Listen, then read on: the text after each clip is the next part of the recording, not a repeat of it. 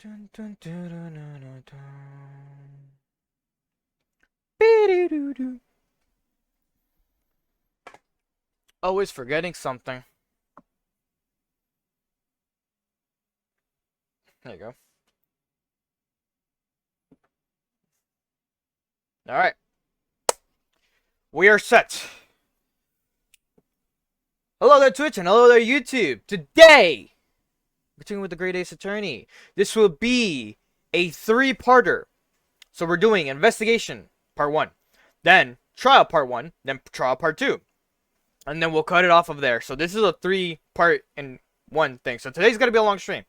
I am dedicated, truly, because the next 5 weeks, I'll be able to finish it by the first week of September.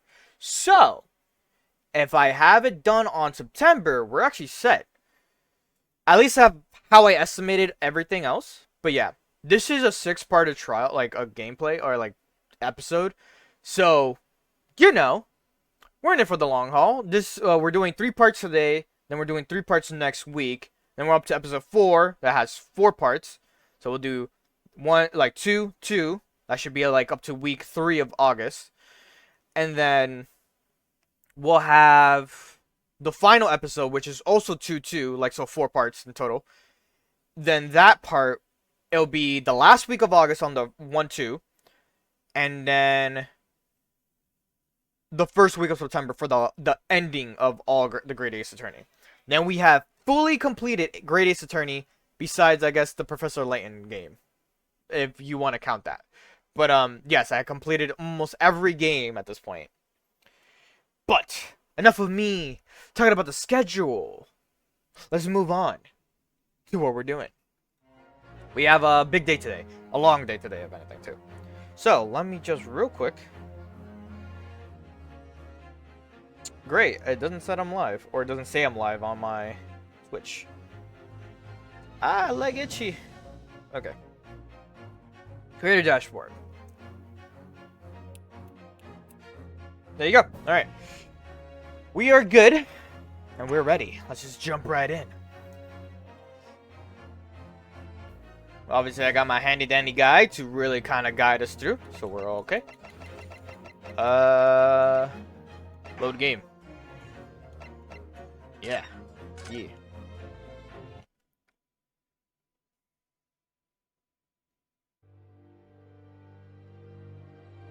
Perfect. We get to jump right into it. The Great Departed Soul. 19世紀末、大帝都ロンドンで開催された万国博覧会を知らぬ者はないだろう。世界の文化、最新の科学技術がハイドパークの特設会場に集められた。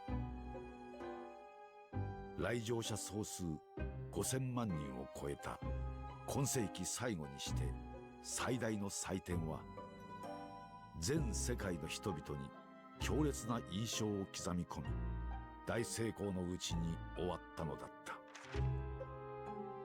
た。しかし、その会期中に起きたあの大惨事の真相解明の裏側に、我が友シャーロック・ホームズの活躍があったことを知る者は少ない。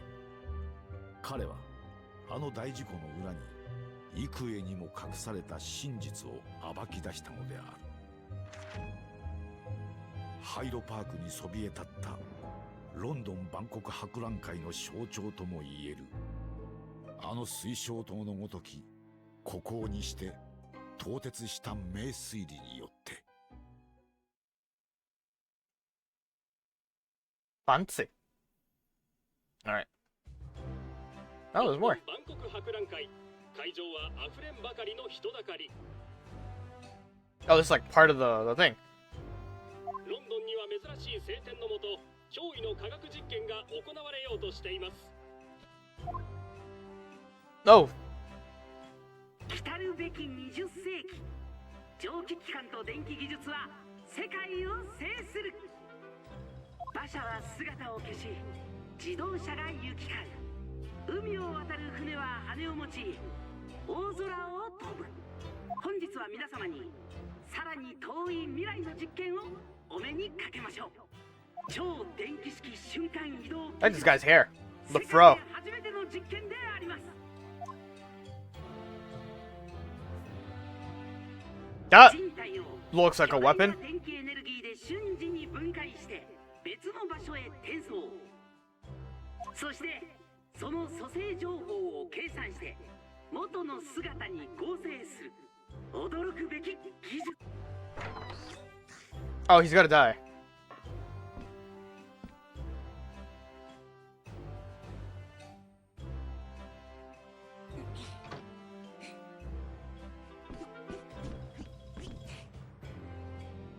これより一瞬の後、この紳士は驚くべき空間を超える旅をする。電気分解された紳士はあの水晶塔に転送されるのです。こうしてよし。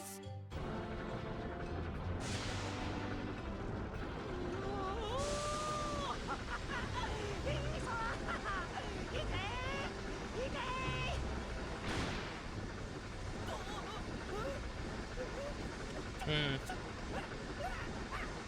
Hmm. He did! Alright. Show him sweet. Reno, are you listening? Huh? What? Sorry. What was that, Iris? Huh. What's the matter with you? You've been miles away all morning. Didn't you like what I cooked for breakfast? No, that's not it at all. What were we talking about again? Today's paper, it's full of news about the Great Exhibition, again. Ah, yes, the Great Exhibition. I'd like to go sometime. You're really not your usual self today. You seem very down. Don't you agree, Hurley? Hmm? Did you say something, Iris? Oh gosh, you're even more down. What is this, Sholmes? Ah! When did you arrive, Mr. Ronaldo? I've been here for about half an hour already. We had breakfast together. Breakfast together, Jesus. What? Why did you mention it before? I, thought you might have known I was here, you know, because... Breakfast? Iris is quite right. You're clearly lacking in vim. So much so that I didn't notice your presence. Thanks. Of course, I could deduce the reason perfectly well with some simple observations. What? I'm also gonna try not to get distracted today. Like, I'm gonna really focus up on just reading. Let's see. Yes, for example, your tousled hair this morning with all its unruly spikes. Clearly, it can be deduced therefore that. Let me stop you there, Mr. Sholmes, because I think I can see where this is going. My hair always looks like this. It always has ever since we first met. In fact. Oh, really? How interesting. It just doesn't look like a haircut as such, I suppose. Thanks again. It crossed my mind recently that it's been 6 months now. 6 months since I was forbidden from working in court. So I've been wondering how much longer I'm going to be banned. Oh, well, that would explain why you seem rather glum. Don't you agree, Hurley? Hmm? Did you say something, Iris? Ah, back to moping.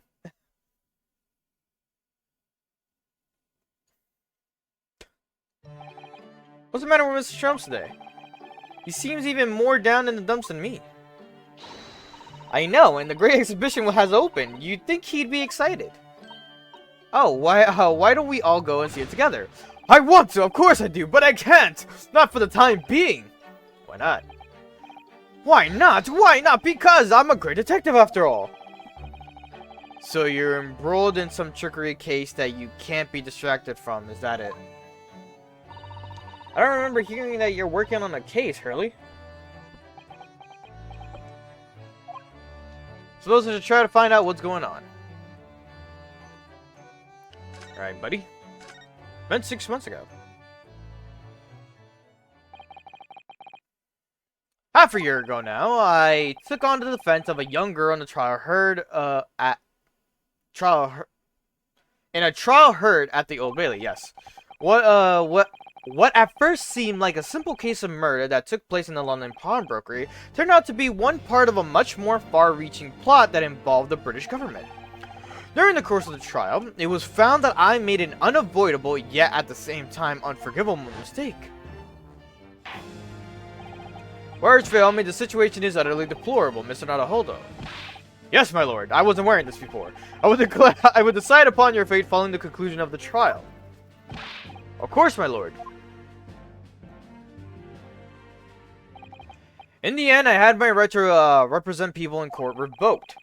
I was told I had to spend my time in research and study, so that's what I've been doing. You have, haven't you, Reno? Reading all those big fat tomes about British law up in your room and the notes about Sholmes' old cases. Brewing Irish special blends of tea, fetching my daily bread for me. You become something of a manservant around here. Start on the silverware next, Master Naruhodo. Well, I'm thinking of going to ask the powers that be to reconsider. Specifically Lord Strongheart at the British Supreme Court on Whitehall. Lord Strongheart? Ah, the delightful Lord Chief Justice. Not my favorite fellow. He's not mine either, but he's the man I have to talk to. He's the only one who can grant permission for me to start working in the courts again. Came to Britain to become the best lawyer I could, and I can't do that just sitting around here. The greatest commission. The whole of London has been swept up in this great exhibition, hasn't it? The most advanced science, the most modern technology, the finest works of art and feats of engineering. For the next 6 months, our capital will be showcasing these things, and the world will be watching. Oh, do you know what I'd like to do? I'd like to look down on London from one of those lovely balloons. Look down on... do you mean those things? Fly? Yes, of course. They fly high in the sky and don't even need wings to do it. All you need is hot air. But how? How does hot air have anything to do with flying? It makes no sense. I can't understand it at all. That's true of a lot of new scientific discoveries. Most people can't understand them at first. But in 100 years' time, all these things will just be common knowledge. I suppose they might be. Mind you, some of the science being demonstrated seems very questionable. Something went wrong on the open experimentation stage yesterday, apparently. There was a huge explosion. Still, I wish I'd seen it, though. I'd love to see how bad some of these scam experiments really are. Says the innocent 10-year-old girl. Is she 10? I don't know if it'll be in my record. Yeah, she's 10, okay. I was like, is she 10? I thought she was 11. See here, every page of the paper carries some article other than the great exhibition. But the brighter things shine, the darker the shadows that are cast behind them. Personally, I find myself drawn to the darkness, to the impenetrable. That is my proper atmosphere. Yeah, I got the newspaper. Shadows cast behind. Is that a metaphorical way of referring to the back page of the paper? The gloomy mood, or your gloomy mood. Are you investigating a particular tricky case at the moment, Mr. Sholmes? You could say that, I suppose. Nothing more to add? That's not like you. What sort of case is it? Shh! Quiet, Master Naruhodo. We must not discuss it here. You never know who might be listening. You're acting very strangely, Hurley. What do you mean, Iris? Well, usually. The more mysterious and complicated a case is, the better Hurley's mood. Is it really a case that's bothering you? Just a little heads up, it is a rainy day today. It's like hard raining, so if my internet starts to kind of be scuffles. And if I had to unstream early, I'll probably pick it back up on Sunday. It might be very short, but it'll be, you know, like something to continue off of. Iris, please, you mustn't exercise your astute powers of observation and deduction on me without an invitation. Remember what I always say. Put yourself in the shoes of the individual about whom you're making deductions. You say that, do you? You, Mr. Sholmes. Never mind, once I had a cup of tea, I must make my way at once to the crime scene. of the deep sigh. Alright. Examine... Oh, examine the... Ooh. The back paper. So many glowing reports from the Great Exhibition and everything that's going on here. Other than the rather gloomy looking one, that is. Wait, what? What's the matter, Runa? The Reaper attacked! That's Lord Van Zieks! This must be what Mr. Sholmes was talking about. Does he know any more, I wonder? Okay, so this covers another dialogue text for Talbot Sholmes. It says in the paper that Lord Van Zieks was attacked. That's terrible. You know the legend of the Reaper of the Bailey, of course, don't you? Only too well, in fact. Yes, Prosecutor Baruch Van Zieks.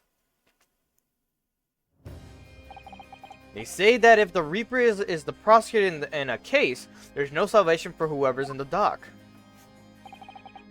Even if the defendant is found not guilty, once the Reaper has someone in his sights, one way or another, the person's time left on Earth will be short.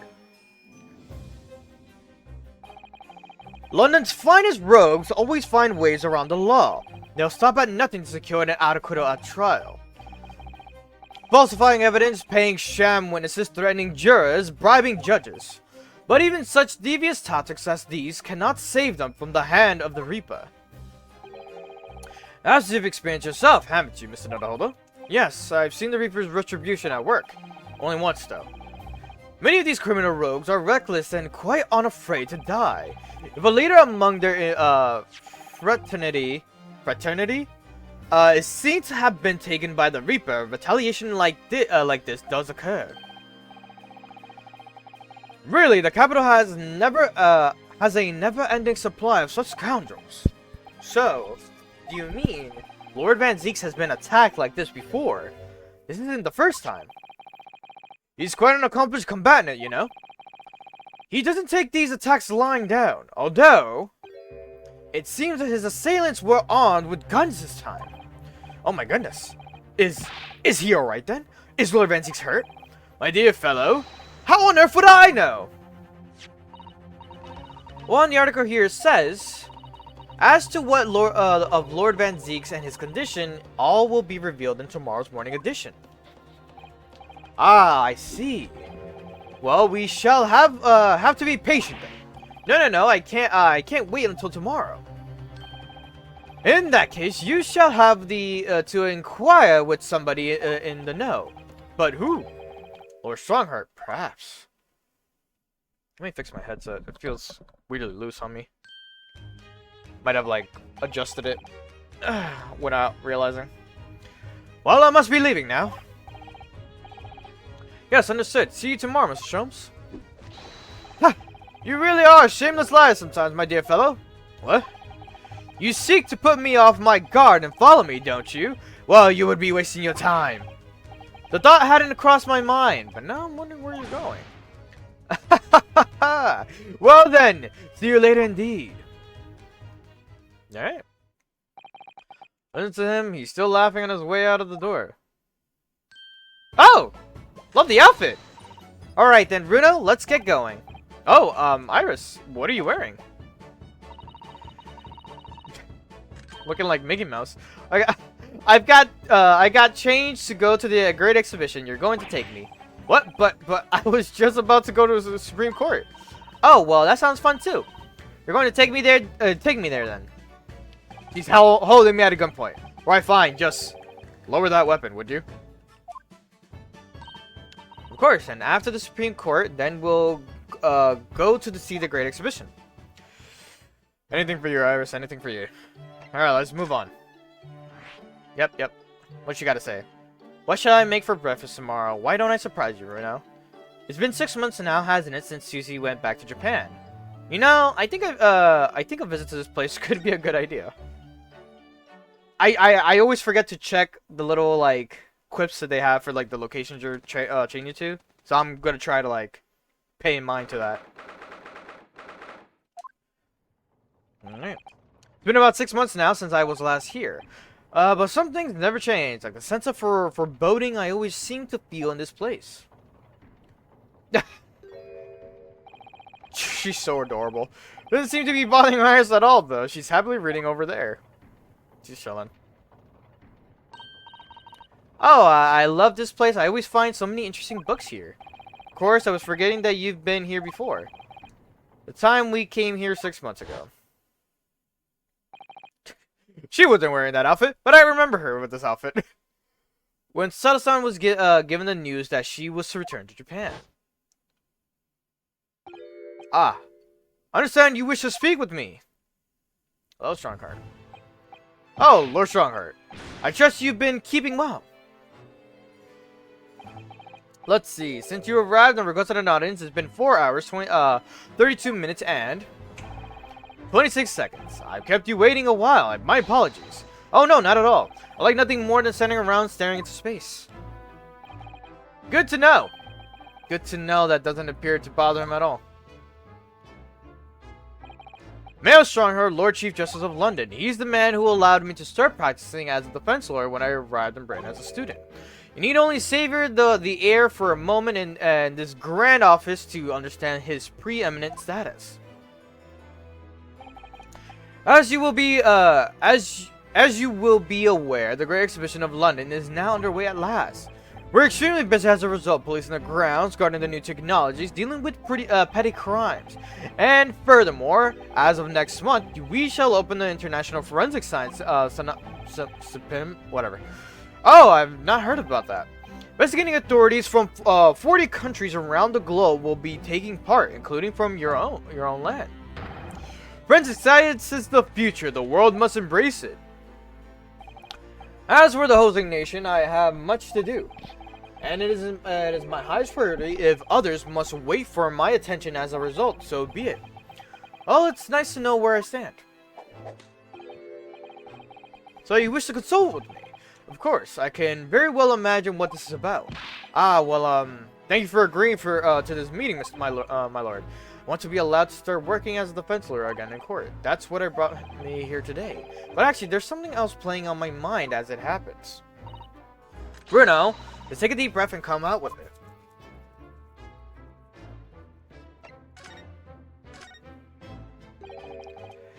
I actually came here today to ask you for permission. Go on. 6 months ago, my right to work in court as a lawyer was revoked, and I was told to spend my time studying. Obviously, I'm very sorry for what happened, but the thing is, it made me understand what it really means to defend somebody under the rules of a foreign justice system. And I just really want to have another go. Please permit me to enter the courtroom again. Mr. Naruhodo. Yes. Here it comes. I'm sure you haven't forgotten your position here, have you?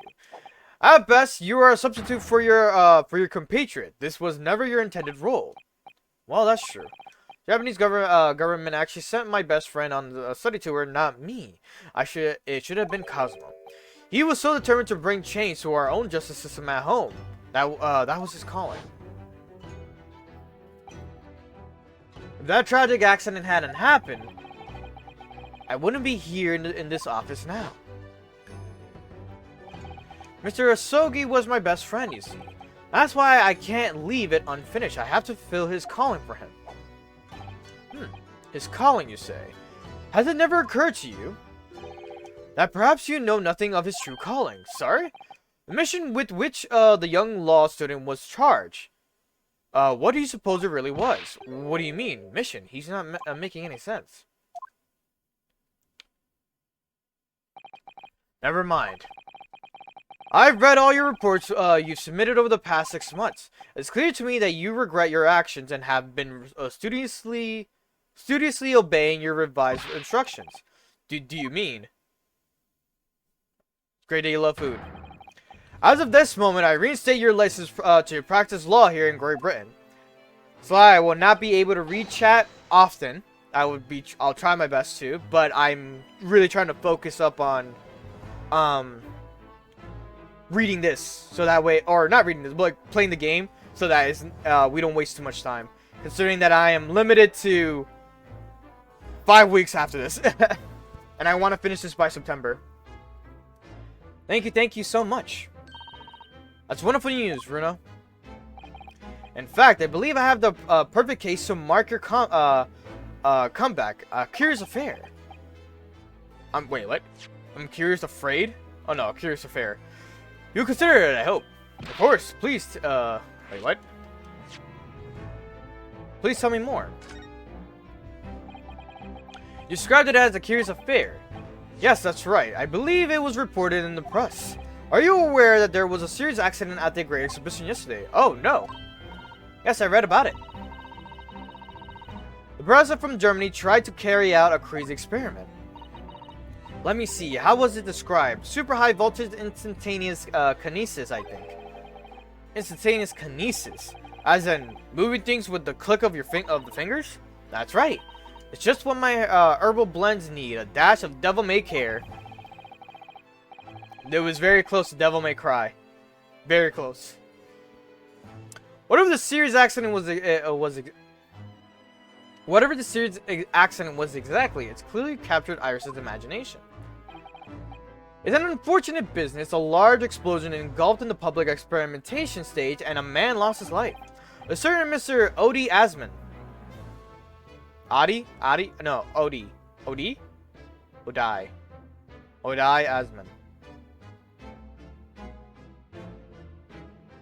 Odie Asman. Okay. An investor and well-known figure of society. A large explosion. A man died. The man responsible for the experiment was Professor Albert Harebrine. Or Harebrain. Harebrain? We'll figure it out. He was detained immediately after the incident and is due to appear in court tomorrow. On the charge of murder. What? Murder? If you intend to take on his defense, you should hurry to meet with him at the prison. There's very little time left for you to carry out any kind of investigation. The Great Exhibition and a scientific experiment gone wrong and murder. I feel out of my depth before I've even started still. We should go to the prison straight away then, and try to meet with the German professor. Don't you think? Definitely. Ah, yes. One more thing about the case. There's a connection with our mutual acquaintance, the Reaper. Oh, with Lord Van Zieks. How? All sorts of conferences have been taking place around the world to coincide with the Great Exhibition.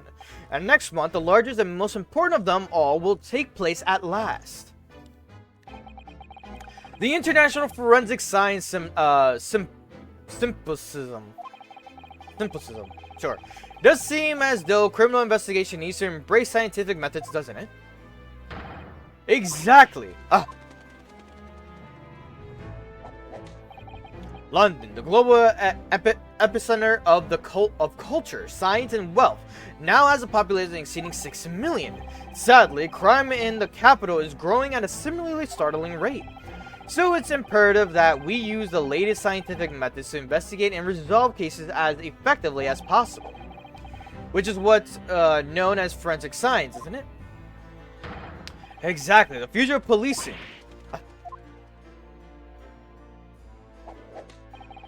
Regrettably, however, Britain is currently dragging its feet when it comes to the adoption of forensic methods. Oh dear, that's alarming.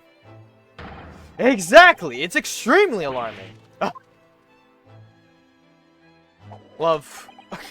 I love fucking Iris just gasping on the side. If I were Her Majesty's Attorney General, you can be sure the numbers of crimes committed and resolved in London would be very different to the current figures.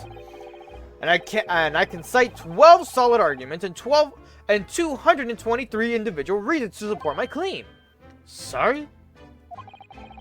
By way of apology for keeping you waiting earlier, I shall detail everyone now. What? Oh, how fascinating. It all began... No. And so goes the chat. What was I gonna say for a bit? I remember taking a forensic science class in like high school. And it was so interesting. I always did like science. I don't think... I forgot when it started. It might have been high school when I actually started liking science more. I don't think I was like that into it until like... Yeah, like high school. And that more or less sums up my feelings on the matter in the simplest of terms, of course. Essentially, to formally establish a forensic investigation division within Scotland Yard. That is my mission. Oh, right, yes, that's wonderful. Exactly. Wonderful is precisely what it will be. Science. Iris isn't paying attention at all. She's got her nose in another book now. She's fucking like, alright, I'm gonna do my own thing real quick. Oh, is it over? Did you learn anything useful? I actually drifted off for the most part. Okay. He's surprising Ardent about forensic science. Alright. And then I gotta show him the news article?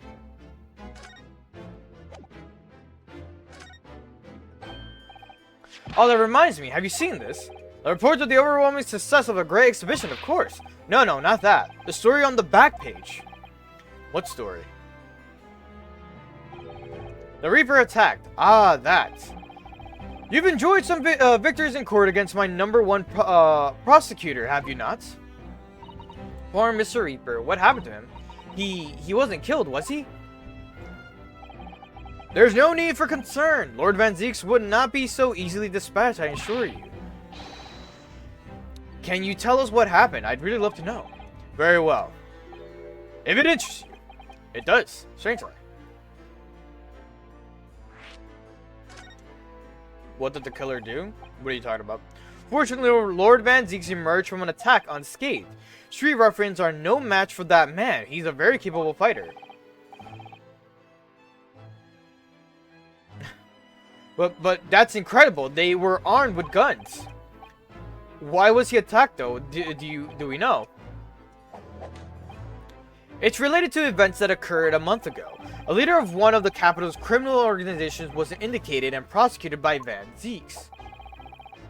But the man was acquitted. I have no doubt large sums of money were involved behind the scenes. Large sums of money. A deplorable situation. Members of the jury were bribed, it seems. However, despite winning his freedom, the man in question met a dramatic end yesterday. But you're not suggesting that was the work of the Reaper, surely? The victim's henchman certainly seemed to think so. He was a man by the name of Asman, Mr. Odai Asman. Did you say Asman? Or did you say Asman or Assman? Everyone just looks at him like, really? As the man who died in the big explosion at the Great Exhibition. Yes, known publicly as an investor, but in reality, the head of the significant criminal organization. Unbelievable. I wonder, could I ask you something, Lord Strongheart? Try me. Why do you use Lord Van Zieks as a prosecutor? What? Why do you use Lord Van Zieks as a prosecutor? All criminals who manage to get off in court then meet with mysterious ends outside the courtroom. And fearful of that fate, they seek to strike at Lord Van Zieks first. I know there's no evidence that he actually is the Reaper in that sense, but still. Something's clearly going on here. I'm like in the middle of burping every time I'm trying to speak. Excuse me if you hear me burping. I have Van Zieks work for the prosecution service for 2 reasons. Firstly, the man is the best prosecutor in the capital, bar none. And secondly, any deaths of criminals that have occurred outside the courtroom following his trials are nothing to do with him. But that doesn't make sense. How can you explain the way so many have died if not by someone's hand? Van Zieks may have earned himself the moniker of the Reaper, but he is no killer. So he will continue to prosecute on behalf of the crown. Unless he wishes otherwise, of course.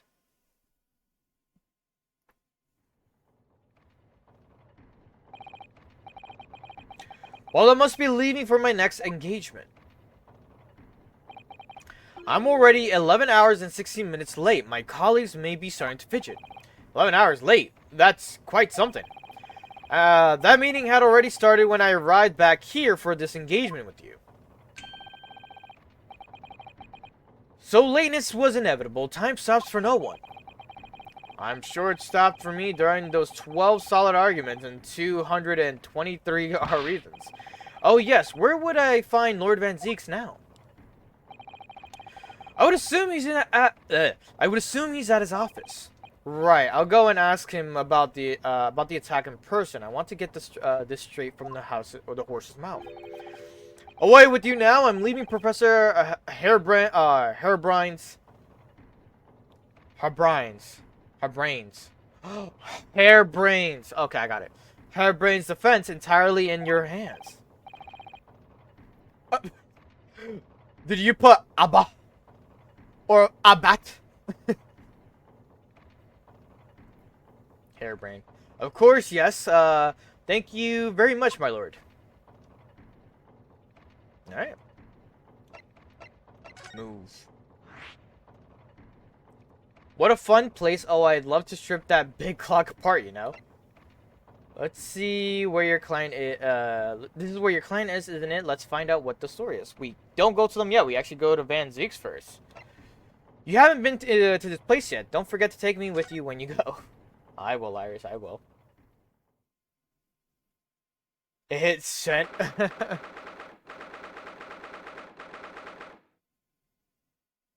I just like the Abat. Alright, what we got? Oh, so this is the Legendary Reaper's office. Yes, it appears so. Brr, it sends a chill down my spine, doesn't it? What an amazingly deathly atmosphere. Yeah, the chess table, I think, is what I just saw. Oh, is that...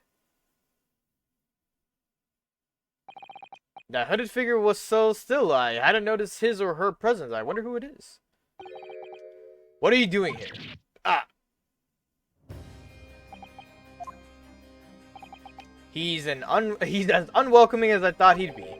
Actually, maybe even more so. Oh, I'm glad to see you're well. I am. So, who's the person over by the wall being punished for something or other? No punishment is taking place here. Oh? That's my apprentice. And he's sitting there of his own free will. I didn't know you had an apprentice. Must be the same person who was pictured in the newspaper. He's very able in combat, a requisite skill for anyone under my tutelage. Are you referring to the attack of the Reaper that was reported in the papers? The Reaper. I'd be interested to know the Reaper's true identity myself, assuming, that is, such a fabled fiend genuinely inhabits our great courtrooms. Alright, before we do anything, present. I know you've seen this around my arm before, but what is it exactly? It's the mark of the defense lawyer, in Japan at least. And what's your reason for showing it to a British prosecutor? Oh, well, I don't know, really. I can understand, at least. There's a merit in reminding yourself of who helped you become what you are today. Oh. But that's a personal matter, something you may want to keep close at all times, not something to flaunt. No, I suppose not. Thank you for understanding, though. I like that this is an achievement. I'm kind of trying to get the achievements in here and there for the Great Ace Attorney, but I don't know when I'll get all of them, if I am willing to, because I could just skip a lot of conversation and just kind of go straight to the achievement grinding. But yeah. Visual novel games are super easy to get, like, achievements in. Or, like, you know, whatever, trophies, achievements, whatever you want to call it. Because all you gotta do is skip through dialogue, follow a guide, and then you're chilling. Like, literally throughout the entire thing. And you can unlock every achievement for each and every fucking chapter so easily. It's literally not that hard. You'll probably be done with it maybe 2 hours, depending what game you're playing. But yeah. Because you literally skip a lot of dialogue. The dialogue is what keeps the game, like, going. Let's see. Oh, I guess we talked to you. Last night's attack.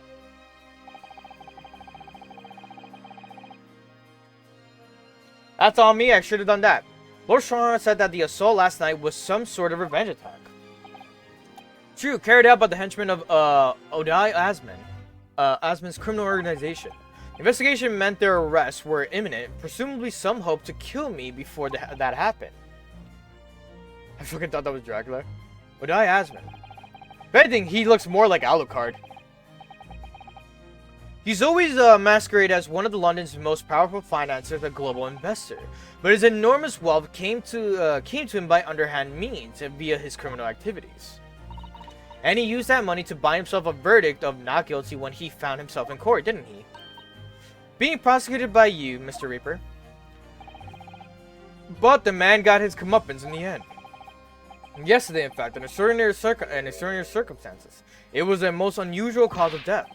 I know about that. It was super high voltage and instantaneous kinesis gone wrong. Mr. Asman died when the demonstration of the public experimentation stage ended in an enormous explosion. Correct.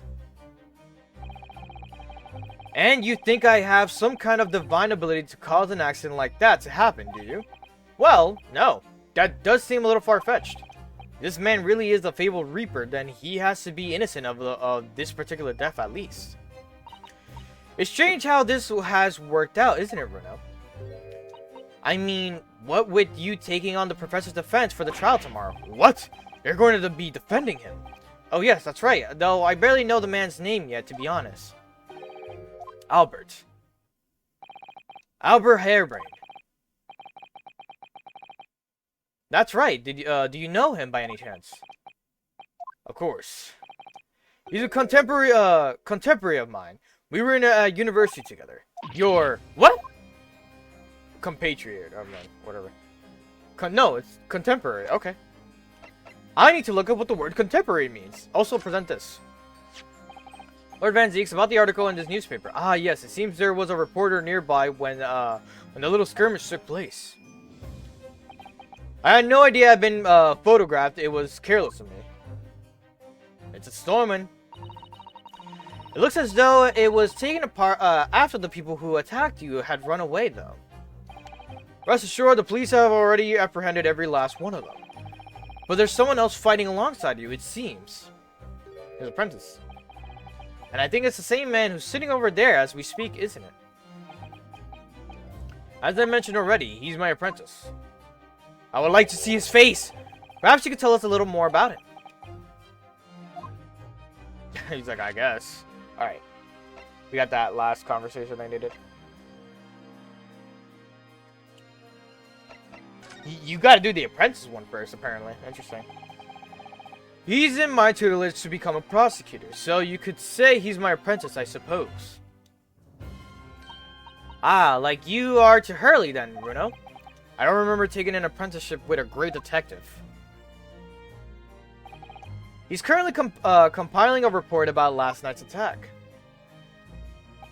It looks like he's wearing some kind of mask.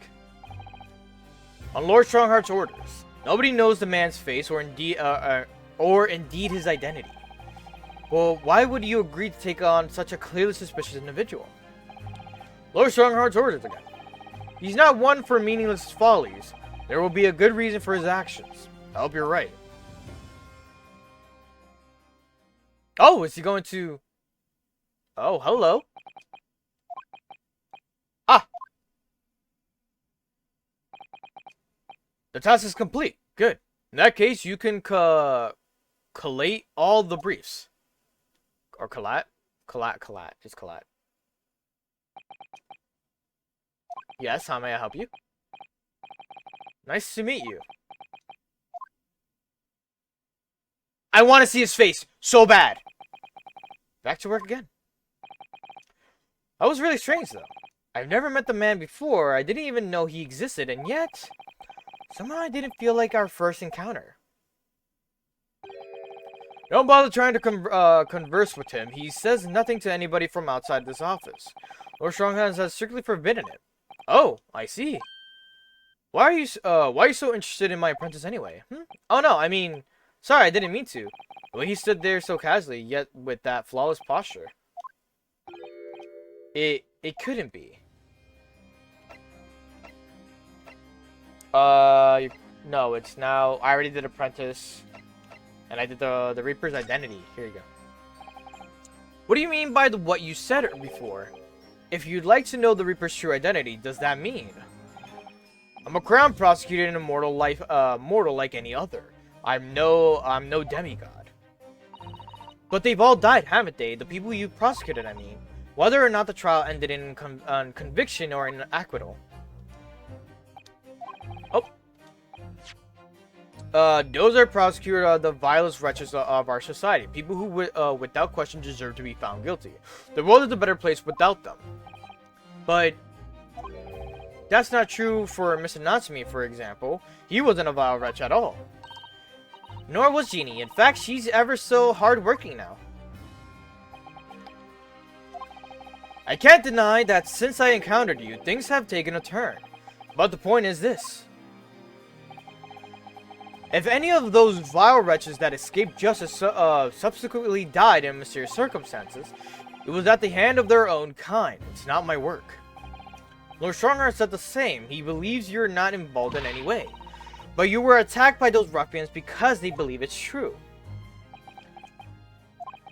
The fact is, since people started to call me the Reaper of the Bailey, the number of serious crimes in the capital has dropped substantially.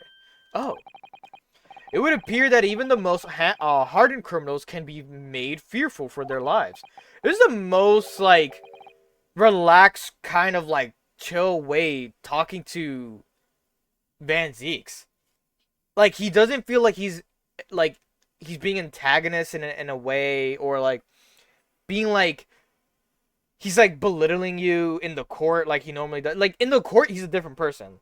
Like, he really strives to be, like, the prosecutor. But here, we're not in court. We're just having a conversation of events that are occurring currently and what his past is like. He's very, like, nonchalant, very chill for the moment. He's a little bit, you know, still has that, like, I'm strict, but, you know, like, type of vibe. Like, I don't know. Like, it's just a different side of him that you just don't see out of the courtroom. So this is very nice to see. Do you mean to say... I mean to say that if my pseudonym serves as a useful purpose, I adopt it gladly and with honor. But it's putting you in danger. You could be killed. If that is my fate, let God decide. Lord Van Zieks. Your contemporary. I don't understand that Professor Heerbrand was from Germany, though.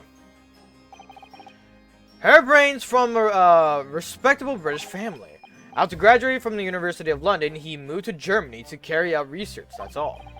So you were students together. I was in the faculty of law, of course, and he in science, so our paths rarely cross. But curiously, we got along, though I've not met him since my university days. I certainly didn't expect our next encounter to take this form. And with you, of all people, representing him. Only if I make it out of this office alive. He's actually been charged with murder, it seems. Yes, I know. Because the prosecution will be handled by me. By you? But you made it sound as if you and the professor had been friends. We are friends, it's true. Then why would he do this? If the Reaper is the prosecutor, there's nothing anyone can do to save him. He's doomed. What's Lord Van Zieks thinking? Lord Van Zieks thinking? I feel like he's putting his trust in me to, like, uncover the truth and, like, get him acquitted, or, you know, get him not guilty. Ah, yes, there's something I've been meaning to ask you. Oh, what's that? That Nipponese man, is he faring well? Sorry? The one arrested twice in succession 6 months ago. With the stoop, and the mustache, and the jitters. Ah, Mr. Natsumi, you mean? I'm not sure he'd be very pleased to find out you identified him from that list, Reno. He's fine, thank you. In fact, I received a letter from him by international post only the other day. I see. Well, I think we can end our discussion there, don't you? There's a little time left before tomorrow's trial. I advise you to spend it investigating the case. Yes, thank you for your advice and for the conversation. Can't believe he's asking after Sasaki-san after after Nipponese. I'm not sure whether to feel happy about that or worried. Never imagined that Mr. Reaper would be friends with a mad scientist, did you? That's a turn up for the books. Mad scientist. Ah, you mean Professor Harebrain. Or Harebrine, whatever. Yes, it might be worth quizzing the professor about his relationship with Lord Van Zieks, I think. Alright, to the prison!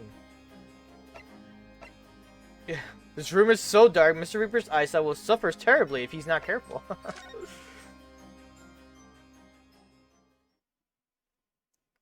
I love him just chilling. The warden said cell 11. That's this one.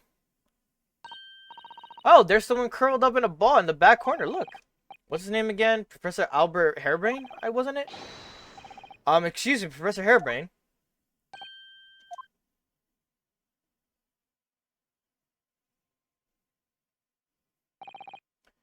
Who are you?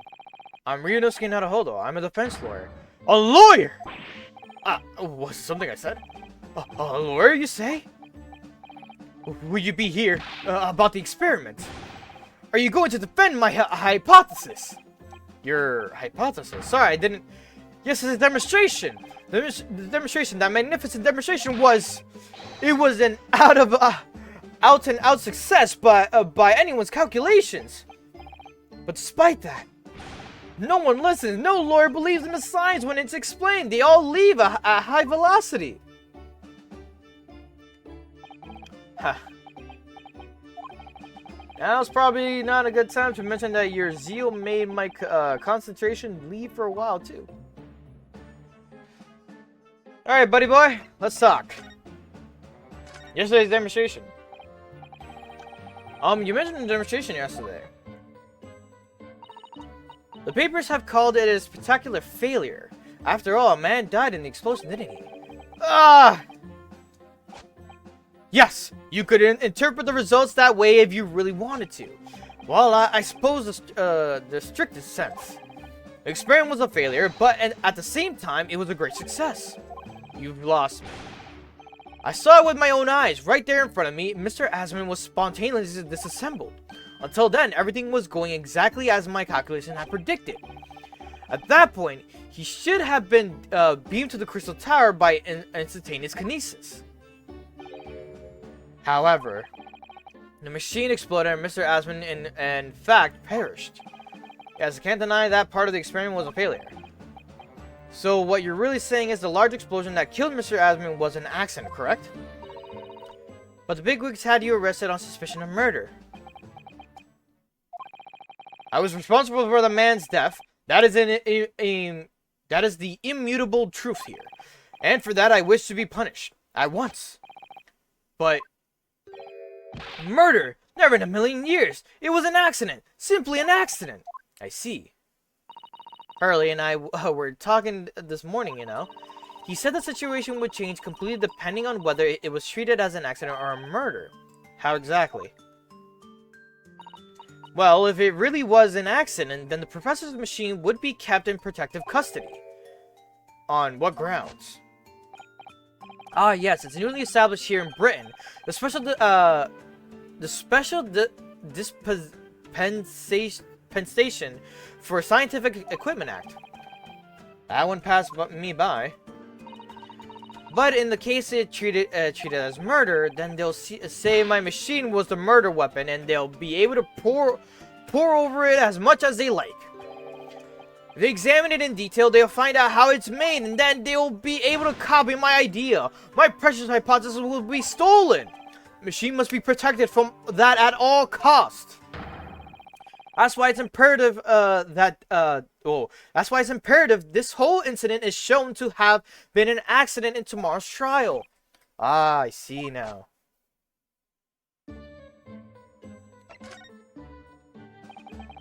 So in short, there was a terrible accident at the Great Exhibition Showground yesterday. Yes! Or rather, no! The devil is in the details. Strictly speaking, there was a terrible explosion. Sounds the same to me. You were demonstrating super high voltage instantaneous kinesis, weren't you? How fascinating. Humans, like all matter, are made up of particles that are held together by electrical bonds. So it must be possible using a sufficiently high voltage to break those bonds and beam the particles through space. I wonder if there's been an actual experiment of this. That is it. That's in a nutshell. That's my idea, you see. That's my amazing hypothesis. Gosh, what an unimaginable high level of science. Oh, but dare to imagine it. Dare to dream of such incredible technology. Just think, one moment I could be here in this cell, and the next I could be at the Great Exhibition again. Well, yes, that would be incredible. The next, in the mere blink of an eye, I could be at the Great Parisian Theater. Say, excuse me, my nose. When I went to say, my nose had a weird moment there. The possibilities are endless. The whole of our vast planet would be within reach. So no more hiding in wardrobes on rocky seas for 50 days. I don't really see it like that. What do you mean, Iris? Well, if you could travel anywhere in the world instantly, the planet wouldn't really seem vast anymore, would it? I think it would feel like it had shrunk. My word! That's exactly right! What are the implications? What does this mean? Oops, that's got the Professor Bunny Brain really worried, worried by the look of it. I like that she just called him Bunny Brain because hair brain, as in hair being the bunny, brain. Clearly this is yet another case of just because you can doesn't mean you should, I suppose. Maybe this was a real, like, actual experiment, and then they realized that doing this would lead to not really exploring the world, and it just, like, the world's secrets and all that shit, you know? The point is, my calculations are flawless. The science works. But without particular demonstration, it means nothing. And that's always the fly in the ointment. Because practical demonstrations cost a lot of money that young scientists like you don't have. That's exactly it, yes. Hurley's always complaining about it. He says the government should invest more in science. Well, anyway, I bumped into him at the right time. I met the well-known investor, Mr. Asman. The victim who died in yesterday's terrible accident, you mean? Well, we're doing the Ripper's varsity years. I understand Lord Van Zieks is a friend of yours from your university days. Yes, that's right. He was studying law whilst I was studying science. What was he like back then? A good question. Unassuming, gentlemanly, all around nice fellow, really. Sorry, I think I misheard you. Oh, I think you misheard me. I'm talking about the cold-hearted, merciless prosecutor, Baruch Van Zieks. What was he like when he was at university? Talk about a leading question, Reno. Leading, that's what it's called. I think I remember asking this about, like, in court, that there's, like, a thing. I don't know if it was on stream or not, but it's, like, leading the witness, some shit like that. Yeah, I was like, I forgot that's what it's called, leading them. As I said, an unassuming and extremely pleasant gentleman. After all, he is the little darling of the Van Zieks family, with all its great aristocratic origins. I didn't realize he had quite such noble blood. Little darling. It was a bit of a shock when I came back to Britain and learned that what he become. The Reaper of the Bailey, no less. Yes, that's right.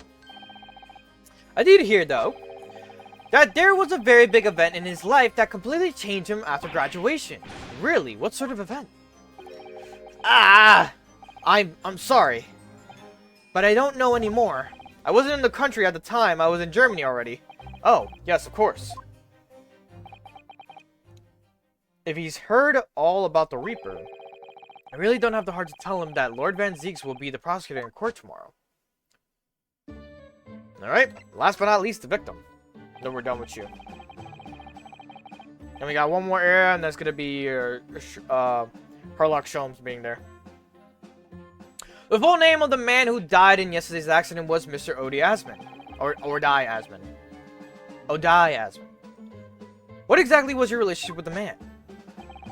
He first visited me in my laboratory in Germany a year ago now. He said he wanted to invest in my immaculate hypothesis. I thanked my lucky stars. I see, so you hadn't really known each other until then. Money for scientific research. I'm so envious. As far as I was concerned, the man was an angel.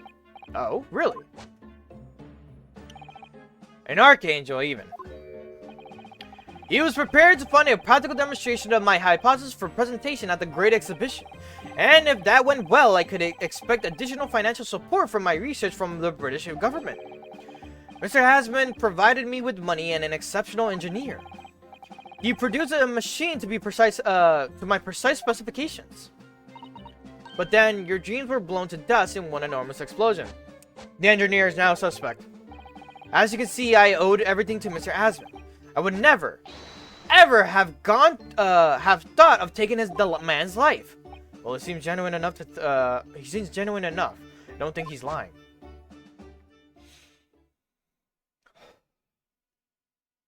So, Professor, let me just make absolutely sure I've understood you properly. The huge explosion that occurred yesterday, that was an accident, you're saying. You had no intent to harm the victim, who was in fact the sole investor in your work. Is that correct? That's correct. That's 2 squared and is 4. I swear it. Yes, it's true that the man perished in the machine of my invention. So I know that I'm far from blameless in all this, but still, I would never use my discoveries, my inventions, to take a person's life. Not in a centillion years. I think that's like 100,000 years? I don't even know. I'm a man of science. It's all I know. You have to believe me, please. I do. Do you believe me? Do you believe me in my hypothesis? Science is the pursuit of truth, you know? I've always believed that all in my life. I like this dude. I'm afraid I don't know much about science or your theories, but I do believe in you, and I will fight to prove your innocence with all my might. I'm a man of law, and it's all I know. You have to believe me, please. Were you mocking me? When I went to live in Germany after I graduated, I learned something very important. Nationality, class, lineage, none of that matters. As long as you try your hardest, you can achieve anything. Thank you for that, Professor. And thank you in advance for defending me tomorrow in court. Alright, Reno. It's time.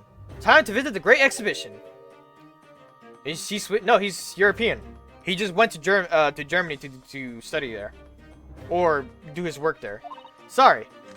Well, that's where the incident happened, isn't it? Yes, I suppose that's true. Time to investigate at last. He's I say European, like that's not all of Europe. Fucking he's Britain, like he's from British originally, because the backstory is that he knows Van Zieks and they study at the same university at one point. I corrected myself. I know what I did. Poor Professor Bunny Brain, but don't worry, we'll come to your rescue. All right? You haven't been to this place yet? Don't forget to take me when you go.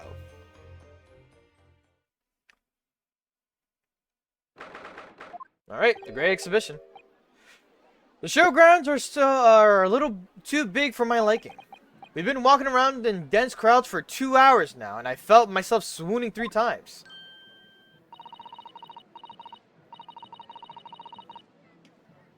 There are a lot of people, aren't there? I've almost been trodden on 3 times too.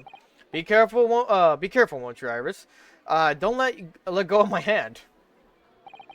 We finally made it through the throngs. I honestly thought that said thongs, and I was about to say, Bruno? What the fuck are you talking about? Though, by the look of it. I said Bruno, but it's still his nickname.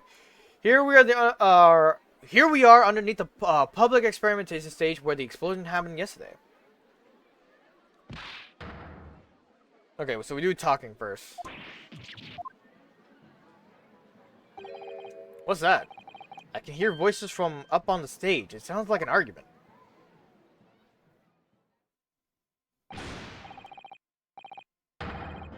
I said Runo. Right, I've had it with you this time. I'm warning you, I'll arrest you in a minute. Oh, Gina. Oh, yeah. Oh, yeah, go on then, Inspector. Give it a shot. You ain't got no evidence, and you know it.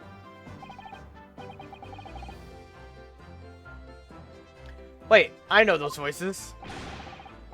You got a cheeky little mouth on you, young lady, but a night in the cells will teach you some manners.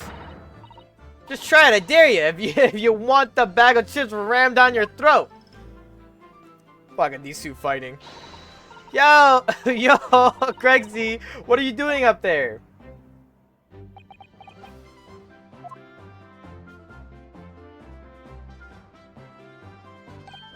Ah!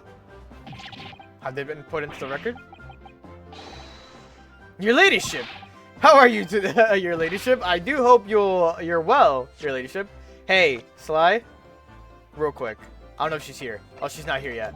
Once she gets implemented, I'll show you something funny. How are you, your ladyship? I do hope you're well, your ladyship. Does that make her 3 times a lady? I'm not well at all. It's far too busy everywhere. Wanted to ride in the balloon, but there was a 3-hour queue. Possibly. Unbelievable. I'll go and have a word for you at once, your ladyship. You'll be flying as high as a kite in no time once I pull some strings for you. Tobias Gregson, an inspector at Scotland Yard. Until recently, he was suspended from duty, but it would appear he's back in action now. He's actually quite well known, appearing as he does in The Adventures of Sherlock Holmes. And for that reason, he can't say a word of wrong to the story's Arthur Iris. But there are limits, surely, or there should be. Watch it, Sunshine. Sorry. What gives then? Don't tell me you're on this case. Yes, I'm acting for the defense. So, we're here to investigate. Dear me, that's the situation, isn't it? Is it really that troubling? A measly 5 bob, is that all you got? Hello, Gina.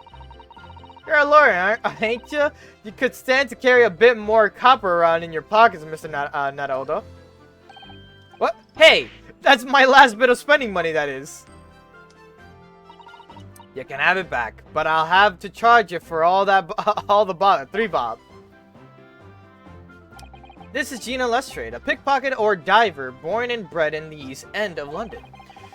In the case that led to my own suspension 6 months ago, this is the young girl I was defending in court. What's your problem, huh? Odo? Diver, pickpocket, what's with all the name calling? You want a bag of chips rammed down your throat and all, do you? I thought you were proud to be a diver, Gina. You were just arguing with Inspector Gregson about it, weren't you? I assumed you'd been up to your usual tricks here at the showground. That ain't no way to talk to a lady, Odo. Half a year... I forgot how you talk. Half a year is a long time. People can change. I'm an apprentice now, learning to be a Scotland Yard detective. So you'll have to call me what everyone else does. It's Inspector Lestrade now. Hey, she became an inspector. Inspector? That badge is homemade, surely. The inspector part isn't entirely accurate, nor no one called her that. For what it's worth, anyway, investigating is off the cards for all of us. What's that supposed to mean? Uh-oh.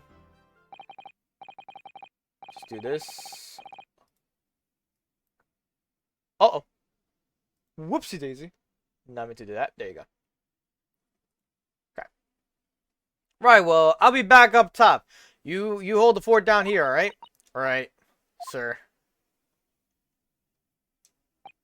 This raises a lot of questions. Alright. There they are. She just became 18. Okay. I think she was 17 before. Still young, though. Alright.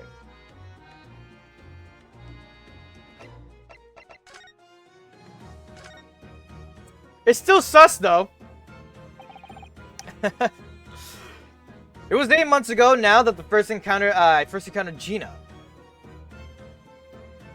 Yeah, there was a bot. I just banned him. It was 8 months ago now that I first encountered Gina in connection with the case I was working on. At the time, she was living in the East End with a group of other orphans. She helped all of them survive by pickpocketing, but then she got embroiled in a murder. I had a lot of time to think in prison. I realized I couldn't go on like I was. The diver weren't working out. I'm so pleased to hear it, Jeannie. Well done. So you went from a pickpocket to a detective? You got it. Good in it. Inspector Lestrade. Sounds like something out of the book, eh? Talk about a sea change. And then there's Iris's old man to think about. Iris's father, you mean? Yeah, I promised her, didn't I? I said I'd get all the police forces around the world to pull out all the stops looking for him. It's a small promise and nothing serious.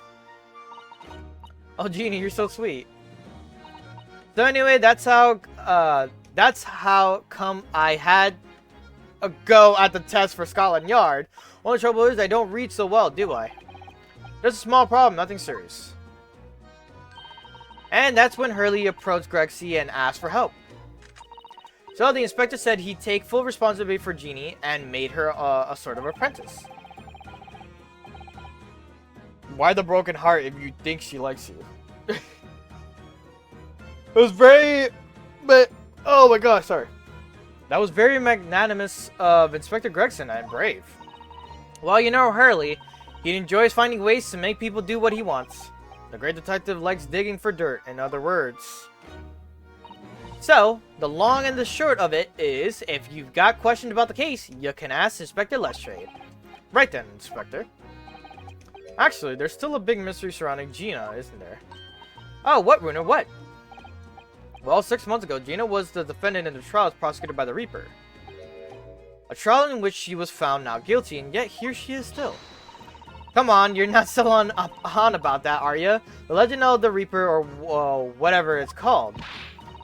Cora, you don't have to worry, Odo.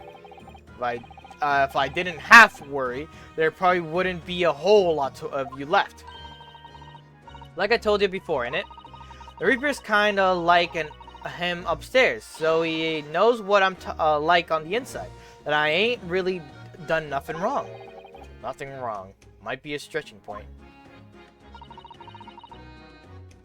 So do that. I love guys' mentality. I love the guy mentality of us still not knowing if a woman is into us.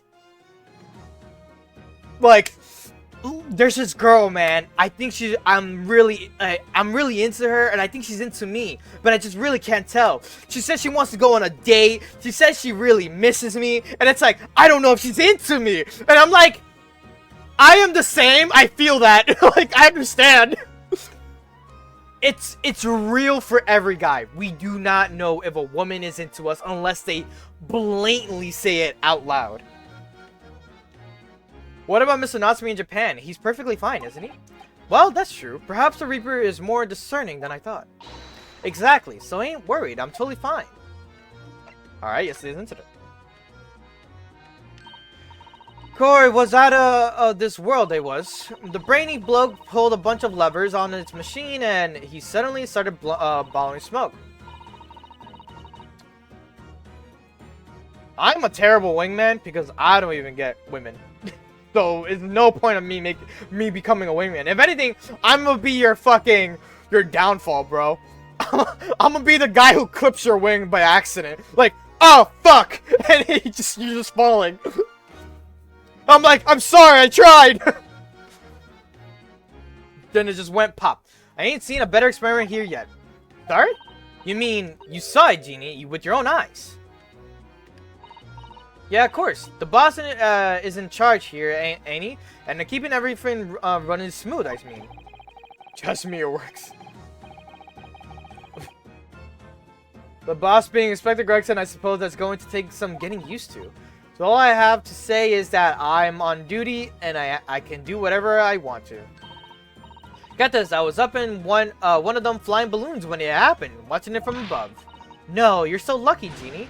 Maybe I should join Scotland Yard too. Yeah, do it. You know how to put the bosses in place already, right, Iris? You have no trouble at it. Then it's settled. When do I start? No, you can't join Scotland Yard, Iris. We'll see. Anyway, what I don't understand is this: if the machine exploded so spectacularly, how can Professor Bunnybrain still be claiming that his experiment was a success?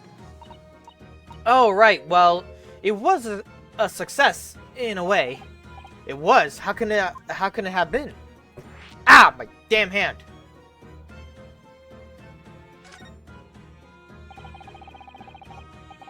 Surely after the whole machine blew up, no one could call the experiment a success. It's like I said, I did sort of work. I mean, yeah, there was a load of smoke and that whooping great bang. But where do you think they found the victim's body, eh? In the Crystal Tower over there.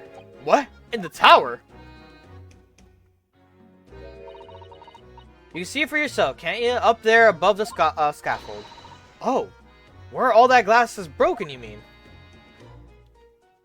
Yeah, the cage, what the victim got in, to start with, really did get beamed through the air or whatever, and landed at the way over there. So, you see, it did kind of work. What? I don't believe it. I mean, I don't get the ins and outs of it, but anything's possible, right? With science.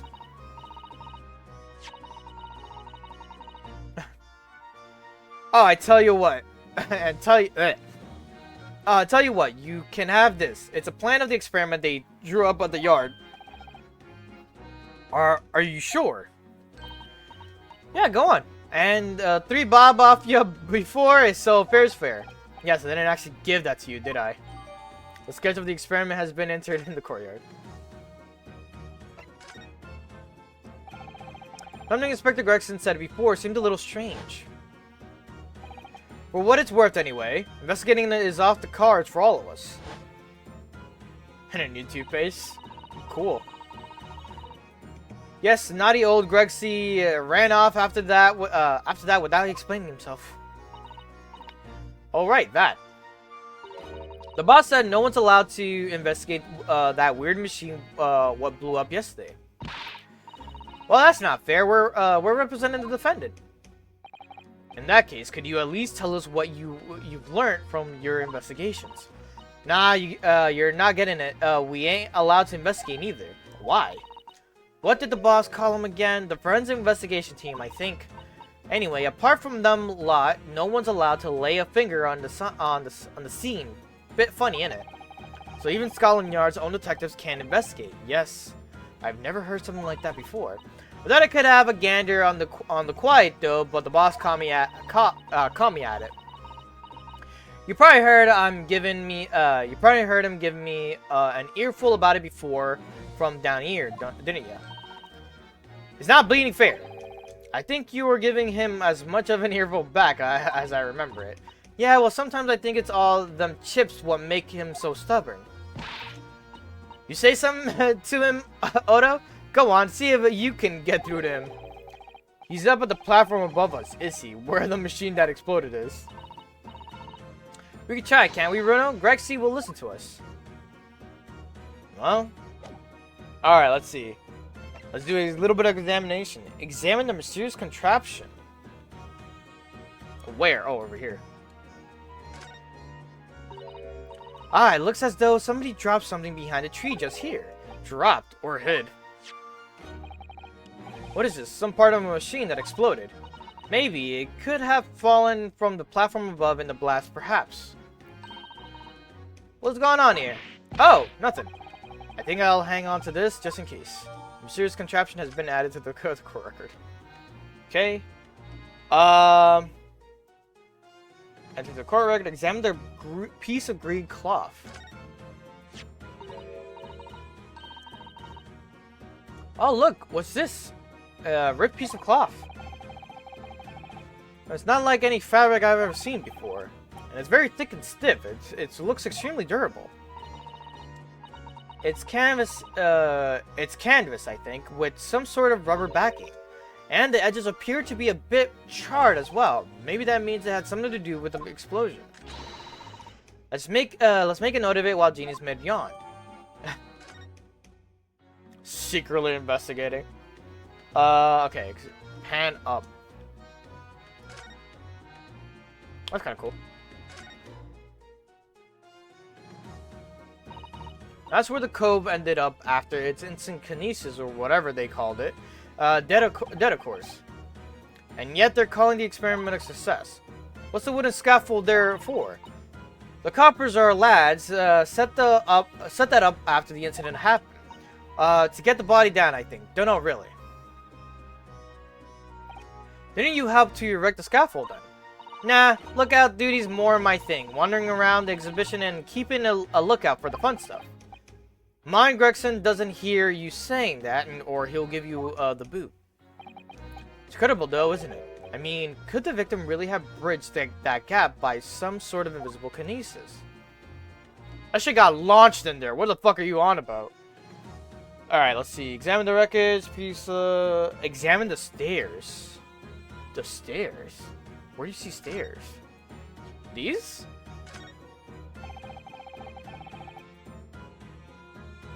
These stairs obviously lead to the stage above. We should go up there and investigate the exact spot where the experiment was being conducted.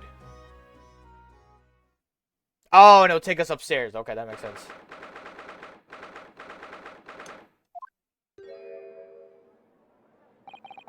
Oh, that's it, is it? The machine that blew up. Ow! Oh, it must have been a magnificent explosion, and I've seen my fair share. You've seen things like this before, you mean?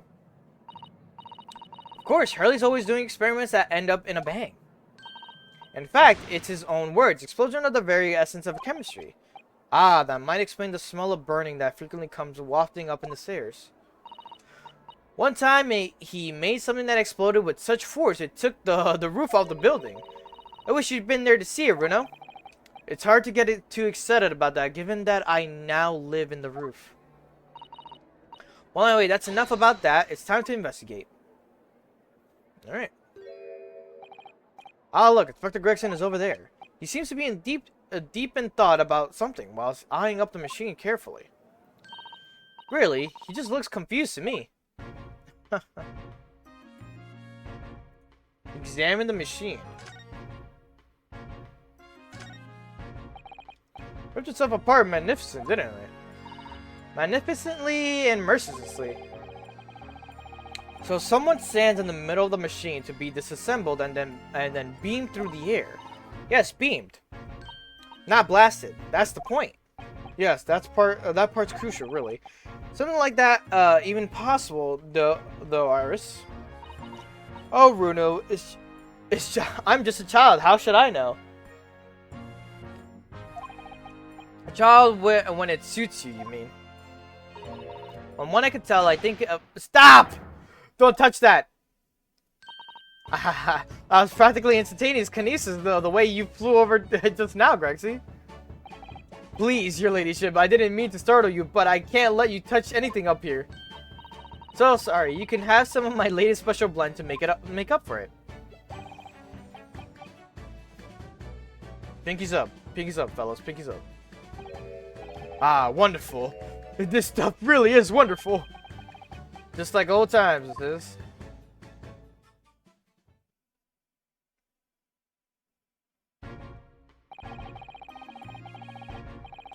We're representing Professor Harebrain in court tomorrow, Inspector. So we should be allowed to examine the scene. Ha! Listen, Sunshine, even I'm not allowed to touch anything up here. It's that blasted special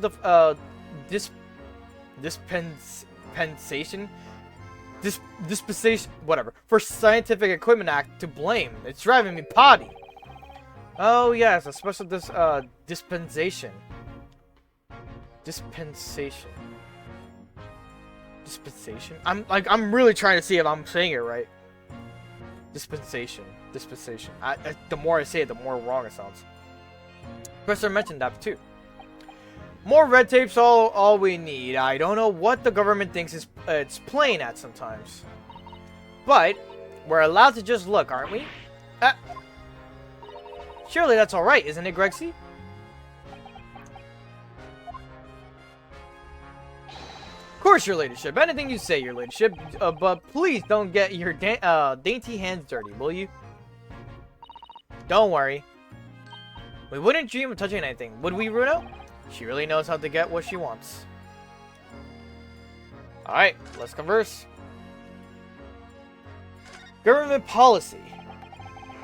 Using high volatile electricity to somehow disassemble a man's body, and then beamed him across to the Crystal Tower. It's an extraordinary thing to attempt, especially in public.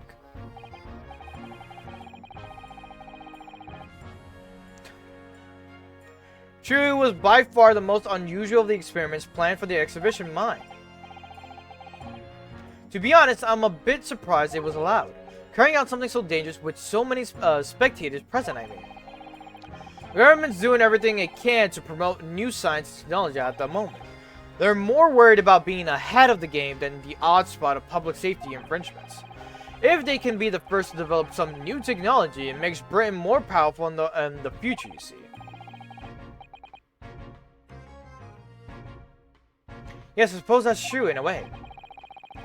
So the powers that be are placing a heavy emphasis on scientists' rights at the moment. What sort of rights? They're making it so that any theories, the brains have remained their legal property as it were, right through developing it into a particular idea and even going into production. Which is in fruition reason us coppers aren't allowed to touch this crime scene. Because a new high Fulton special dispensation for Scientific Equipment Act forbids it. Can we just say, like,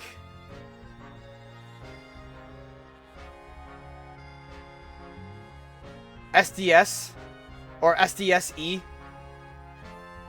or no, SDSEA or SDSE? I just hate this. I see now. The only people who with permission to investigate here are from some brand new department at the yard. Forensic investigation team is called. We've been relegated to keeping guard. Forensic investigation team. It's not. They're not C's though. Whatever. Any old fool can see that this heap of scrap metal was sham to begin with. But just because it says scientific equipment on the paperwork, we can't do a flaming thing with it. Poor Gregsy. Yeah, poor Gregsy. He's very head up, isn't he? Special this fucking. Remind me again what this new legal act that remains where the act that means we're not allowed to touch the scene here. Are you having me at it, Sunshine? It's a special for Scientific Equipment Act. Yes, I think Hurley mentioned that recently with a real twinkle in his eye, as I remember. I'm sure he did, your ladyship. I'm sure he did. Passed especially for the great exhibition it was. All scientists have to do is present their ideas or inventions into some suits in the civil service. And if it gets rubber stamped, that's a guarantee of rights to maintain the invention's confidentiality. What does that really mean? Why I say it like that? What does that really mean? Think about it. Think of all the world-changing new inventions on display every day at the exhibition. Although a good half of them are a load of cobblers, if you ask me, put forward by shammers like yourself. Thanks for that. Oh, I love how absurd some of the inventions here are. It's all so fun. Might be fun for you, but a member of the force has to present at every single demonstration. Can you imagine, eh? Hang science, that's what I say. Oh, I don't think so. That sounds like my dream job. You'd soon think otherwise after spending a day guarding all these shammers' bogus contraptions. Well, if they're all bogus, how can anyone hope to demonstrate them? There'd be no point. Yeah, well, there is a point, sadly. Sorry? Thanks to another of our government's bright ideas, if any theory or invention is deemed to show potential, the government hands out a research grant. The scientists get funding. Exactly, and that's what they're all after. All these shammers coming from far and wide to clog up Hyde Park. And who has to keep them all safe, huh? Who has to smile politely and welcome them? Us coppers, that's who. So you can see why I say it now, can't you? Hang signs, hang it. I think you're just ashamed of what you are. Maybe I can see your point. Professor Harebrained. Apparently, Professor Harebrained lives and works in Germany now conducting his research. That's right, came back to Britain especially for the Great Exhibition as I understand it. Probably after one of the government research grants. Actually, we learned something else about the professor earlier today, about his time in further education. It turns out he was at university with someone we both know, Lord Van Zieks. What's that? That's news to me. But if Van Zieks mans the prosecution, then as the accused, the Professor Fate is sealed because the Reaper will get him one way or another. Blimey, the man's beyond me. I don't know what goes on in that head of his. Talking to Van Zieks, this morning paper ran the story of him being attacked. Read that. Oh yes, but Mr. Reaper is completely fine. Nothing to worry about. Yes, right. Glad to hear it. Still, the Reaper, huh? How long is that business gonna keep up, I wonder? Mystery of the Reaper. The victim of this case, the investor, Mr. Asman, he was another of the Reaper's victims, so I heard.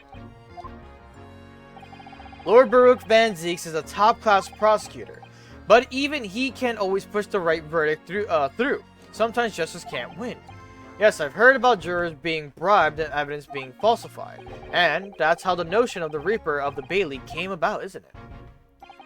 Obviously, Scotland Yard suspected Van Zieks initially. We all assumed he was taking matters into his own hands if he failed to seal the deal in court, although the man himself denies that charge. Well, we've done a very thorough investigation, and the conclusion we've reached, it ain't him, is that Lord Van Zieks is in no way related to the deaths of those people outside the courtroom. There's no question in my mind, and I'd stake my reputation on it, I would. But if that's true, then how do you explain it? All those defendants couldn't just have coincidentally died if nobody killed them. I know that, but I can't explain it. It's a mystery, after all, isn't it? That's the whole point of the Reaper. Professor Harebrained mentioned something else. He said that at a university, Lord Van Zieks was a totally different person, easygoing and kind. You what? He said that if it was after they both graduated that something happened to change the man. Do you have any idea what it was? No clue. Really? Look, I got my hands full watching over this frustrating crime scene. Why don't you go and make a nuisance of yourself elsewhere, eh? Alright. Move to Madame Puspulse. Do we have that?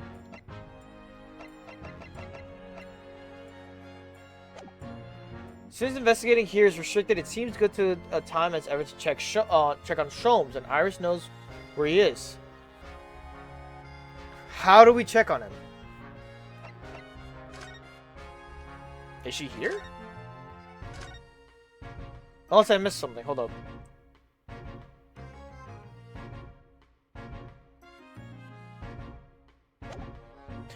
Hold up, we get to examine the machine again. Damage everything is. Professor Harebrained was lucky to escape unscathed, I'd say. We should have a good look around the machine while we can, I think. Touch anything and I'll make sure I'll kill you before I get strung up myself, you hear? I won't touch a thing, I promise, so please spare a thought for your digestion. Anyway, do you really think this machine could actually disassemble people like the professor claims?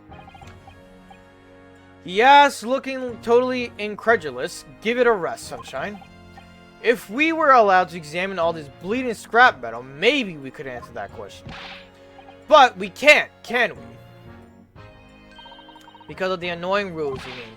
Exactly, the annoying obstructive flaming rules. Oh, look at the base of the machine there. Oh yes, there's a tool of some kind poking through the wire mesh. It's a screwdriver? It's a screwdriver, I think. Oh, isn't it a lovely one? And the handle is in the shape of a capital letter A. Is it? Oh yes, you're right. What's the matter with you? Don't touch anything, I said. Touch anything and I'll make sure I'll kill you before I get strung up myself, I said. Yes, I understand. Sorry, I only touched it a teeny weeny bit. But Grexy, I'm very curious about the screwdriver. Really, very, very curious.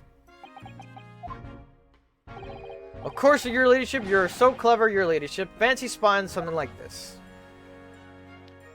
Unfortunately, but I'm afraid I can't let you have it.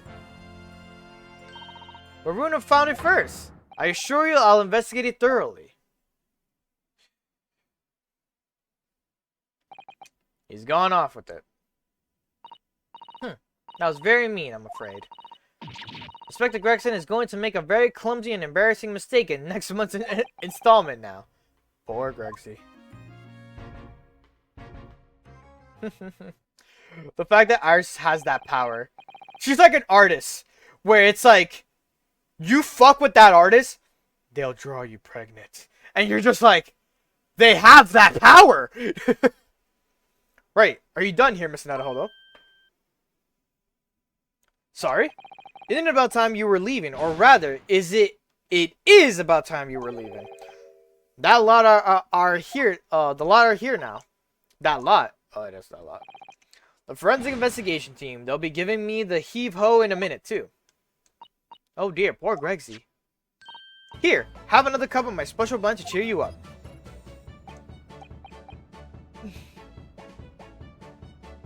Pinkies up, boys, pinkies up. That hit the spot. Yep, hits it every time. Well, at least I've seen the scene with my own eyes. And it looks like this is as far as we're going to get with our investigation here at least. I've been thinking. Hurley might know something. Mightn't he? About what? About Mr. Reaper. About what happened to Lord Van Zieks, you mean? Because it sounds like something very significant occurred after he graduated from university. Something that completely changed his life. Maybe, but I have no idea where to find Mr. Sholmes at the moment.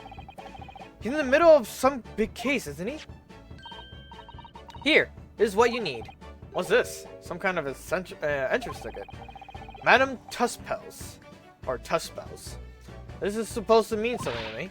You don't know? You don't know it? It's the most popular attraction in London at the moment.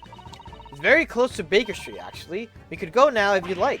No, we don't have time for visiting attractions today, Iris. We have a big trial tomorrow.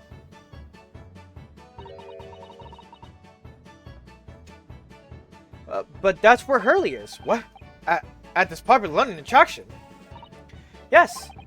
How is it that you know where he is? Hurley told me. But he told me to keep it a secret from you, Renault. Madame Tuspels. I don't see how it could be related to the case we're investigating here, but then, strange things have happened, and when they happen, Mr. Sholmes is usually at the heart of them. Alright, we got the thing. New location added, yep. Super high voltage instantaneous kinesis? I'm not super sure about that. Oh, this one had a different text. I thought it was the same one. I was like, you haven't been here before. Just make sure you take me with you.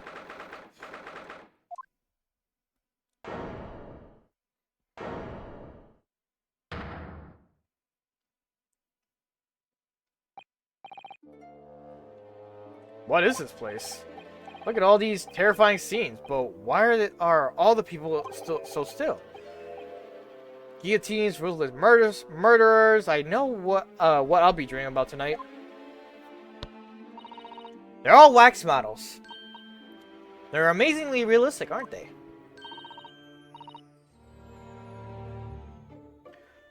What do you think, Renault? Shocked. What? Wax models? Ah! Read about dead bodies and wax once in a magazine about strange phenomena. Depending on how corpses are kept after death, parts of them can turn to wax, apparently. It's called I don't know how to pronounce this. Adipocere. Sure?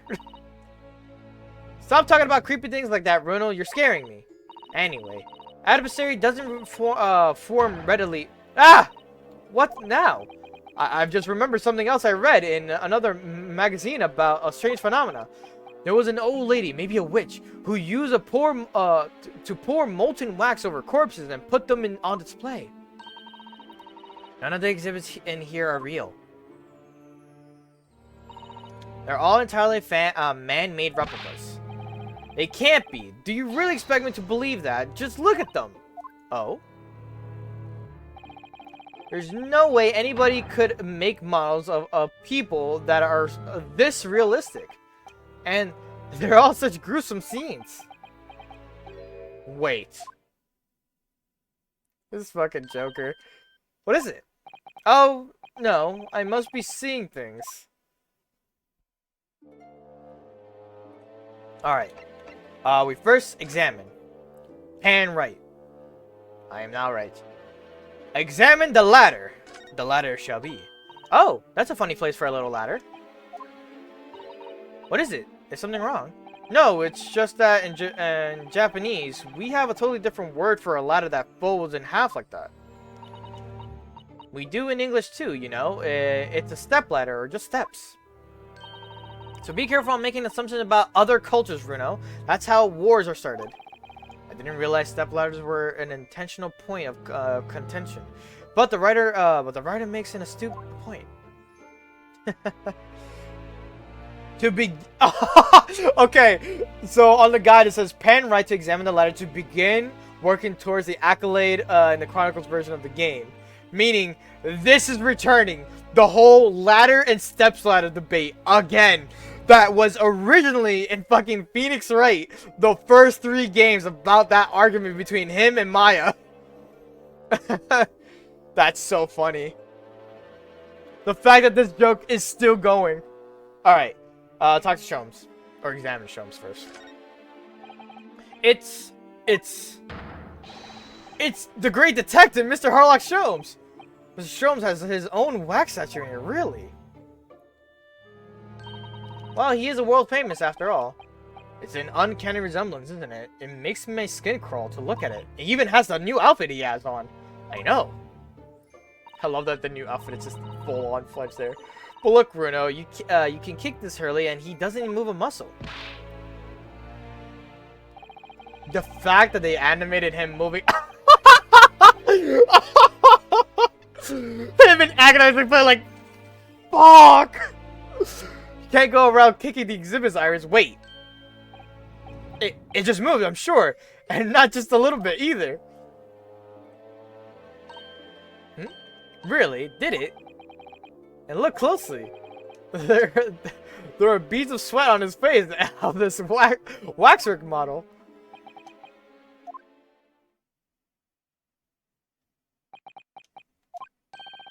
Shall we move on, Iris?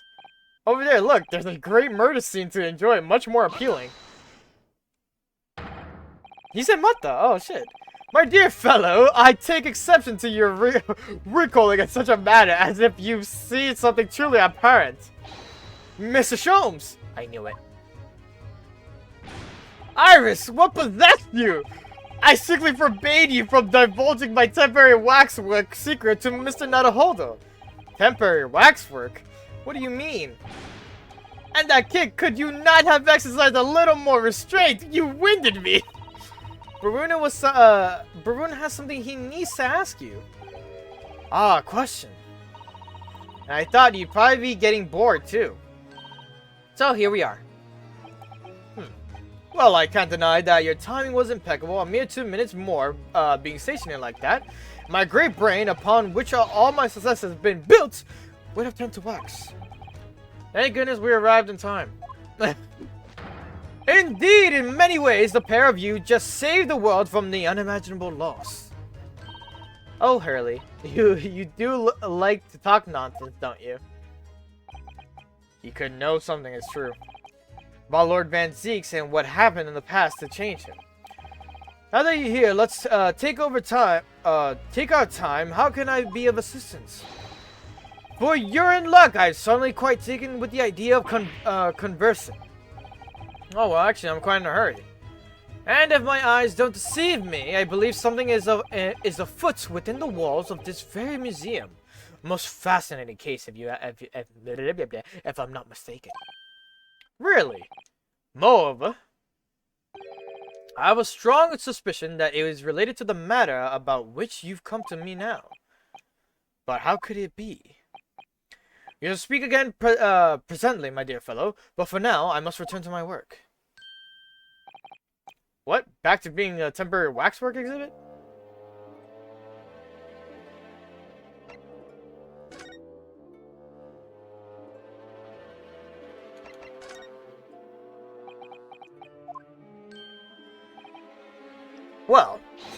What is it you'd like to ask me then? Actually, it's about Lord Van Zeeks. Ah, friend Mr. Reaper. How did you find him? Well, I trust. He's A-okay. And so I filled Mr. Sholmes and about everything I've learned. About Lord Van Zeek, about Professor Harebrained, and about the strange coincidence that they had been at the university together.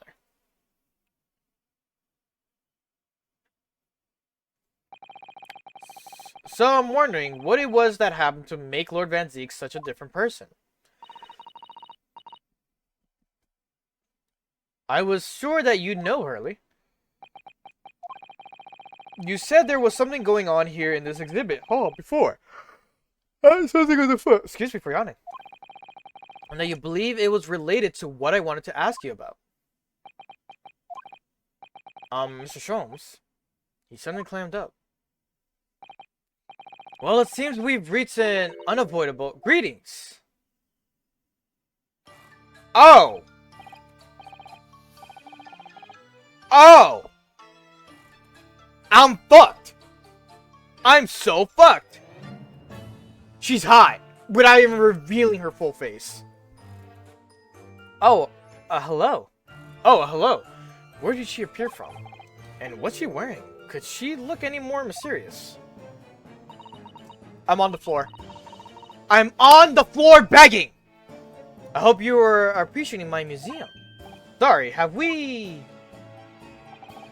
Mr. Sholmes, do you know this? Not again. My apologies, I am Esmeralda Tuspels. This is my museum of waxwork. What? You're the Madame Tuspels? You're fucking smoking hot! Bonjour. Though only 26 years young, I might add. Strike me down! Is that significant somehow? I'm a madame in name only. It's at a certain je ne sais quoi. I know a little bit of what I could say. Right. Firstly, I must apologize for my waxworks, or rather, one waxwork in particular. That'll be Mr. Sholmes then. I was led to believe he was a great detective, but he seems unable to settle. Next time you move from your designated exhibit, there will be toil and trouble. Ugh. He sounds deadly serious. That's a problem. How am I supposed to ask Mr. Sholmes about Lord Van Zeeks now? Let's not forget what Hurley said before, about something being afoot right here in the museum, I mean. Yes, I know, but I'm so curious, I want to know what's happening here. Haven't we got enough on our plate already?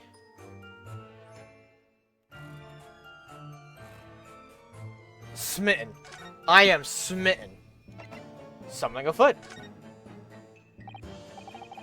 I wonder, could I ask you something? Bonjour. I'm just curious, is anything going on in the museum at the moment? Some kind of incident, perhaps? Whoever suggested such a thing to you? Oh, well, it was... your temporary waxwork over there who mentioned it to me a little... Oh, he disappeared. Wax model is a work of art, not some tawdry object for trade. Ah. There you are. Leaving the exhibit again when you should be working. Do you wish to be melted down? My dear Madame Tuspels, save your reprimands. There are more pressing concerns. The wax can wait. It's our ideas about your current problem we must throw into the melting pot instead. Personally, I would advise you not to involve the police. Why ever not? She's turned as white as a sheet. Because you have at your disposal a great detective whose services you may employ for a mere 50 shillings. Though, please be aware that I prefer, no, I insist upon payment in advance.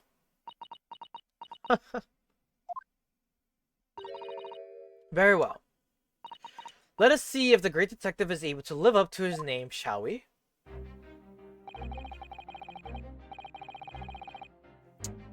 Before I engage my analytical processes, I must ask you to clarify something. What, pray, is behind that curtain? That is a Tespel special exhibit. There's an extra charge to see it. Ah, a special exhibit in the House of Horrors. Give him a look. You must have picked a special killer then, I presume. Would you be so kind as to draw back the curtain, I wonder? Absolutamente non. Absolutamente non. There is nothing amiss behind there. Nothing amiss, madame. What about the arm protruding on anonymous? What? I can't pronounce this word. Ominously from under the curtain. Isn't it anonymous? Whatever. I strongly encourage you to allow me to see what lies beyond before the situation worsens. Yes, very well. I will draw back the curtains. But only a subcone. A subcone. Is this, that's French, right? Like, she speaks French? Number 139. I must confess I peeked behind the curtain earlier. The Tespel special exhibit is a very bleak graveyard scene indeed. Yet, somewhat surprisingly, the waxwork killer one would expect is nowhere to be seen. What does strike one, however, is the portly gentleman lying peacefully on his back on the floor.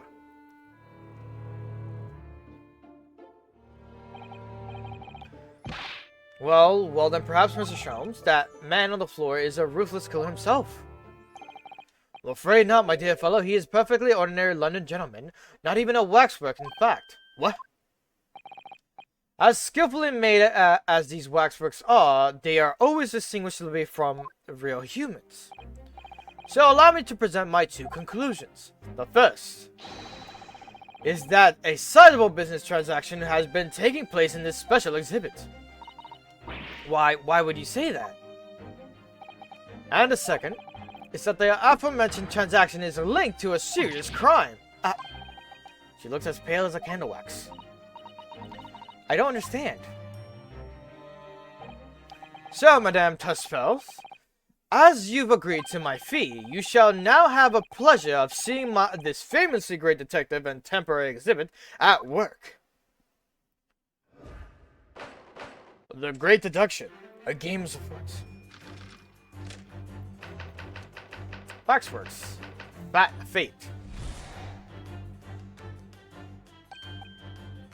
To begin with, we must ask ourselves what exactly is afoot here in the museum. The answer is revealed by the bundle of banknotes protruding so helpfully from your bag. In my estimation, some 200 pounds. That is all my own money. So what does this large sum of money reveal? Not as much as the involuntary glance you cast, it would seem, Madame Tespel. Yes, the answer lies where your eyes now fall. The significance of a 200 pounds is revealed by the public notice. Waxworks for sale. Your business has hit hard times, it would seem. In short, you sold the infamous killer the centerpiece of your special exhibit for the sum of 200 pounds. No. Now let us explore the next curiosity with which we are presented. Who is this poorly gentleman stretched out so peacefully on the floor? It would appear that man has suffered a severe shock, the cause of which is clearly known to you. Unfortunately, madame, keeping secrets does not appear to be your forte. What dealt the man such a shocking blow was of course, the 200, pounds. It would appear that you twisted this gentleman around your little finger most effectively. What are you suggesting? He rashly agreed to purchase the waxwork for a sum of 200 pounds. Only when he came to hand the money over did it occur to him what an extortionate amount he was paying. Well, the money was no longer in his hand. And the result, the scene we see before us, he collapsed in shock. So is he alive or dead? Yes. The killer in this special exhibit fetched the killer price. We can only pray that the gentleman's dreams are not plagued with regret. Alright. Sold for cash.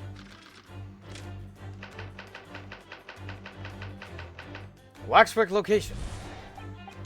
The question that arises then is, what has become of the waxwork that charged hands? Let us consider that problem for a moment. You cannot possibly. What immediately strikes me about the conundrum is the young man standing over there.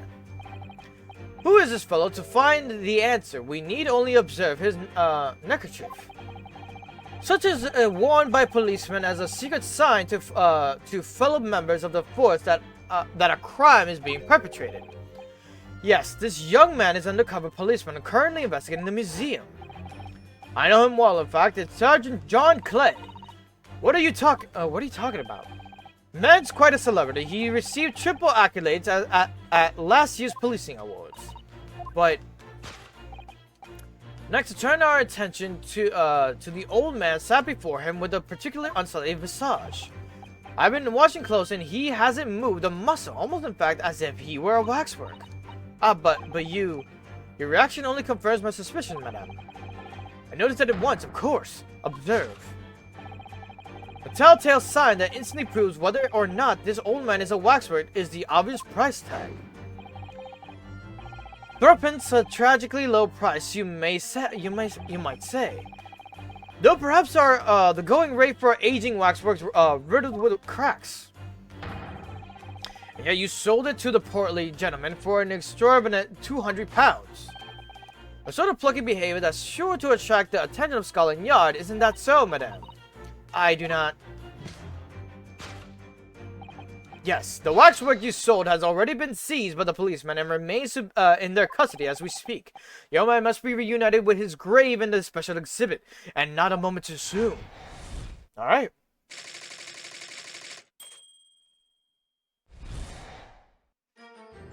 That concludes Holok Sholm's great deduction of a horrifying puzzle.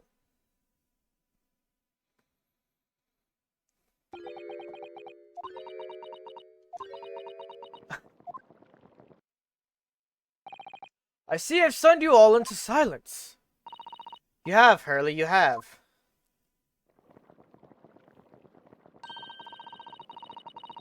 And you've obviously upset the young lady in the process. Her cauldron looks awfully hot.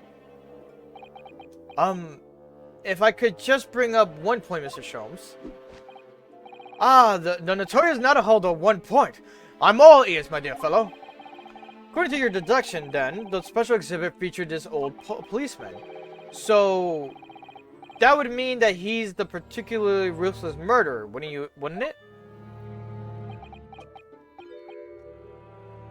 The killer policeman is Ottermo. Sorry? It was a mysterious series of murders that rattled the capital only last year. Policemen rushed to the scene every time, only to find the culprit had disappeared into the ether. And it turned out that the culprit was a policeman himself, a senior officer by the name of Ottermo. So you mean that's who the sinister-looking old man there is supposed to be? Indeed, it is a particular grim face, is it not? Unforgettable. In fact, yes, I remember the odious countenance only too well. But is £200 a lot of money for a wax model? It would be enough to afford one of the latest STEM characters, if that puts things into perspective. So it's quite a lot then. Is there anything else you wish to add before I melt you down? The bubbling wax is looking more and more ominous. The smell of all the molten wax is starting to worry me. The Sholmes did more or less just accuse her to her face, so I think I might have to call on your assistance here, Iris, if that's alright, to make some minor corrections to the great detective's great deduction. Of course, it's alright. We'll soon set things straight. Well, let's get started then, shall we? Before Madame Tussbells vents her anger. Just what I was waiting to hear, my dear fellow. So, Madame Tussbell, in accordance with our agreement, you shall now have the pleasure of seeing this famously great detective and temper exhibit at work. Course correction. Hold it, Mr. Sholmes. Alright. Statement 7.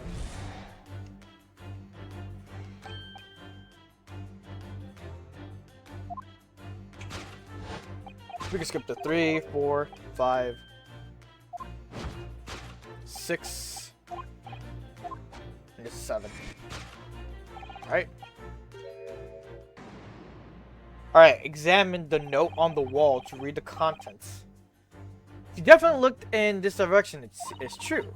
But I'm not sure she'd sell any of her waxworks even for 200 pounds. Oh, she must pour her heart and soul into making them, don't you think, over and above the wax? But if it were me, I wouldn't sell them for anything. For that much money, I would... But it sounds like that makes me a bad person. Well, anyway. Or for that much money, I would. I wonder if the 200 pounds could have some other significance. Let's follow the furtive glance again and see if there's anything else that can explain it. Oh. Could it? Wait, what? Oh, examine, my dumbass. I presented it. That's on me.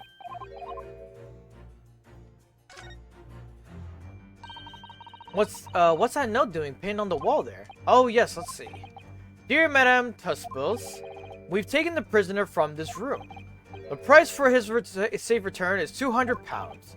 Have the money ready by noon on 23rd October. What? This is...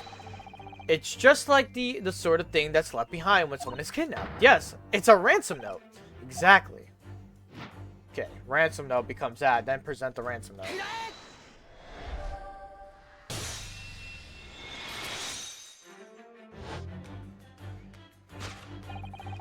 The significance of the 200 pounds is revealed by the ransom note. Quite so, and we must congratulate these criminals on the inventiveness abducting a waxwork. 200 pounds is no small ransom fee, yet you clearly intend to pay it. The model in question has special importance, so I put together all the money I have. In summary then, the 200 pounds you have in your handbag is ransom money. Now, let us explore the next curiosity in which we are presented. There you go. Who is this? Okay, yeah. It appears the man has suffered a severe shock. Yeah, okay. We move to statement 16. Okay. Examine the hand of Madame. So, as the waxwork was kidnapped, where does that leave us in terms of who the man is? We could just ask him when he comes around. I think the point of the exercise is to understand the beauty of the deduction process, Iris. Yes, you're right. Hurley's trying so hard, we mustn't let him down. Well, there's little doubt that he suffered a shock. That much seems clear. Sorry, but in the end, what's Madame Tussbells trying to hide? Let's have a closer look around. Her hand, right? Oh, what the fuck is that? Oh. Do I present this? No, examine this. This is Madame Tussbells' right hand, isn't it? Yes, it must be. I can clearly see her left hand after all. Oh, but wait a minute. This is her. This is a left hand as well. Look. Don't say such creepy things, Iris, please. And it seems very stiff too. In fact, it's really hard. You mean it's made of wax? No, we present this, right? Yep.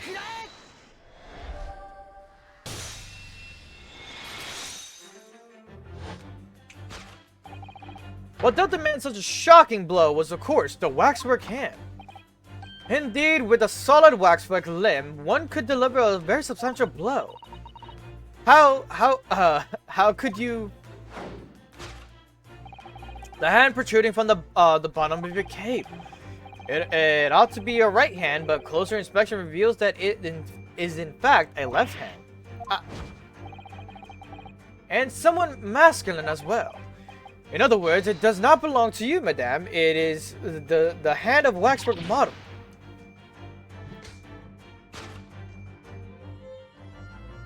Oh my god. Some of the visitors in my museum can be troublesome. They meddle with the exhibits and cause damage. So you mean that arm? Yes. This gentleman saw fit to try to remove it as a souvenir. No small keepsake. Like taking a whole branch of a cherry tree when you go to view the blossoms. I'm afraid I have to teach the man a lesson.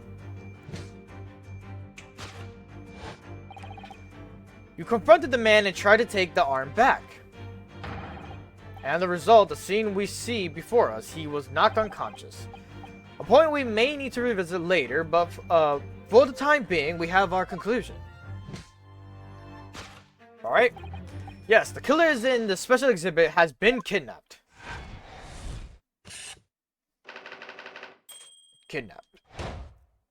Alright, topic 1 complete. Now for topic 2. Oh, and this is the ending of the investigation once this is done. The question that arises then is what has become of the waxwork that charge hands? Let us consider the moment. Yeah, okay.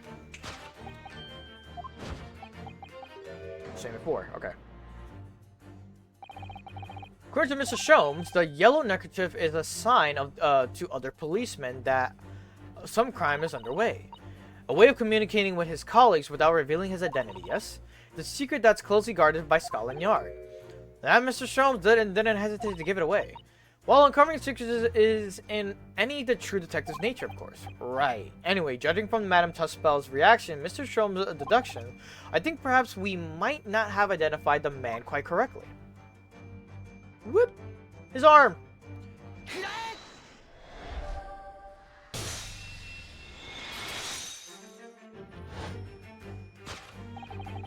Who is this fellow? To find the answer, we need only observe his shoulder stub. No such boneless human walks this earth of bleh. No such boneless human who walks this earth of that, I can assure you.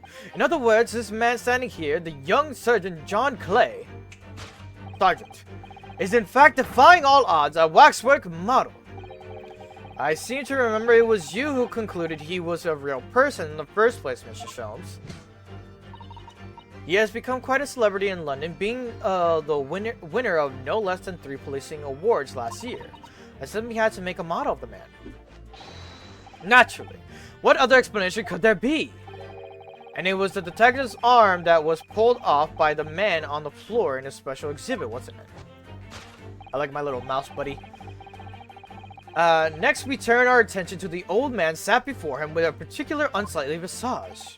Okay, this is where we skip. There you go. Alright. A killer policeman called Ottermole, was it? Was he well known? It was all over the papers last year, but I can't say I know what he looks like. It's a very low price though. Threepence isn't much money. Only enough for a few measly hours of gas and Mr. Garridub's delightful lodgings, in fact. So this is a special killer taken from the special exhibit, is it? A waxwork that somebody stole from a museum and tried to ransom for £200. Is this crusty old killer policeman Ottermole really? Perhaps we should have a good look around again and see if another idea crops up. Alright. Rotate the camera around the old man to see some movement in his leg. Wow. He's a real being! A telltale sign that instantly proves whether or not this old man is a waxwork in an obvious twitch. Even the most realistic waxworks do not exhibit a twitch. In other words, this splendid old man is in fact a genuine member of Scotland Yard. Slight shift in your choice of adjectives then. And there you have it. Well, Madame Tuspels. Well, what? it was me who contacted the police and demanded that someone come in the first place. He is clearly fatigued. He is sound asleep. But then, what's this tag about showing a price of 3 pence? No doubt the price tag of the muffler which the old Bobby purchased recently at a local market. And I presume you observed the scarf tied around his arm. Does that not strike you, Mr. Naruhodo? Guess a secret sign used by detectives to show that some criminal activity is currently underway. Of course, because as you know, there has been just such criminal activity happening here. As you deduced from the very beginning, detective. So it would seem that we finally arrived at the truth. I always love these two. The waxwork of an especially ruthless killer from the special exhibit has been kidnapped. And Scotland Yard are already investigating. But the model's whereabouts remain a mystery. Thus concludes Sherlock Sholmes' great deduction of the horrifying puzzle. Alright. There you have it. Still a mystery.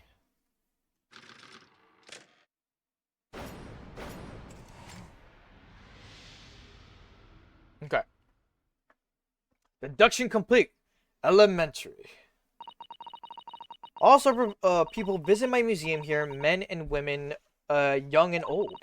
Sometimes they drop in just for a short time on their way back from the pub. I welcome them all. But if anyone tries to damage my exhibits, I do not take it lightly.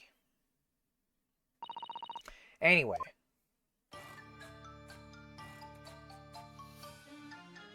I love her.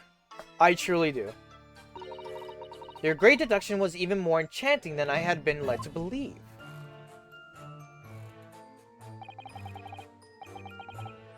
It was a pleasure, my dear madame. I'm gratified that you enjoyed the spectacle. And as for your rough customer, I've no doubt he'll regain consciousness shortly and return home. What concerns me more is the waxwork from a special display, if it was indeed generally abducted. Yes, tragically, it was. And I would ask you to recount to us the events surrounding the stolen waxwork, in as much detail as possible, if you please. Very well. But after I have told you what I know, I must insist that you return to your work. The talents of a great detective could be put to better use, I feel. But as you wish. Alright.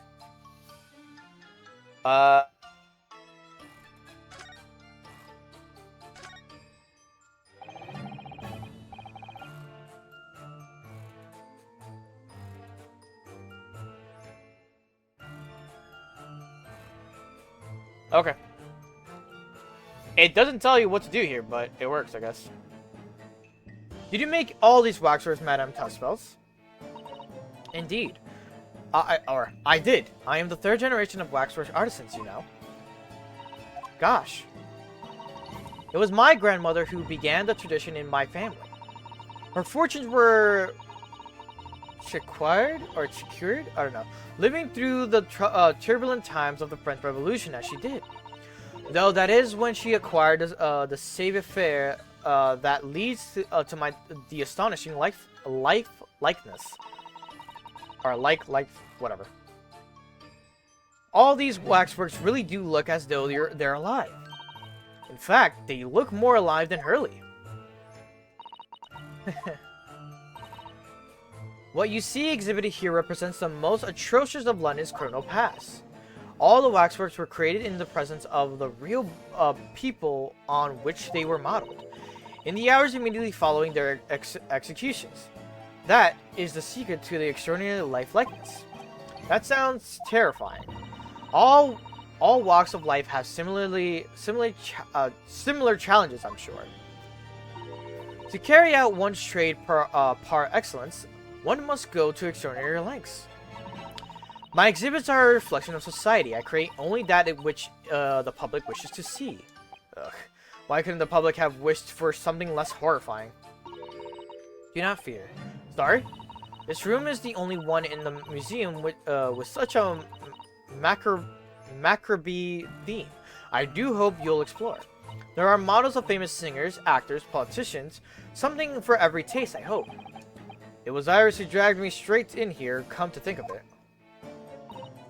Sorry, perhaps I should have eased you into things.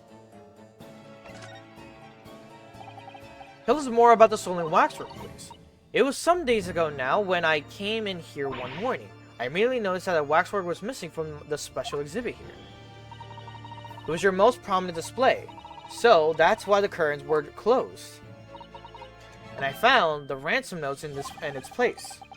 The culprit must have broken in during the night and taken it then. Because it's waxwork that was stolen. It was a model of some horrible criminal, I suppose.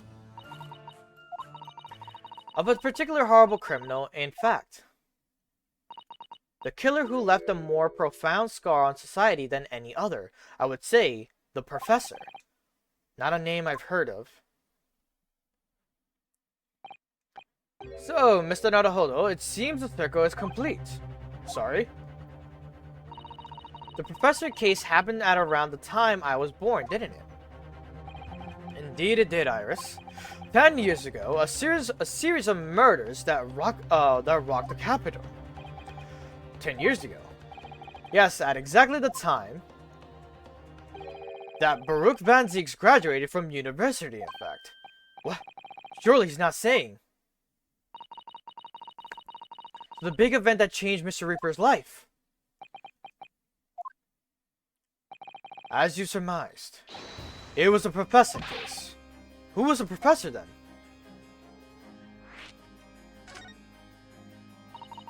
It was a series of gruesome murders that had all of London gripped in terror a decade ago. As the 5 victims were killed, the man was arrested and put to death. And now he's immortalized here in wax for all Londoners to admire and enjoy. Though of course, he happens to be absent at present on account of the abduction. But I don't understand. How is all this related to Lord Van Zieks? You must first understand, my dear fellow, why is it that the Professor earned such infamy? It was due to the victims he chose, some of Whitehall's finest. What do you mean, Hurley? Those murdered by the Professor were some of the highest members of the British aristocracy. Members of nobility, even royalty. It sent shockwaves through the country's administration. Members of the... wait, of course! What Professor Harebrant said. Lord Van Zieks is from a family with a noble blood. Oh gosh. It was the 5th victim that led the Professor's arrest. The last of the killer's prey was a young noble by the name of... Clint Van Zieks. No. I don't believe it. Van Zieks! I'm sure you can piece together the rest for yourself. In the wake of his older brother's murder, the young Baruch pursued a career as a prosecutor, and eventually became the Reaper we know today. I had no idea Lord Van Zieks had such a tragic past. Well, I'm afraid that's all I can say on the matter. For the time being, at least. After all, I have work to do. As a waxwork exhibit. I'm afraid I shall have to excuse myself as well. Oh, yes, of course. It's been a pleasure, thank you. I love you. Marry me, please. Well, none of the predicted scenarios I've been analyzing involved you coming to visit me here. It's been too long, it really has. I'm delighted to see you, Baruch. It's been 10 years, and here we are meeting in a prison of all places. I can't forgive myself for what happened to Mr. Asmund. I just can't. I still can't believe it could happen. Tomorrow, the court will decide. Yes, I have a young Eastern man acting for my defense. He seems reliable enough, though. It was an accident. A terrible accident. He assures he can prove it. I must warn you. Oh, I know. I've heard already. You're going to be prosecuting, aren't you? Yes.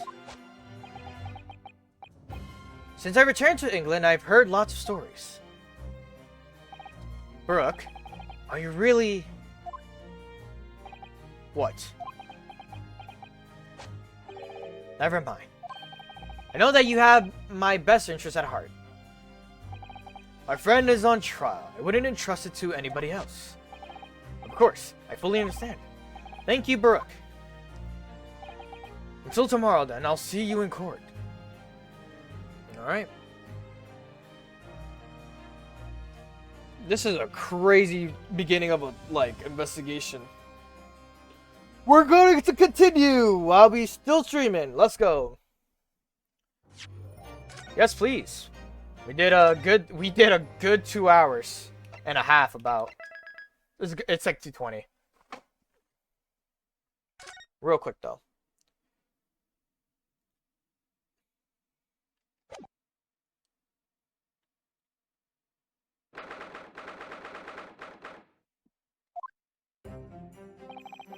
Can't believe it's been 6 months since I was last allowed to work in court. And now here I am back at the Old Bailey. Ah, Mr. Nodohodo. Good morning, Professor Harebrine. I don't understand. Doesn't make any sense. The atmospheric pressure in here is off the charts. I never felt anything like it. It's crushing me. I feel it every time I'm here. That gravity. Well, this is Bryn's highest court. But are you telling me it's fitted with some kind of device that can actually control air pressure? I think it's probably all in your mind. Ah, yes, well, you won't let me down, will you, Mr. Nodohodo? I'm counting on you in today's trial to save my life.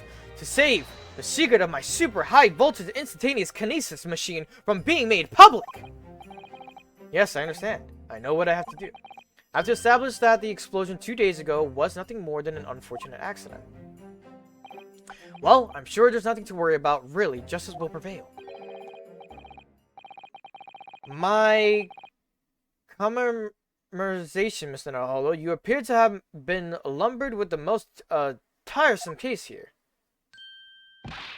Mr. Sholmes, I didn't expect to see you here. I was very mean, Bruno, leaving me alone at home with Hurley. It took me at least an hour to wake him up. Are you... Herlock Sholmes! Indeed, I am. I am he, Herlock Sholmes. Oh, I've heard all about your exploits, even whilst living in Germany. Ah yes, Randa's magazine is on sale in Germany too. This month's installment was sublime. Your deduction and the adventure of Silver Blaze was a wonderful. Ah yes, a memorable case indeed. It concerned a snake, I seem to recall. No, that was the speckled band.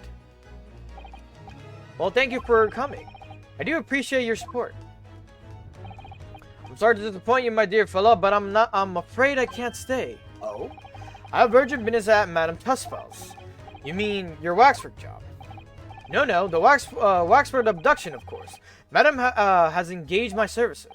Ah, so you're trying to get to the bottom of the ransom now, are you? The week's wages depend on it, as does the safe return of the waxwork naturally. As such, I intend to give in my undivided attention. Oh, well, never mind then, I understand. Of course, with my skills of observation and reasoning, resolving the matter will be as easy as probable pie. I shall return forthwith. But until I solve the case, I shall have no money to afford a pie of any description. Oh. Then you must absolutely give it your full attention, Hurley. Quite, Iris, quite. But life is riddled with irony, you know? Whenever I give something my full attention, I have a quite insatiable desire for pie. One of the universe's interactable mysteries, you might say. Oh yes, quite, definitely, absolutely, I totally understand. Is someone a little starstruck? I wish you the very best of luck, Professor Harebrine. Oh, why, thank you. Before I depart, Mr. Nodohodo, a word in your ear, if you please. What's this about? As you have remarkably little grounding in science, I feel ought to inform you. As compelling as the super high voltage instantaneous kinesis hypothesis may be, a practical implementation such as wasn't attempted by the professor at the Great Exhibit, is quite impossible. But the professor said the demonstration was a success. Yes, it would appear that he fervently believes it was. I read Professor Bunnybrain's paper about it too, Bruno, and I have to say, I'm sure it can't be done. It could barely be done theoretically, let alone practically. So he's completely barking up the wrong tree. But how could an experiment that had no possibility of succeeding in fact succeed? That's contradictory. And it's that contradiction that will be at the heart of the trial, I have no doubt. What's that supposed to mean? Now, I must hurry along. I wish you the best of luck, my dear fellow. See you later, Hurley. I bid you adieu. Well, it looks like you're on your own today, Runo. But chin up, you can do it. Oh, what about you, Iris? Oh no, I'm afraid I can't help. I have something I need to do. I see. It's going to be a big surprise for you when you find out what it is. Huh. That sounds ominous. Because of for the defense and the defendant, court is about to be in session. Make your way into the courtroom at once. We're on our way. Alright. An experiment that the laws of science say can't possibly succeed, and a scientist who's convinced that it did. That's the riddle you have to unlock here, Ryunosuke. That's the key to this case. Into the court we go.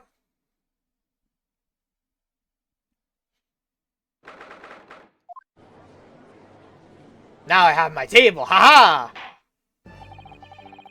You thought I forgot about the table, but I didn't! I'm putting the table only for the court! Haha!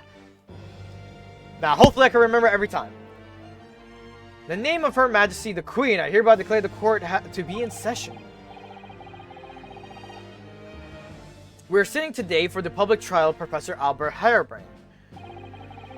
I now call upon the counsels for the prosecution and defense to declare their willingness to proceed. Prosecution is ready. The defense is ready, my lord. I'm 6 months out of practice, and what's more, I'm without Susato-san today. Is it just my imagination, or does the air in here feel even more oppressive than usual? So, I must say I recollect the victim of the case all too well, Mr. Odai Asman. Mr. Asman was well known as a financier, though that was merely a front for his diverse criminal activities. It was only a month ago that the man appeared in court prosecuted by you, Lord Van Zieks, but the jury unanimously found him not guilty, because I remember the jury had been bribed by the sound of it. These powerful London criminals are prepared to go to extreme lengths to keep their freedom. But 2 days ago, on the 21st October, Mr. Asman met his end. A work of the Reaper, was it? And that is how your lordship would describe divine retribution. But that fact remains that Mr. Asman's death was a direct result of the actions of the accused, Professor Harebrant. Very well then. Now, ladies and gentlemen of the jury, you have been selected at random to represent the will of people. Are the 6 of you ready to fulfill your societal duty? I am most gratified to have been selected to carry out this important civic duty, my lord. Oh, sure, pretty. To have a man's fate in the palm of one's hand, oh gosh, oh golly, it sends shivers down my spine. Science experiments, magic, conjuring tricks, courtroom trials, all are nothing more than performances. An experienced scholar that defies the reputation of science deserves us to hang. We have to listen to what's said on both sides of the fence, and then settle on one. That's it, isn't it?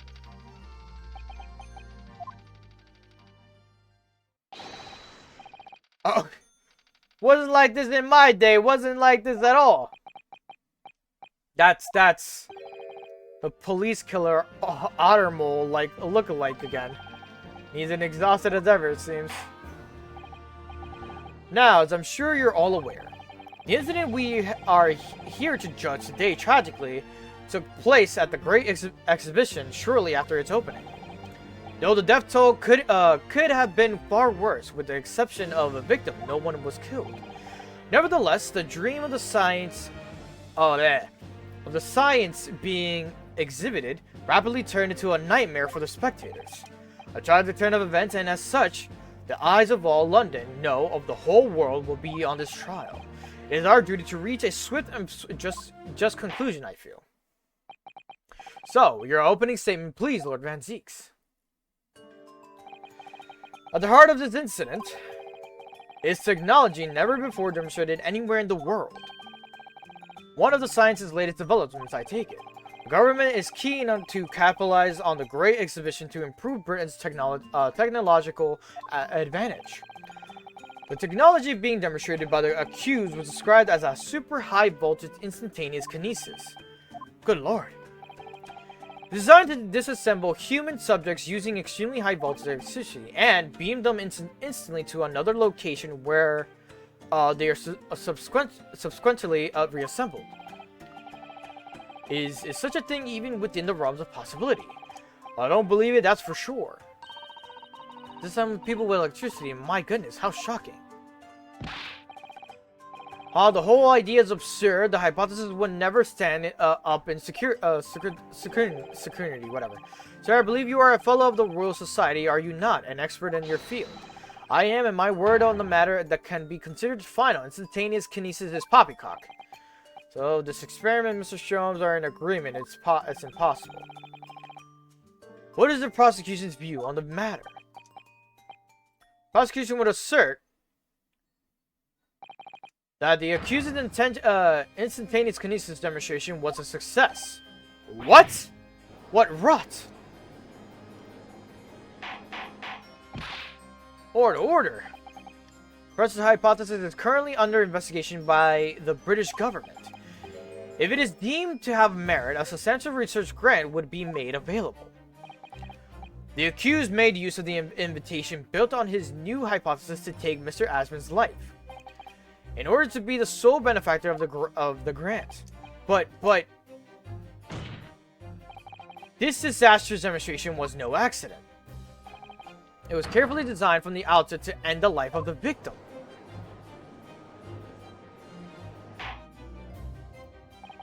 Thank you, my Lord Van Zieks. The prosecution's stance is clear. But you will now bring forth witnesses of substantive your claims. Glad to, my lord.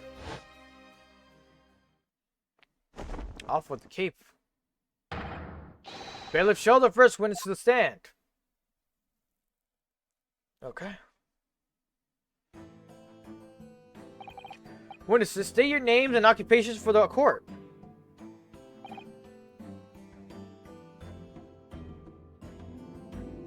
The story.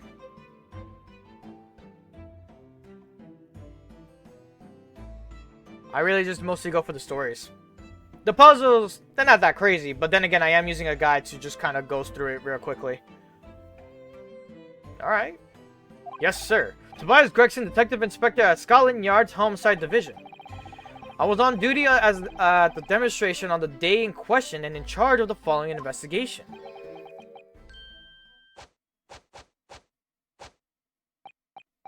Albert Harebrain's a scientist. You were born in England, but have been carrying out research in Germany in recent years, correct? Yes, that's right. After graduating from the university here in Britain, I went to work in Germany and made an amazing discovery, which is what brought me back. I had to demonstrate my incredible hypothesis at the Great Exhibition. What you demonstrated was incredible, right? An incredible explosion. But the science was a success. The instantaneous kinesis worked. Everyone saw it. They must have done. Yes, there was a terrible accident, but the demonstration of my hypothesis was a success. Well, that much is undeniable, as shown in this photograph taken by the forensic investigation team. This was taken inside the Crystal Tower, I take it. The centerpiece of the exhibition, no less. That's right, my lord. Seems the victim rammed straight into it. I see. Very well. Submit the photograph as evidence. As the court heard, the victim of the incident was Mr. Odai Asman. There have been a number of allegations made against the man, but putting them aside for the time being, he was a man who financed the research for the experiment and demonstration itself. I see, so to summarize the situation, the defendant is accused of taking the life of the man who funded his work. Would that be correct? Exactly. But couldn't it be that the explosion was caused by some malfunction in the apparatus used for the demonstration? That's right, that must be it. My splendid machine. My poor splendid machine. You saw it yesterday, didn't you? We can't even examine the records thanks to the special dispensation for Scientific Equipment Act. What? The wreckage! The wreckage! But that being the case, how can the facts be established? How can it possibly be determined whether this was an accident or a deliberate and malicious act? Extremely simple, my lord. I beg your pardon? Isn't that right, witness? What? Sorry, me? No, your neighbor. Yes, sir, it was murder, plain and simple. Anyone could state that that with complete certainty. What? How could he possibly think that? Thank you, Inspector. I think we had better proceed into formal testimony. You will explain to the court on what grounds you claim this experiment to have been in front of murder.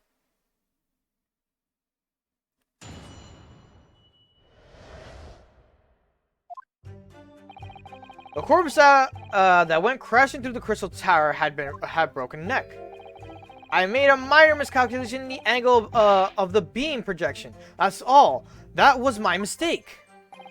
While the post-mortem examination revealed another injury, a fatal wound. There was a lesion in his chest where he'd clearly been stabbed by something sharp right in the heart. So the victim was killed before he went anywhere, and this fellow's the only one who could have done it.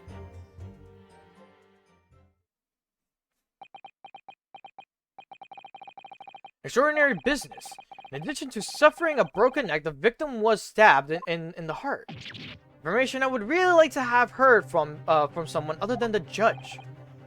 Coroner says death would have been all but instant from a wound like that. You could say, in fact, that the victim was killed twice by the accused. No, that couldn't be further from the truth. I have here the experiment plan document that was submitted to the security team. The victim stood himself inside something called the birdcage, ready to be beamed instantly.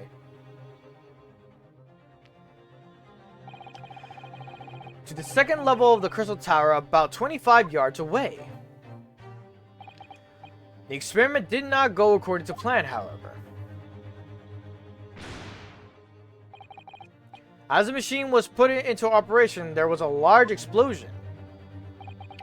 The blast caused the beam transmitter to point higher than intended. Accordingly, the kinesis resulted in the birdcage materializing in midair. From where it subsequently fell, crashing through the glass of the Crystal Tower's large round window. My word! One assumes the victim's neck was broken upon impact with the tower then. I'm so sorry, I didn't mean for this to happen. The machine was just too powerful. But honestly, really, I swear, it was just an accident, a terrible accident. Unfortunately, that excuse can't save you. No, not considering the sharp murder weapon that pierced the victim's heart. Murder weapon? What are you saying? This is the observatory report submitted by the coroner. Prosecution would like it entered into oh my god. The prosecution would like it entered into the court record. The request is granted, counsel.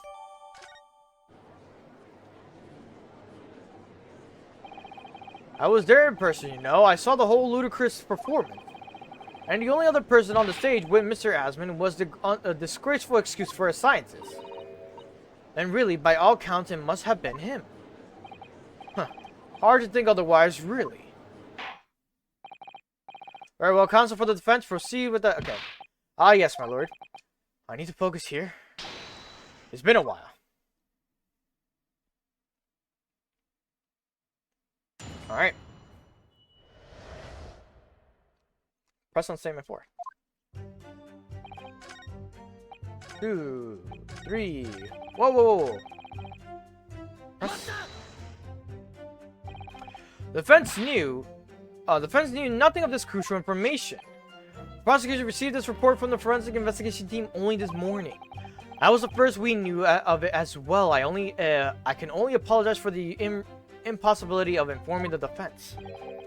Sarcastic and insincere. Thanks. So, what was the nature of this sharp object? Among the accused's tools that were in use at the demonstration, one is of a particular interest.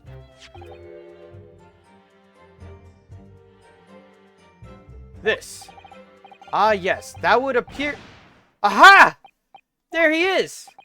My trusty little companion, Andrew! Andrew? Of course. Ah, do you know each other already? He's one of my dear friends. Look at all my tools. I've named them all, you know. We're one big happy family. Andrew's my flathead screwdriver, of course. His brother, Michael, is a crosshead. While it would appear that your beloved Andrew has a red stain in his shank. That isn't... It's blood, beyond all reasonable doubt. No. And that's not all. The long, sharp shape of Andrew fellow is completely consistent with the victim's wound. What? What?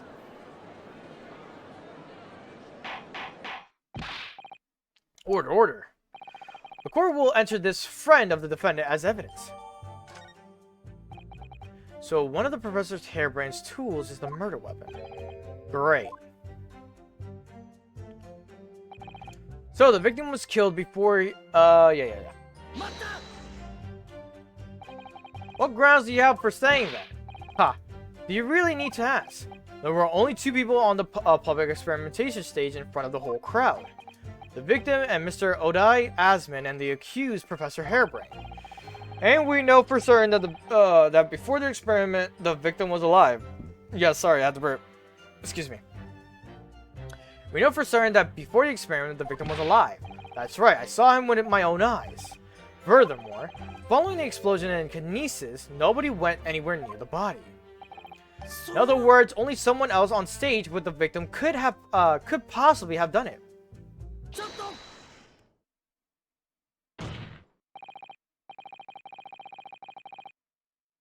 Professor Harebrand, do you have some information that may be relevant?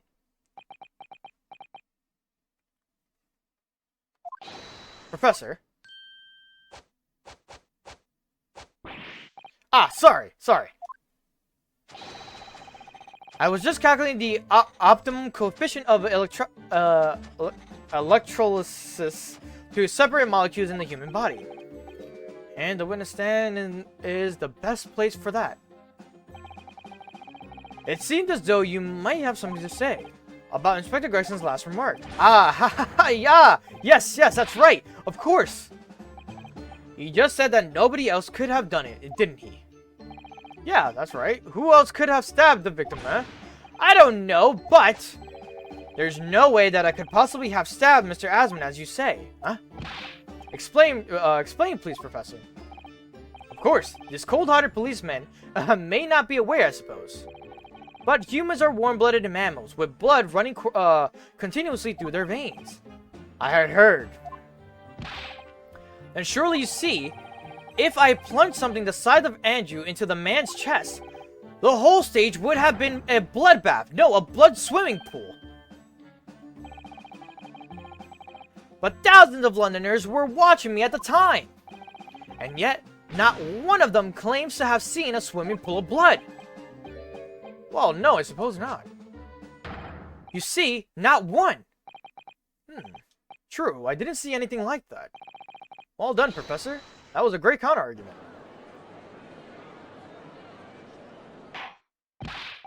Order.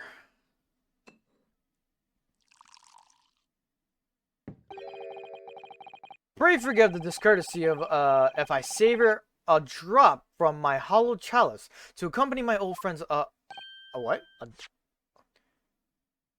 A duncing. Here's to you, Albert. Oh, you're too kind, Baruch, but I'm really not a patch on you. No, you're not. No? You neglected to mention one crucial possibility. I have. A particular situation in which very little bleeding would result from a stab wound. Ah, of course. Inspector, enlighten the court, please. Yes, sir. Where are they going with this? Very well, you will amend your formal testimony now, Inspector Gregson. The weapon the victim was stabbed with must have been left in his body whilst he was beamed through the air. Examine the handle. Okay.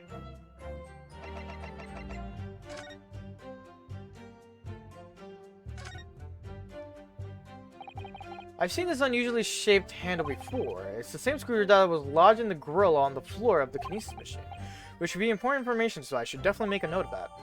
There you go.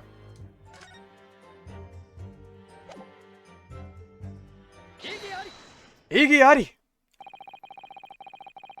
You say that while the weapon remains in the body, there's very little bleeding. Is that unequivocal? Look, there was no blood on the experimentation stage, even though that's where the fellow was stabbed. The only explanation for that is if the screwdriver was still in his body, stopping any heavy bleeding. It's common medical knowledge, my learned friend, even on your side of the world. Yes, but about the screwdriver. The thing is, we actually saw it at the scene ourselves on the experimentation stage. What?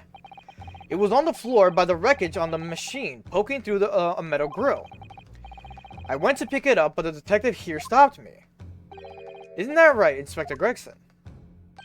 Now you come to mention it, yes. Inspector, are we to understand that you permitted the defense counsel to investigate? That you contravened the special disposition for, no, not at all. I wouldn't do that. I just let him look. Nothing more. It was very clear he wasn't to touch a thing. Yes, that's true. This screwdriver was in plain sight on the stage. But it shouldn't have been, should it? What? What are you getting at? If this tool had still been in the victim's body when the victim was beamed away by the machine, then it should have still been on the stage. That's right. It should have been beamed across the Crystal Tower along with Mr. Asman. And been found still lodged in the victim's chest.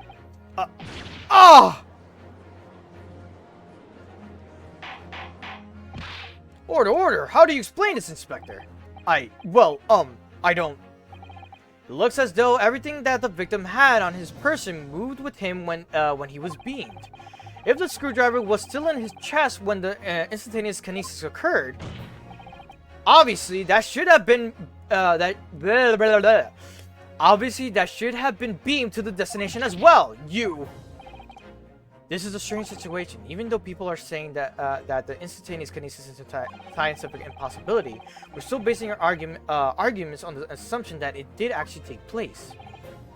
All right, time to tighten the screws here.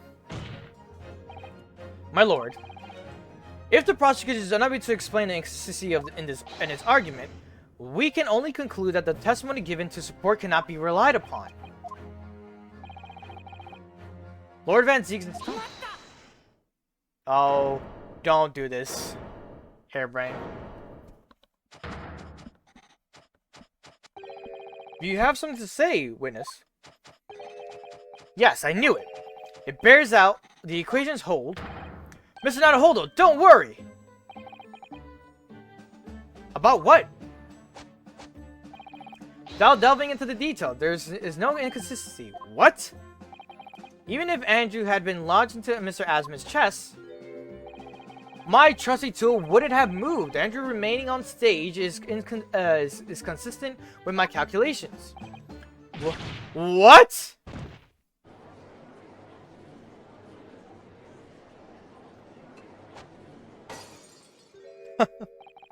It would seem your illusions have been shattered. Clearly, we should hear the accuser's explanations. Or should I say, the brilliant scientist's explanation. Just when I found an inconsistency in the prosecution's argument.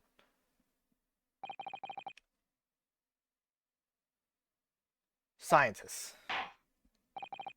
Very well, the defendant will testify again. Provide us with the scientific explanation as to why the inconsistency asserted by the defense fails to hold.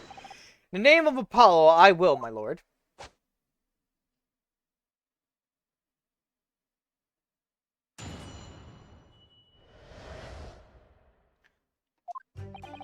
To be clear, I'm still at the stage of gathering data in my research.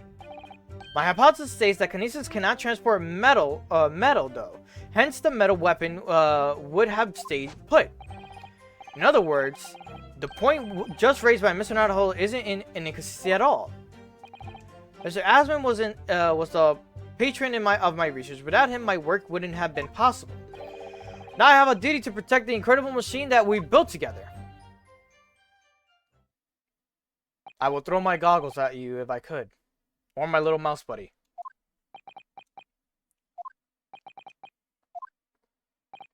So, the thrust of your testimony, Professor, is that based upon his hypothesis, metal objects cannot be moved by this method of instantaneous kinesis. In other words, since the screwdriver is made of metal, even if it remained lodged into the victim's chest, its subsequent discovery on the stage, despite the victim being found elsewhere, is not an inconsistency. And therefore,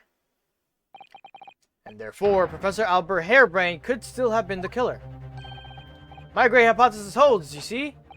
We had to make the cage used to contain the subject from wood for that very reason. I was not addressing you, witness. Professor Harebrained. Yes? Whose side are you on here? I don't take sides, Mr. Naruto. No. My only interest lies in upholding my hypothesis. I'm a scientist, after all. Is he working for us or against us? It's very hard to tell. Let's see how you cross-examine this testimony, my nimble-kneed friend. Yes, fire away, Mr. Naruto. Because you so choose to make this a whole problem. Alright.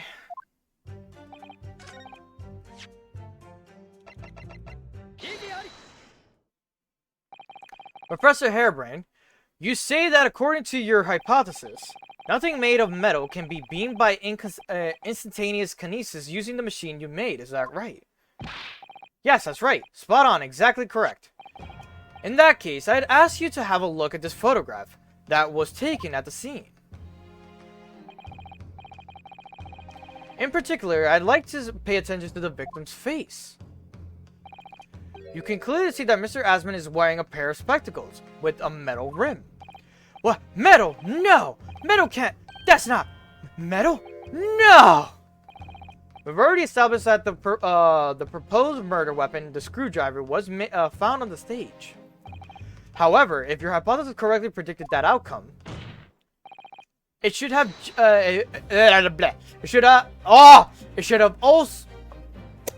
It should also have predicted the metal rim spectacles would be found in the same place. Ah, my hypothesis! My hypothesis! Professor Harebrained, this isn't easy for me to say, but your hypothesis is clearly flawed. Ah! I like his bushy hair. Order! Counsel, what is the implication of this? If, on the day in question, the alleged instantaneous kinesis never actually took place, it is entirely possible that the victim was killed somewhere other than on the stage. And in that case, someone other than the defendant could have been the culprit. But my hypothesis is sound. I proved that day the experiment was success. The experiment was proof of all my work. If I could say something here, in my capacity as a fellow of the Royal Society. Yes, juror number 4, go ahead. As a man of science, there's one thing I simply cannot abide. And that's a fraud who pretends to be a fellow man of science. What? Wait, great Scott! Are you suggesting my science is suspect? It's just been disproved, hasn't it? in front of all of us. In other words, the whole demonstration was a complete nonsense from start to finish. Believe me, my fellow jurors, when I tell you that this man is a heel, a bonder, and a fraud. I said the wreckage of that machine should be stripped down and thoroughly examined. No, never! That machine is the essence of my entire hypothesis. It's protected by the Special Dispensation for Scientific Equipment Act. What the devil is that blasted act all about, eh? Who made up such a daft rule? I don't like the way this seems to be going. What's the best way for me to help the professor? Raise an objection. Alright, the first part of this case is done. And we got the next thing coming up. Professor Harebrained has yet to perfect his invention. That would seem to be the case, yes. But even so what? Going to such trouble and expense to create a fake machine to display in public. He would have absolutely no reason to do such a thing. Oh. He would have absolutely no, he had an obvious reason to do exactly that. For the research grant money. If the government was foolish enough to have deemed that man's ridiculous notion plausible, he and his conspirators would have received a handsome sum indeed. Conspirators? What would be the value of such a grant? 10 pounds? You're an order of magnitude out, madam. 500 pounds a year. You could live handsome on that much for years. The society's noticed an increase in bogus public demonstrations in the field of science recently, and plenty of scientists arguing with each other to get the largest slice of the funding cake. Damn, him mentioning cake is making me want cake. People's greed is plenty motive enough for murder, I assure you. No, I haven't deceived anyone, least of all the government. My hypothesis is sound, the science is sound, please, you must believe me. No matter how unbelievable this hypothesis may seem to you, ladies and gentlemen, the fact remains that the victim was transported instantly to the Crystal Tower. Which means that the experiment was a success. Ah, Baruch! And therefore, the only person who could possibly have committed the murder is the accused. Ah, Baruch. Where is this heading? I have no idea. My lord, if I may. Yes, Lord Van Zieks. This prosecution would like to summon new witnesses to the stand. New witnesses? What would be the nature of their involvement? They were spectators of the demonstration at the exhibition, who were occupying special seats. Eyewitnesses. Very well, the court grants the prosecution's request. I should very much like to hear from the eyewitnesses to the incident. The prosecution's stance is clear. This experiment was no, postage? I don't even know how to pronounce that word. The accused killed the financial victim there on the public stage before the very eyes of the spectators. Now, my learned friend. Oh, yes. It's time for you to make your own stance clear. There is clearly a flaw in the professor's hypothesis, I can definitely say that. See that. But where does that leave me? We shall take a short recess now, during which time the prosecution will prepare new witnesses to take the stand. As you wish, my lord. Good, in that case, court is adjourned for 20 minutes. Okay. Part 1 of the trial is done. Now we're going into part 2. And I'm still going to continue. We're not stopping here. We're going to continue, and once we finish part 2 of the trial, that's when I'll call it, and then next week we'll continue the other half of this episode. So we're still going. It's been 3 hours, actually. Very nicely. Okay. Hey. Mr. Naruhodo. What on earth were you playing at just now? Or rather, what on earth were you playing at all along? My hypothesis, my amazing hypothesis. You've been picking holes in it from the start. Ah, sorry about that. But you promised me. You said you proved that darted explosion was an accident, not murder. You said you keep my precious invention from falling into anyone else's hands. What have you done so far is try to undermine me? Listen, you fucking idiot. First of all, yes, I did make you a promise. You're right. I said that I believe in you and fight for your freedom to the very end.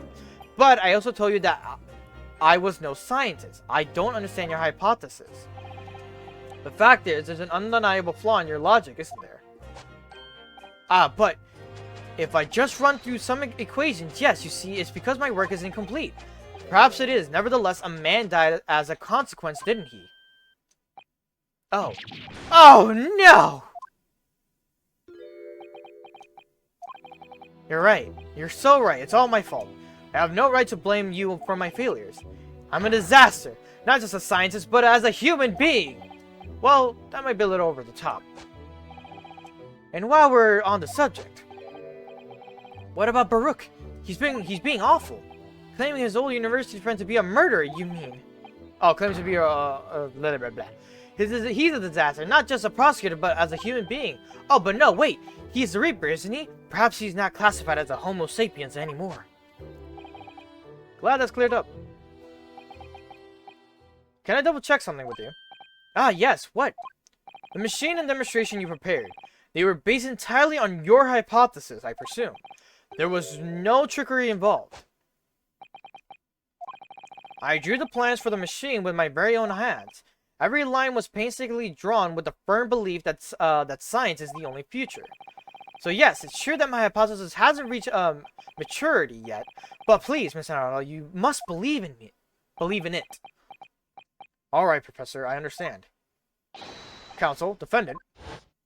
The prosecutor's witnesses are ready to take the stand. Court is about to be in session again. Make your way to the courtroom, please. It all hinges on the demonstration.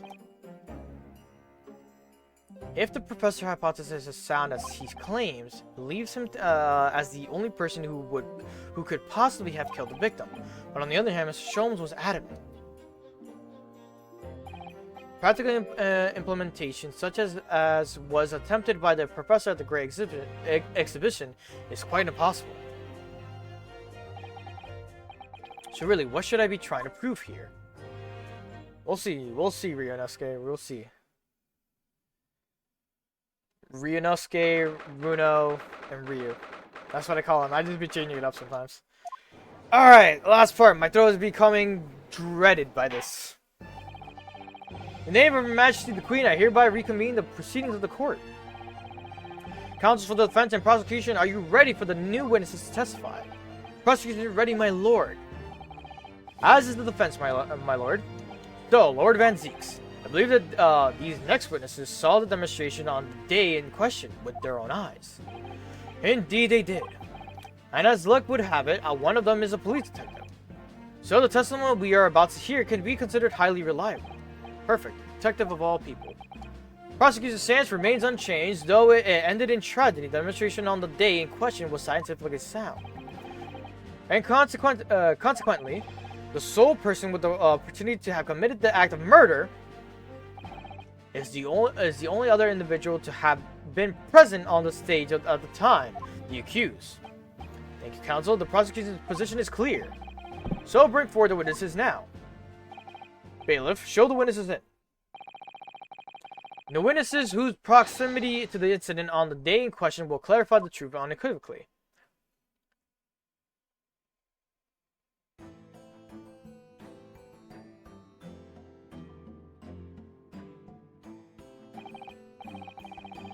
Witnesses, state your names and occupation for the court to hear. My name is Baltazar Loon. I'm the impresario of all the hot air balloons in the vicinity of the experimental stage.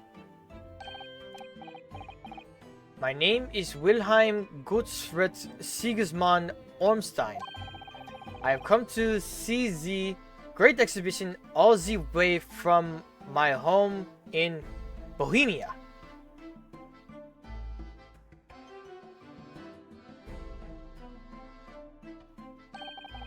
I am very rich. Inspector Gina Lestre, Scotland Yard. I'm a great detective, even Erlock Sholmes agrees.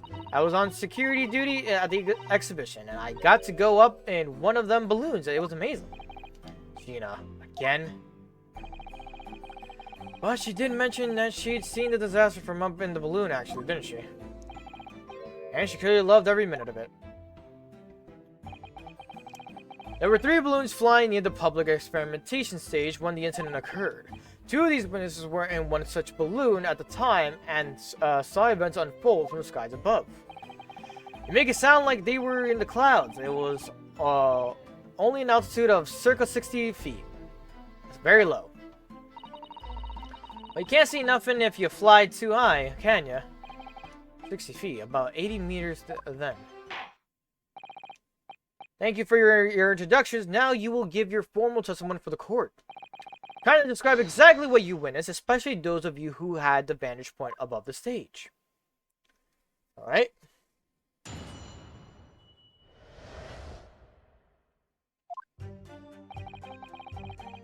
It was an incident terrible. I am only grateful that my balloons were not damaged. There's this huge bang from the stage, and then the next second, another bang in the sky beside us. And from amid the smoke, a cage appeared out of nowhere. The cage, it fell from the sky like a stone and crashed into the crystal tower. I didn't get a good look inside the cage, but no one went near it after it crashed into the tower. Most extraordinary collective account, I must say. Could I just clarify something? There's a detail in the witness's testimony that I've not heard any mention of until now. Specifically, that there were 2 explosions. More precisely, 2 explosions in 2 separate places, yes. When the demonstration began, the balloon carrying the 2 witnesses was around here. There were other balloons in the air nearby at the time carrying the other passengers as well, to be clear. Then, as power was supplied to the machine for the demonstration, the first explosion occurred.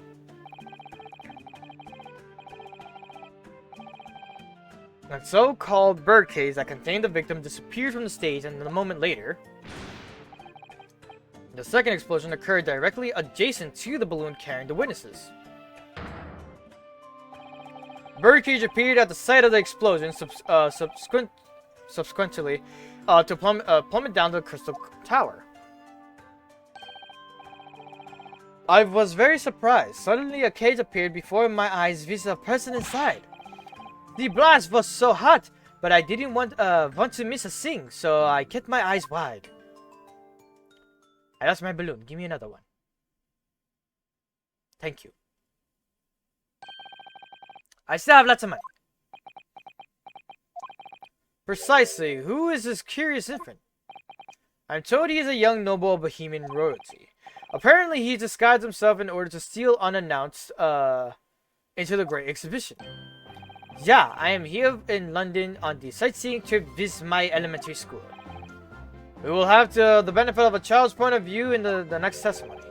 We really need that. When I remove my mask, this is what I look like. Ah, yes, I see a delightful face, I'm sure. Yeah, everybody says so. Great disguise is that. The point is, the testimony of these witnesses further substantiates the facts for the court.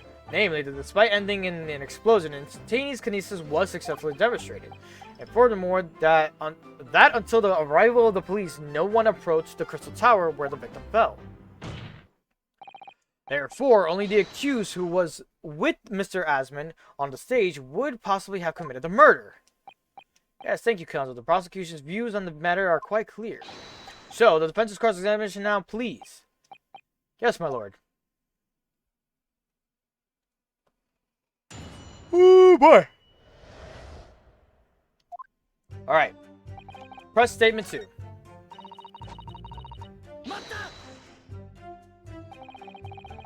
So you actually saw the accident happen from up in the air.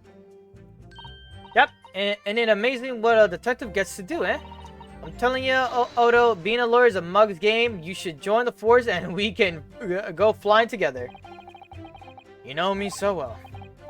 Yes, well, anyway. Could you tell us exactly what you saw, do you think? Everything. We saw everything, because we were up above it all.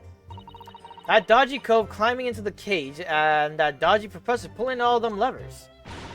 And that's when it happened. That's when there was that massive bang, and the cage disappeared just like that.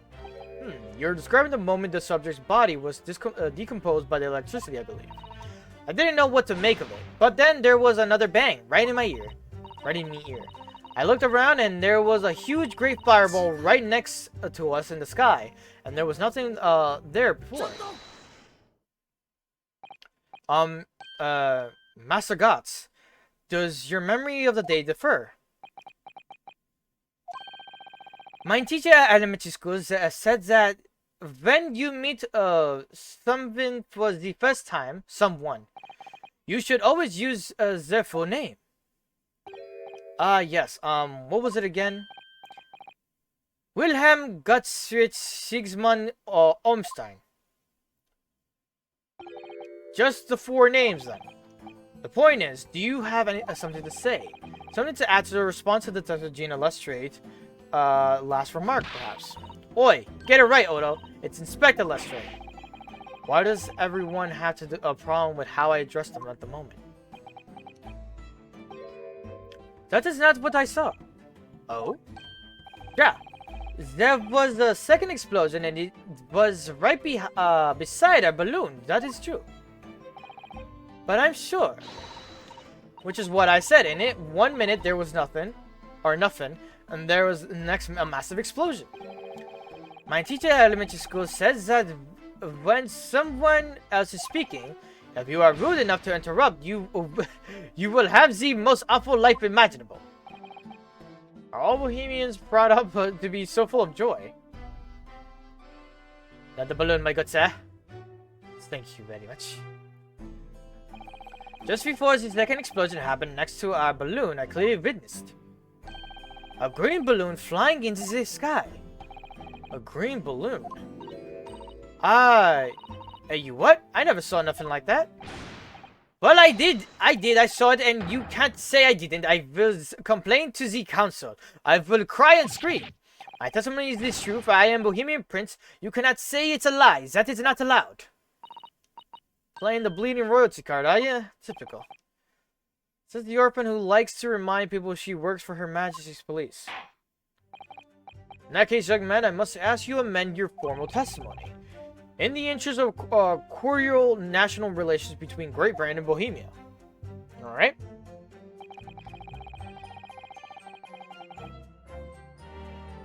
Is this already...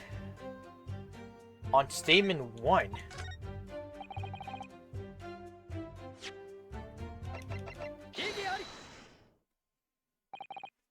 Mr. Loon, in your testimony, you said that all 3 of the balloons you had operating at the time were undamaged. See, that is correct. If they had been caught in the explosions, it would have been terrible. I wonder if you might know what this is. I think it may be... See, part of a balloon. A burnt piece of a fabric of the envelope. Sorry, the envelope? Pardon. That is the large round part of balloon which becomes filled with hot air. It is made from very thick fabric lined with rubber. You do not want to rip when you are in the sky. Just as I thought. This piece of cloth was found in the experimentation stage. In other words, as Master Gotts testified, a green balloon did indeed explode that day. If all the balloons in the sky above the experimentation stage belong to you, Mr. Loon, then your statement that they were all undamaged clearly contradicts the evidence. Okay, we got a long piece after this after once. Balloon exploded that day. Why didn't it, maybe everyone on board was killed. Oh no, having just spent 10 whole pounds for the experience. How awful. Seems like the most thing crashed 50% of the time. The instantaneous kinesis did occur, but after the explosion on the stage. The point of materialization shifted to a location occupied by a balloon, causing the balloon to explode. Yes, lamentably possible.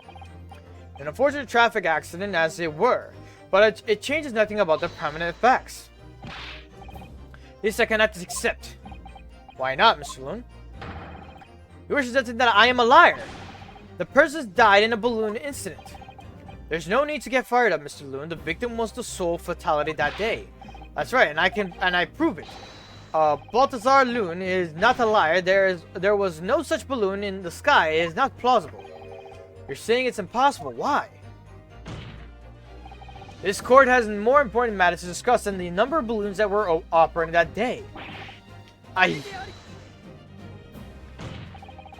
Well, we can't ignore the fact that nobody appears to have known anything about the other balloon until now, my lord.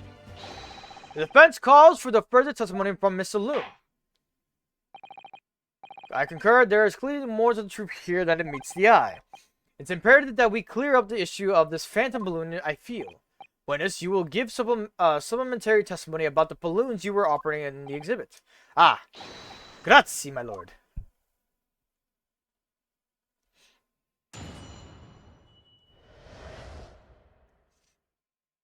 Alright. As I said, Balthazar Loon is no liar, but every balloon I had in the sky landed safely.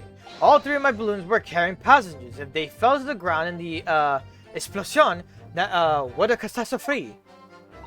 But you can't get away from the fact that a burnt up bit of cloth was found at the scene, can you? The coppers at the yard reckon it was probably some debris thrown from the explosion on the stage. The stupido ragazzo is mistaken. Ragazzo? Ragazzo. Ragazzo. What is that? He is speaking Spanish, but I don't know if it's Spaniard Spanish, like Spain Spanish, regular Spanish, or Italiano mixed in, you know? My balloons have the red and blue zigzag stripes anyway. Oh. So your assertion of that the balloon this child saw was not one belonging to you. Sí, exactamente. If he even saw a balloon in the first place, I do not like the sound of it. It is very bad for business. I had a good mind to sue the land of Bohemia. You attack us, we will fight back. It will be war, all out war. I need another balloon. It will be war. What happened to all out war? Mr. Loon certainly doesn't appear to be lying, but that doesn't change the fact that the testimony and evidence are contradictory here. If the defense is unable to find fault with the witness's statements, the court must consider them the truth. Think long and hard on that, my learned friend.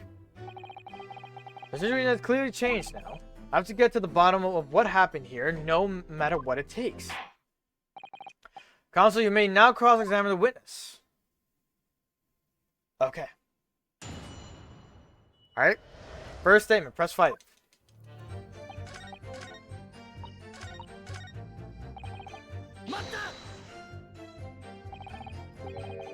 You mean the color is wrong?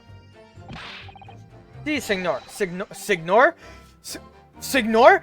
Again, like I said, I don't know what this Spanish, like speaking Spanish or close to Italian is. What is your ethnicity, good sir? I do not have any green balloons in my warehouse. And yet a piece of green cloth was found at the scene and is unmistakably from a balloon. Well, I do not know how it can be. For the sake of argument, let's say that the green balloon did explode above the stage. You couldn't therefore conclude that it happened on the day in question. Why not? There have been recreational balloon flights over Hyde Park operating from before the Great Exhibition. One could have exploded on some other earlier date, unfortunate, as I'm sure you'd agree. You believe it may have been from an earlier, some earlier balloon accident that predates the exhibition.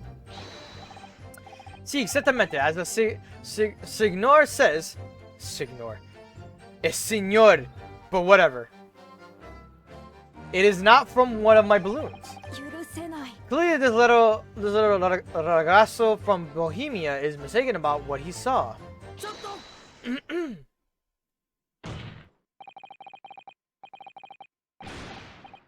Whoops, sorry. It's Master Wilhelm Gottfried Sigmund Armstrong. It was on the tip of my tongue. Yes, something is very wrong. I know what I saw. Sorry, give me a minute here. Something's been bothering my nose for like a minute. I need a tissue. I love Gina just playing with her coin. She's like, I'm not needed for this conversation right now, so I'm gonna just keep doing this. She's just buying her time.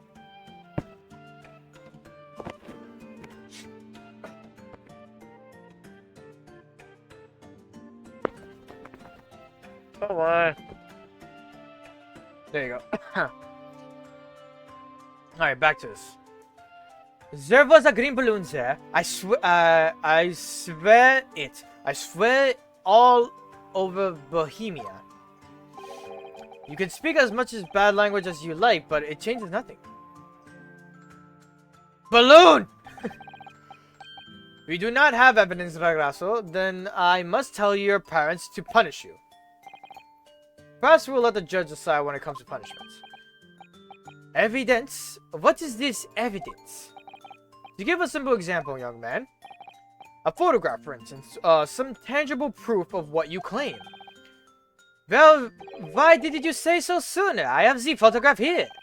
Good gracious. What? I had not been up in the balloon for a little while, so I was very excited. I took lots and lots of photographs of the Crystal Tower and the Bohemian exhibit of the streets of London and the hot eel cellar, the balloon. An instantaneous kinesis experiment. Did you take a picture of that? Yeah, one picture. Really? You did take one. But all I wanted was a ride in the balloon. I was not interested in boring experiments.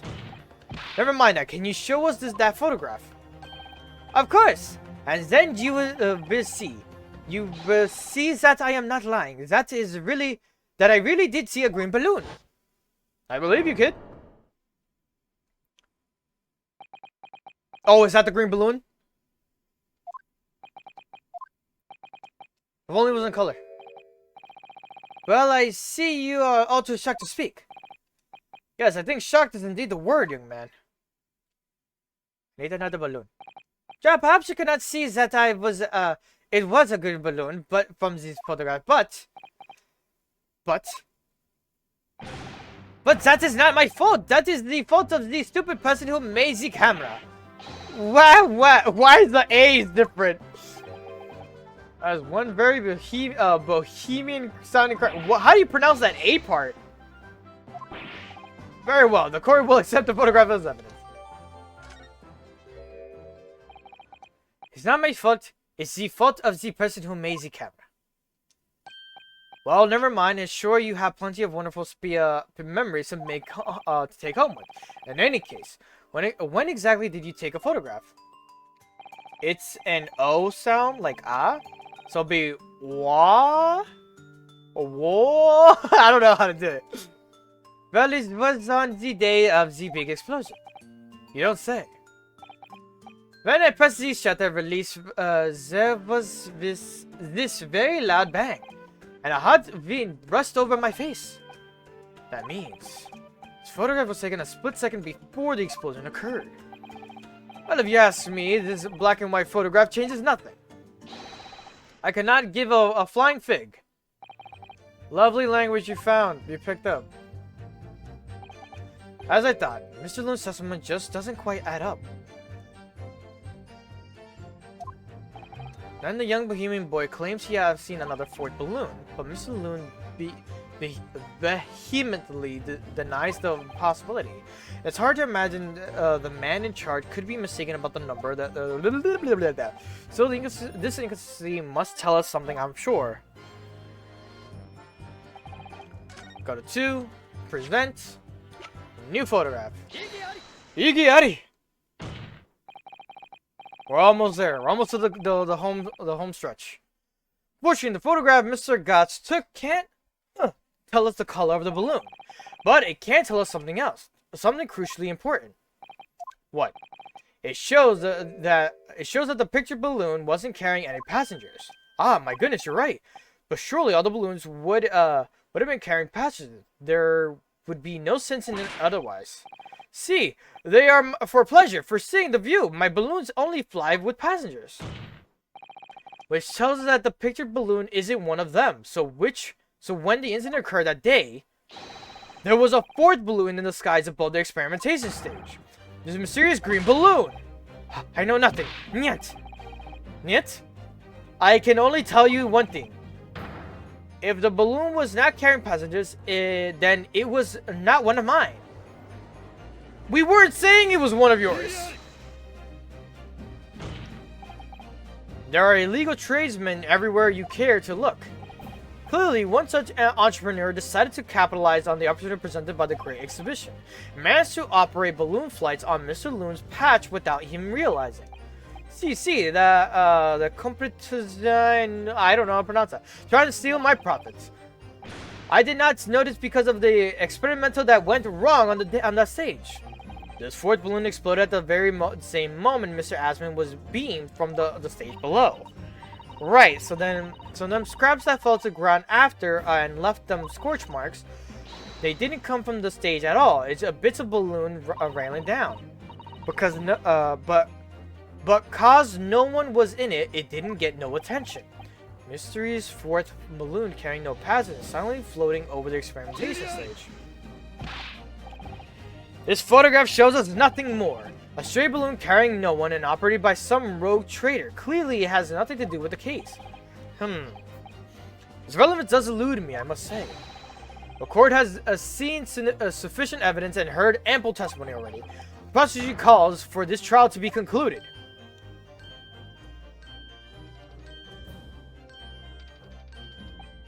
Really? Have we really got to the truth yet?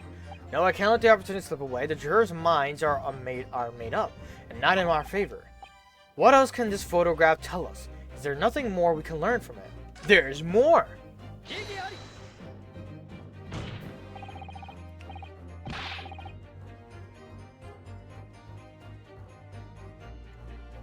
Okay. Ladies and gentlemen of the jury, wait, please don't give your decisions yet. The photograph from Master Gotts may well be hiding one more vital clue. What's that? A vital clue!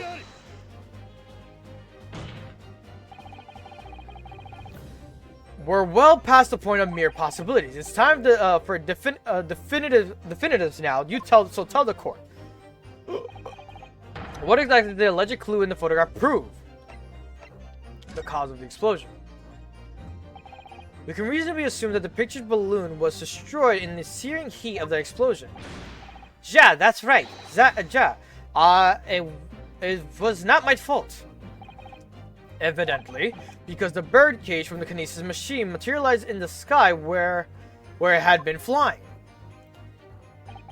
And the balloon being filled with flammable hydrogen instantly and explosively ignited. No, that's not what happened. What? It would appear that this photograph requires closer examination. Counsel for the defense, you will highlight the location of the alleged clue in the photograph in the court. Of course, my lord. If you look closely, it's plain enough to see, and what's shown is linked to another piece of evidence we have, in a way that leads to an unbelievable conclusion. The clue that heavily suggests the real reason the balloon exploded. This white line. Hopefully I'm on it.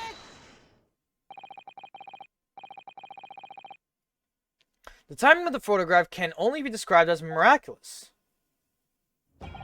If you look, you'll notice there's a bright white line that appears to point directly at the balloon. Most likely a ray of light caught incidentally on the film. I'm afraid I can't see nothing of the sort. If you look at the magnifying glass, my lord, it becomes clear that the nature of this bright light line it really is. Goodness, what is that? Underlying some flash of light, yes. Oh golly, do you think it might be lightning? But it couldn't have been a finer day. I believe we may be looking at fire. A bolt of fire heading straight for the balloon like an arrow. Indeed, Even to my aging eyes, it would appear to be a flame of some sort. My word, are you suggesting the flame struck the hydrogen gas that filled the balloon? That's absurd. The balloon would have been 60 feet above the ground at the time. No flame could possibly have reached such a height. Actually, it's my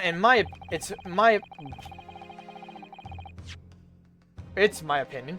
That particular piece of evidence found at the scene reveals how that is exactly what did happen. What evidence?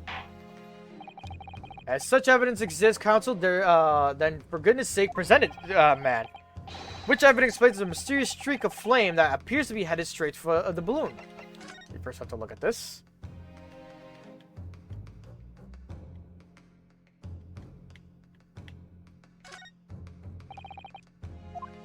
Hold up. Oh, there you go. There's some sort of lever here. Ah! Wow! What is this? It looks like a cross between a bow and a gun. I think it's probably used for the same thing, too. Crossbow. Okay. Present the crossbow.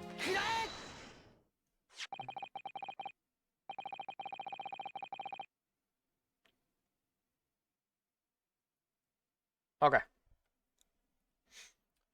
This was found hidden at the foot of a small ornamental tree near the scene. Good lord, is that a crossbow? An arrow dipped in oil and set alight could have been shot from this weapon, sending a flaming arrow straight into the hydrogen-filled balloon. Are you suggesting that the crossbow was used to deliberately? Blimey, you're right. That streak of light in the photo looks just like an arrow, don't it? Then the explosion of the balloon, it was very likely the result of flaming arrow from this crossbow igniting the hydrogen gas inside it. Ugh. Order. Counsel, this is an extraordinary supposition. If the aim was to cause a balloon to explode, the shooter could have used a gun, of course. However, there's an obvious reason why that would have been out of the question. The noise of the discharge, of course. That's right. By using a crossbow, the projectile could be fired at the balloon silently. Well, yeah, if someone had shot a gun off in the exhibition grounds, it would have caused a real panic. But the big explosion, there was a very big panic anyway, no? I don't like this. Should be pleased to have found a plausible new explanation for all this, but something feels wrong. Do you understand the implications of what you're saying, my Nipponese friend? If a flaming arrow did indeed hit the balloon, then obviously it would have exploded. And if the birdcage appeared from the crowd of smoke that ensued... Wait a minute. What are you really saying here? I don't get it. Was the birdcage beamed up into the sky after all, or what? My goodness me. Ah, now I understand. That's what the sinking feeling is about. I think there's a good chance that the birdcage was actually concealed inside the balloon all along. What? Did I just hear that correctly, Counsel? There's no good. No going back now. The horse has bolted. Let's assume, as I said, that the birdcage was hidden inside the green balloon from the start. On stage, when the experiment was started, the birdcage and the instantaneous kinesis machine disappeared in a cloud of smoke.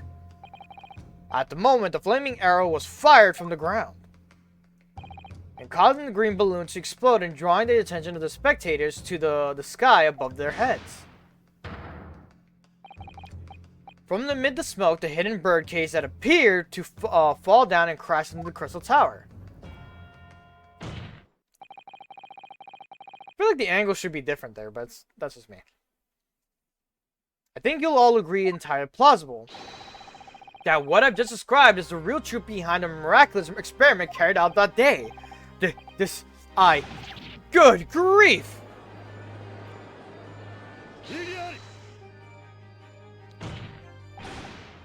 This is ludicrous. What you described is no science experiment. It's child play, a contemptible display of stage magic. Both Mr. Sholmes and Iris said that the experiment was a scientific impossibility. In which case, this is the only way to explain what happened that day. And in any case, the victim's body was found inside the birdcage in the Crystal Tower. If the instantaneous kinesis didn't take place, how do you explain that? If I may put it in a word, as a man of magic myself, such apparent discrepancies can easily be explained by some simple deception. Juror number 3. All that would be needed is a doppelganger, someone who looked very similar to the victim, Mr. Asman, and having the other man appear on stage in front of the show as a body double.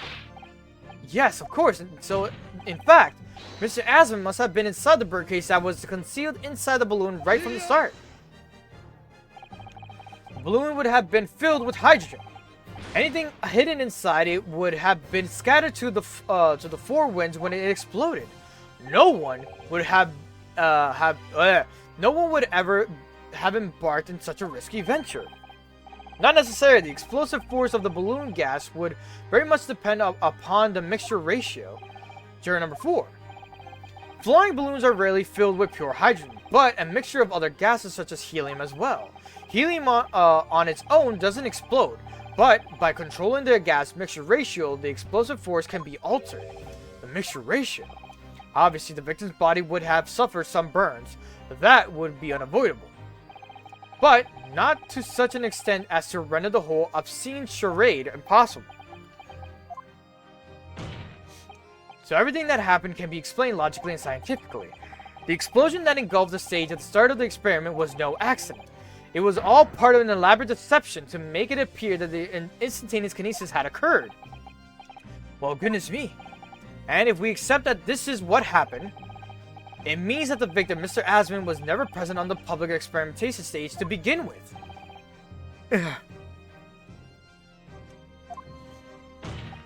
In short, he couldn't have been killed by the defendant who was on stage in full view the entire time.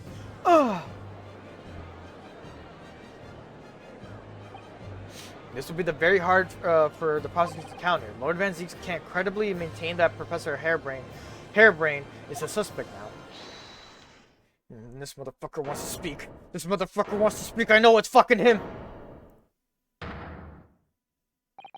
Mr. Nadaholdo, I appreciate your efforts. Thank you. Professor! But you can't stop now. Oh.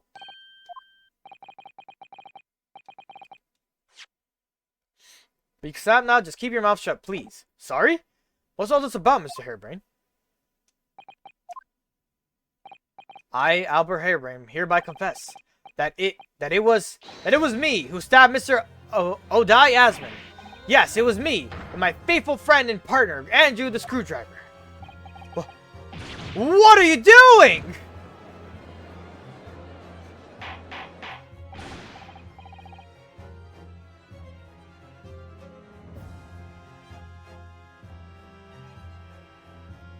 Order. Defendant, explain the sudden confession. Professor Harebrain, what are you talking about? It's what I said all along. I must protect my hypothesis and my precious machine. You fool. You stand there and claim it was all a trick, all an elaborate prank, but where's your proof? No, you have to examine the machine if you want to prove it, but then it would be all over. My beautiful hypothesis would be laid bare. I mean, the indignity of it. It's clear that you drew the plans for the experiment, but you didn't actually build it. It's quite conceivable that you were duped, Professor Baruch. Yes. I'll cooperate. I'll do whatever you say. I swear it.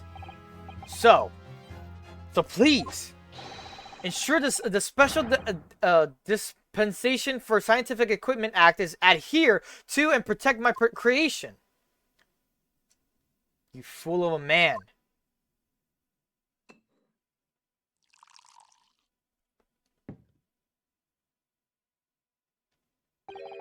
Pray forgive the discourtesy of filling my hollow chalice at this critical conjecture or whatever.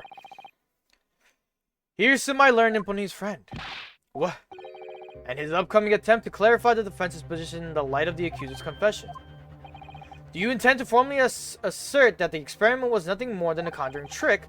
Because the moment you do, the Special Disposition for Scientific Equipment Act that protects the professor's invention will cease up to apply. Prosecution will then demand a rigorous examination of machinery involved in order to establish the truth. However, if you acknowledge that the machine is genuine and instrumental in the victim's murder, any chance of investigation will be crushed and the confidentiality of the professor's hypothesis preserved. Well, counsel, what is the defense's official position on the matter? Well, Professor Herobrine, my client actually asked me, was to prove that the explosion on the stage was an accident and protect the secrecy of his hypothesis, but there's no way to do that without implying the professor's guilt. Do I protect my client's life by asserting his innocence, or do I uphold my client's request by seeing you condemned? Either way, I can't avoid betraying his trust. You've been silent long enough. Isn't talking your trade, my learned friend? Or has all knowledge of English escaped your confused Nipponese mind? Mr. Nadahodo! There's no escape here. I have to make a choice. It's an impossible one. I have to give up on something, but what? The defense asserts that the defendant's instantaneous kinesis machine was in fact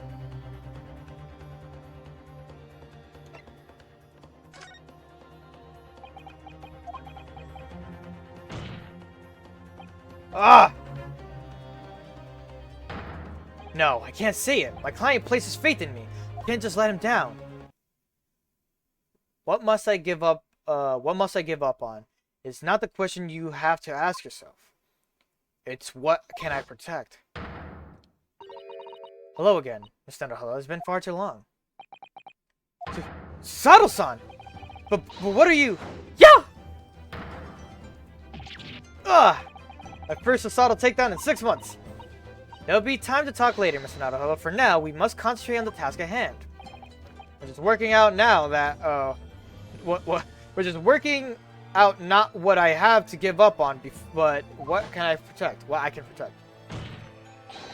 Professor Harebrain. Yes. Yesterday you told me that science is the pursuit of truth. Well, my job is to pursue the truth too.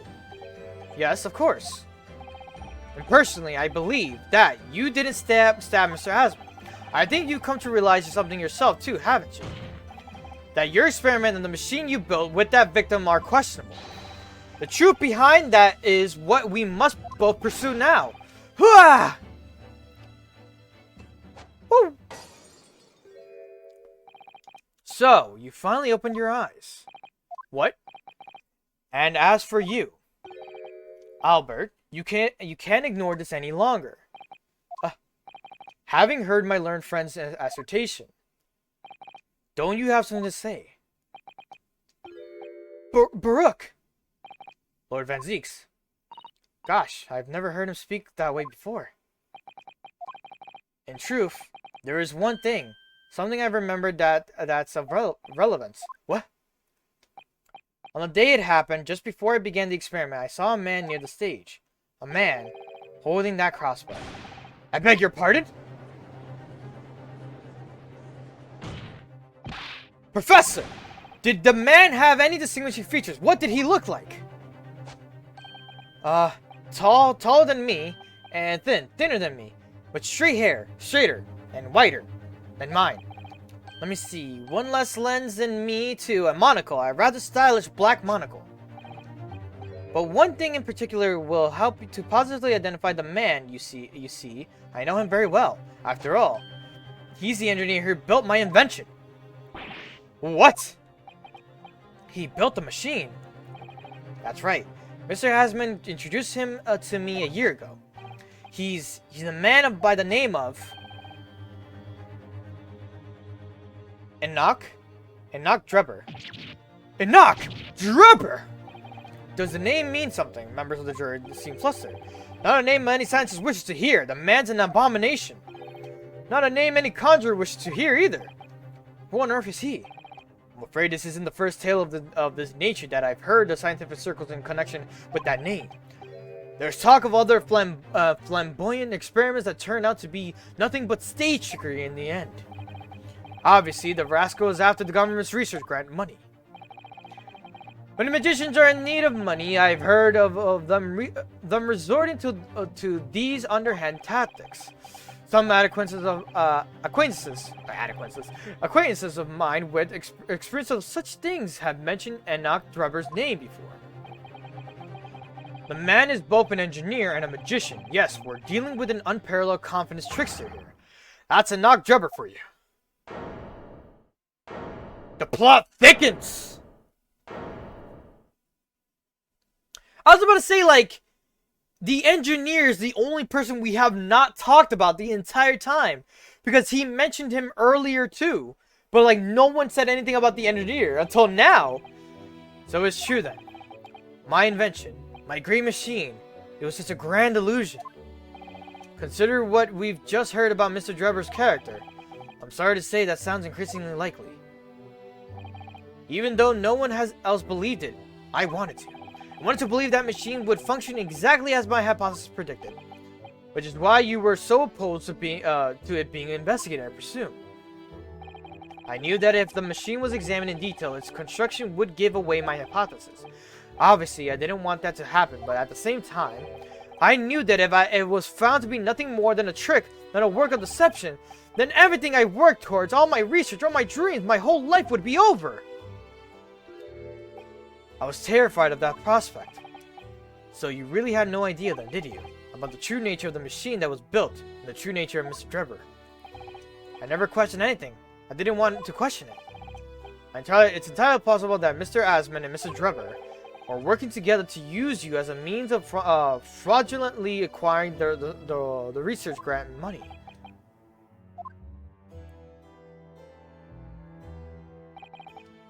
When I announced my invention to the crowds that day, it was the finest moment of my career. I pulled all the levers and turned all the dials in exactly the way Drebber had described. When the smoke suddenly started billowing out, I panicked and I didn't know what was happening. But I really don't know how the whole illusion was made to work. I don't know anything anymore.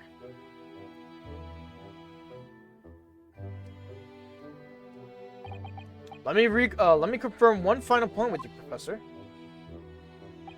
Do you now consent to the prosecution submitting the necessary paperwork to release your invention from the protection afforded by the Special Disposition for Scientific Equipment Act?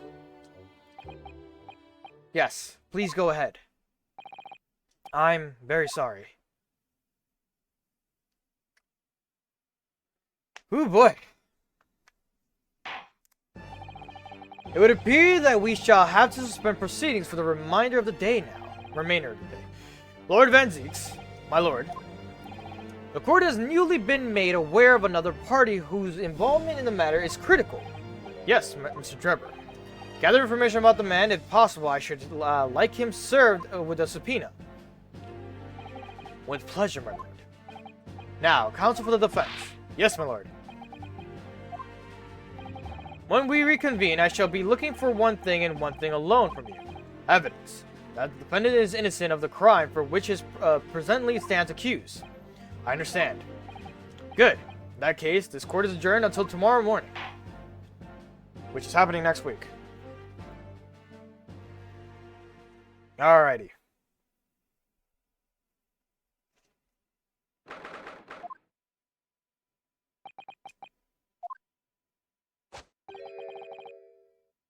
Mr. Nadaholdo. Yes. I'm so sorry. I was wrong. You were right. I tricked you. You trusted me. I dragged you into my mess. How did it ever come to this? I'm so sorry. Did you really have no idea, Professor? About what Mr. Drebber was really up to? I mean, about what he was really constructing? Naturally. The machine was the embodiment of my hypothesis, of all of my hopes and dreams. I have complete faith in it. Alright, in that case, I won't say any more. Now, sadly, the murder accusation against you still stands. So, we must do as much investigation as we can before the trial resumes tomorrow. Well, thank you for doing so much for me. I do like Albert, he's good. I'm so sorry for arriving late this morning, Mr. Naruhodo. Arriving late? Didn't you receive my postcard? I wanted to let you know when I had arrived. Postcard? What postcard? I hid it from you, Runo, so it would be a surprise. Well, did it work? I was surprised, alright? Especially when she threw me to the ground. Oh dear, I'm so sorry. I was just so happy to see you again that I sort of... Maybe we could stick to more traditional displays of emotion in the future. Susie's train was late in London Victoria this morning, you see. But we made the coachman really whip the horses hard so she didn't miss the whole trial. I was watching from the gallery for a while, but in the end, I'm afraid I couldn't contain myself. Well, I'm glad you didn't. Oh. Having you at my side in court gives me the strength I need to win. So, I'm delighted to see you back in London.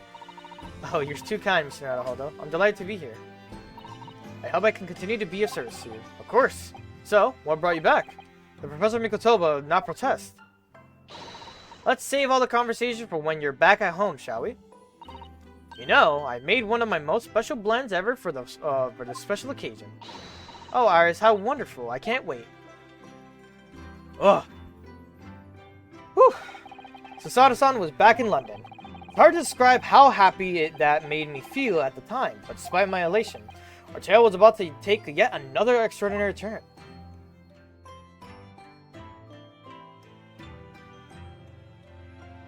To be continued. Alright, YouTube. I'll see you in a few seconds. Alright. Hey there, YouTube. Welcome back. The quick little thing. But we're back.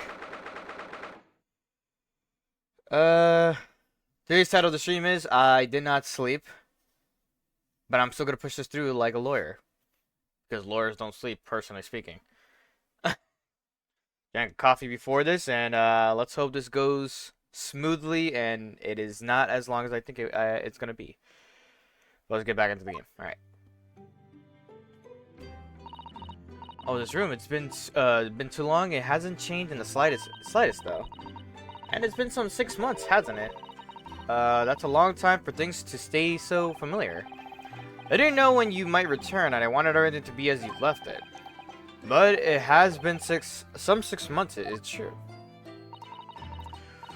So is your father alright, Susie? What happened? My father? Yes, Professor Mikotoba. I mean, it was half a year ago, but that's why you went back to Japan. Because of the telegram you received saying he'd fallen ill with a very high fever for some unknown reason. That's right. So I was surprised to learn you'd be coming back so soon. Surprised, but happy. I think I wrote about it in my letter to you. That it was all a trick. My father is in fine health, and I obviously very relieved about that. Well, we're all delighted to have you back. Sorry, scratching my face. Okay. It was quite by accident that I've been able to return to Europe, actually. It's because of a very grand conference called the International Forensic Science Symposium. The International Forensic. That's the same symposium Lord Strongheart mentioned. Anyway, I arrived safe and sound, and all that matters is that I'm here now. After all, I haven't yet fulfilled my promise to you, Iris. Oh? You must tell us everything that happened while you were back in Japan. Yes, of course, I shall. And there's one other thing. Something you wrote in your letter that particularly grabbed my attention about you-know-who. About Kazuma. I know. I'll tell you all that I can. Alright, first things first, though. The shovel. Thinking back, that spade's been in here since we first moved in, hasn't it? I'm sure I've told you before, Mr. Naruhodo. It's not a spade, it's a shovel. No, shovels are for digging. That's for scooping up loose material. It's a spade. No, spades are for digging. That's for scooping up loose material. It's a shovel. The Great Space Shovel War rages on. Alright, now we get to talk there. Back in Britain.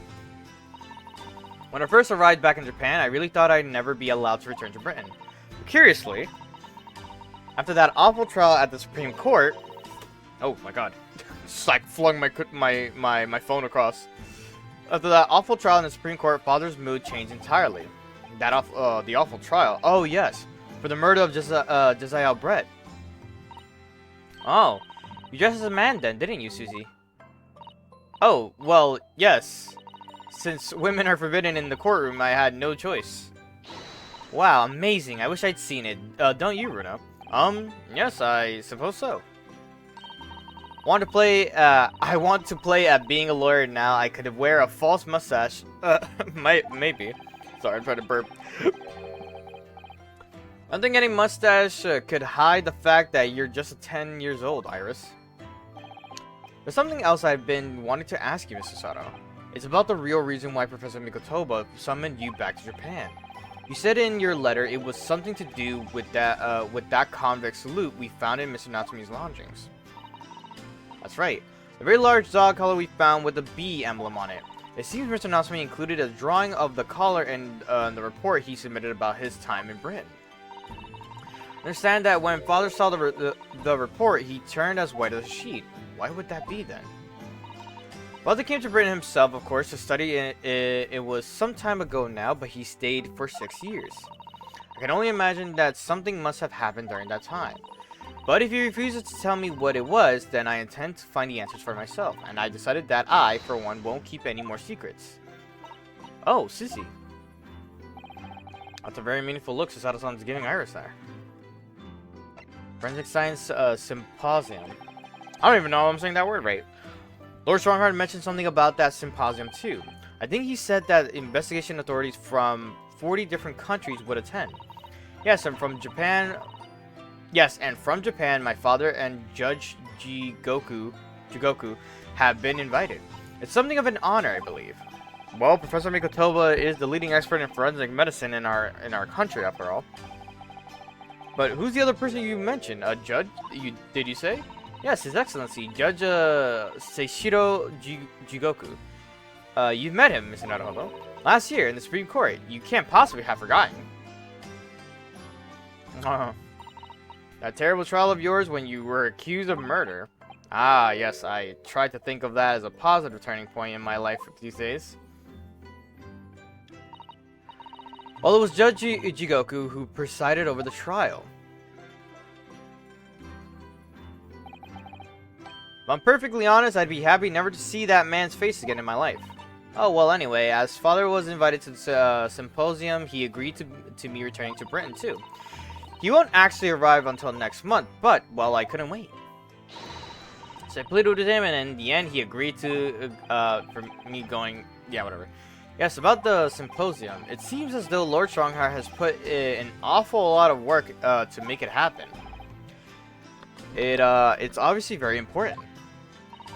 I believe it is, yes. As I understand it, Lord Strongheart organized the entire event himself. I think he's hoping that by achieving exceptional results, he'll get the job of Attorney General, the most senior position in the British justice system.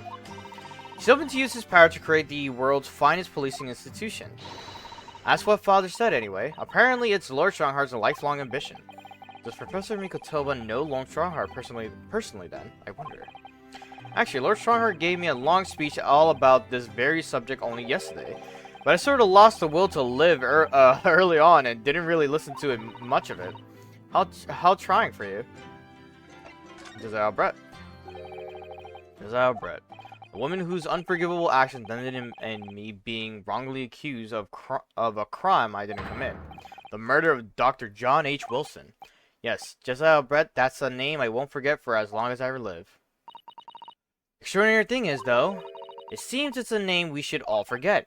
Sorry? Since the incident, our government's intelligence services have been investigating Miss Brett.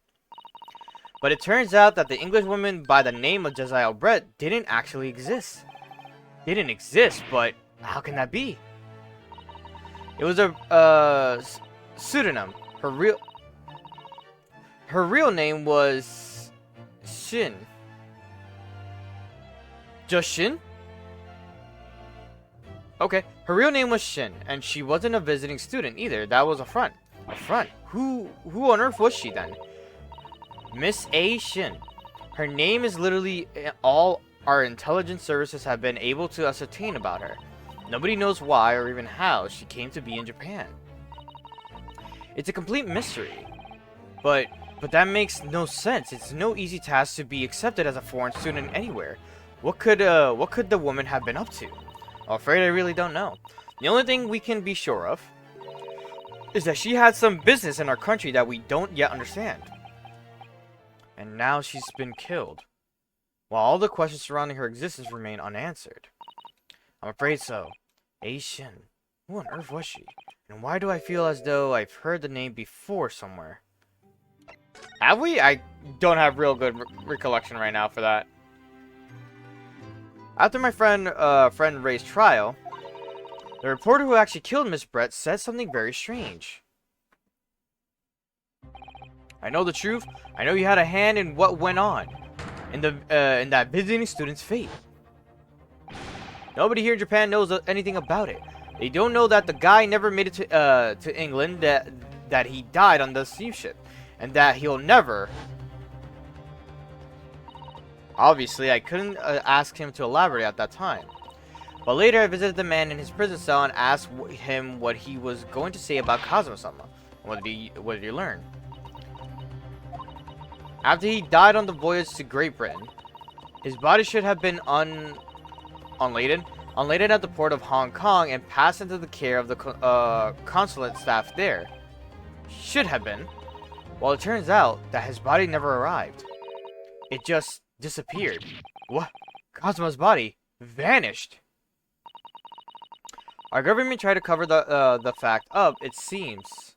Oh, the government tried to cover up the fact up, it seems.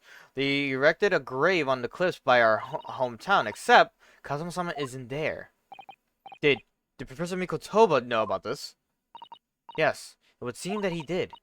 But he didn't tell me. They're still investigating what happened to Kazuma-sama's body as we speak. I just don't believe it. What is this acute feeling of apprehension I have all of a sudden? Kazuma.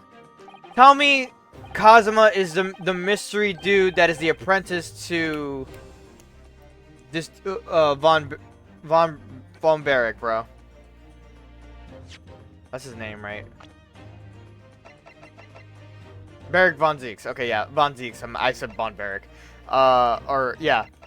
Tell me he's this dude. He's the masked man. Tell me that's not Kazuma. I bet you that's Kazuma. Thinking back now, some of the things that happened on the SS Bureau were definitely strange. I mean, after he died, we never saw his body again, did we? Could it be that he's actually still alive? Stop it, Mr. Naruhodo. It's too much to bear. I'm sorry, I didn't mean to. Just thinking about the possibility pains me just so very much. Cast your mind back for a moment, Mr. Naruhodo.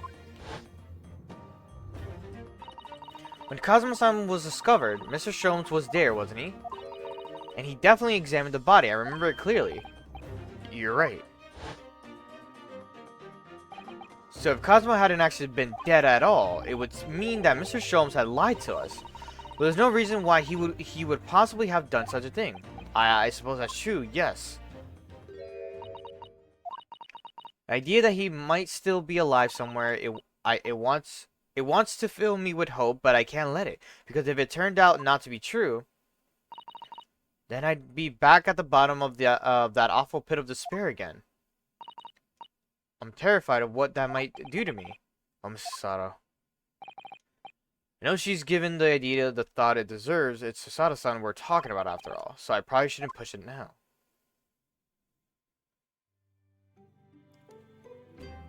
Alright. Back to examining to see Iris.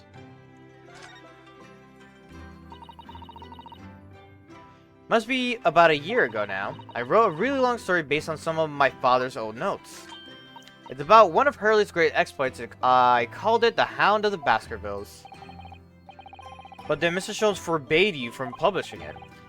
And put the manuscript somewhere nobody could get their hands on it. So nobody knows anything about it apart from Hurley and I. But for some reason, You knew the title of it, didn't you, Susie? Wasn't it because she actually looked at it or something? Oh, it sounds so exciting. The Hounds of Baskerville. I should love to read it. And you wouldn't tell me how you come to know it. Yes, but I made you a promise that I would explain one day, didn't I? I think it's time. Oh. I'm only sorry I had to keep it from you for so long, Iris. I'm sorry if I start stumbling my words or anything like that. Remember, I didn't sleep at all. The coffee will probably die down within me, and I'll probably just start like blah blah, you know, I'll start going with the punches. It was completely by accident that I came to know the title of your manuscript, Iris. It was a short while before we left Japan. I was cleaning Father's study, and I saw something on his writing desk. A large box of papers. There was a label affixed to the box that was written in English. It read, "The Hound of Baskervilles." What? My Baskerville story? Of course, I had no idea what it was at the time, but Father came in and... Sato, what are you doing? Oh, Father. Just be crazy. She's like, oh, fuck. Like, what? Did you look at those papers? No, I simply read the label, that's all. Well, put it out of your mind. Sorry? Forget that you ever saw it, and certainly don't tell anybody else about... What was that? About Iris? I autoed by accident. I'm like stumbling. Forget that you ever saw it, and certainly don't tell anybody else about... Oh, about this. I was about to say, like, about Iris. Do you understand? But what was Iris's manuscript doing in Japan? I have no idea. But when I heard Iris mention the word Baskerville that day, the title just slipped out. I would never have guessed that it was an unpublished account of one of Mr. Sholmes' exploits. When I returned to Japan, I asked Father to explain, but he refused to answer any of my questions, and there was no sign of the big box in his office. That's really all I know about it. I have no doubt that Father has a very good reason for being so secretive about it, but still. I made up my mind to explain myself to both of you. Well, thank you for being so honest, Yusi.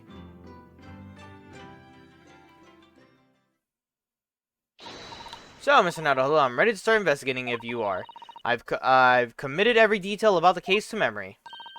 And Iris had told me about the disturbing happenings at the Waxwork Museum as well.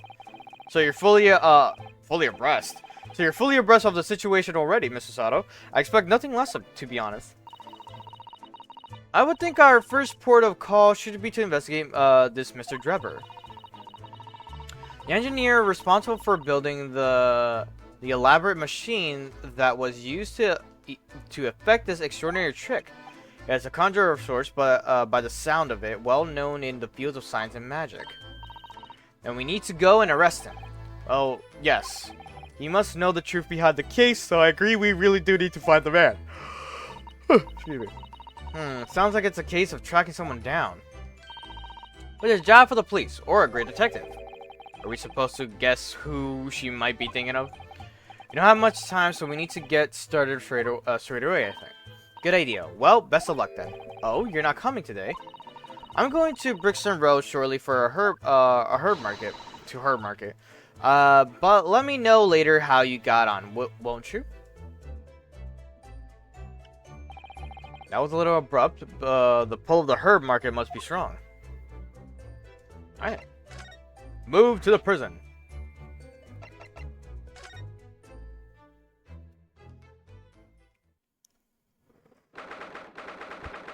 He's Dr. Robotnik. Like Dr. Gerald Robotnik from fucking Sonic Adventure 2. Like, he's plotting revenge for his oh my god, this is the story. What's he doing? Well, yeah, it is his granddaughter, no? Yeah, Maria Robotnik and... Oh my god, what was fucking Eggman's name?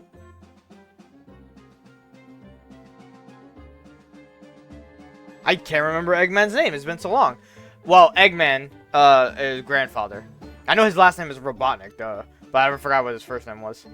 He's... Oh my, the whole wall of the cell is covered in mathematical equations. He's still writing more than now. Professor, sorry to interrupt. Oh, Mr. Naruhodo. And who is this young lady? My name is Susato Mikutaba. I am Mr. Naruhodo's jujutsu assistant. It's a pleasure to meet you, Professor. Oh, if only I'd met a refined young woman like you sooner. None of this would have happened. No, that's not logical. That makes no sense at all. Oh dear, I'm sorry if my presence here upsets you. I owe you an apology too, Professor. I didn't manage to deliver what I promised you, I didn't manage to deliver what I promised you I would in court this morning. Oh no. No. The whole thing, the whole miserable affair, it all happened because I've been such a complete and utter clot. Professor Harebrain, Harebrain, what have you been working on in your cell? Oh, haha, you mean that? Oh dear, how embarrassing. I was suddenly struck by an idea, you see, and I simply had to write it down. The wall was all I had to hand. Oh, is it some new hypothesis? Something to surpass super high voltage and instantaneous kinesis, maybe? Ah, no, actually, this is my autobiography. Your autobiography? How I was diddled and fiddled by Albert Harebrain. I found I can represent my odd fortunes with only odd numbers and an ambitious set of simulation equations. Really? I'm going to have to pay back all the loans I took for the kinesis machine, you see? So it's going to be a new serial publication from next month. Part 1. An odd birth. An odd upbringing. I like that it just says science on it. Can't beat a man's optimism, that's for sure. I see. Well, for now, would you mind if we talked a little more about the case? Oh, yes, of course. I've been working through the numbers. I was diddled! I was fiddled! By the pair of them! By Asmon, and by the aloof engineer Drebber! We're not going to have to sit through an explanation of all these equations, are we? That was a weird fucking load up. Took like a second. Oh, interesting. It doesn't include this other text box here. Hold up. About the other topics if you wish, but there's only one unnecessary topic to discuss here. Oh, interesting. So you could ignore the Morning Trial and Mr. Asmon. Is he an engineer or a magician or a swindler? It was about a year ago when Mr. Asmon first brought Drebber to meet me at my laboratory. Since then, I met him many times to discuss details about the kinesis machine. But at no point did you have any inkling that he was just an illusionist. No, he definitely wasn't just an illusionist. What do you mean? He was a wealth of deep scientific knowledge. There's no question that the man's a genuine scientist. It's instantly apparent in conversation. I see. But the wretched man deceived you, Professor. It's unforgivable. We must do everything we can to find him and bring him to justice. Are there no more clues you can give us as to his whereabouts? I'm sorry, we only ever discussed the kinesis machine, nothing else. Although just once. I did visit his workshop. What workshop? Drebber's enormous fabrication laboratory where he constructed my great machine. Why didn't you mention this before? How you pronounce this first word? Enoch Drebber's workshop. There's every chance we might find the man there.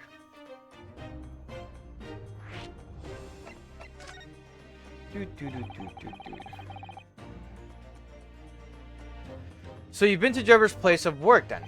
Yes, just once, you understand? It was an enormous place, plenty of room to construct the kinesis machine, you see? Where can we find it? You have to go there at once. There's a good chance that we'll find Drebber there. Well, yes, definitely. I'm sure, as in, I'm sure you're not going to want to hear this. I have absolutely no idea where the workshop is at all. I'm so sorry. I was more than a half expecting that. You see, I was blindfolded in the carriage the entire way there. He blindfolded you? He wasn't taking any chances then? The place was incredible, the pinnacle of modern engineering. Even the oil he used was the very best, a special French machine oil that's impossible to obtain in Britain. Ah, the indescribable scent of that imported oil. Perfumers across the world should forget their secret formula and use that instead. What do you think, Mr. Sato? The machine for your next birthday. I've never used any kind of perfume, Mr. Naruhodo, and I'm not sure I'd like to start with that. I don't suppose you know even part of the workshop's address, Professor. You don't have a business card from Mr. Drebber, for example. The man was clearly very cautious, Mr. Sato. I'm sure he would... Aha! Yes, I do. He gave me his business card once. It's right here. Look. What? Let me see that. Throw etiquette to the wind. Why don't you? Knock Drebber, engineer. I'm afraid that's all it says. There's no address. No, oh well, I can't say I'm surprised. Still, this could be useful.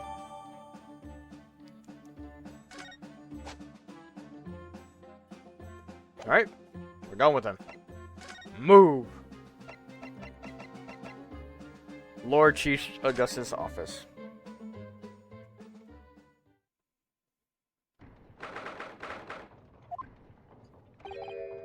Oh, who's that standing besides Lord Strongheart? I wonder. I never seen her before. Oh, hell yeah. Ah, the young champion of the court. You had some success this morning, I understand. And you've thrown the entire government into disarray as a result. Oh? You mean because of Professor Harebrain's experiment? Sham science being demonstrated at London's Great Exhibition. The country's been made to look foolish, and now politicians are scrabbling to respond. Lord Van Zieks is in Whitehall as we speak, giving an emergency briefing. Oh dear, I didn't mean to cause any trouble. None of this is your responsibility. The government is entirely to blame for having been taken in. A special disposition. Yes, that prevents investigation at the scene will be annulled later today. Once that happens, my forensic investigation team will move in and deal with the scrap metal in no time. The scrap metal now, is it? Till later then, Lord Strongheart. Yes, thank you. Oh, tell me this is the ancestor to, like, Franziska and Von Karma. If it is, that would be immensely so relatable to how they look. Who was that? That was, Dr. Courtney Seath? Dr. Courtney Seath, Scotland Yard's esteemed chief coroner. She's leading the forensic investigation team's handling of this case. She was just delivering her report about the victim in fact. Oh, I see. About Mr. Asman. Following the outcome of the trial earlier, I asked the coroner's office to reevaluate its findings. I don't have time to tell you what she concluded. If you want to know, you'll have to ask her directly. You can find her in the forensic laboratory. Alright. Now, what were you here to see me about? I can give you 7 minutes and 39 seconds of my time. So you're not running quite so spectacular late anymore. Alright. 7 minutes start now. What exactly is the forensic investigation team that you mentioned before? The British Empire's police force must become the most exemplary in the world. For that to happen, and it's imperative that we embrace forensic science and everything it has to offer. I first created the forensic investigation team a year ago now, unofficially of course, to pave the way. Goodness, a year ago. At next month's symposium, I intend to present the results of their work to the world. Once I do that, the House of Lords will be powerless to oppose the creation of a full-scale forensic division. And once that happens, the position of Attorney General will be mine, and criminals will suffer dearly. What do you mean? For too long, those scoundrels have made a mockery of our legal system with false evidence and bribes. But London scum is about to be rounded up and burnt into the fires of hell. I intend to see it personally. By creating the finest police force that the world has ever known to protect our honor and our future. Look at those eyes, he means every word. Dr. Seath is an extremely reliable coroner. Coroner, Jesus. When I officially establish a forensic division at Scotland Yard, she will run it as my right-hand woman. Now then, speaking of the symposium, Miss Mikotoba. Oh, yes, my lord. Your father should be on the high seas as we speak, making his way here to represent the Empire of Japan. Yes, that's right. I understand he will arrive at the beginning of next month. Are you acquainted, Lord Strongheart? With Professor Miko... Are you acquainted... I said acquainted. Are you acquainted, with, Professor Mikotoba, I mean? It was many years ago now, but yes. I remember Dr. Mikotoba very well. Alright, Dr. Mikotoba. If my memory served, it was 15 years ago now that your father came to Britain as a visiting student. It was the year I was born, so yes, 16 years ago in fact. Mikotoba was a young practitioner of forensic science, and Jigoku accompanied him as a young promising judge. The punctiliousness and politeness of the Japanese at the time impressed us greatly. Not that I wish to imply impoliteness or carelessness on your part in any way. I didn't think that you were. Dr. Mikotoba studied forensics as one of the London's large hospitals. Saint Sinners, if I'm not mistaken. Dr. Sif was also there then as it happens. Then, Dr. Sif knows my father, does she? She was a young medical assistant at the time, so I doubt their paths cross regularly. But I've no doubt they knew each other superficially. After all, Dr. Mikotoba was here studying his subject for some 6 years in total. 6 years, that's a long time to be studying abroad, isn't it? I lived with my grandmother in those years. So he left his newly born daughter behind and went overseas for 6 whole years. It was rather turbulent time at home. Oh? Perhaps father wanted a reason to get away. What do you mean? Why? Well, clearly something was going on at the time. Lord Van Zieks. I wanted to ask you about Lord Van Zieks, actually. I heard that his older brother was killed some years ago by a mass murderer known as the Professor, who targeted nobles and royalty. Is that right? You Japanese are through a lot. You've done your research well. Yes. And you could say it was that very incident that gave rise to the Reaper. What? Why? When his brother, Clint Van Zieks, was murdered, it was just after young Baruch had graduated from the University of London and became a prosecutor. When obvious criminals who managed to evade conviction in court started disappearing, rumors quickly spread throughout the capital. London started to say that whenever Baruch Van Zieks went, wherever Baruch Van Zieks went, the ghost of his dead brother wasn't far behind. Oh my word. So Lord Van Zieks isn't the Reaper, it's the ghost of his brother. Ever since that time, he became a very aloof figure in London's legal circles.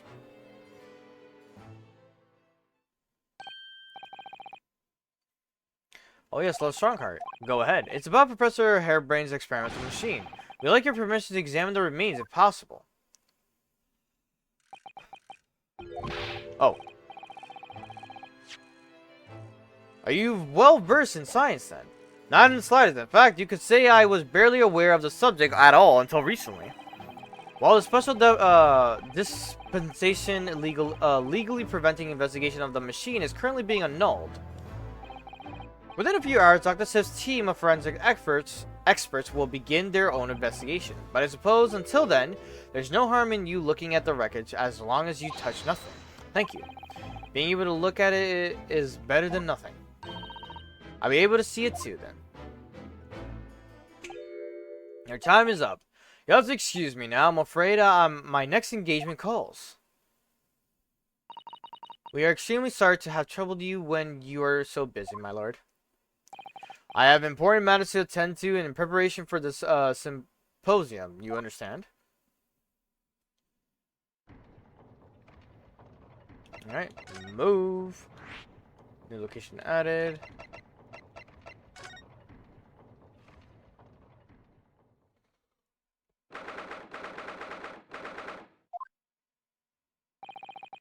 I believe this is it. Dr. Sith's laboratory. The chemical smell really assaults the nose, and there's plenty to assault the eyes in here, too. Examine the book on the desk at the back of the room. Okay. Looks as though the doctor isn't here. But we're here now, so we may as well do some sightseeing, don't you think? What a seasoned tourist you've become, Mr. Sato. We could just have a little look around, being careful not to upset any restless souls. I think they mean this to examine. Look at the big thick book here. Ah, it appears to be an accounting ledger. It's a record of the forensic investigation team's spending, I think.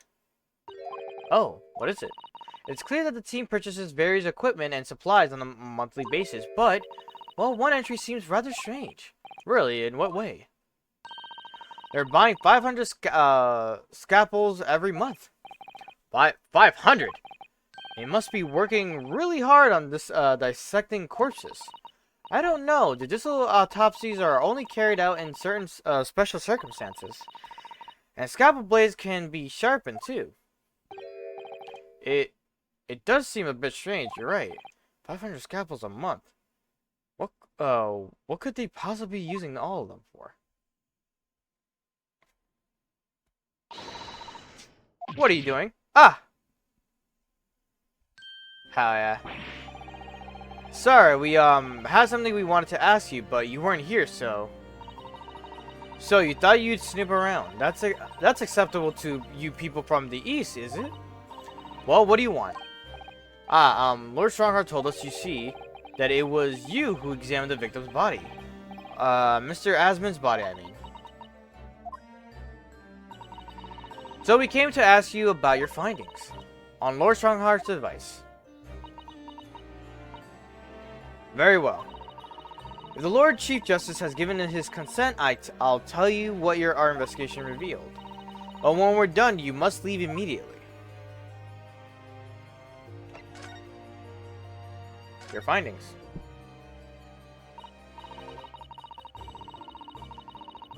So, you want to know what the forensic investigation team determined from its examination of the scene. The victim, Mr. Odie Asmon, who disappeared from the experimentation stage and amid an explosion, and then Mr. Asmon, who appeared moments later partway up the Crystal Tower, were without question one and the same person. That is the team's conclusion. But that can't be right.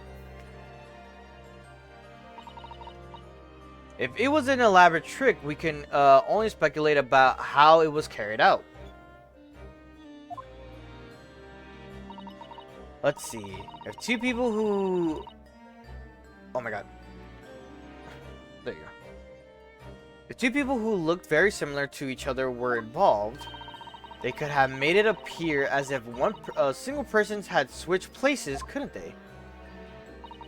Very true. But sadly, in this instance, that was not the case. The man who disappeared and the man who subsequently reappeared was the same person. The fingerprints at the scene make that quite evident. Ah, fingerprints. They're not yet officially recognized as forensic evidence in the British justice system, but one day they will be used as an investigation aid as a matter of course. Oh my, but that would mean that the instantaneous kinesis actually took place. So where does that leave us? My team was tasked with investigating, not drawing conclusions. Instantaneous kinesis is impossible, and yet the body did move from one place to another. This hasn't cleared anything up at all. It's made the whole thing even more of a mystery.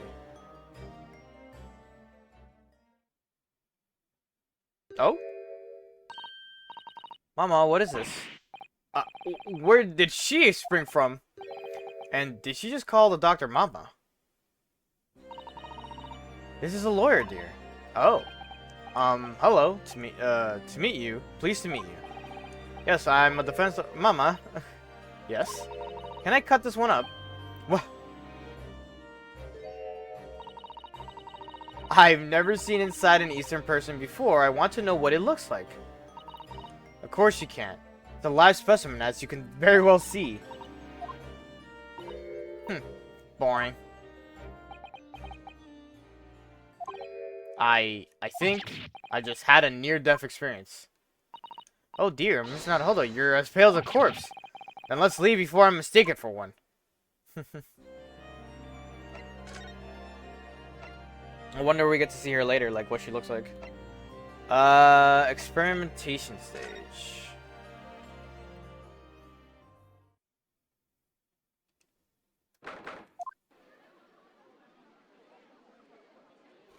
Ow. I had no idea there were so many people in the world. I know what you mean. It's really packed here today. Feels as though it's taken us 2 hours just to make our way through the crowds to this point. Has it? I shut my brain down so I didn't really notice, to be honest. Gosh, I do wish I had your absence of mind sometimes, Mr. Naruhodo.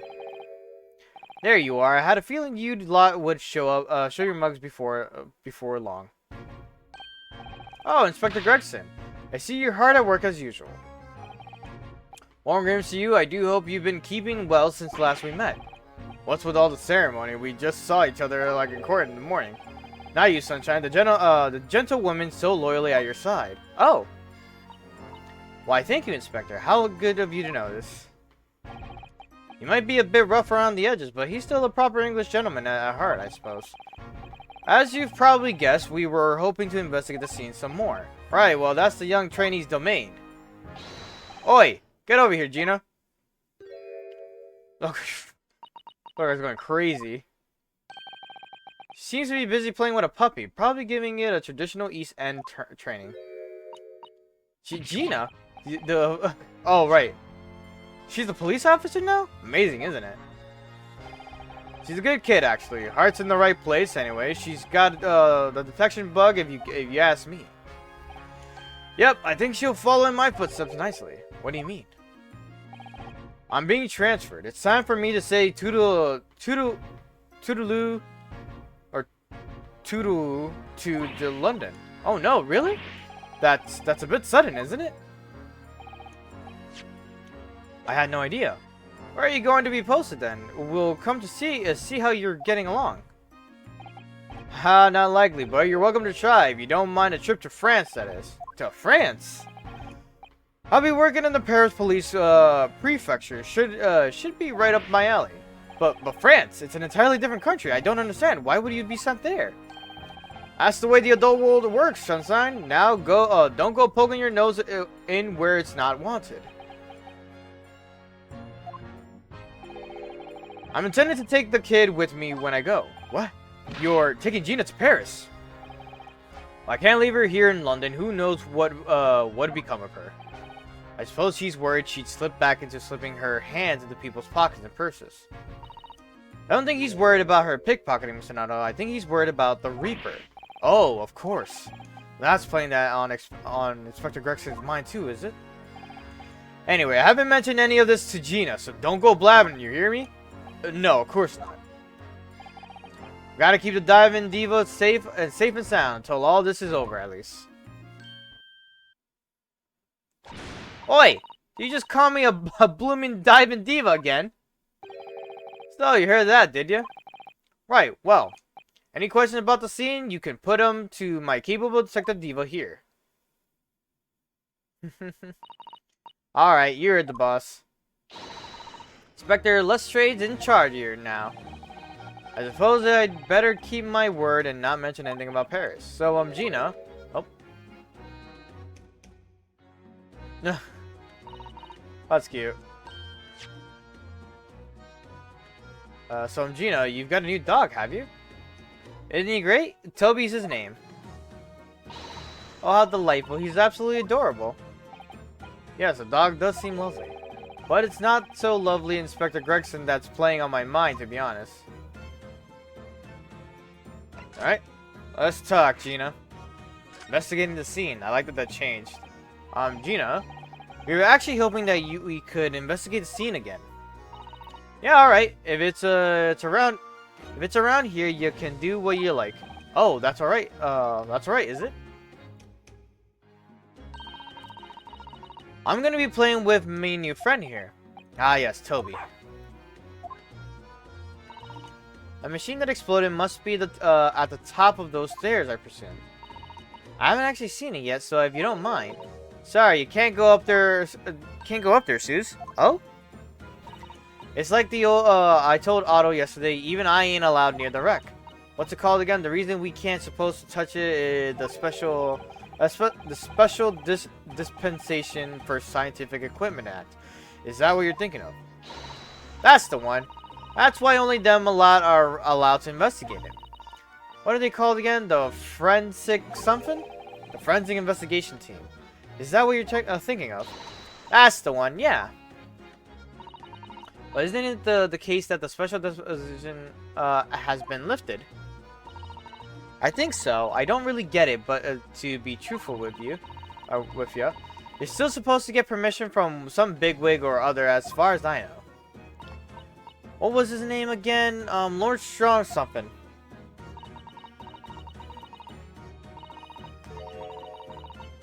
I'm not sure that's quite right, Gina. I think you mean Lord Strongheart, perhaps.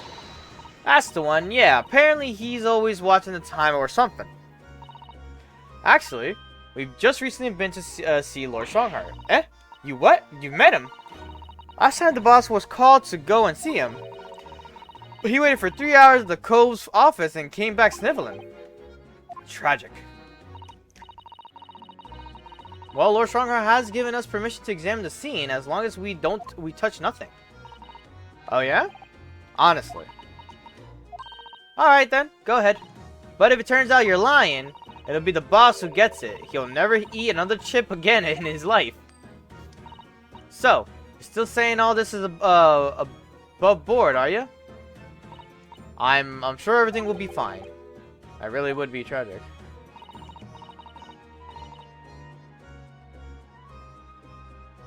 Sorry, I thought I was hearing something.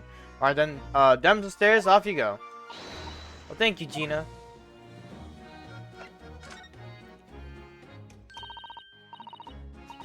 It was great.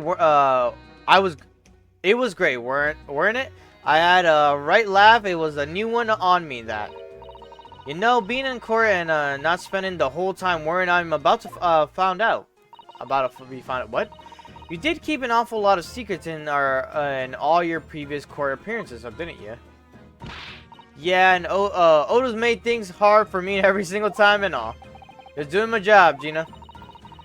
Watching someone else get in the neck is a lot of fun, actually. Oh my god. It was amazing when you showed that Dodgy Professor's dodgy experiment was a total fix. The Dodgy Professor, as you put it, Gina, is missing out on his client. Yes, I'm starting to wish he wasn't, though. It's the boss I feel sorry for. Sent off to do the impossible. What do you mean? He's supposed to arrest that other Cove, ain't he? And in time for tomorrow and all. You know, the dodgy engineer. What's his name again? Mr. Drebber, you mean? Enoch Drebber. That's the one, yeah. So the police are looking for this mysterious man with the black monocle. I guess they would be. It's putting too much on the boss, if you ask me. He says it's giving him a gut ache. Oh dear. But I do wonder if that isn't actually from all the fried food. Scotland Yard are trying to track down Mr. Enoch Drebber. I wonder if they've had any luck. He's really funny looking, got two eyes what don't match, stole a glimpse of a picture of him earlier. I mean, I didn't actually pinch it or nothing. The old devil's got it. Sorry, who? You know, a scowling reaper what's always glugging down glasses of that blood red plunk. What the fuck did you just say? Ah, Lord Van Zieks.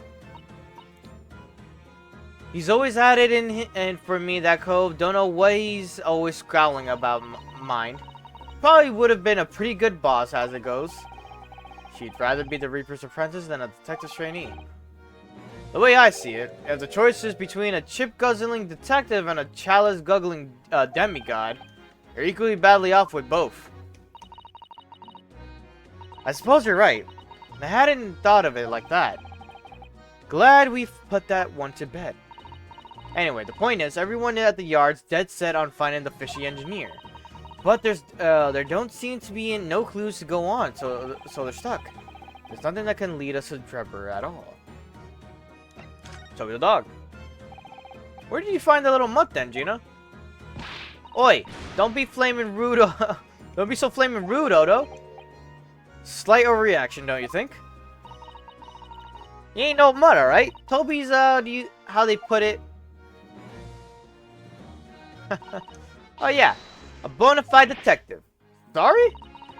I've given him a proper title and everything. It's Chief Inspector Toby to you. More senior than Inspector Gregson, is he? Oh, so he's a police dog. Oh, so he's a police dog, is he? The police recruit dogs now?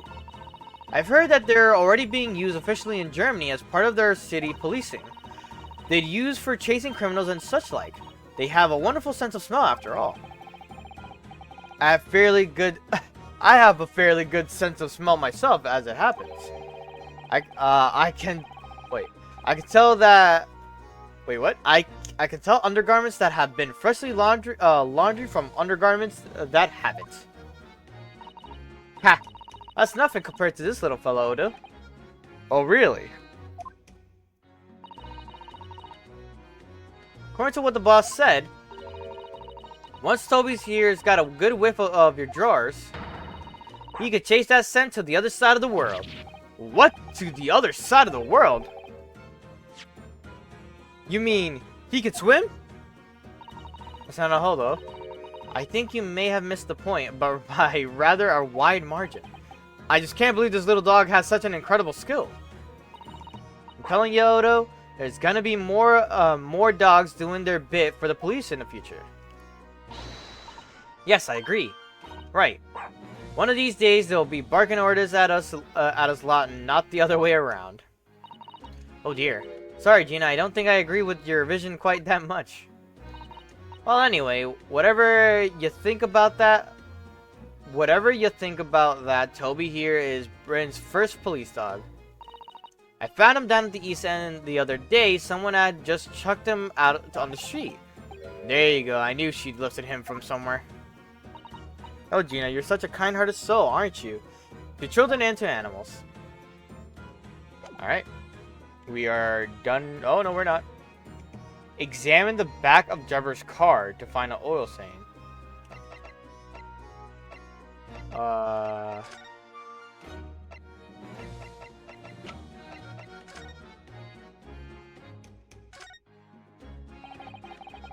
Dark smudge here. I think perhaps it's a machine oil. Ah, yes, possibly. Professor Harebrine mentioned something about the oil Mr. Drebber uses, didn't he? He said it was specially imported for very high-quality oil that's impossible to obtain in Britain. Yes, that's right, but more importantly, that is more fragrant than the finest perfume, so excuse me a moment. Oh, it doesn't appear to have any scent at all. Don't worry, I expect that's just because there's such a tiny amount on here. Okay.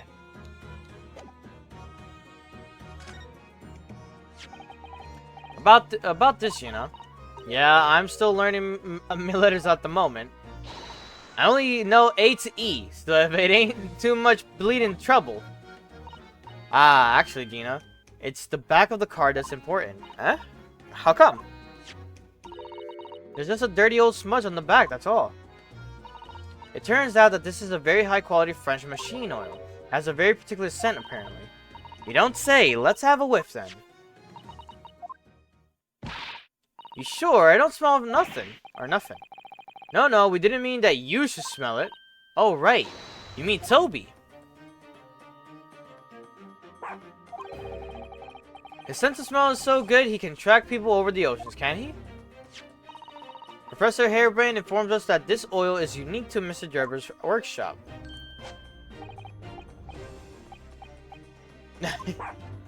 She holds him like a gun when he's in that position. I think he's picked up a scent.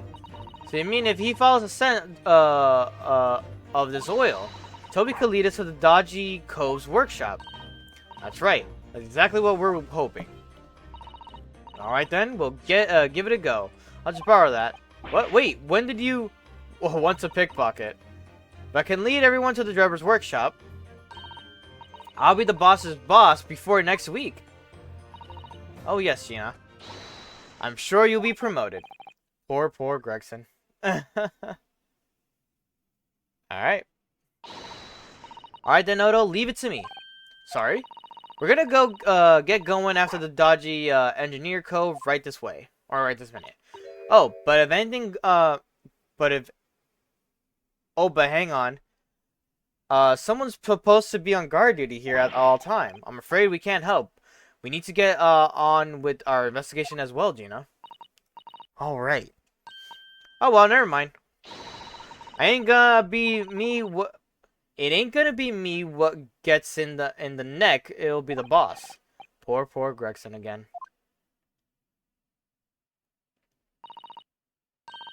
Right, Toby, get the oil sent. Have ya? Come on then, boy. See you later.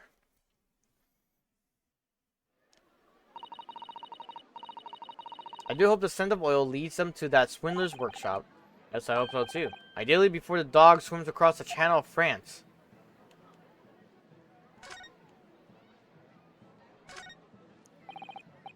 The stairs lead up to the experimentation center. Let's go and see what is up there. I am so tired. That coffee died down faster than I anticipated.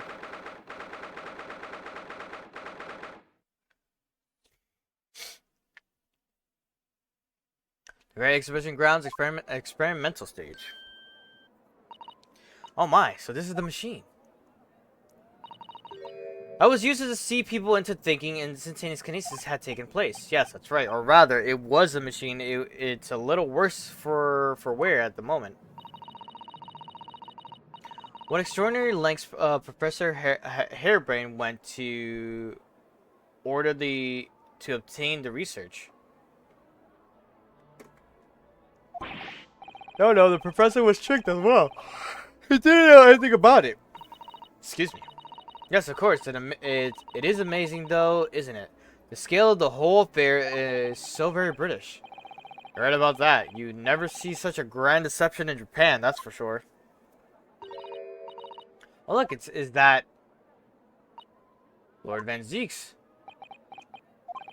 So, I think we're more or less done here, aren't we? Shall we, Mrs. Sato? Already? He is the Reaper, remember? We do well to keep our distance, I think. But we have permission to be here from the top. We're perfectly well allowed to investigate this machine as long as we don't touch anything.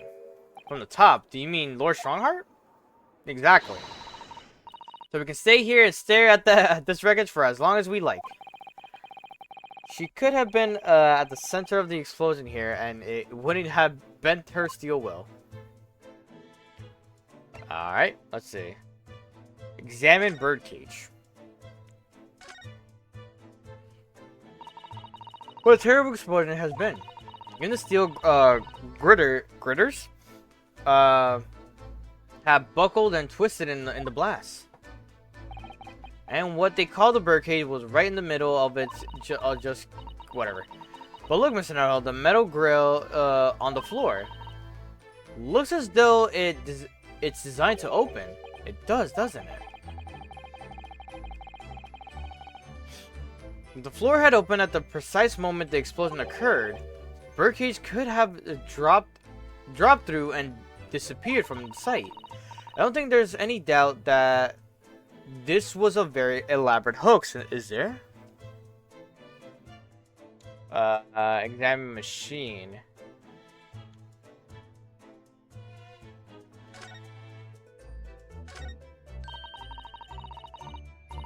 With the horn-shaped transmitting device, isn't it amazing? That's exactly what I thought when I first saw it. Makes you think, doesn't it? If only it had been a normal horn, none of this would have happened. That's almost exactly what I thought as well. I can predict Oh my god, I'm so sorry. I bet I can predict what you're going to say next in that case. You're about to say nothing ever goes as to plan, aren't you? Oh no, I would never say something like that. What am I missing here?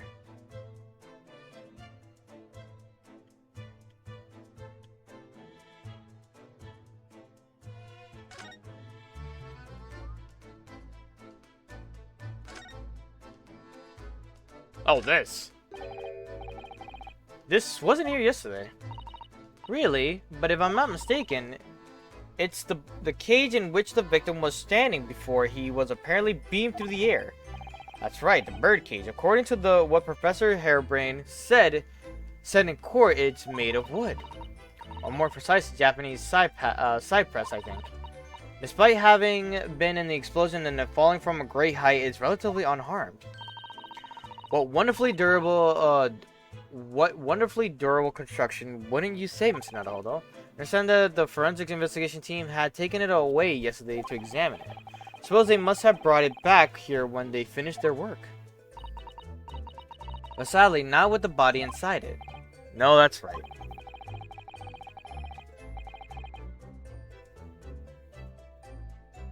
I know we were given strict instructions not to touch anything, but still.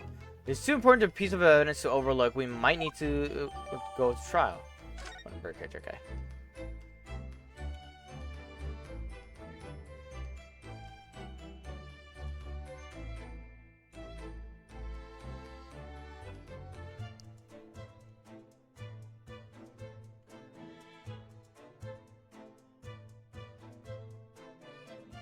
Alright. Least approachable man in the world, winner 10 years in a row. Be strong, Mr. Naruhodo. Your country and your sister stand firm behind you. Lord Van Zieks.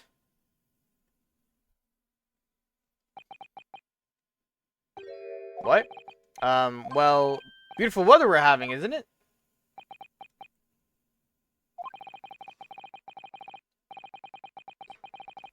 Thought I was making it quite clear that I didn't want to be disturbed. Apparently, you Nipponese are unequipped to read the signs. Oh, I read them. So, what are you doing here? Entry to the area is prohibited. Ah, well, the thing is... Lord Chief Justice Strongheart granted us permission to investigate, on the condition that we didn't disturb anything. And yet, you've managed to disturb me. Ah. Never mind. Stay your business, then. Come to think of it, there are quite a few things I'd like to ask Lord Van Zieks about. Not least of which is that awful case, even though it's nothing to do with this. Ask away, Mr. Naruhodo. You won't know unless you try. Your brother Clint.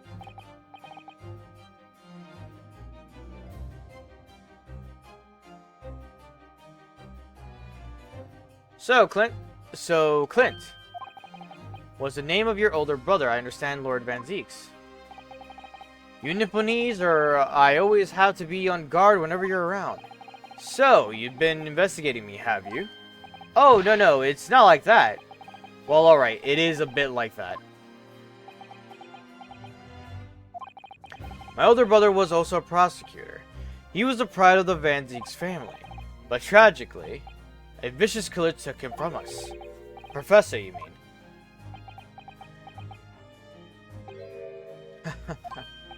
Is something funny? That's the extent of what you discovered, is it? I shouldn't be surprised. Sorry, there's more to it then. Lackluster work is very much your trademark, isn't it? You're too kind. Are you going to tar all Nipponese with the same brush next? So tell me, what's your interest in the historic incident? As it happens, Lord Van Zieks, there's a rather curious case that comes to our attention. Are you aware of the Madame Tuspel's Museum of Waxwork by any chance? I am. Naturally, I believe that since last month, I feature in one of the displays there for public scorn. Of course, the infamous Reaper of the Bailey would have to be exhibited, wouldn't he? Well, I practically While particular waxwork has been stolen from the place and held for ransom. A particular waxwork? Which... Wait, you mean... Yes, it's the professor. Mr. Sholmes is investigating the case as we speak. I was unaware of that. He's turned as white as a sheet.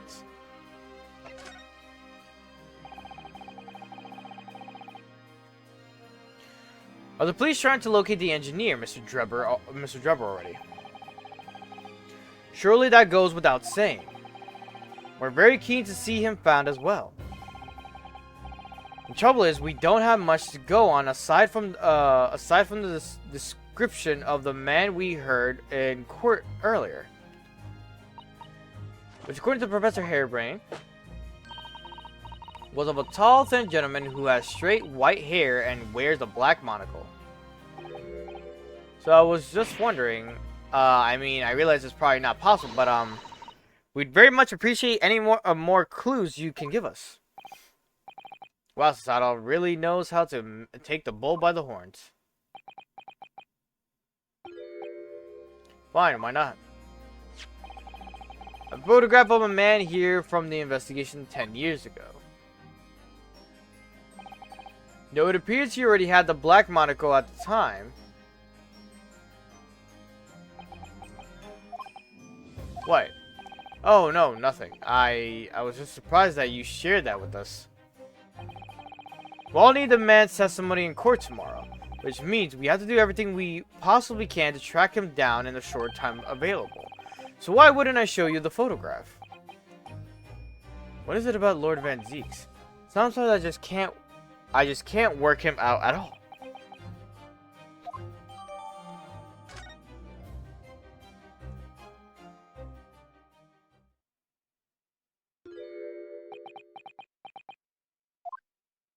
Telling you, that's Kazuma. Ah, the file requested for the trial tomorrow. Thank you.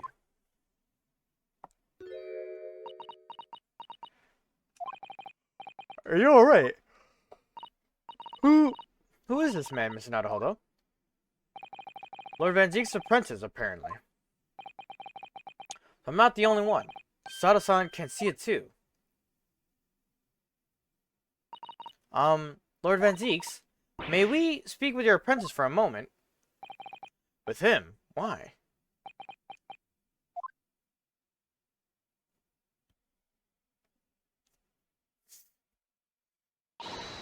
Kazuma-sama! I'm telling you. I fucking telling you, bro. Kazuma. I don't believe it. Your posture, your presence. It can only be. It's you, isn't it, Kazuma-sama? I felt something strange the very first time I encountered the cloaked figure, as if I knew him somehow. Can it really be you, Kazuma? Wait! Too late. What's going on here? What's up, Kenny? Your apprentice. What is your interest in my apprentice exactly? You act as if you know the man or something. Well, since when has he been in your care? I don't recall you having an apprentice before I left Britain 6 months ago. Lord Stronger introduced him to me about 3 months ago now, with instructions to mentor him as a prosecutor. But he didn't tell you why, did he? The man appears to be suffering from amnesia. He's forgotten every last detail about himself. He has amnesia. Tomorrow, he will appear in court at my side. What? He served as my judicial assistant on Lord Strongheart's orders. He'll be in court with us. Now then, unless I'm much mistaken, I believe this conversation has run its course. Oh, yes, thank you. Definitely saw a reaction there. When Sato-san called out like that, it really seemed to hit a nerve. When she called out Kazuma-sama.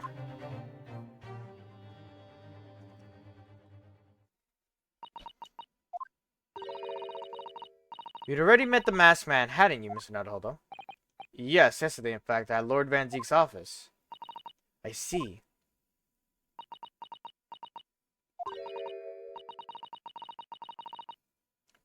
And if Kazuma-sama really is still alive, it means that Mr. Sholmes lied to us. I know. We're going to need to speak to him about that. You're going to have to leave now. The forensic investigation team are due to arrive shortly. If they find you here, it will cause problems. What sort of problems? Foreign affairs problems. Well, we could do without that.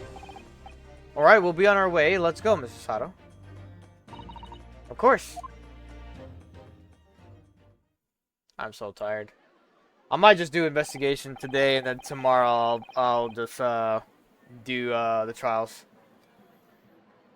Well, I think we've done all the investigating we can here for now.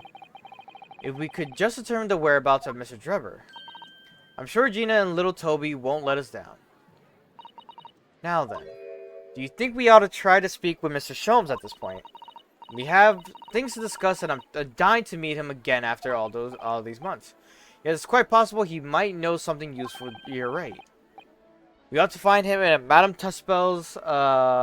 He's supposed to be working there at temporary waxwork exhibit. Yes, Iris told me all about his latest unusual venture. Alright.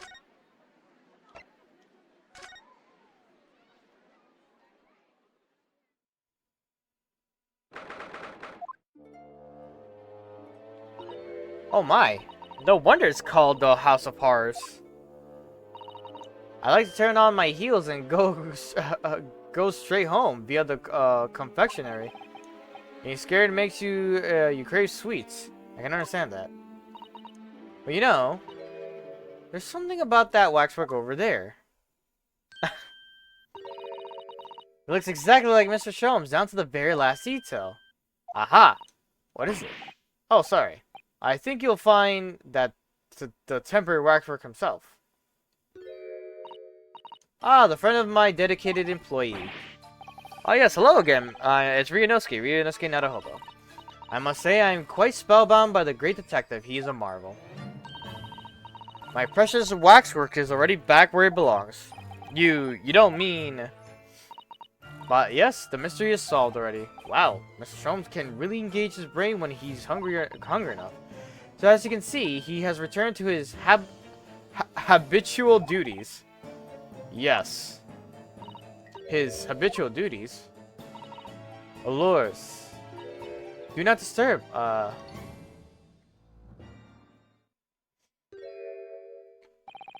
Or Sato-san. She looks very perplexed.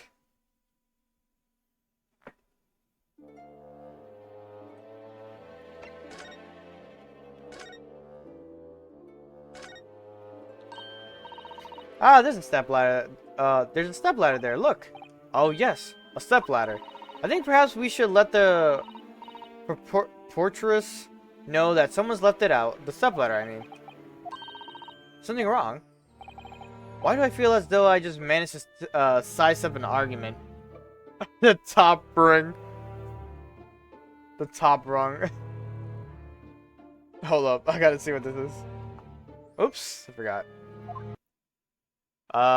This is the achievement. You have wrung your hands through every debate about ladders and step ladders. That's funny.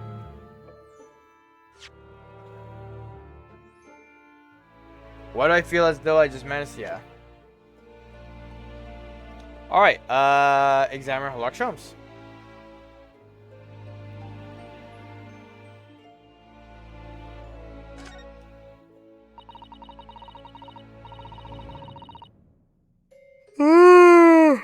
Excuse me, I'm so sorry.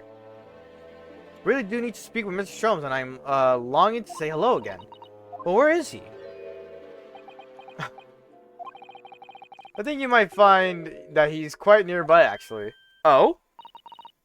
Oh, what do you... Indeed, my dear fellows, it is I! The world-famous great detective and waxwork, Herlock Sholmes.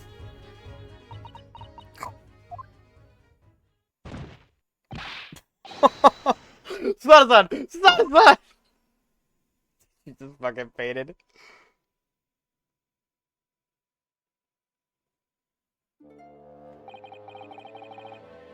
My most humble apologies. I thought I died and gone to eternal paradise for a moment via London. My dear madame, allow me to make amends by offering you a tasty free deduction at some point. As long as it's not a questionable street food quality. I don't understand. Why are you working as a waxwork here, Mr. Sholmes? Merely a secret identity, you understand, though the case is largely solved now. Largely solved? We're talking about the waxwork abduction, I presume. Oh, we're talking about the waxwork abduction, I presume. It's supposed to be in Rio's voice. Indeed we are, my good fellow. As I predicted, it was as easy as probable pie. Though I confess I'm yet to partake of a pie, probable or otherwise, or any food so far today for that matter. A stomach rumble echoed around the whole museum. How did you manage to solve it so quickly? Well, do you remember I said it was largely solved? Anyway, I simply negotiated with the culprit. Are you familiar with the so-called telephone? Yes, it's a most modern invention, allowing you to hold a conversation with people far away. Japan, only the imperial capital and a handful of other cities are connected as yet. This morning, a telephone call was received here from the perpetrator of the abduction. As such, I was able to negotiate terms, and in the end, the waxwork was returned. That's amazing. Just between you and I. It would appear the culprit had always intended to return the stolen waxwork in any event. Oh, but I thought whoever was responsible had demanded a ransom, no? Yes, I think perhaps the ransom demand was necessary to avoid unwanted suspicion regarding the true motive. But does that not mean your negotiating was entirely unnecessary? In fact, a fact that I must ask you to keep from Madame Tespels at all costs. A hungry young Iris awaits my return to Baker Street after all. Poor Iris. Now then, do I sense that you have some business with the Great Waxwork? Yes. Enoch Drebber. We're in the process of trying to track somebody down. Oh? Yes, a man by the name of Enoch Drebber. He's the swindler who dumped Professor Harebrain and the engineer who built the kinesis machine. A swindler and an engineer, quite the modern man. He also seems to be a conjurer of sorts too, with considerable knowledge of stage magic. We really need to locate him before the trial resumes tomorrow morning. But we have a few clues to go on. That's the trouble. Do you have any good ideas? I have no data yet. It is a capital mistake to have good ideas before one has data. If I knew something of this man's appearance, at least I may be in a better position to help. Yes, Drebber's appearance. Fortunate for you, however, presently I have little to occupy myself and little to fill my stomach.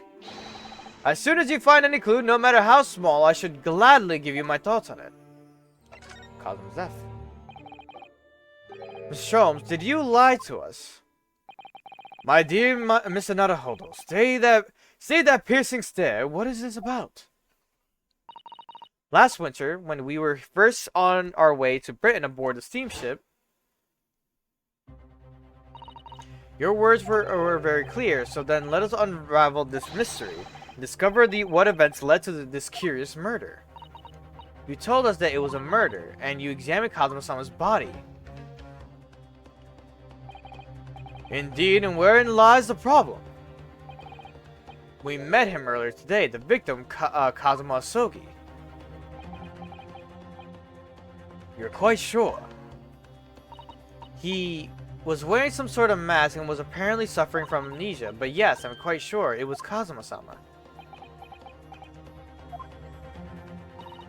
You must have known at the time, Mr. Sholmes, that he wasn't actually dead.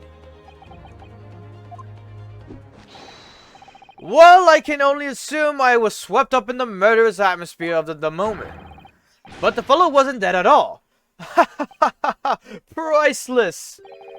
I don't suppose that performance would pass muster, would you? Would it, Mr. Naruhodo? I could believe that the crewmen present at the time made a mistake, but not you, Mr. Sholmes. I will now tell you something of the first importance, my dear fellow. Great detectives are wont to lie. It will serve you well to remember that. Please, Mr. Sholmes. Tomorrow in court, you will find yourself on the threshold of a very great mystery. For now, I'm afraid that it is all I can say. Photograph of Drebber.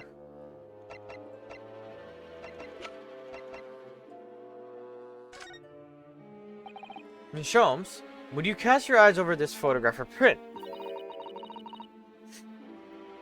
It's of Mr. Enoch Drebber, the face of an engineer we seek. Well, all Englishmen look broadly the same, of course, so looking at the photograph won't be particularly instructive. Are you alright, Mr. Sholmes? Ah, yes, forgive me. Very interesting. Very interesting this. Very interesting this. Very interesting indeed. What's wrong, Mr. Sholmes? You turned quite pale all of a sudden.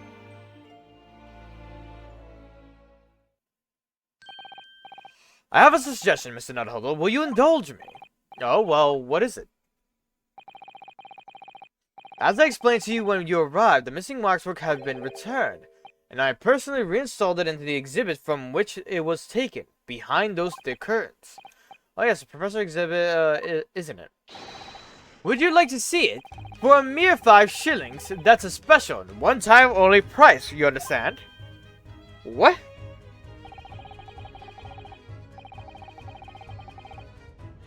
Sorry.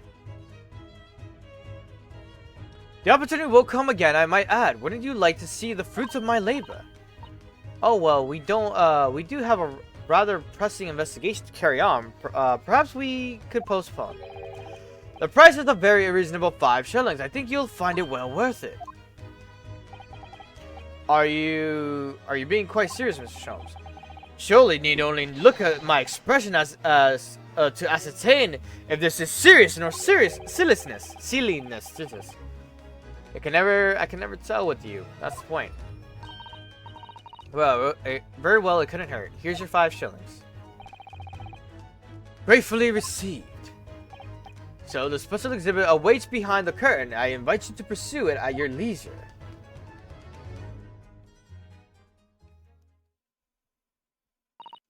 All the money's been spent, so let's go and take a look. Yeah. Through those heavy curtains at least. Alright. Okay.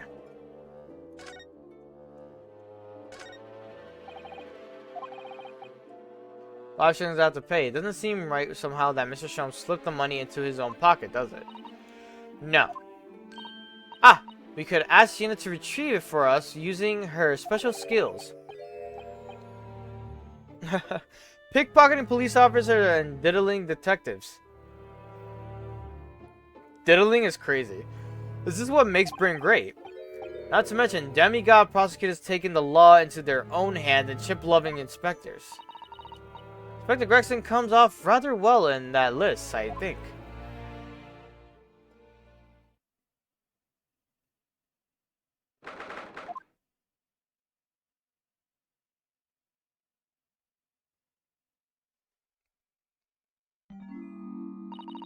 Oh dear, I felt the shiver run down my spine as soon as we walked in here. Mr. Sato, I say we turn on our heels and go straight home via a really big confectionery. We certainly can't do that. We've paid 5 shillings already. True. Actually, now I'm looking a little more closely. We paid good money to see an exhibit that's clearly incomplete. The nerve of the great detective is far more terrifying than anything else in this place. This must be what Mr. Sholmes meant when he said that the case was largely solved. Be that as it may, Mr. Sholmes heavily implied there'd be a clue about the engineer in here, didn't he? But where? Since we paid 5 shillings, let's do 5 shillings worth of investigation, shall we? Yes, we will get what we paid for.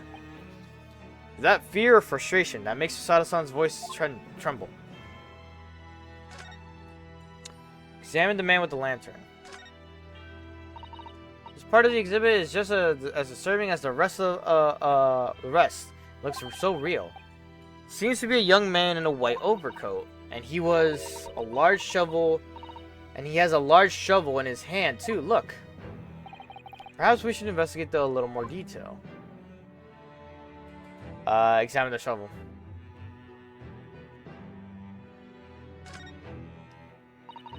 What a large shovel. He's holding it rather ominously, isn't he? What on earth was the man doing with a shovel in the graveyard in the middle of the night? Mr. Sato, yes? That's a spade, isn't it? No, it's a shovel. No, shovels are for digging. That's for scooping up loose materials. It's a spade. We've been through this, Mr. Naruto. It's a shovel. No. Although, we haven't considered trowels. We've allowed ourselves to be distracted, I feel.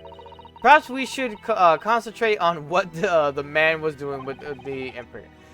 So we're going to bury the hatchet. You're right. What was the man doing in a graveyard in the first place? That's the real question. Okay. Examine the camera. What's this here? Well, this would appear to be the lens in the middle, so I believe it's probably a camera. Camera? But it's so small. This technology is incredible, isn't it? I mean, what about Mr. Shone's skin prints? I think perhaps you should treat Mr. Shone's inventions as exceptions to the rule. But anyway, why would the man be in the graveyard at the night with a camera? I wonder. Perhaps he was trying to capture the moment a dead body came back as a ghost in film. We'll just borrow this for a little while, I think. By looking at the photographic plate inside the camera, we can see what pictures was taken. What's a photographic plate? It's a piece of glass coated in a special emulsion that reacts to the light coming in through the lens. When we open the cover at the back of the camera, we should find it. Let's have a look. You see yourself, Sada-san. Your eyes are shining. You really do like machinery, don't you? The camera. Examine his face. Can I? Can't see his face very well, can you? Perhaps if I just... Oh, do you think you should be manhandling the exhibits, Mr. Naruto? I'll put it back exactly as it was, don't worry.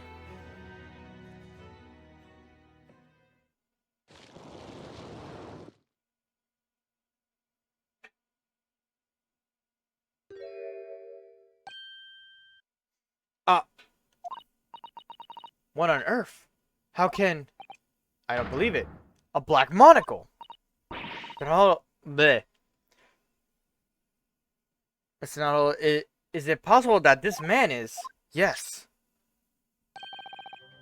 It's Enoch Drebber. The color of his hair is different, but it's unmistakably him.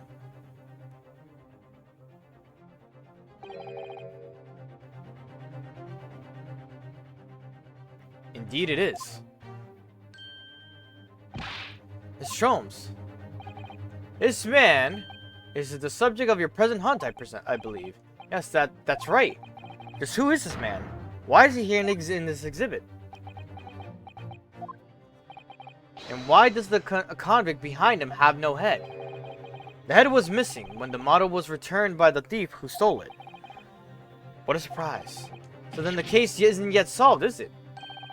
Did I not say so myself? Largely solved were my words, I believe. But I must locate the missing head, tout de suite, as Madame would say, or I'll be in grave trouble. Very hungry, Iris still awaits my return to Baker Street, preferably with rations. Ah. Do you know though, something about this room is strange. Strange? What do you mean? Well, displays in the House of Horrors are supposed to depict real events, and are they not? Indeed they are, Mr. Sada-san. Do go on. And as terrifying as they are, the scenes in the other exhibits are believable. But this one This surely couldn't ever really have happened, could it? I think it's time I educated you a little. About the nature of the incidents involving the professor 10 years ago. Give me 1 second here. Oh, we're doing this spiel? Fuck, okay.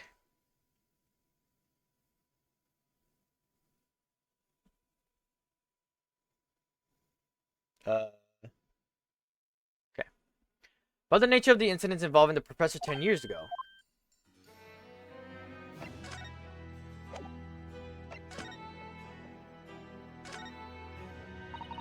This must be the killer, the fiend known as the professor. Yes, I think so. According to what Madame Tuspel said, he killed 5 victims, all of noble or royal blood. The waxwork is so lifelike, isn't it? Like all the models is this in this place. I know it looks like it could start moving at any moment, doesn't it? If only I had a head, that is. Perhaps we should examine it a little more detail.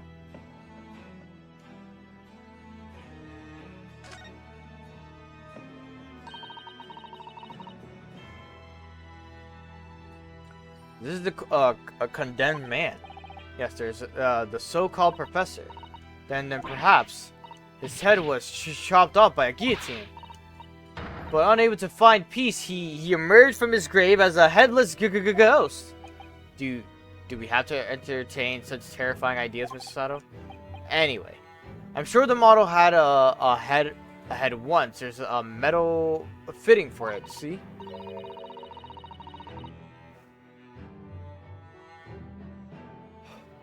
Then perhaps Mr. Sholmes absent-mindedly forgot to reattach it.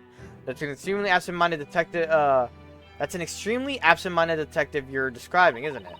Or perhaps that the thief absent-mindedly forgot to include the head when he or she returned it to the museum, and that would be an extremely absent-minded thief. Could there have been some reason why only the head wasn't returned? Or whatever the reason, it means we don't know what the face of the infamous professor looks like, do we? Oh? There's something caught just inside the convict's jacket here. It looks like a piece of broken glass, and quite a big piece too. It's very thick, isn't it? About 5 times thicker than normal window glazing, I'd say.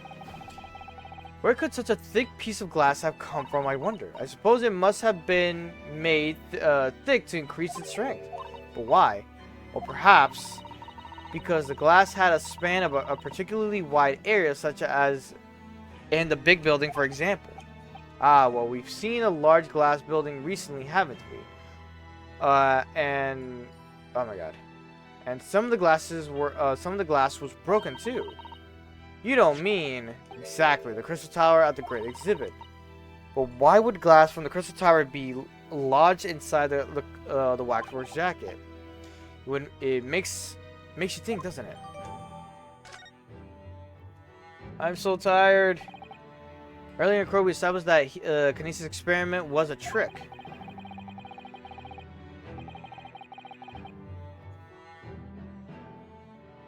Whoops.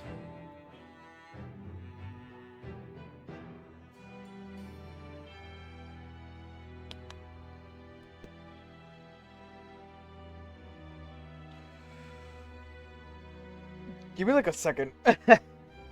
I'll be like right back. Just give me like a moment. Whoops.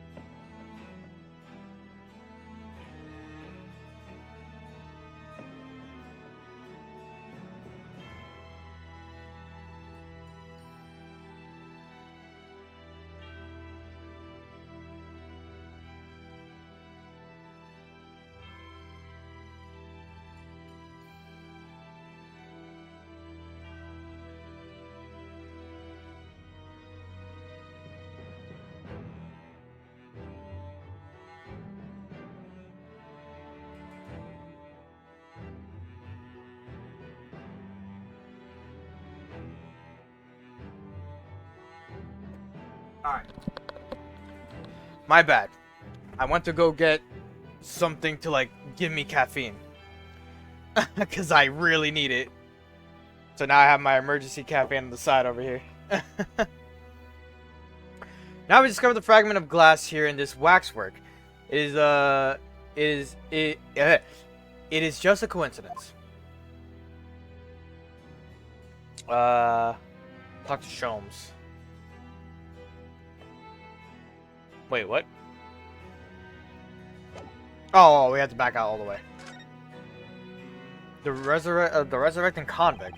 I believe I told you a little about the professor yesterday, did I not? He took the lives of 5 victims, everyone being either a member of the aristocracy or royalty. All were attacked by an enormous hunting hound and had their throats ripped from their bodies. Oh gosh, an enormous hound? How awful. After taking the life of his 5th victim, the killer was apprehended. It was a case of unprecedented magnitude in Britain, you understand. Accordingly. Oh, I haven't given his voice. The professor was tried in a closed court. Whoa. No members of the public were permitted. A closed court? So you mean that the professor's identity... As you surmise, my dear fellow, his identity was never made public. Naturally, he was found guilty and was summarily sentenced to death by hanging. He was buried in a grave at Lowgate Cemetery, which adjoins the rear of the prison where he had been held. However, that was not the end of the affair. Oh? The very night that he was buried, the convicted man came back to life.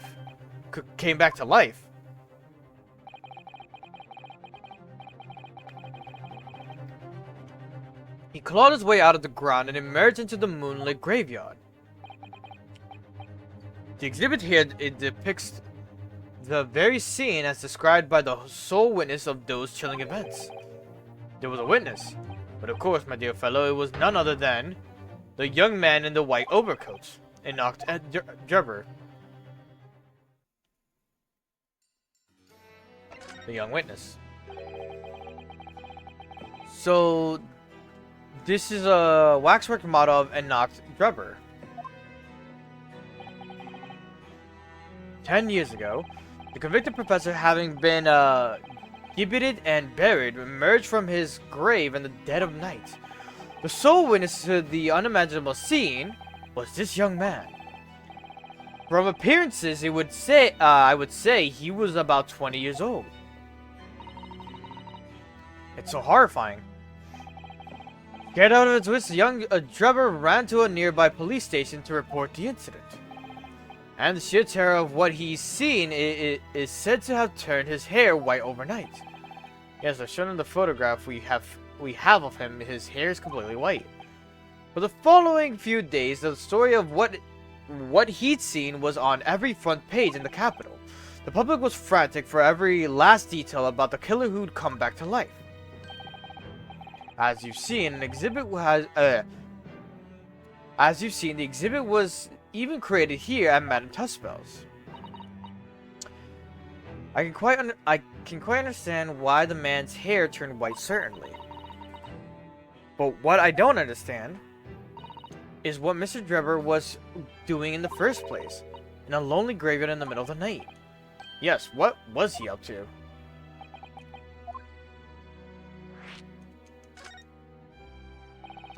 The professor's acts of terror threw London's upper classes into complete panic 10 years ago. It was a great scandal, one might say, at the very highest levels of society. And since the killer's identity was never made public, rumors abounded.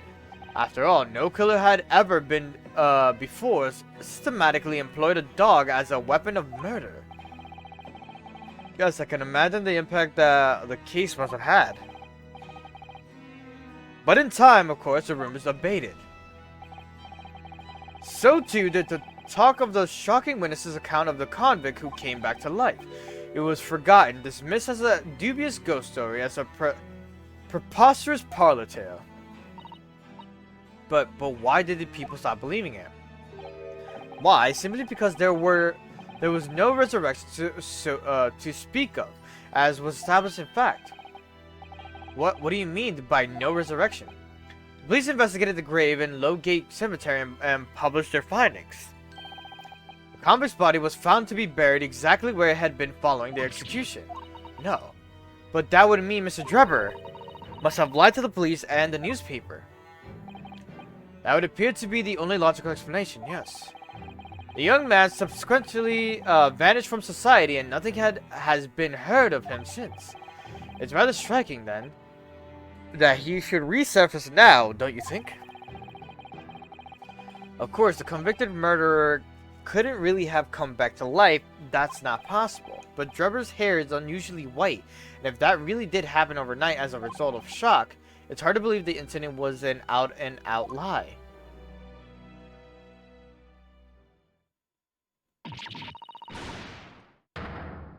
Oh, hi, Gina. What the blood in Nora? Ora? Nora, Ora, what have you gone and done? Gina, what are you doing here? I asked Iris and she said this is where you'd be, so... Gina, not so loud in the museum. Madame Tuspel will have to take a position as a waxwork if you're not careful. I think there might be a more pressing concern. I still had some flash powder left from 6 months ago, so... Alright, Gina, we understand, but please, put down the gun.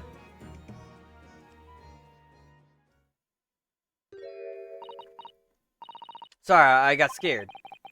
You tried being the one on the other side end of that barrel. So what brings you here, Gina? What brings me here? What do you think? We found it. We found the Dodgy Cove's workshop. What? You found Drebber's workshop? Yep. Toby's nose took me straight there. The boss and the others are heading over there now in drag. So come on.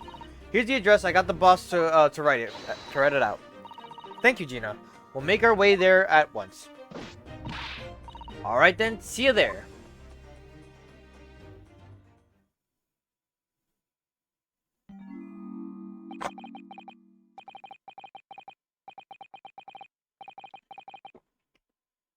You go, don't mind me, I'll just stay here, being still.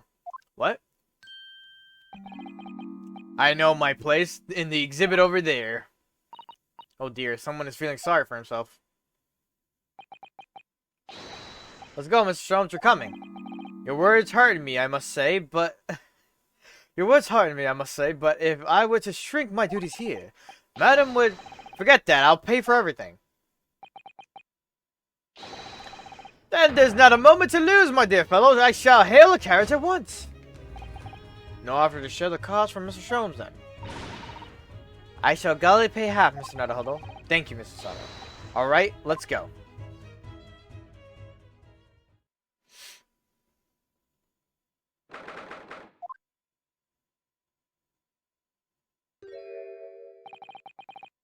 That looks like... Oh! It's another super high voltage instantaneous kinesis machine. Indeed it would appear so, though only a prototype naturally. Ah, so you got here then. Gina. Oh well.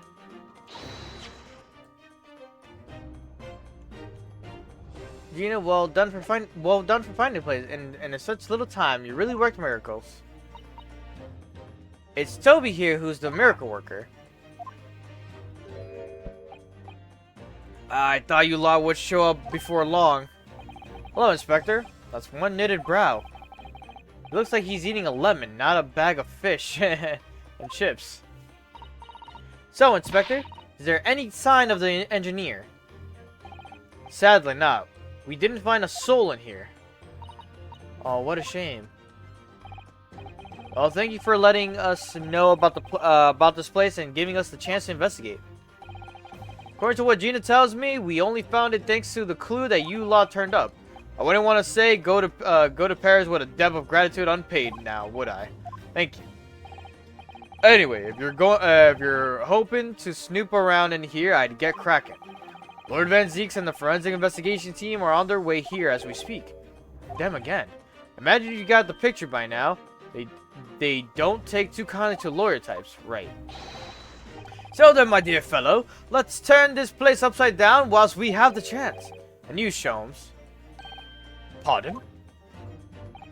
They take even less kindly to great detectives than they do to lawyers. Very droll, Gregson, very droll. But you may consider me nothing more than an inconspicuous waxwork model. Right then. See what we can find in here. Examine the machine. I'm sorry, Mr. Nanaho. The machine is covered by the special dispensation of the... yeah. That would be a serious repercussions if you were to examine it from the Crown and the government.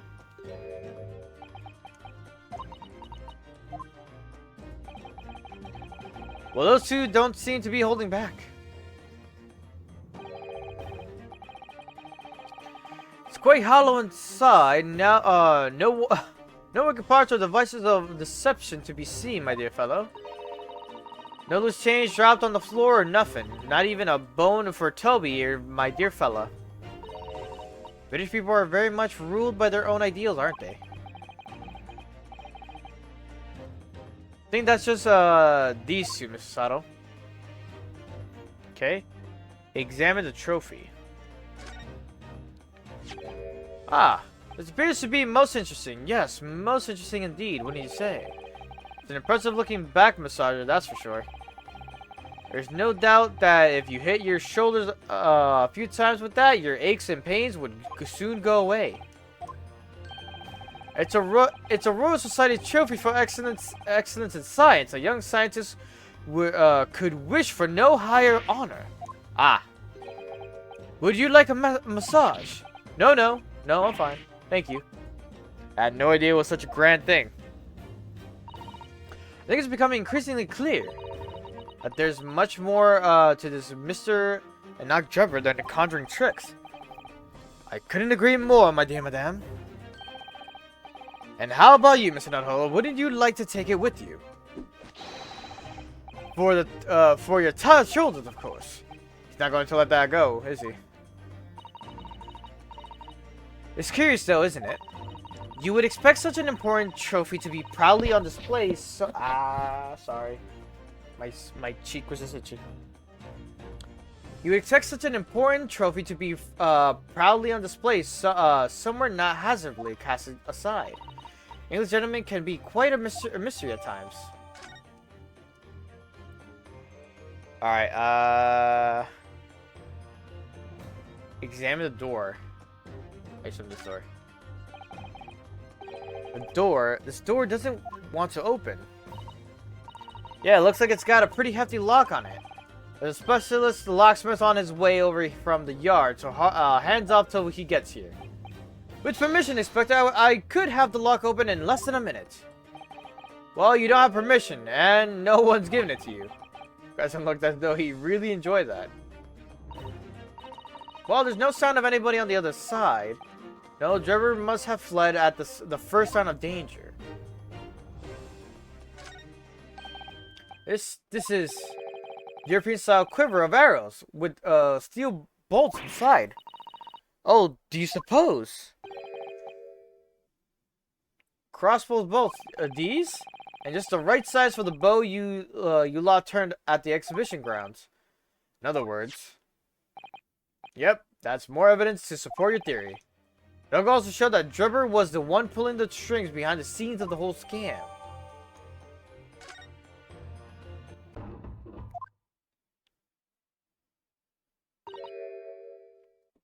Oh? Is something wrong, Mr. Sato? Well, I thought I heard a noise from the far side of that door. Well, Gina, do you hear it too? Yeah, I heard it and all that and all. What do you think? What do you reckon, Toby? Right, mind the grease. Server in there, open up. This is Scotland Yard.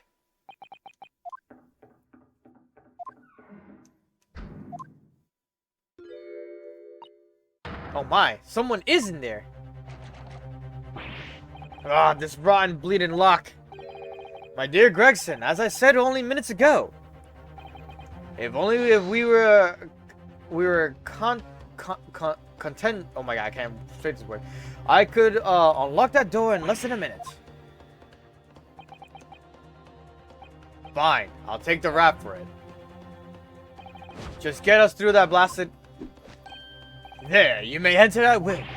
You confused minutes with seconds, I think. Time is of the essence, I feel. What are we waiting for? And then for I suppose, is an emergency. There's a strong possibility that beyond that door is the engineer you all seek. Be prepared for action, my dear fellow. Yes.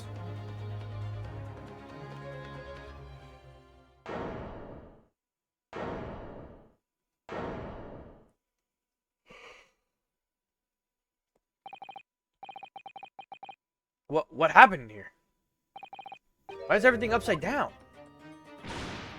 Rats, there ain't no way in here after all.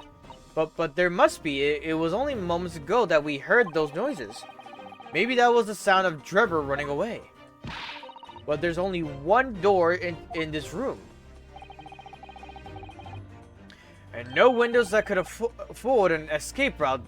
Those skylights are too high. I don't know, there's footprints on there.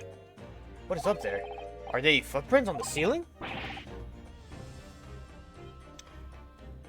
Blow me that, what have we here then?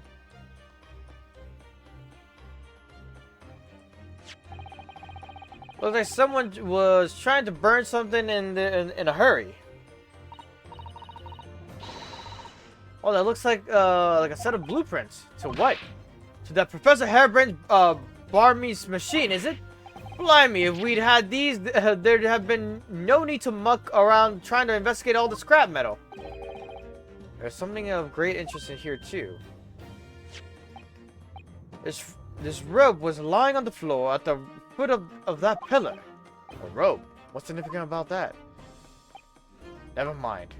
You see, but you do not observe, Mr. Naruhodo. You must investigate the entire room thoroughly, and before the forensic investigation team arrive too. Bomb. Mr. Sholmes, have you found something?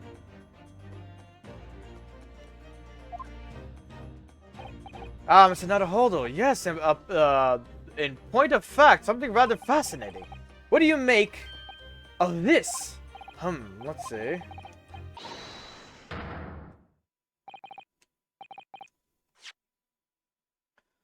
Well, let's see, I've never seen anything like it before. It looks like a bundle of thick cigars wrapped in a large watch to me, but... Mr. Sato, what's the matter? Surely that's a time bomb, isn't it? What? Did you say? A time bomb? Sorry, but what is a time bomb exactly? You truly are one of a kind, Mr. Naruhodo. I won't take that as a compliment. Ha! You don't know nothing, do you, Odo? You haven't got a clue what it is either, have you, Gina?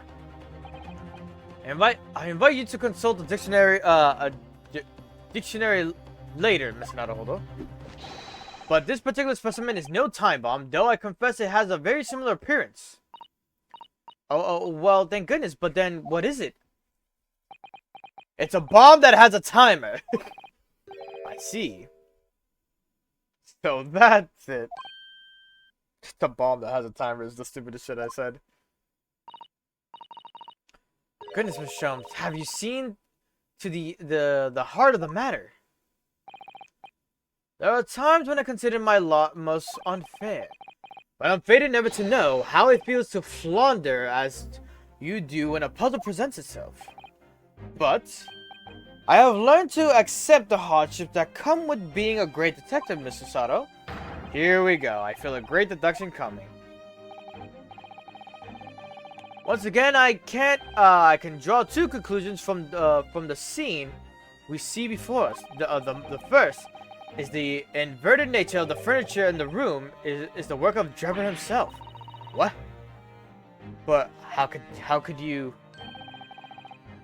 The second conclusion, that the small device on the floor there is without question completely genuine. Please, Mr. Sholmes, you must explain everything. My leg. It would be my pleasure.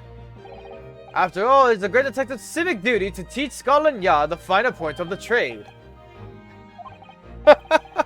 Well, Inspector Gregson seems delighted with the idea anyway. Oh, you deflected the inspector's glare with such fortitude there, Mr. Sholmes. Well done. You're too kind, my dear madame. I hereby dedicate this great deduction to you. Kindly stand just there, Mr. Sato. Oh, yes. I'd be delighted. So, shall we begin?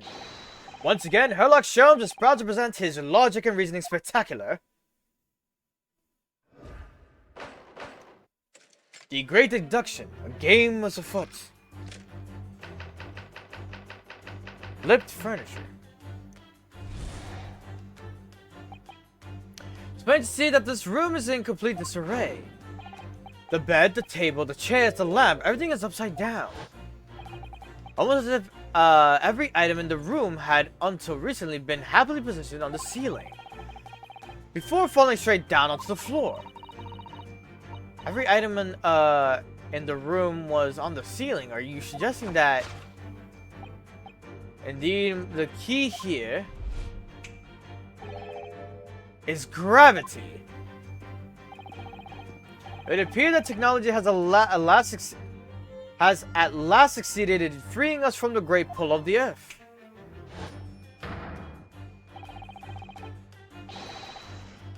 The gravity in the room was reversed and then suddenly restored to normality. Goodness. The inverted furniture clearly reveals the truth about the part gravity played in the whole business. I quite understand your skepticism, Mr. Sato. I too was incredulous at first. However, my conviction is my analysis was cemented when I observed this. An anti-gravity device, most identical to one that featured in a dream of mine only the other day, in fact.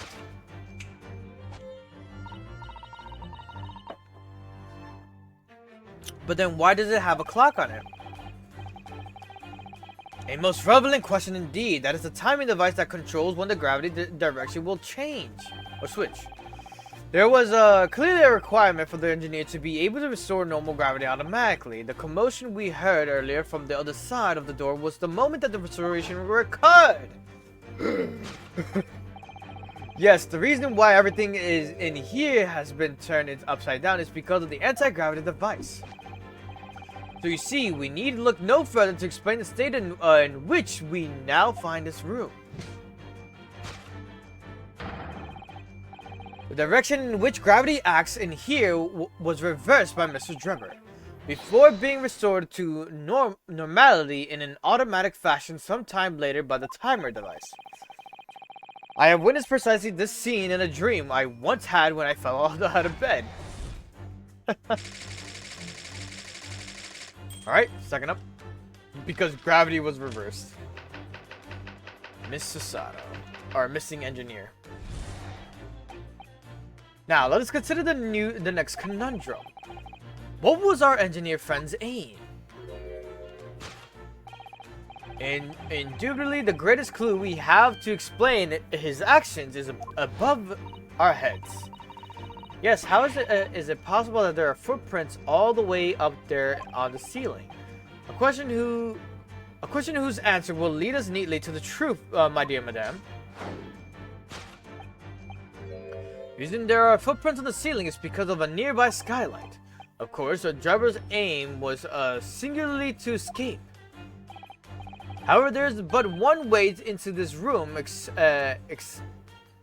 excepting the skylight, that is. By inverting the gravity in here, Drebber was able to fall conveniently to the ceiling and make his escape via the outside, otherwise inaccessible skylight, leaving those footprints behind on the wall. But the ceiling in here is very high, Mr. Sholmes. If the gravity reversal was sudden, wouldn't Mr. Drebber have fallen up to the ceiling rather violently. Falling up is both scientifically and philosophically a rather interesting concept, I feel. But the man was cornered when with nowhere to run, so escape through the skylight was his only option. You may recall that I found this in the room earlier, which I believe offers a solution. Oh, the rope. To reach the intended destination, what better than to this rope? By arching one end of the wall to the man was able to lower himself safely to the ceiling. Which explains how Trevor was able to escape this room before our arrival. He reversed the pull of gravity and fled via the skylight. And personally, I should very much like the reverse of pull of gravity again now, just for fun.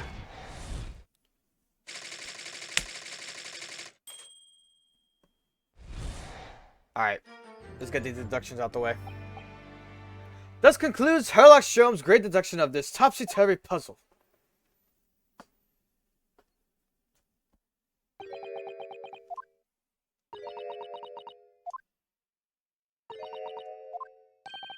She's completely spellbound. Mr. Sholmes, there is just one thing that troubles me. I would expect nothing less. You're destined to be troubled by just one thing for the rest of your life. The thing is such a thing actually possible? An anti-gravity device, I mean. I would say that with man's current scientific knowledge as the turn of the 20th century, it's no more possible than instantaneous kinesis. But your whole deduction hinges on it. Ah, but my dear fellow, we have eliminated the impossible. Whatever remains must be the truth. However impossible it may seem. It's a marvelous line, wouldn't you agree? One of the more enduring pearls of wisdom. Had Iris come up with the exact phrasing, my original was clumsy. Yes, I have a feeling I read it in something that Mrs. Sato lent me once. Actually, there is one other thing, Mr. Sholmes. Ah, the spell's broken at last. The rope you found was on the floor, wasn't it? Indeed it was, in lonely coils near the wall.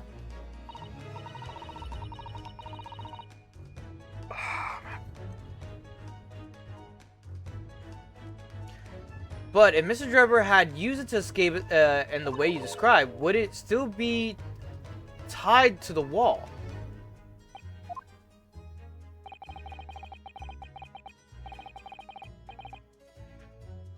Mysteries inevitably unravel in the end, as I think you'll find due ropes. And as evidence of such, you need only look at the mystery we face in the room now skillfully unraveled. That argument is circular as the coils of rope. I think perhaps we might need to give Mr. Sholmes the usual little helping hand. I'm sure with some minor corrections, the great detective's great deduction will lead us to the truth. Yes, you're right. And we must do it quickly before a knock Trevor gets too far away. If you're ready, then let us resume. Sherlock Sholmes' logic and reasoning spectacular. Course correction. Hold there, Mr. Sholmes. Alright, this part we can skip because it's just gonna repeat until we get to the part.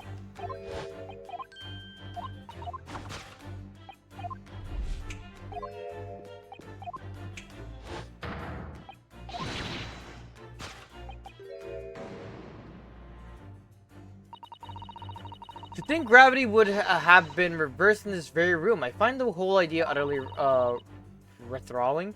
Only Mr. Sholmes could convince of such an explanation.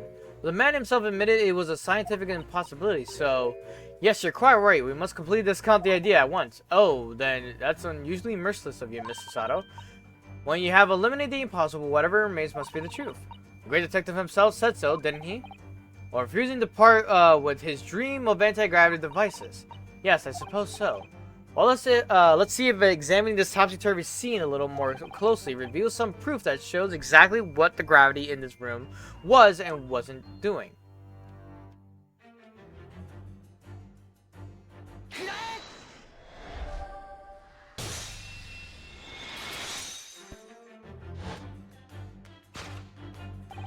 The upright base clearly reveals the truth about the part gravity played in the whole business. Upon my word, Mr. Naruhodo, you've surpassed yourself by completely turning my argument on its head. Trying to impress your assistant here, perhaps? No one is trying to steal your spotlight here, Mr. Sholmes, trust me. As you rightly say, though it appears at first glance that all the furniture of the room is upside down, this unassuming slender vase is standing keenly at attention. And unlike the large safe, there is nothing affixing it to the floor. And it's the exception that breaks the rules. In short, much as it pains me, the gravity in this room is never invented at all.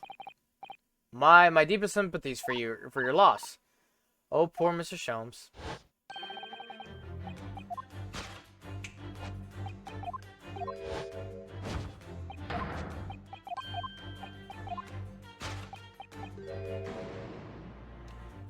Let's see.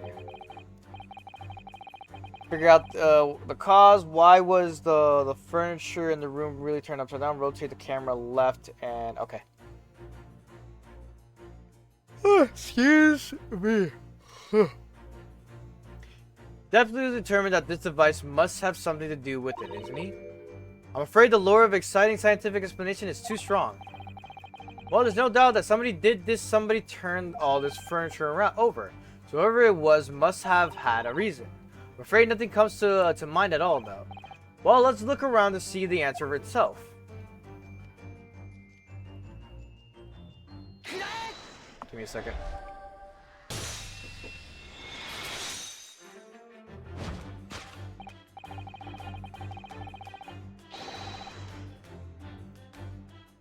Sorry, just had to say goodbye to my father. Alright. Just fix this little setup here. Yes, the reason why everything in here has been turned upside down is because of the safe combination. Precisely. I believe, Mr. Naruhodo, that you are very similar experience once, did you not? Yes, last year, when I brought the lottery ticket and noted the ticket number down on the inside cover of a book just in case. That's it, for people are forgetful souls at heart and always make written note of important information. Just keeping the ticket itself safe would be more sensible, I think. And what, pray, happened next, Mr. Naruhodo? When the day of the draw came around, I'd forgotten which book I had written the number in and had to turn my room upside down to find it. That's it, for people are forgetful souls at heart and always forget where they noted things down. Not if you always note things in the same place. I actually won the second prize, you know. But I couldn't remember which magazine I slipped the ticket into. Thank you, Mr. Naruhodo, but I believe I proved my point now. Which is that a very similar scenario has clearly unfolded in this room. Finding himself requiring access to the safe, the occupant of this room needed the combination code. He remembered that he'd written it on the outside of the piece of furniture, but forgot which one. In the state in which we now find the room. Yes, Mr. Drebber overturned all the furniture in here, and in a desperate hurry to locate the combination code that could unlock the safe.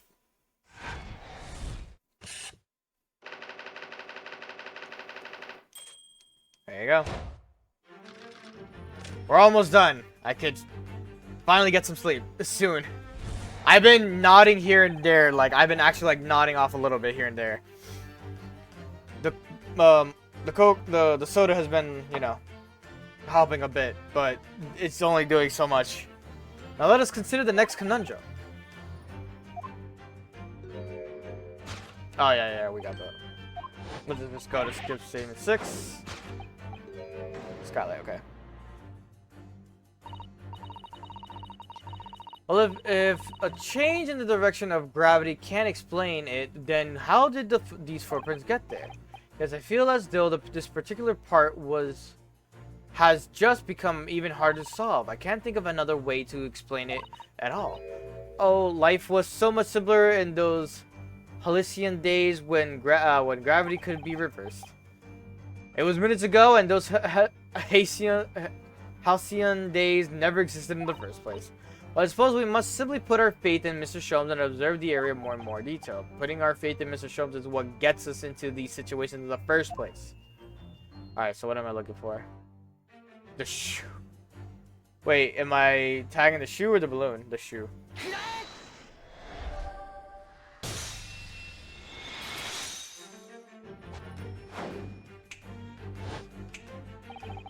The reason there are footprints on the ceiling is because of the nearby shoe. And on closer inspection, there's clearly footprints all over the balloon as well. In other words, the aim was never the skylight at all, but the balloon. But for what purpose? A green balloon, that seems somewhat familiar, data. It was a piece of green balloon, it was a piece of a green balloon envelope that Mr. Netherholder and Iris found at the scene. Inside the green balloon with that Master God's claims he saw above the stage when the incident occurred was the second bird cage, the crux of the whole instantaneous kinesis deception. You mean to say, if we assume the balloon is here as a model of one used on the day, there's a strong possibility something may be concealed inside it. Something our absconder was desperate to retrieve before making a hasty getaway. But the balloon's out of reach. Hence why he resorted to a projectile, namely the shoe. Most probably, Drebber intended to tear a hole into the envelope by assailing it with the shoe. However, his efforts were thwarted when the shoe itself became a prisoner of the lofty heights. Oh dear. We desperately need to examine that balloon. If only there were some way we could see inside. You may recall that I found this in the room earlier. Oh, the rope. To reach its intended destination, what better tool than the...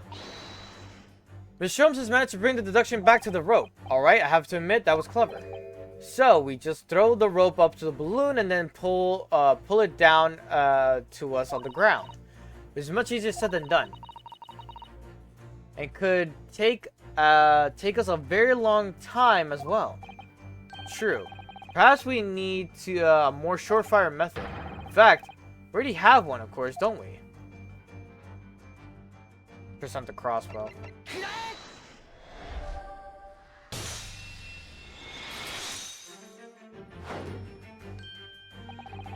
To reach the intended destination, what better tool than the crossbow?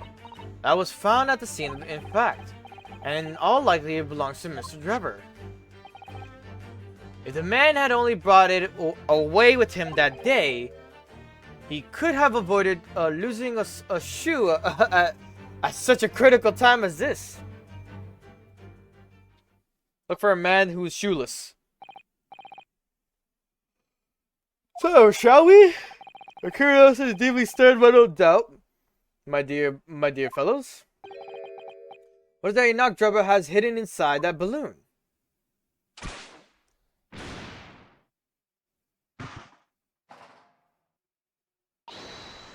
Ah!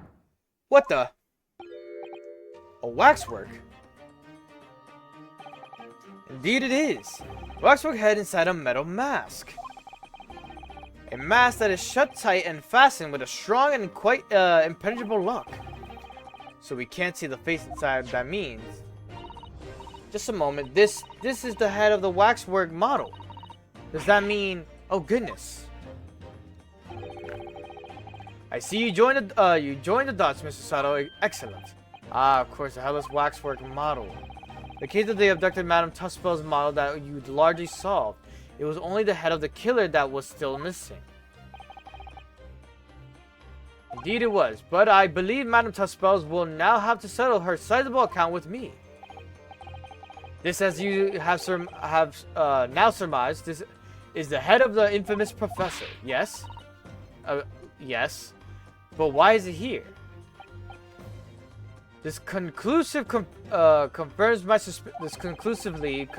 suspicion. The man irresponsible for stealing the professor from Madame Tuspel's and returning it sans tete earlier today was none other than Enoch Drebber. This is incredible. Mr. Haybrain's case and the waxwork abduction. What? Oh, okay. I'm like slapping myself to like keep myself up, you know? So you hear a random. This is me slapping myself. They're inextricably linked by Enoch Drebber's workshop. Okay.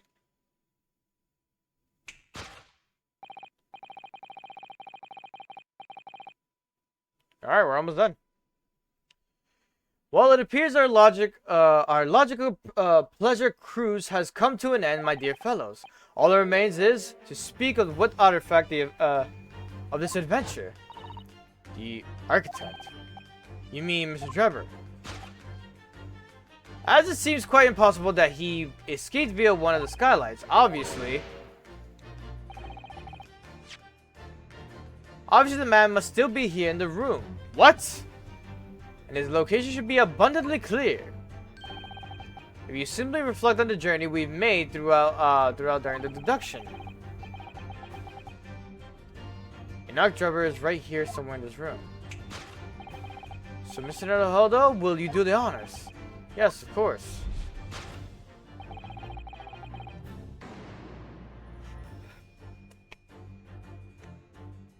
Mr. Drebber's hiding place must be... Whoop.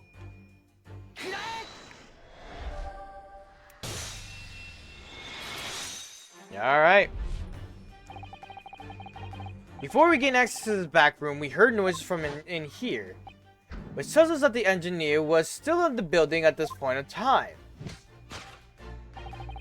He was in fact searching for the combination of his safe, and pressed for time, made no attempt to right the furniture that he overturned in process, from which he can deduce that his search for the combination happened very recently. And serving Mr. Enoch Drebber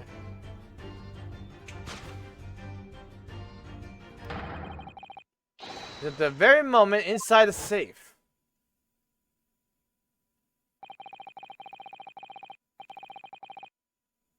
This concludes Herlock Sholmes' great deduction of this topsy-turvy puzzle.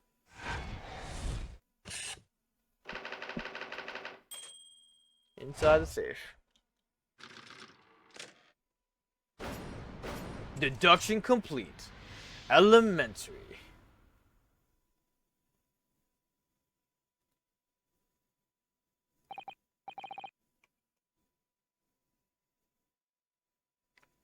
Whoops. No, that's not what I wanted. Okay. So, Mr. Naruhodo, I think perhaps it's time we ended this game of hide-and-seek, don't you? By opening the safe, you mean? What else? Let's see. The combination was 432582. I knew that. Alright. I knew that. Alright then, here goes.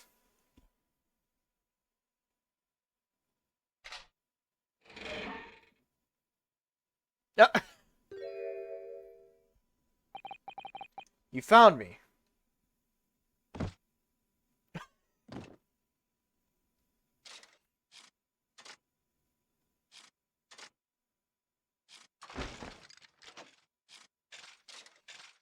This man's a stand user. Alright.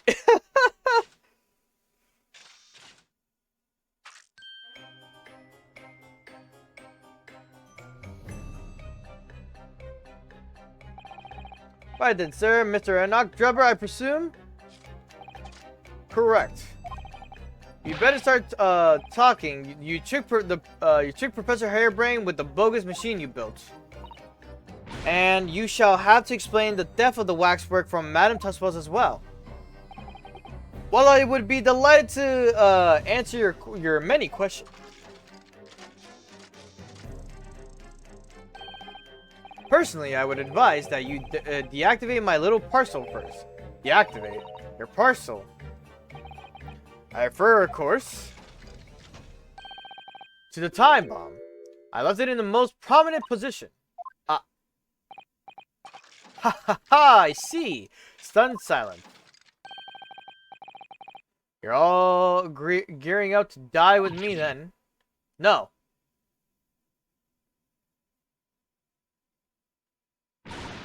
Mr. Sholmes, with only 7 seconds to spare. That was too close for comfort. I've got one foot in the grave already. Are you trying to help us get a killer or get us killed? The Sholmes deductions can be completely life-altering, can't they? Well, my dear fellows, that was a close shave.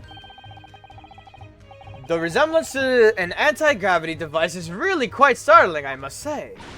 Anti-gravity devices don't exist. Oof, I wouldn't push it, Mr. Sholmes.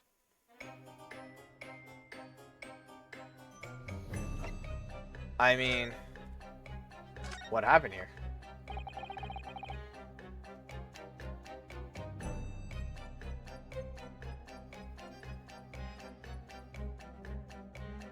Hold up, something's not right.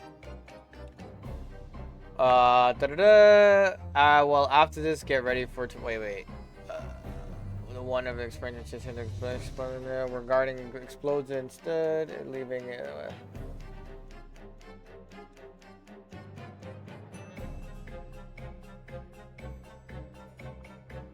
Alright. Just making sure that I'm okay with what's going on here. What on earth happened here?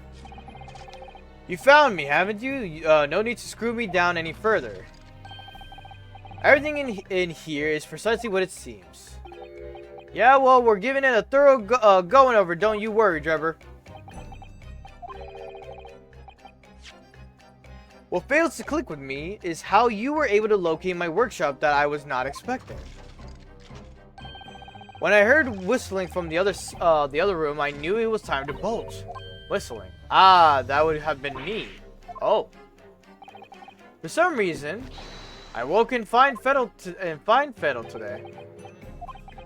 No words, just tight squeezing the chips.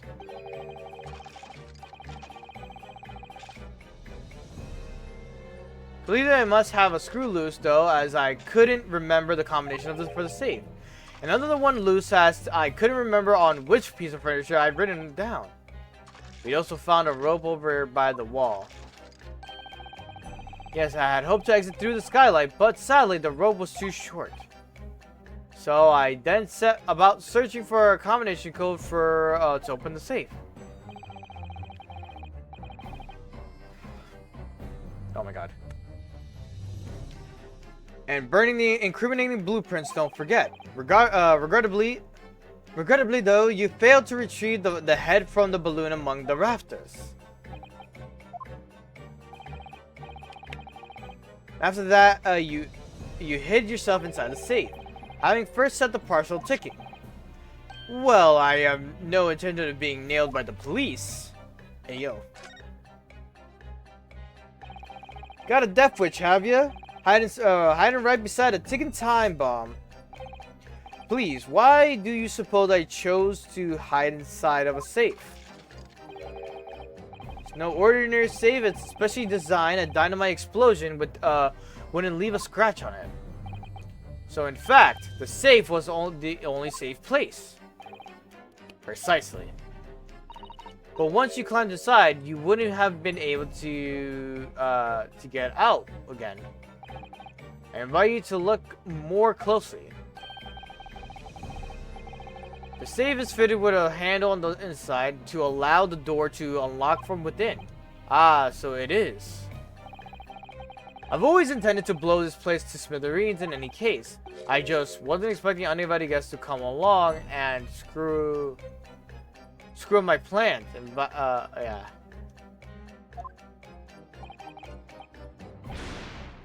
Do you mean to say you were planning to blow us all up? No, that was unforeseen. What do you mean?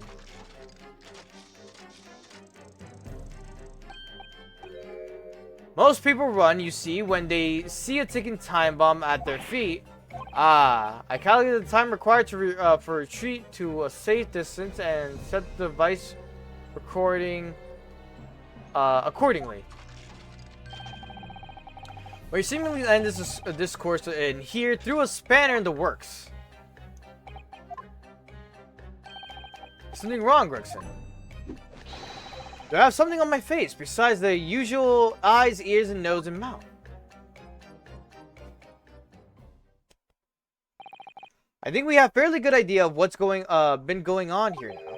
And what about the two incidents you've evidently been involved in recently? Professor Harebrain, instantaneous kinesis experiment of the Great Exhibit, and the waxwork model you took, which this head belonged to. There's no ordinary head, you know. That's the head of the professor. Glad in the moment. I'm so sorry. I'm like losing my placement because I'm like losing my eyesight right now. I need to take a nap at least. Cladding the mask with a lock is so strong I'm unable to open it safely to reveal the killer's identity.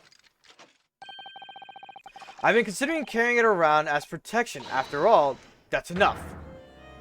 Oh. What's going on here, Gregson? I'm sure you're aware that I have sole jurisdiction to investigate here. Yes, well... Dr. Sif again. So the forensic investigation team are here. And you know full well that this engineer is a key witness. Why are you allowing this lawyer access to him? If Lord Strongheart knew of this, you'd be finished. You lot leave at once. My dear madame, there's no need for such a threatening tone, I assure you. After all, there's no way to greet, that's no way to greet an old acquaintance, isn't it, Dr. Swift? Hello, Sholmes. Mr. Sholmes knows Dr. Swift?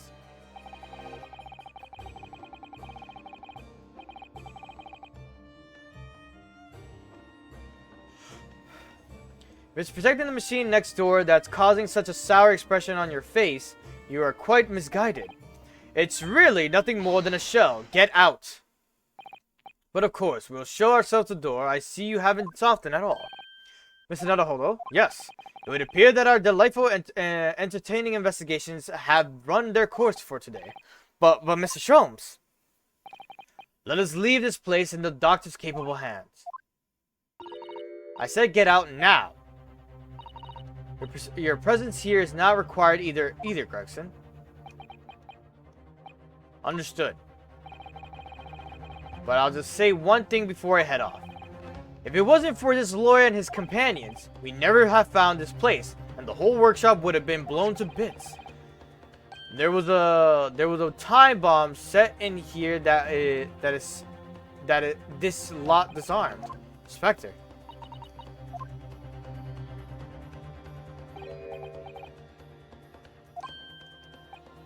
Something giving you a chuckle, has it, Dribber? Ah, so sorry. Didn't mean to offend you. Quite right, of course. You did disarm the time bomb, didn't you? Oh shit. Yes, you did disarm that one. Eh? What are you? That one? You mean?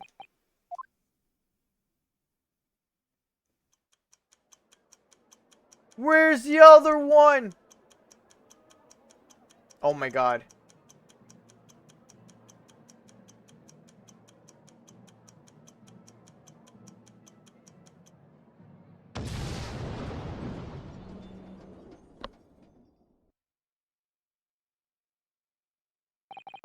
It was an hour later that we heard the news of the enormous explosion that ripped through the experimentation stage of the Great Exhibition. Professor Harebrain's invention and all its secrets were blown away forever. Alright. Hey YouTube. We are back. From yesterday where I was sleep deprived, it's now a new day where I slept. So we're okay. We're okay today. And not me nodding off. I will not lie. I was nodding off yesterday for every conversation we were having, like, in that moment at the end.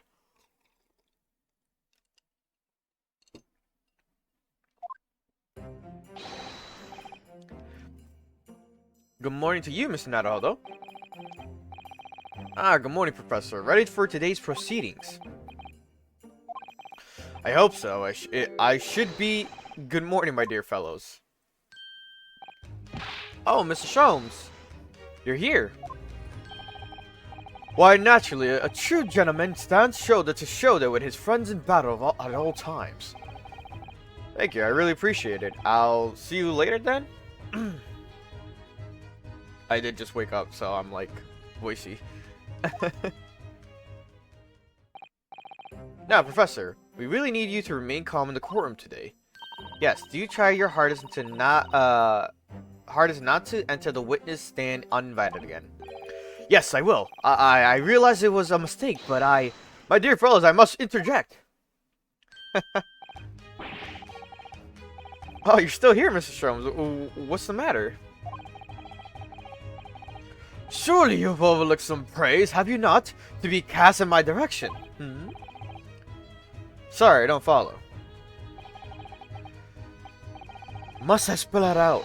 I, the great Herlock Sholmes, the greatest detective of worldwide acclamation, arose at some ungodly hour to be here now. First thing in the morning, a miracle, you must agree.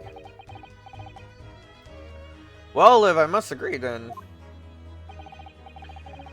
As you know, my sleep is quite impregnable. Impregnable.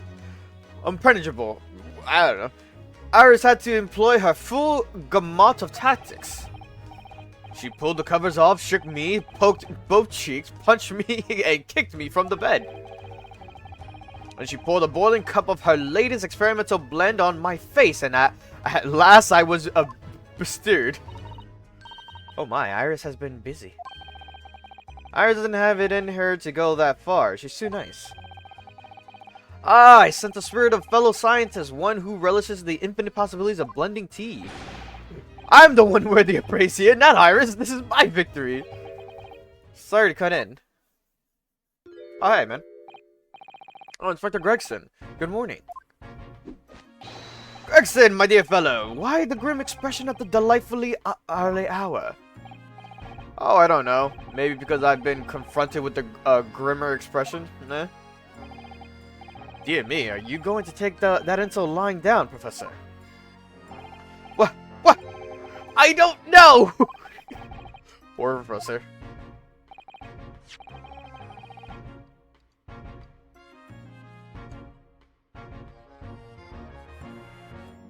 Anyway, here's the paperwork you asked for. What paperwork? Ah, I took the liberty of requesting it yesterday. I have a feeling it may prove useful. You wouldn't believe the hoops I had to jump through to get this brought out of the archives. It's the professor's autopsy report. That mass murderers who killed 5 members of the aristocracy. He was found guilty in a closed trial 10 years ago now. It was all done under wraps. And he was quickly executed soon after the trial. It's all in here. Alright. I don't know what to say. Thank you, Inspector. Yes, much obliged. Gregson. Us lowly lot at the yard are just doing what we can. In the shadow of a great detective Sholmes, of course. He seemed very chill about this. Well, chill about giving us that and talking to Sholmes like that. Well then, Professor Harebrayne, this is it. Today, you're going to lay all this to rest at last. I wish you the best of luck, Professor. I suppose he'll be in here today too. Or today, will he? Drebber. Yes, we expect the prosecution to summon him as a witness. I'm so amazed that you managed to find him in just one day. I really owe you both so much. Counsel and the defendant. The trial is about to resume. Kindly make your way into the courtroom at once. Is it then the final chapter? Funny, my heart's racing a little. I've not felt this before, actually, this strange foreboding. As if something's going to happen in the trial that I'm not ready for. But I can't let that distract me from the only thing that really matters. Finding the truth.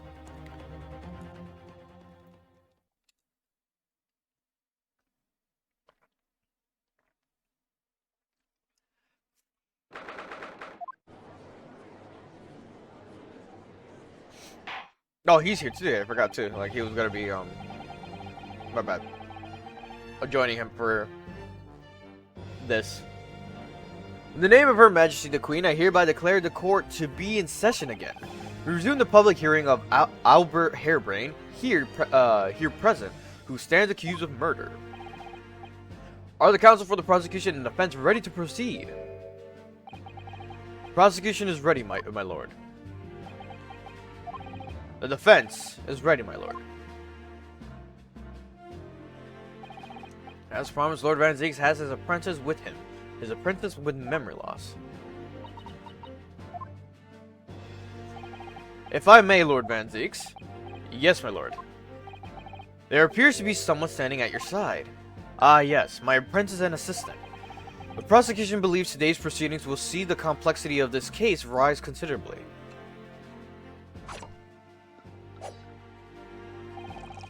I therefore instructed my assistant to attend to ensure the smooth running of the trial. And the smooth running of liquid refreshments by the look of that. The way he holds himself, the way he moves. It couldn't be anyone else. But he's still suffering from amnesia. I know, but... oh, this is very hard. It appears the prosecution has done a fine job in responding to the demands of the court made yesterday. I understand you have successfully secured the engineer who disappeared from the scene on the day in question. Yes, my lord, I intend to call him as a witness shortly. Very good, very good. Now then, ladies and gentlemen of the jury, who have been chosen at random to represent the will of the people in the courtroom today, are you ready and willing to proceed? Of course, my lord, I'm sure we all understand the importance of doing our civic duty. I do so despise deception and deceit. I find it so very wearing. To take a man's life with a conjuring trick, it is against the magician's code, not to mention the law. Any fake scientist should feel the wrath of God, if you ask me. We have to listen to what's said on both sides, the fence, and then settle on one. That's it, isn't it? Wasn't like this in my day. Wasn't like this at all. If all parties are ready to proceed, you may begin, Lord Van Zieks. Before I do, my lord, there is a report I must read to the court. Yesterday at the Great Exhibition Grounds, the evidence of primary importance in this case. A super high voltage instantaneous kinesis machine which was installed on the experimentation stage was deliberately destroyed in an explosion effected by an unknown person or persons. It was what? An explosion! This is an outrage!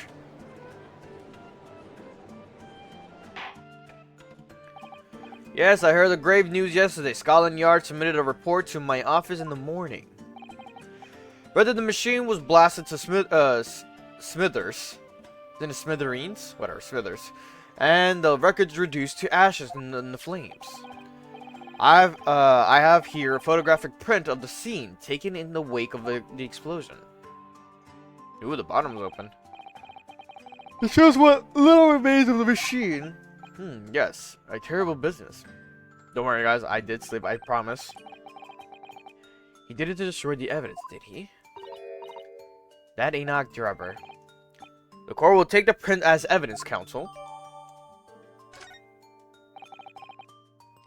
Late yesterday afternoon, the protection afforded to the machine by the Special Dispensation for Scientific Equipment Act was revoked. However, before a thorough investigation could begin, the investigation was obliterated from the existence. As such, this will become a very different trial.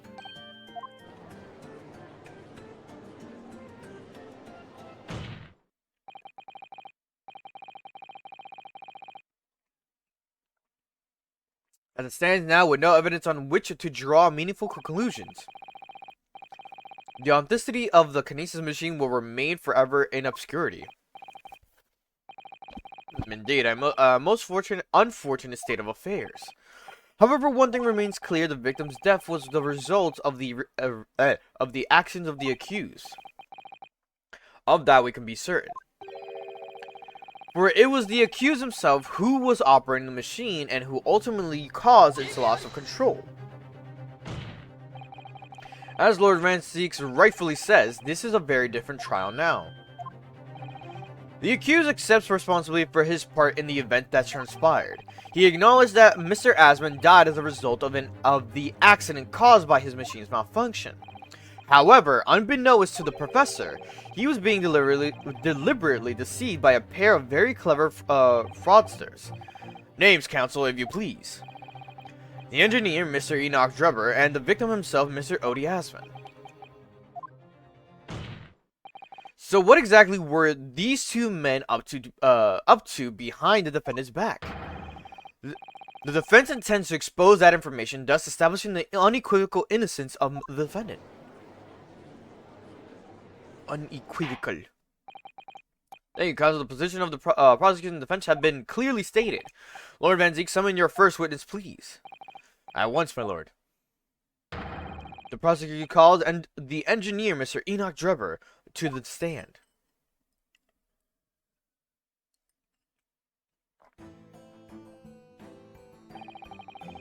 State your name and occupation for the court.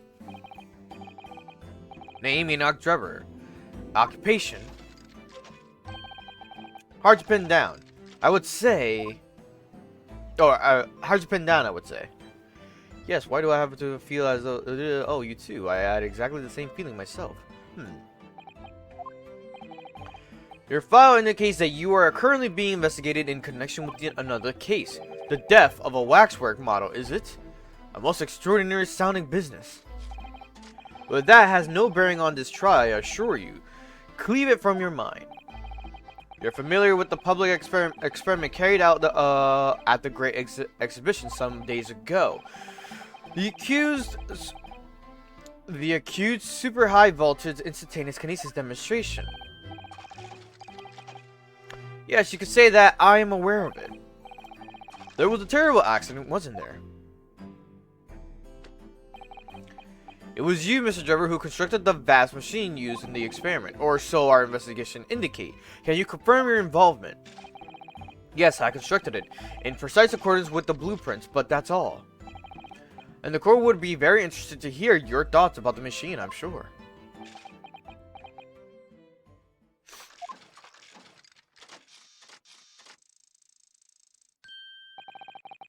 An amazing device if you ask me. The pinnacle of modern science, making instantaneous kinesis a reality at last. What? Good gracious, do you mean to say that the experiment was bona fide? Is that your belief, sir? Yes, that is very much my belief, such a waste that it blew up. But we've already established that the machine was nothing more than a prop for an elaborate conjuring trick. You've established nothing of the sort. All that was shown during yesterday's proceedings is that the same outcome could have been produced by means of stage trickery. The defense merely proposed a method and demonstrated its feasibility. Nothing more. But we procrastinating long enough, I feel. Witness, you will now give your formal testimony about the machine that you constructed for the purpose of the demonstration at the Great Exhibition. Understood. I like his robot arm.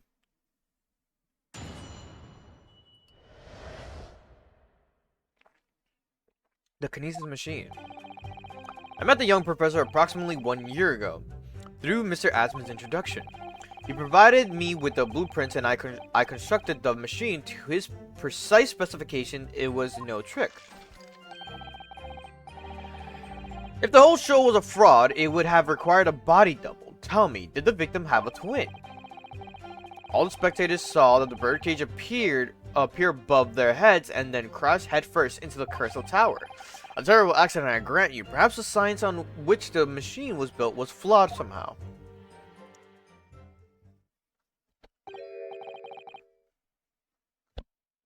A body double? That goes without saying, surely.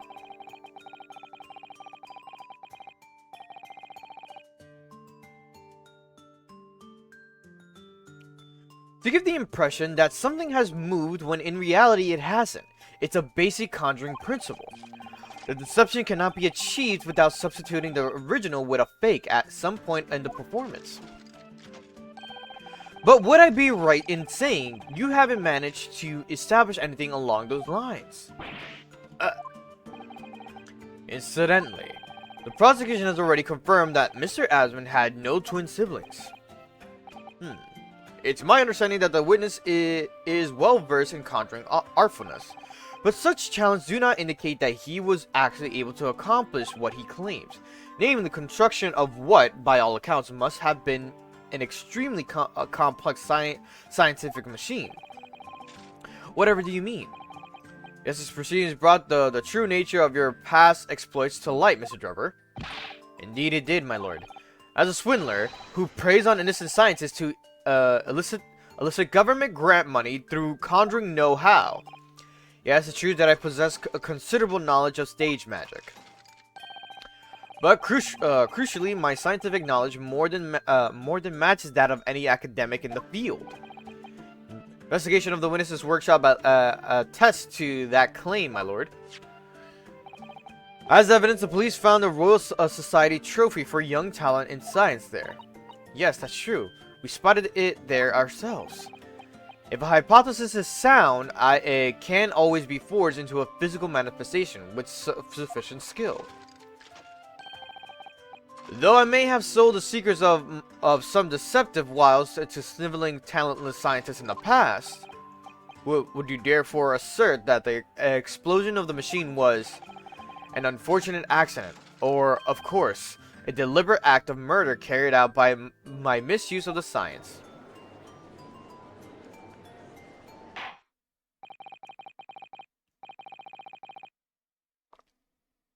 Counsel for defense, your cross-examination, please. Yes, my lord. Part 3 seems like it's short, at least from the way how this is looking. Alright, what we got? Examine the birdcage. Whoops.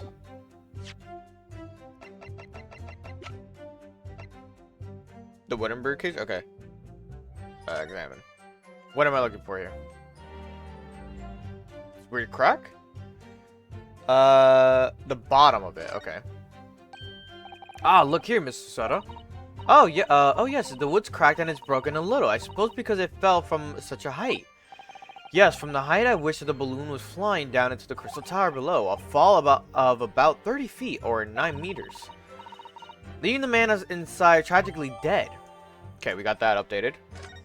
And then, in details of the updated bits reflect damage, whichever will fell head first, will enemy damage instead. Okay. On statement 4.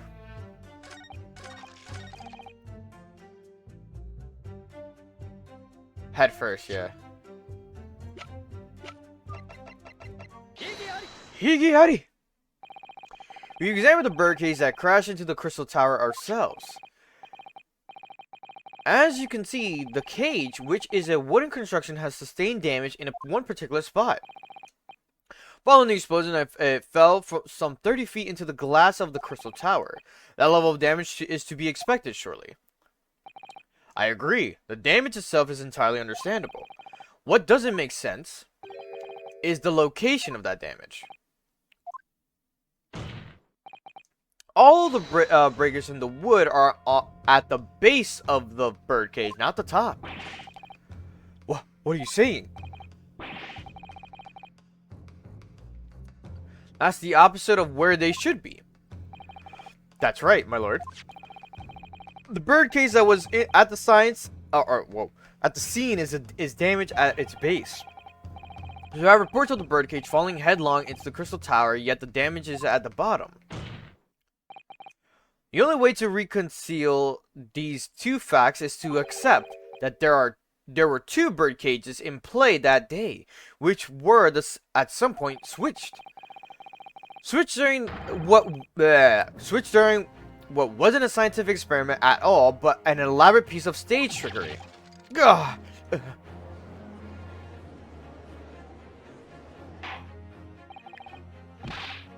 Good gracious, explain yourself, witness. Well, If we examine the facts, there's only one logical conclusion we can draw. The damage on the base of the birdcage clearly indicates that it crashed tail first into the tower. But multiple witness reports claim it fell head first. The birdcage materialized in the sky next to a balloon flying over the stage, following a spontaneous explosion at an altitude of some 60 feet above ground level, which is approximately 18 meters. It then proceeded to fall some 30 feet into the crystal tower and the ensuing deflagration. Witness reports amid such chaos are notoriously unreliable. But the victim's neck was broken. He plummeted 30 feet inside a heavy wooden cage. However he fell, it would be unsurprising to find one or two of his vertebrae crushed.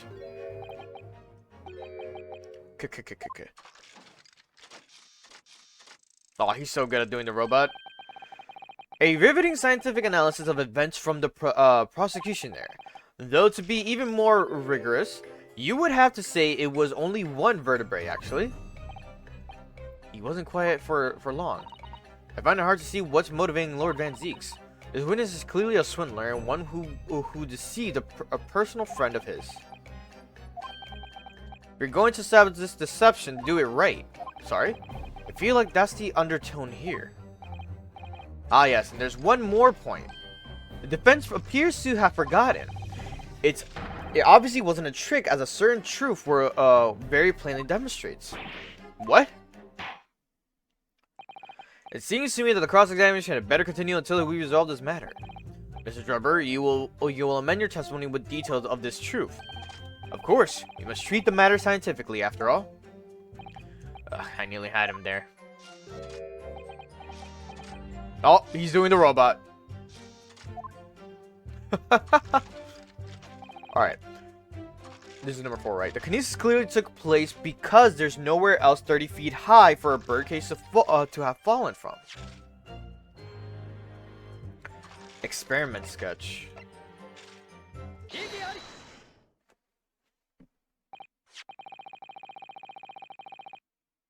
Okay.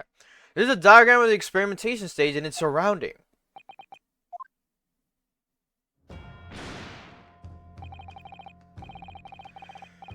We know that somehow the birdcage appeared in midair before falling down into the crystal tower. A fall of about 30 feet or 9 meters. However, if you examine the diagram carefully, you'll see that there is one other possible location from which the birdcage could have fallen. The same distance of 30 feet. No. Well, it appears the defense has a possible explanation to put forward. Go ahead, counsel. Yes, my lord. Wait, what did he say? Yes, my lord, of course. You indicate the place in which you are referring on this same diagram. Oh yeah, it's about the same height. Go here. Go lower. I don't know if it's like wants me to do it point below the machine. Let's do it right here then.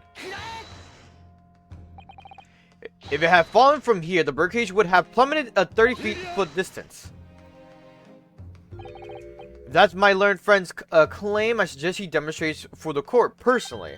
Huh? Okay, so there you go.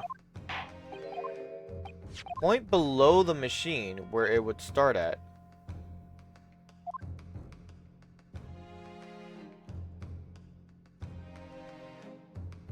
Point below the machine.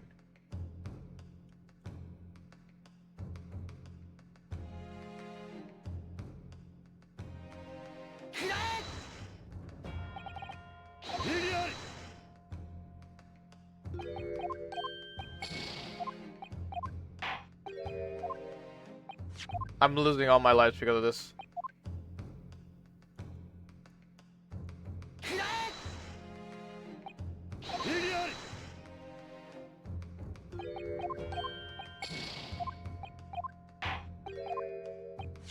Oh, wait. Hold up. Is this what it means? There you go. Okay, talking about there, I think it's a weird phrasing of how they written it in the guide. This place I'm referred to is here, but that's where the birdcage would have been to begin with. Which is exactly the point, my lord. Yes, the birdcage was in a machine on the stage, but what we must also consider is the height of the stage itself. Go on, Counsel. It turns out that the experimentation stage was built at a considerable height above ground level. And if you look at the diagram, in fact, you'll see it's at about the same height above the ground as a balloon was above the crash site.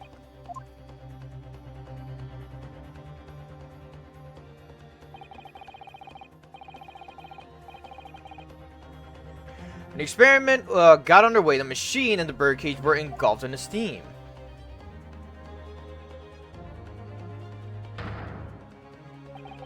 That's where I was trying to point earlier.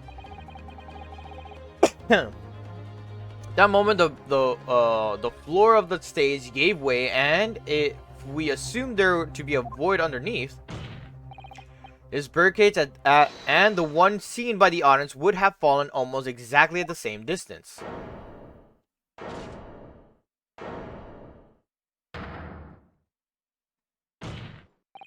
Once again, my lord, this all points to the fact that there was not one birdcage, but two. My learned friend has no evidence that the stage had such a contrivance in its design. Someone is responsible for the criminal destruction of the kinesis machine itself. It's true. However, the stage still stands. And take a moment to look at the photographic print of the scene following yesterday's explosion. Good lord, the metal grill that formed the floor of the machine is undone. Yes, most likely blown up open by the force of an explosion that destroyed the rest of the machine. The defense calls for the space below the stage to be investigated immediately.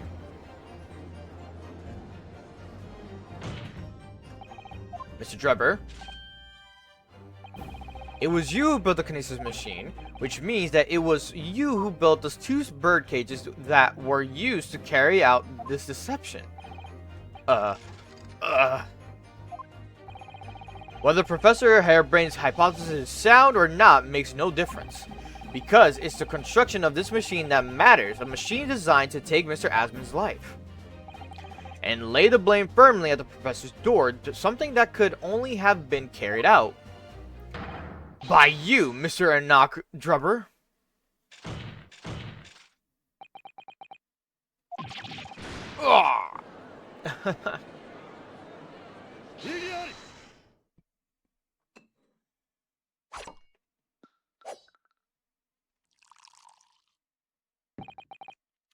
If my learned friend has reached the end of his wild dissertations,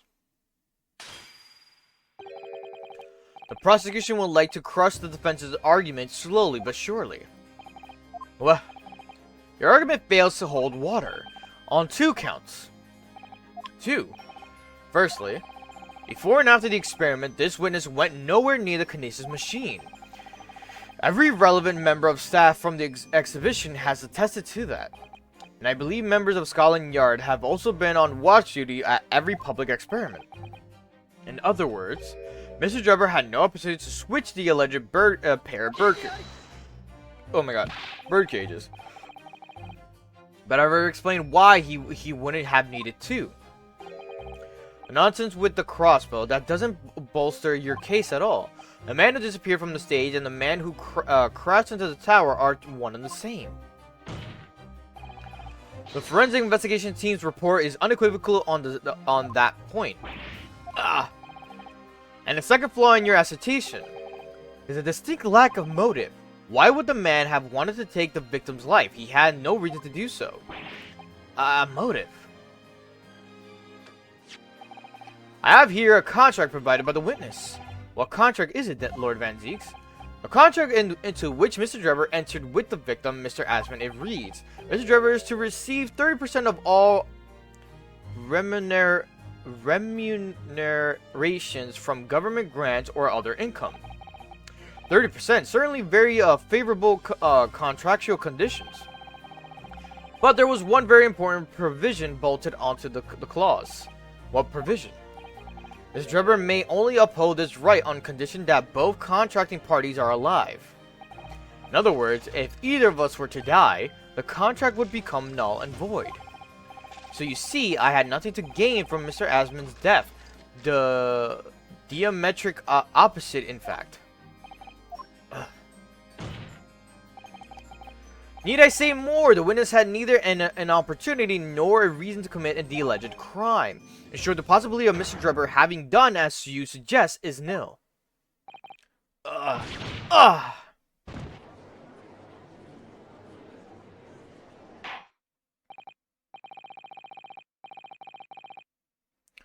It seems the defense assertion was somewhat wide on the mark. Lord Van Zeeks, you will submit the contract as evidence, please. It's true. If Drebber had no opportunity to switch the birdcage under the stage with the one in the Crystal Tower, he wouldn't have done it, and in any case, I have no idea what his motive might have been. There's one aspect of your argument that still holds true, however. There were 2 birdcages. The prosecution is unable to deny that.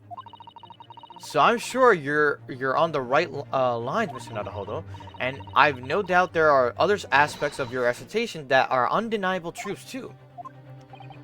While it would seem that the defense has no rejoinder to offer.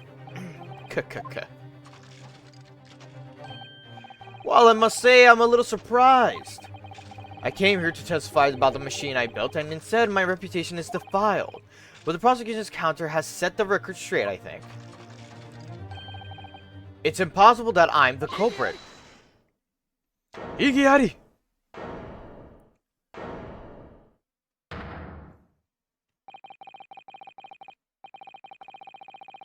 At the beginning of this trial, we believed that there was only one birdcage.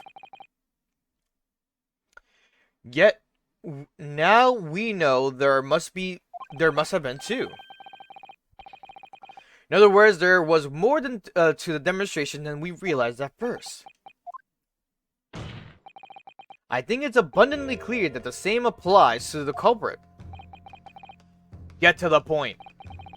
The stage demonstration was constructed and set up in its entirety by you, Mr. Drebber. Therefore, it's inconceivable that you had no hand in the events that transpired. So if circumstances mean it's impossible that you could have carried out the crime yourself, it points to the fact that someone else was involved. Someone else? Counselor, are you suggesting? Yes, my lord. Mr. Drebber had an accomplice. An accomplice now? Well then, I presume you're prepared for what's to come. Now that you're accusing not only this witness, but someone else of the most serious of crimes. If these accusations turn out to be false, then make no mistake. The prosecution will demand an equally serious punishment for your slander.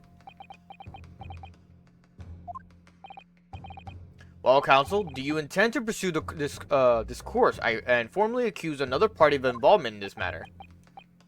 What I do here. At the moment, this is a little more than a hunch on my part. I don't know for sure if Drebber had an accomplice or even if he really is the culprit here. One way or another, though, I have to make my position clear as a lawyer. So what's my stance going to be? Did Drebber have an accomplice or not? Name the accomplice. The defense is ready to name Mr. Drebber's accomplice. Somehow the 2 birdcages must have been switched. Everything must points to that. Yet, according to the coroner's report, that's not a possibility. But the inconsistency itself is a clue. Counsel. My lord. You have received a stark warning already. If you are nevertheless determined, then I must now ask you to identify this alleged accomplice by name. So, your answer, please. Who do you claim to have been Mr. Drebber's accomplice? Corny Sith. The name of the person in question is... What's wrong, my Nipponese friend? Surely fear doesn't bind your tongue now. It's a little late for that. Of course, I'm afraid, after all, naming her in this capacity is definitely going to make waves, a lot of waves. I could very well turn every single person in this courtroom against me.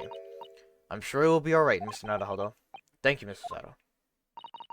The enemy always appears larger than life, but you'll appear exactly the same to the enemy. Alright then, here goes. You kept us waiting long enough. Your answer, counsel, now. The person who colluded with Mr. Drubber in order to carry out this wicked crime is Scotland Yard's coroner, Dr. Courtney Sith. What the blazer are you talking about, Dr. Sith? The head of the forensic investigation team, and the coroner who conducted the autopsy on the victim. We know there were 2 bird cages, so who could have carried out the switch to complete the illusion? The accident happened in front of the huge crowd of spectators, and the area was immediately sealed off. Then everyone, police officers included, were banished to make way for the forensic investigation team. When else could the switch have occurred? It can only have been in the team's presence. It's essential that the court determines exactly what happened following the incident. The defense demands that Dr. Sith, I hope I'm saying her name right, Sith be summoned to the witness stand at once to justify. To testify. Yes, it was to testify. You got nerve, lad! Standing up there, dragging the yard's name through the mud. I didn't mean to. I know the woman very well. There's no better dead room worker out there. How dare you call her a criminal? My learned friend's imagination appears to be wilder than the East End at night. But the recklessness of your accusation aside, there's another grave problem with your argument. One which the prosecution demands you address at once. A great problem. On my word. Who do you claim acted as the victim's doppelganger? What? Certainly if the birdcage containing the body of the victim was exchanged for another, that cage must also have contained a body. And yet, no missing person or accidental deaths of anyone even remotely resembling the victim have been reported. Which means there was no one dead or alive who could have fulfilled fulfilled the role of the body double for Mr. Asman. I like the fighting games for Dead or Alive. What was it? Dead or Alive Extreme? It's alright, it's fun. It's a very big fan servicey game, but the fighting games are like way more enjoyable in my opinion. That's true. My argument is that there were 2 bird cages, then there must have also been 1 person inside each. But I don't know if I got an answer to this yet, have I? What can I do to reveal how the body double stunt was achieved? Present evidence. Yes. Very well. The defense will address my learned friend's concerns by presenting evidence that reveals the true nature of Mr. Asman's body double. Good gracious, evidence! I do hope this isn't filibustering counsel. The court is expecting a name. You think you have relevant evidence presented now? The body double and the birdcage were hiding inside the balloon that was floating above the stage, which means that any witness would only have seen them from 60 feet away. So who was it that appeared out of the explosion some 18 meters above the spectators? Aha! The body double inside the second birdcage was... We know that the victim, Mr. Asman, was in the birdcage that was situated inside the kinesis machine on stage, and therefore he wouldn't have been inside the second birdcage. Instead, that contained something else. That's been described as a body double, which is what fell from the sky and crashed into the Crystal Tower. Yes, Counsel, according to your somewhat elaborate version of events. And that body double inside the second birdcage was, in fact... It's alright, Mr. Naruhodo, you're ready for this. Just steel yourself. You ain't come out with it. Thank you, Mr. Sato. I needed that. As I was saying... Oh, as I was saying, the body double inside the second birdcage was, as unbelievable as it may seem, that thing there.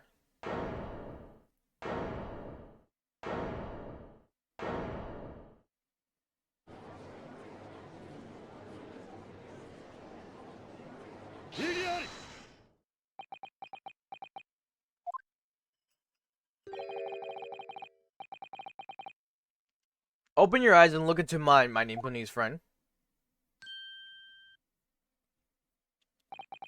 Now tell me, what are you playing at? Stand firm now, Ryunosuke. This is the time to show your Japanese spirit.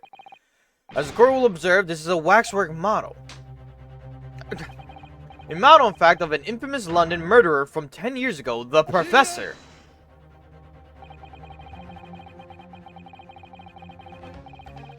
You started by indicating the leader of the forensics investigation team was an accomplice to this crime, and now you've moved on to indicating waxworks. Yes, that's about the size of it. But why, and why this waxwork? It looks nothing like the victim. In fact, it could hardly resemble him less. What possible justification can you give? If you want to know why, ask Mr. Drebber. What? Just days before Professor Harebrained performed his public demonstration, Mr. Drebber abducted this model from Madame Tussfaus. Did you say abducted? And 2 days after the incident at the Great Exhibition, he returned it to the museum. Then, the timing. Is this true, Mr. Drebber? At first, I couldn't see why Mr. Drebber would have stolen the waxwork and then given it back again. But now, the reason is clear. He took it so that he could put it inside the second birdcage as a body double for Mr. Asman. Gah.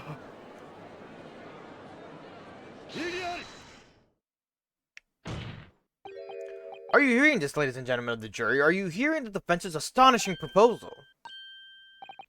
That the witness fabricated this vast machine with the intention of deceiving some wretched scientist. That he did so in collusion with the country's finest coroner in the public stage in front of the vast audience.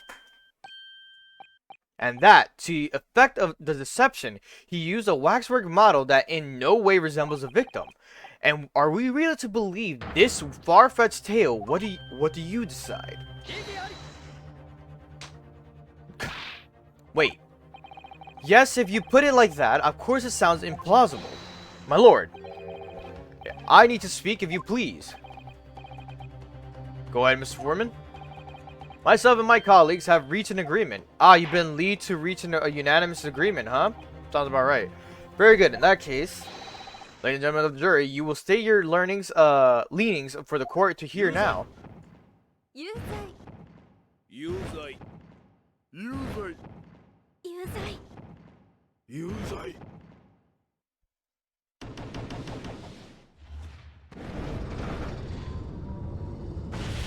Yeah. So, as indicated by the foreman, the jury has reached a consensus. I knew that was going to happen. We shall go through this, Mr. Naruto, as we always do. And uncover some new truths along the way, I'm quite sure. Yes, I agree. I'm going to have to appeal to the jurors as usual and see if I can persuade them to change their minds. Defense will now embark on an examination examination. Are you and your fellows ready to proceed, Mr. Foreman? We are, my lord. Very well. In that case, I ask you now to state clearly for all present to hear the grounds on which each of you has decided that the defendant is guilty of the crime of which he is charged.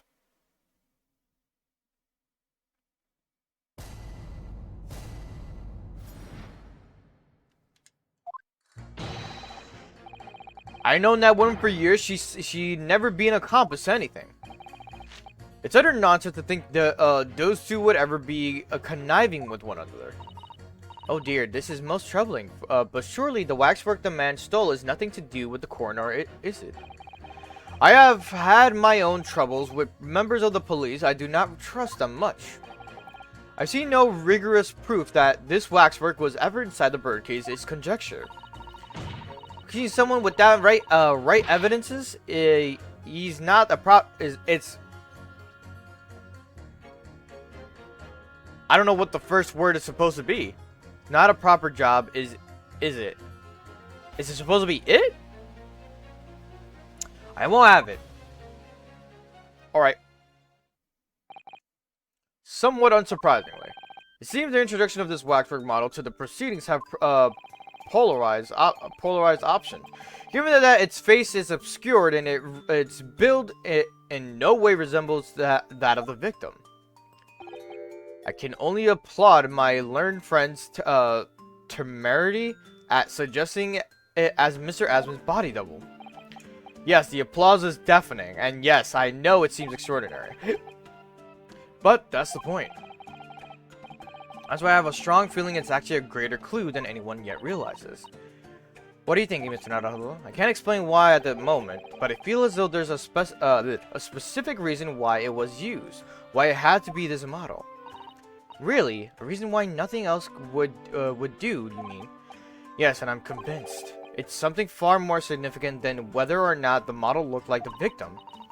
Well, if that's the case, we must prevent the trial from ending prematurely at all costs. Yes, agreed. I have to find a way out of this. If you are ready, Counsel, you may proceed with the summonation examination. Yes, my lord.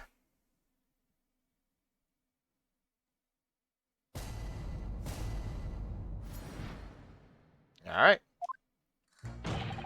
Okay, that's number 3.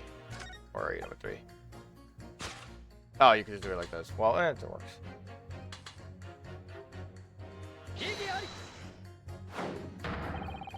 Those two statements are fundamentally at odds with one another. Well, Mr. Foreman? There's to be a new Herlock Sholmes adventure published next month by the looks. Oh, I fucked up. I was supposed to press him. That's on me, that's on me. I didn't read it right. Oops, go back. What sort of problems? Let's just say we have run into each other on numerous occasions while I've been performing on the street. Right, I see. Obviously, artists such as myself cannot appear on stage as we work in close proximity to our audiences. So we perform our great magic in parks, on street corners, and the like. But the police use any excuse to make our lives difficult. There you go, pursue. Then it's a pit, okay. Do you have something to say in response to that, Mr. Otterman? Or Ottermole, right? Ottermole. Who are you calling a mass murderer? Sorry, my mistake. I got confused because I heard you look like him. I don't look anything like the man. You want to be locked up, Sonny? Thanks, Mr. Sholmes. Perhaps we could move on. I was really wondering if you had something you wanted to add in response to what the juror number 3 just said. And clearly you do. Back in my day, back in the good old days, it wasn't like this. What was it like, sir? We worked our fingers to the bone to earn the public's trust we did. And by Jove, we earned it. People respected us back then. Respected you? Huh. No one would have called the coroner into question in them days. Coroner's report was the hallmark of an investigation done right, especially when Dr. Courtney Stevens put her name to it. She was the best of the best. And hold on a minute. What are you talking about? Who's Courtney Stevens? Ah, sorry, got a bit carried away there. Stevens is Dr. Seth's maiden name. Her maiden name? So that was before she was married. Of course, yes, silly me. It's Sith now, isn't it? Or Sint, whatever. Stevens. I'm sure I've seen that name somewhere recently. Anyway, the point is, those were the great days of policing, not like now. Sorry to interrupt, sir. But do you think you could change your statement to include that name? Well, yes, I don't see why not. Alright, then we do... Juror number 2. Oh dear, this is the most troubling, but surely the waxwork man still has nothing to do with the coroner. Juror number 2. And juror number 3. Right? Lose. Those two statements clearly contradict each other. Good gracious. To whose statements do you refer, counsel? So, juror number 2. Oh gosh, me? What can I do for you? I presume that you heard that what juror number 6 said in his statement. It's brought to light the maiden name of the coroner, Dr. Sith. Which in turn was revealed a connection that wasn't apparent before.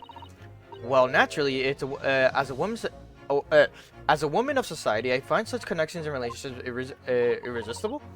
But oh golly, I'm afraid I fail to see what you mean. Dr. Sith's maiden name is Stevens, and though that name, the coroner is very definitely linked to the waxwork of the killer. The defense has evidence to prove it. My goodness, evidence you say? How utterly enthralling. Present killer's autopsy report. Counsel, the court cannot overlook that last remark. I very much hope that there is substance to your claim. Of course, my lord. I would ask I would ask the court to look at this. The evidence that clearly links Dr. Sith to the mass murder known as the Professor. The autopsy report of the mass murder known as Professor who would try to... Courtney Stevens.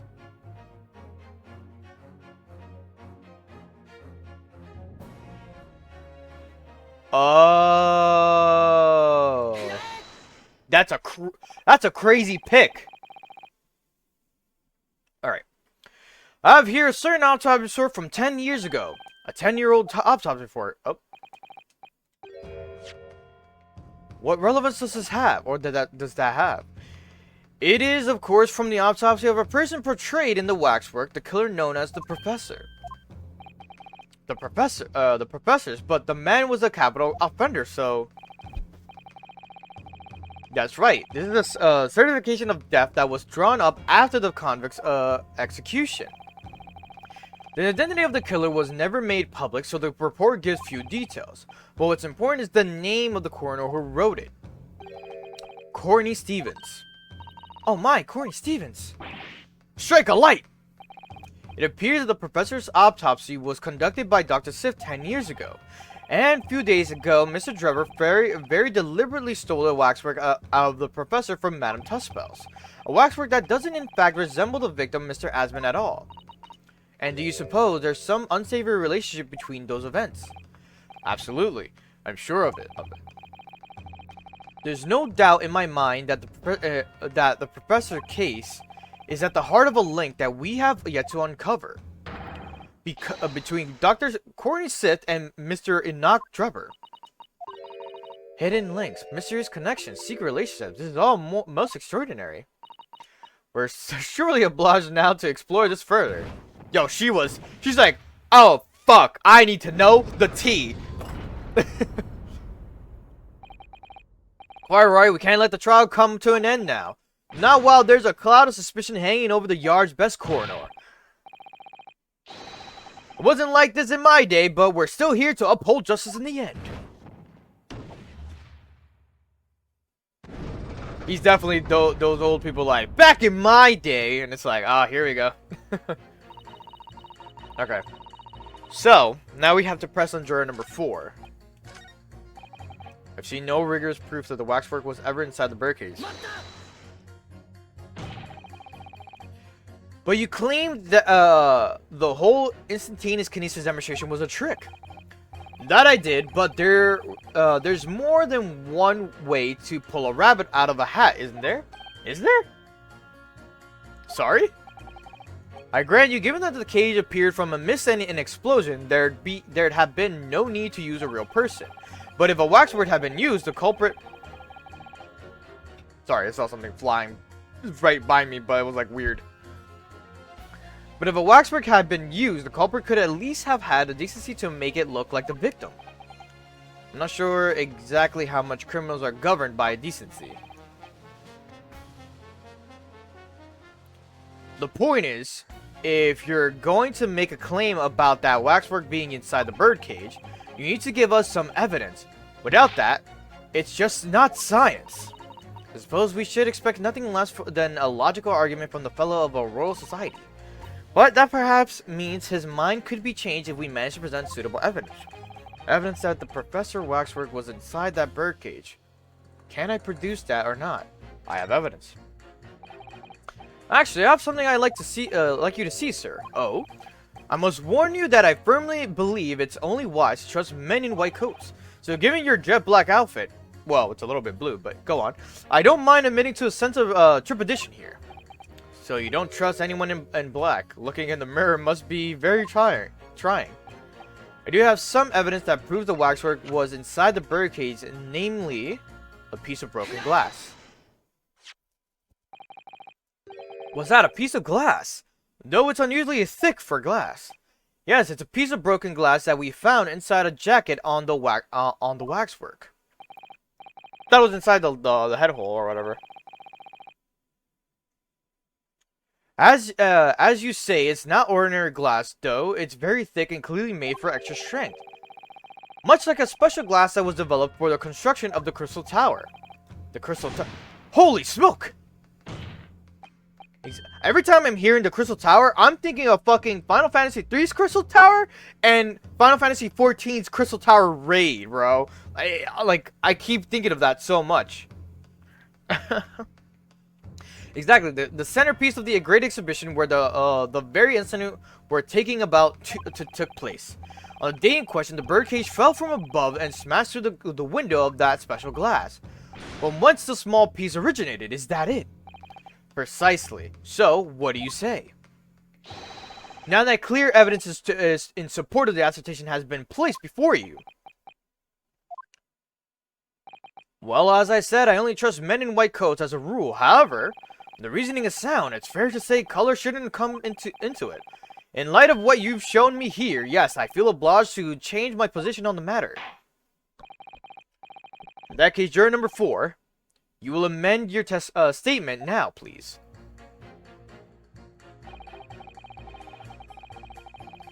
Alright. Then we pit number 4 with number 5.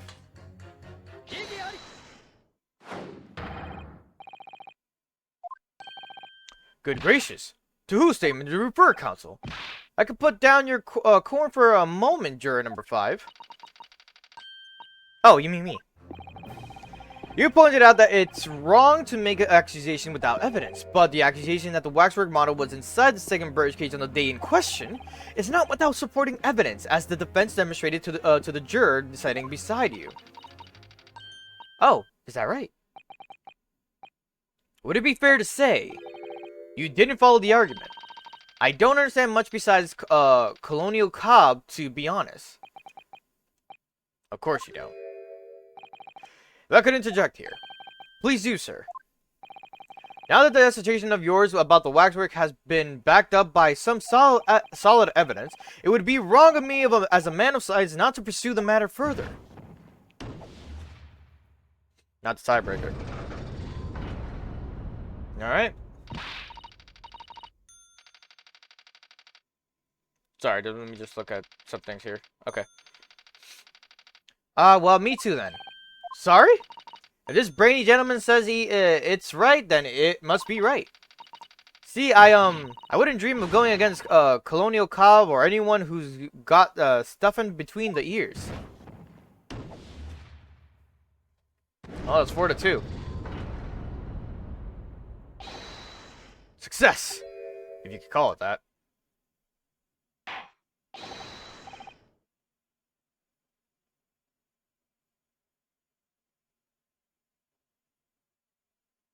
Thank you, counsel. That will do. As a result of the summonation examination, the jurors' overall leaning has changed. 2 jurors now call guilty against 4 who call not guilty. Accordingly, the court has failed to reach a consensus at the time, and the trial must continue. We did it. Oh, well done, Mr. Naruhodo. Another wonderful victory. Can I get a hell yeah? Put your hands up. Put your hands down. Now tell me what you're doing now. You see me rolling. Sorry. Once I start doing the Can I get a hell yeah? I just fucking go into the whole thing. Like the whole bit of it. A waxwork of this a waxwork of the despicable professor, used as a body double for the victim in this quite extraordinary case. I must say it's extremely hard to believe the assertion could possibly be true. However, it would appear that it does at least warrant further investigation. It's the waxwork of the professor that links Mr. Drebber and Dr. Sith. And I'm convinced that there's a special significance to that link. I don't know what you're hoping to prove, lad. I really don't. The truth, sir, by using evidence and testimony. As the court is to delve deeper into the alleged involvement of the waxwork in this case, then the prosecution called for the owner of the model to be summoned as a witness. The owner? Madame Tusspaus. I really thought that Lord Van Zieks would object to this whole line of inquiry. Very well, I concur. Make our arrangements for Madame Tusspaus to appear as witness with immediate effect. Listen carefully, my learned friend. Oh, yes. You should know that you're on the brink of opening Pandora's box. The court shall now adjourn for 45 minutes. I need to read the story of what Pandora, like how Pandora's box became a thing, and like how people figured out that it's like a box of chaos and like every like hellbound thing inside of it or whatever. It's like, what? Like, who thought of this? During that time, the prosecution will summon the new witnesses and prepare her for taking the stand. Madame Tusspaus, yes. I shall see it to at once.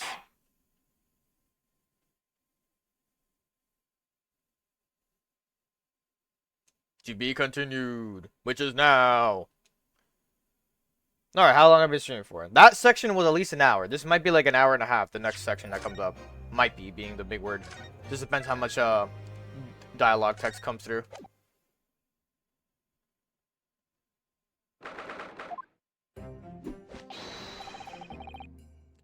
Wait. Oh.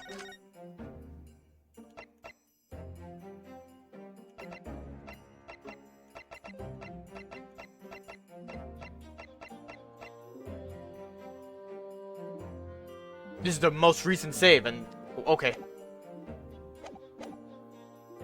Ah, the Knight Ernest himself. Oh, have you been watching from the gallery, Mr. Sholmes? I've been on the edge of my seat the entire time. Forgot I gave him an accent. If you could call it that. Courtroom trials are fascinating affairs, as a spectator at least. I'm glad you've been enjoying yourself. Hey man, how you been holding up? I have to ask. What on earth is going on? It makes no sense. What's the professor's business and all about? He doesn't look like any professor I've ever met before. Who even is he? Ah, of course. You were in Germany already 10 years ago. Yes, the professor. When I discovered he was the one who had been abducted, a sense of foreboding stirred within me. But who knew the monster would come knocking at your door? My heartfelt sympathies. As it turns out, Lord Van Zieks is even more intimately tied to this case than any of us realize, isn't it? Or isn't he? Yes, how true. His great friend from university in the dock, and now a waxwork of a killer who took his esteemed brother's life makes an appearance too. I imagine even the shrewd Mr. Reaper failed to foresee that kick in the teeth. An extraordinary move on your part, my dear fellow, to throw that in front of the man. You make it sound deliberate. I can't help feeling that this professor case is really very puzzling. Oh yes, in what particular manner? Well, there's Mr. Drebber, Dr. Sith, and Lord Van Zieks. It seems that everybody in the trial has a link to the case somehow. Yes, in fact, I alone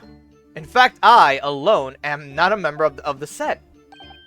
No, that leaves me as an empty set, all alone with no intersection to any other. Excuse me. Who is that? Oh, hey. Dr. Sith. Ah, Dr. Courtney Sith. Nay Stevens. Good day to you. Hello, Sholmes. That was very shrewd of you. What in particular, pray? You requested that 10-year-old autopsy report from Gregson, didn't you? Why would you assume such a thing? Because Gregson told me. Oh shit, now I can't play coy with you. So I think it's been 10 years. 10 years in the laboratory wielding my scalpel. I smell of nothing but corpses and disinfecting. Policemen on the jury had a lot to say about you as it happens, Dr. Sith. And I've accused you of being complicit in what happened. I'm hoping that you'll take the stand and tell the truth about what really happened. That certainly won't be possible. Lord Van Zieks won't be summoning me as a witness. Lord Strongheart has forbidden it. Lord Strongheart? The Pandora's box you were warned about is the Professor case. But please don't make the mistake of thinking you'll get any information about it out of me. But attempting to hide from the truth, that's cowardice. I've always fought crime in the way that I see fit. I have no regrets, none at all. And that's all I came here to say. So, good day to you. Strongheart has a major role in some of these things, and it's like, I'm fearing that he has... I don't know if he's going to play a big part here, but he might play a bigger part later in a later story part. She mentioned it too, this Pandora's box. Whatever does it all mean? There's really no cause for concern. I assure you, when the trial resumes, the meaning will become all too apparent, whether you like it to or not. Huh? Now then, I believe it's almost time. I must make my way back to the public gallery. The edge of my seat awaits! I think maybe you're enjoying yourself a little too much. Ah yes, one word of warning before I go. If, in the course of the trial this afternoon, you perceive even a shadow of doubt about the truth, don't let it out of your sight. Pursue it like a dog with a bone. To the bitter end, you understand? Do not falter whatever may come to pass. Alright, I understand. Thank you. Good. I shall make myself scarce then. I purchased the bar of caramel earlier, so I shall be gnawing on this as you gnaw away at the truth. What did the warning from Mr. Sholmes really mean, I wonder? Especially the bit about whatever may come to pass. Alright. Here we go. It's time for the final chapter then. I'm determined to find the truth, no matter what.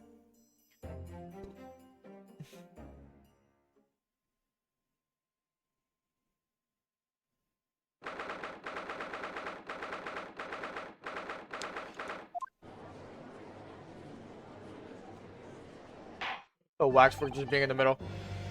In the name of Her Majesty the Queen, I hereby reconvene the proceedings of this court. Counsel of the Defense and Prosecution, are you ready to and able to confirm? Prosecution is ready, my lord. Yes, my lord. The defense is also ready. As the court is aware, the case is under our certainty.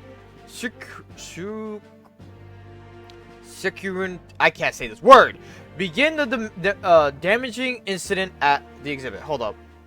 I now have to Google this. Or, like, the way how to pronounce it. Oh. Circunity. Okay.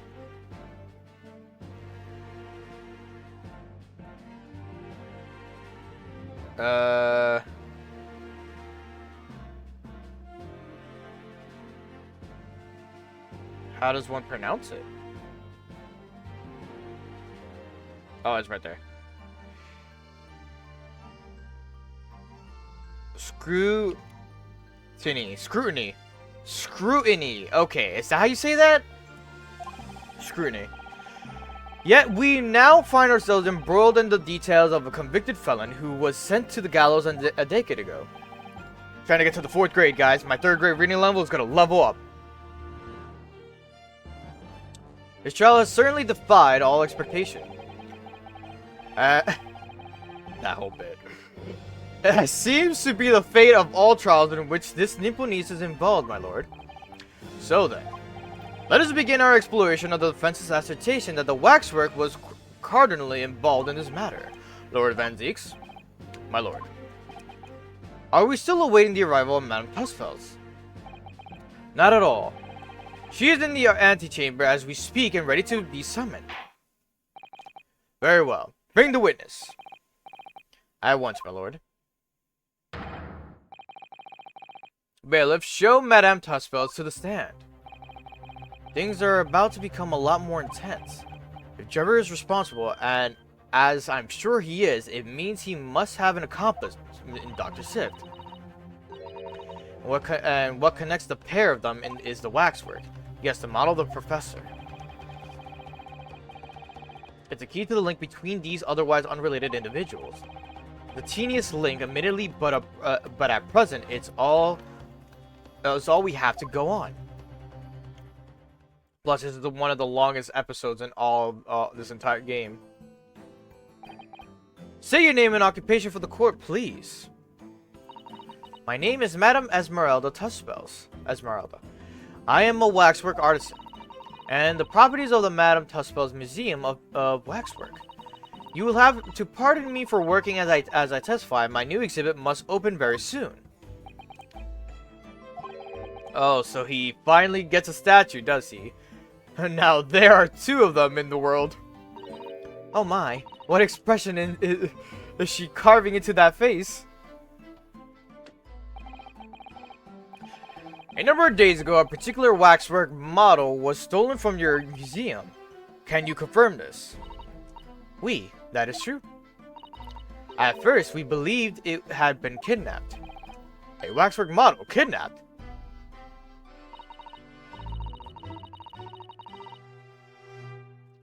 Yes, my lord, there was a demand for ransom money left behind by the culprit. However, according to what I have just been told outside the courtroom, that was not the true reason. I understand it was utilized as a substitute for the body of a murder victim. At present, that is no more than conjecture proposed by the defense. This is the victim of the case in question, Mr. Odi Asman. Or Odai. But of course I know him well. He is part of my odious personas exhibit. I detest to say what is evident, but Mr. Asman does not resemble the professor at all. Yes, but perhaps their faces are very similar. I'm suggesting that we should see now the demasked visage of the professor. I have here the key, but it is strictly forbidden to open the lock. This is absurd. Pardon?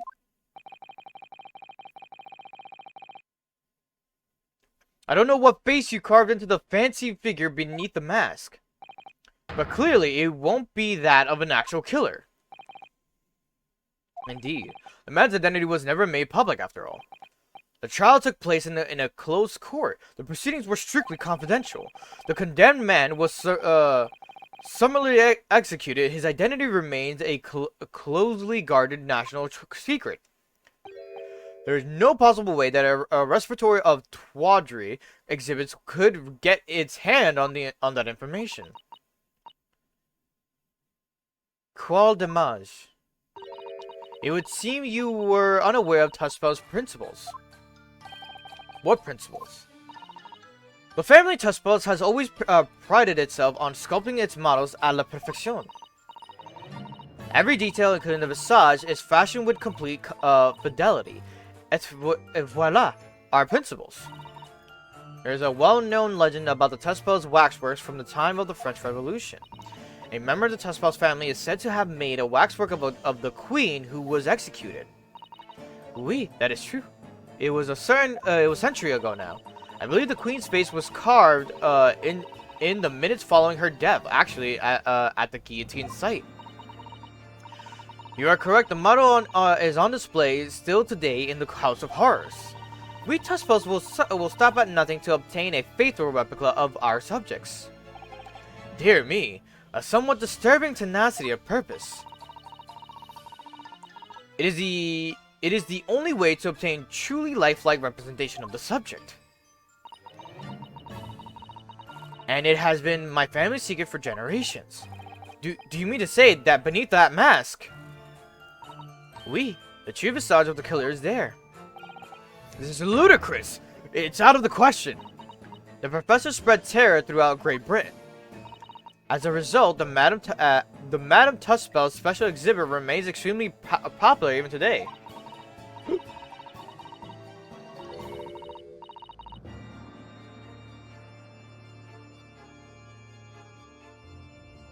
Sorry.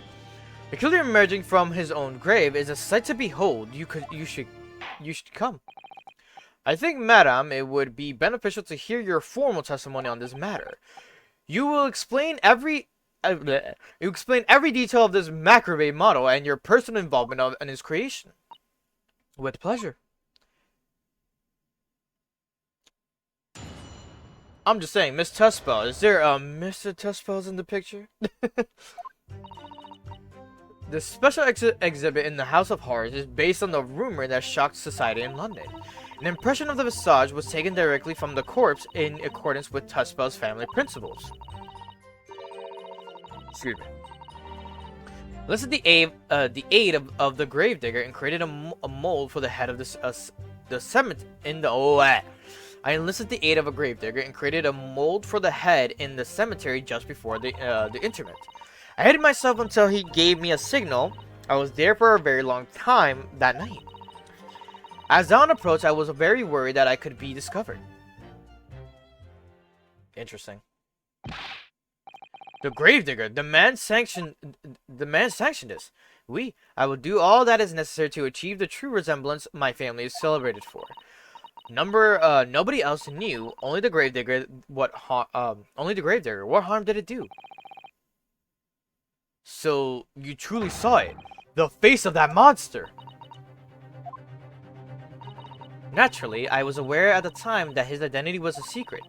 But Tussbells would not be Tussbells if we did not insist on absolute fidelity to our sculptures. I don't believe this. I myself have seen this special exhibit at your museum, madame. A truly blood-curdling scene in which the murderer is emerging from his own grave. The scene it depicts was the subject of many rumors in London 10 years ago. I have here the newspaper from the time. The special exhibit was based upon the picture in this article. It was the most detailed account of what happened as reported by the eyewitnesses who saw it. Man rises from the grave. It's too absurd for words. The public enjoy absurdity, monsieur. That is why I have reproduced the scene as carefully as possible in my museum. It's a waxwork from that exhibit that was stolen some days before the incident at the Great Exhibition, wasn't it? That is correct. The professor you see before you here... most puzzling. Counsel for defense proceed with cross-examination. This waxwork links Drebber to Dr. Sift, and there has to be some reason for that, which hasn't yet come to light. But I'll find it. I'll get to the bottom of what really happened. I'll prove that Dr. Sift and Drebber were in on this crime together. Alright, press statement 4.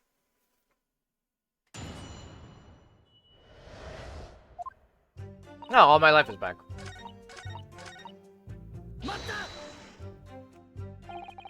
You were there longer than you expected to be. I had some difficulties in capturing the subject's form correctly.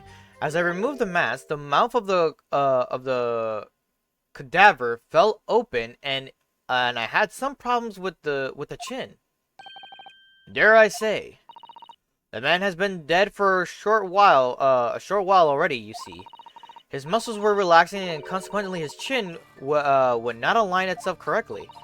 Oh dear, what a horrible thought. Under normal circumstances, I would have an assistant with me. However, that night I was alone, and as a consequence, I missed my preferred window of time. What do you mean? When I take the impression of the visage of the cadaver, I always wait until 3 hours after death. Why 3 hours? Is that amount of time significant? It is because of rigor mortis. Ringly Mortis is a name given to a phenomenon that occurs in recently deceased bodies. As a rule, 3 hours post-death, the muscles in the body begin to stiffen.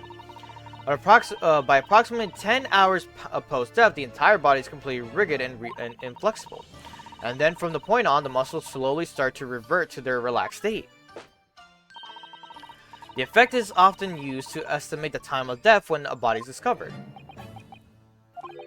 Well, that was an education, if a slightly scary one.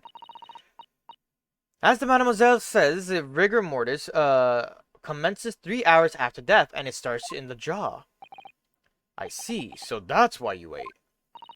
Before that time, the mouth falls open, and it is very difficult to do my work. Ugh, it's getting hard for me to do my work with all this talk of corpses. I wonder about the information the course just heard from Madame Tussfeld. It's significant. The information about rigor mortis that you just shared with us. Would you mind including it in your formal testimony? I believe it could be significant, you see. Of course, I do not mind. Can't help feeling that after that, this latest topic, the atmosphere in the courtroom has become extremely grave. There's no time for jokes, Mrs. Sato. A good one. Madam, kindly amend your testimony as discussed. Bien sûr. I'm learning French from this woman that I'm in love with. It took me a very long time because it was before the onset of rigor mortis. Okay. Present killer's autopsy report.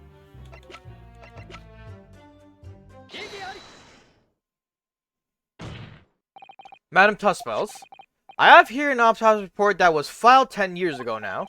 It confirms the death of Professor following his execution at the gallows. And is that a problem?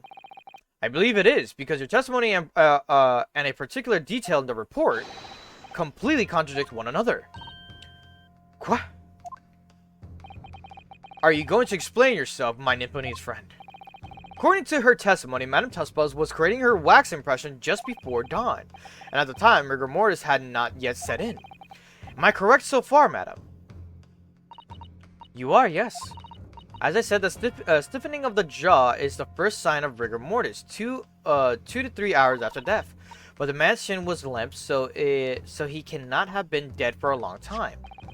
But on the other hand, if you look at Dr. Sip's report, it's quite clearly states the following. Death by hanging confirmed at midnight, 17th June. No. The professor indeed died at midnight that day. Then the time you were sculpting his face, rigor mortis would already have set in. Oui, yes, you are right. The chin, it would have been completely stiff. In other words, this report is wrong. No coroner makes mistakes when recording the time of death. The very idea is absurd. In that case, there's only one possible conclusion. The execution didn't actually take place at the stated time. Impossible! It wasn't impossible. Bacana! Order, counsel, this is beyond folly. Not only do you indict the author of the report, Dr. Sift, but you also indicate members of staff of Barclay prison where the execution take place. By heck, extraordinary! Not in my day! Alright. My learned friend appears to have overlooked one very crucial fact. What fact? The professor died that night, without question. He did, of course he did. I moved the man's limp. Yes, the professor died that night. But what if he didn't die at the gallows? Didn't die at the... Are you insane? What exactly are you suggesting did happen in that case? It's almost impossible to believe, but it would have explained the link between Dr. Sif, the professor, and the one other person of interest. I have evidence that will explain exactly what I'm suggesting happened that night. Counsel, present the evidence at once. The evidence that allegedly explains really happened the night of the professor's execution. 10-year article, right? Yep. What happened that night is written very plainly in this newspaper article. Executed criminal returns in the dead of night of local cemetery. It says that it was a corpse coming back from the dead now. Well, if this article is to be believed, yes. The professor assumed dead following his execution emerged from his grave and was killed again. Don't be a fool. That's simply a rumor published by the gutter press. Can you be certain of that? Are you serious? The point is, as the article says, there was a witness to what happened. My word, yes indeed. Maisui, the young man who stole into the cemetery by chance that night. Of course there was a witness. The story didn't write itself, but obviously the man made it all up. And in any case, this was 10 years ago now. There would surely be no hope of finding him. On the contrary, my lord, we all know this witness well. What? Are you suggesting, counsel, that you have identified the person in question? That you know who claims to have seen this utterly incredible event taken place? Yes, my lord. In fact, you could say he's right here before my eyes. You substantiate your latest claim now then, counsel. Who was the alleged witness of the staggering scene from the cemetery 10 years ago? Enoch Drubber.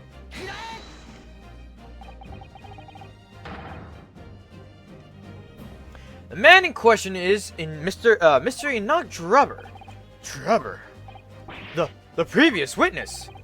The special exhibit in the House of Horrors at Madame Tussauds Museum of Waxwork recreates the decade-old scene in great detail. Condemned criminal emerging from the grave, and beside the tomb, a young man with a lantern stumbling upon the terrifying sight. And that young man is a 10-year younger Mr. Enoch Drubber.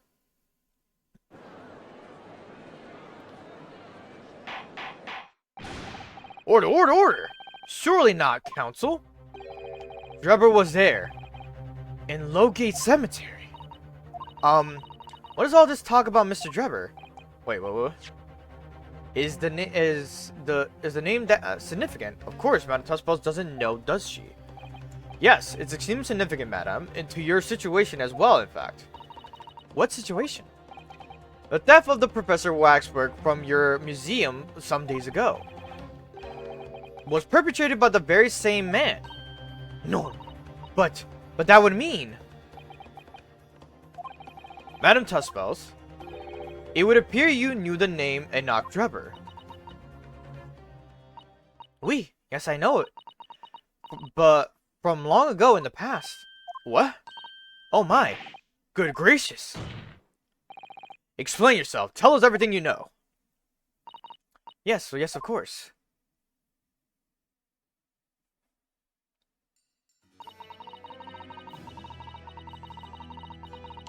The story of the young man and the terrible sight he witnessed in the cemetery 10 years ago was published in every single newspaper in London and throughout Great Britain. However, in all of the articles, the witness was simply described as a certain young man. No details were published about his identity. His name was never revealed. That is, apart from in one newspaper. The Daily Circus. It is the paper from which comes the article I have already shown the court.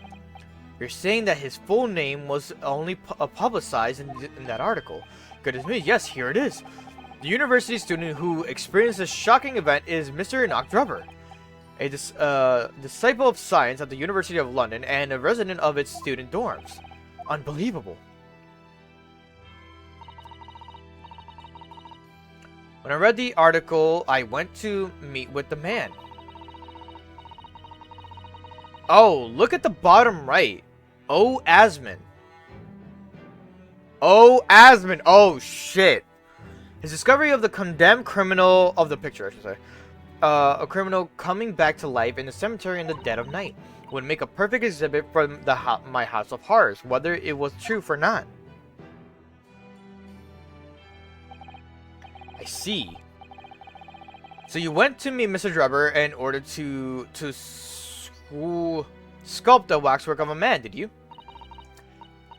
Exactamente. I don't know if that's how you say that in French, but there you go.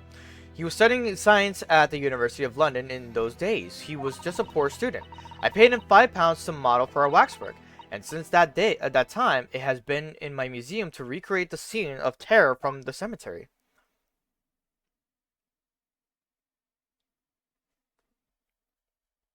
It's getting good. All the pieces are falling together.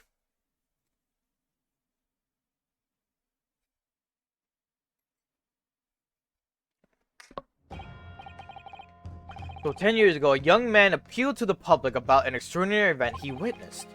A criminal who had been put to death re-emerging from his grave in the middle of the night, but the public treated his claim as nothing more than an amusing anecdote that was soon forgotten.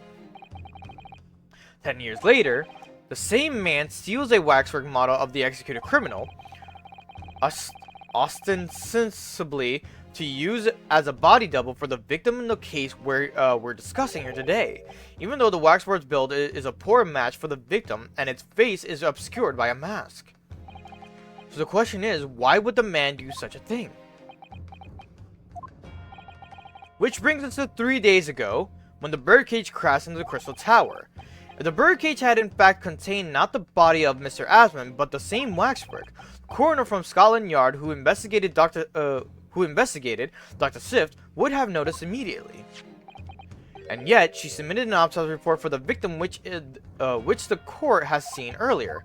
Why? Because the waxwork was that of the professor. Is that what you're saying? Dr. Swift put her name to a document confirming the death of a condemned criminal who was still alive. A criminal whose apparent resurrection was witnessed by Mr. Drebber. But the misconduct was a deadly secret of the coroner would do anything to protect, which is precisely why Mr. Drebber used a particular waxwork as a body double. Ugh.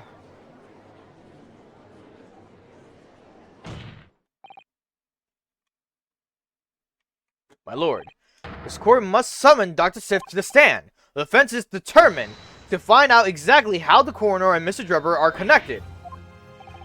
But according to the missive I received this morning through the prosecutor's office, Dr. Swift is unable to participate in these proceedings. Is that not the case?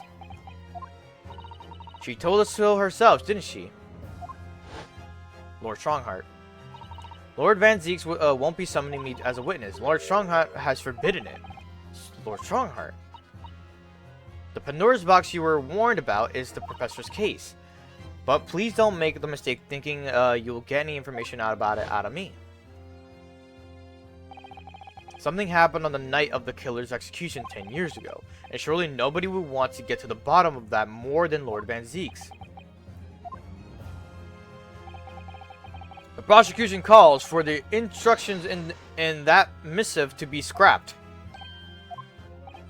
But Lord Van Zieks, the missive was issued from the Lord Chief Justice's office.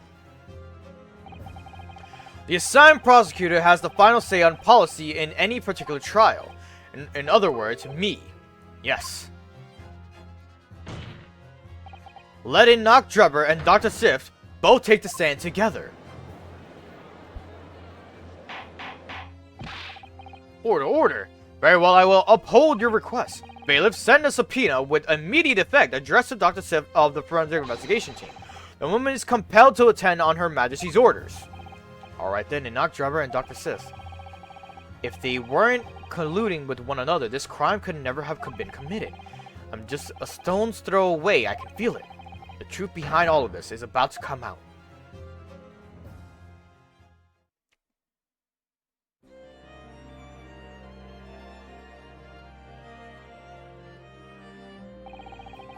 Thank you for your attendance on such short notice, Dr. Swift. I'm disappointed in you, Lord Van Zieks.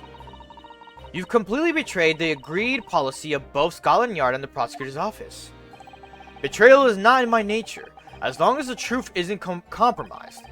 If it is, if there's even a hint of wrongdoing, then no matter whom it concerns or disgruntles, I will pursue the matter to the bitter end, as would any prosecutor worth his salt.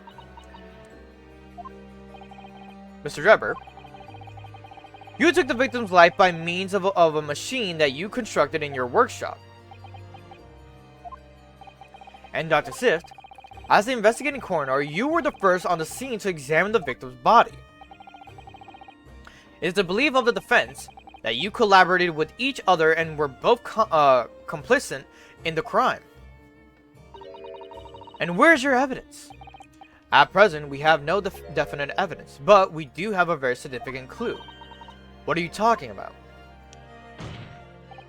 I'm talking, of course, about the waxwork. This model of the killer, known as the Professor, who was sentenced to death 10 years ago. You don't need to tell me. I witnessed the man's execution with my own eyes and officially pronounced him dead. That remains to be seen. Is that so?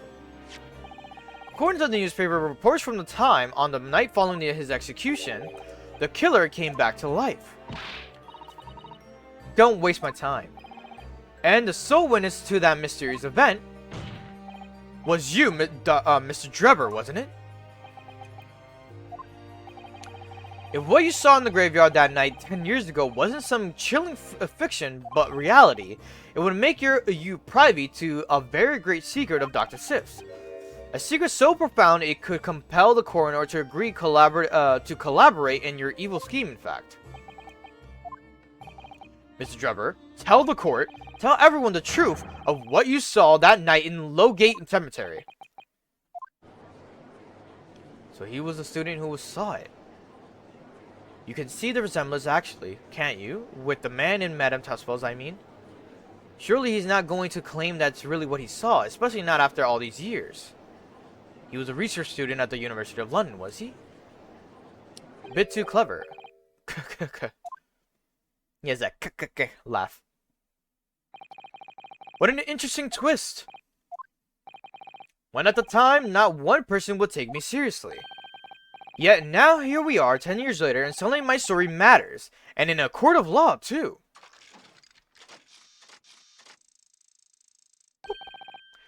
Very well then, if everyone so wishes, let's be frank. I'll tell you the truth of what happened that night, for what it's worth.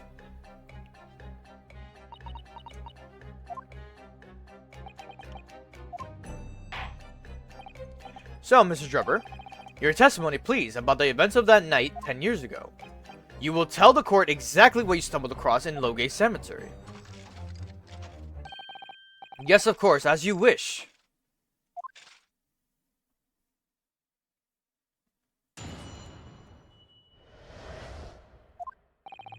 The reason I was in Lowgate Cemetery at all 10 years ago was for a spot of moonlighting, shall we say. Yes, the illustration in the newspaper article was based on what I witnessed that night. But thinking back now, I realized that I never actually saw the professor. Soon afterwards, I was visited by a young woman who sculpted a model of me from wax. Then I gave up on my dream of becoming a scientist, and it was all because of that newspaper article. Interesting. Wait a minute, you're claiming you didn't actually see the professor now? Of course, you'd have to be a screw. You'd have to have a screw loose if you believe a corpse could come back from the dead. But so you're saying this article is not worth the paper it's printed on? I think that would describe it perfectly. Yes. Ugh. The details in the article aren't true. It nullifies your argument for why Mr. Drebber and Dr. Sif would have been working together. So he's discrediting himself to cripple my argument. Tell me, witness. You claim to have been in the cemetery on some auxiliary business. Can you elaborate? That's right. Grave robbing, to be precise. As you know, Lowgate Cemetery is at the rear of our Barclay prison. Some among students at the university had a reputation for being haunted by the ghosts of condemned convicts. Grave robbing, you say? Yes. Exhuming fresh corpses to sell is reasonably lucrative. Of course, I never laid a finger on any valuables buried with the dead. So you were the one of the so-called resurrectionists, a particularly unpleasant Scrooge of society. Actually, my fellows and I went by another name, the Repurposers. What? That is quite beyond the pale. You would invite divine retribution, sir. Yes, well, I think I suffered retribution enough. the Daily Circus eventually unearthed my name and put it in print. It caused me a great many headaches, and in the end, I had to leave the university. That was the only paper with the bad grades to identify me unambiguously, I might add. I see. Ah, this could be why he took revenge on him, because it was Odai Asman. He has the credit below to the bottom right of that page, or of the picture. Out of interest, who drew the illustration for this article? Ah, yes. That was the reporter who exposed me. He sketched that right in front of me as I described the scene. Boop. Obviously, as time ticked on, I bitterly regretted what I'd done. Claiming to have seen something I never truly saw. Foolish, very foolish. Well, counsel for the defense, you may proceed to the cross-examination now. At once, my lord. Alright. Bop, bop. Thinking back now, I realize I actually saw the professor at all. And in this one, you want to present the 10-year article. Sorry, Mr. Drebber, but I don't believe that. Don't believe what? Your latest claim. You did see the professor on the night 10 years ago. Oh dear, we seem to be at odds. But I was there, and you were not. I know what I didn't see. The illustration with this article was drawn based upon what you told the journalist that you witnessed. A figure emerging from a tomb, wearing an iron mask. Yes, when the killer was tried 10 years ago, it was decided in the closed court's ruling that the man would wear the mask to hide his identity. It wasn't to be removed even during his execution and subsequent burial. Not even the prison wardens were to see the man's face. But obviously, the provision... Why are we keeping this man's identity so, like, secretive? I think they mentioned it at one point. But, like, why does it matter to keep it so secret? But obviously, the provision of the mask was not public knowledge. So, Mr. Drebber, as you've just heard... A lowly student at the University of London certainly wouldn't have known about the condemned man's mask. So unless you'd actually seen the professor that night, it's inconceivable that the artist would have included the mask in that illustration. Well,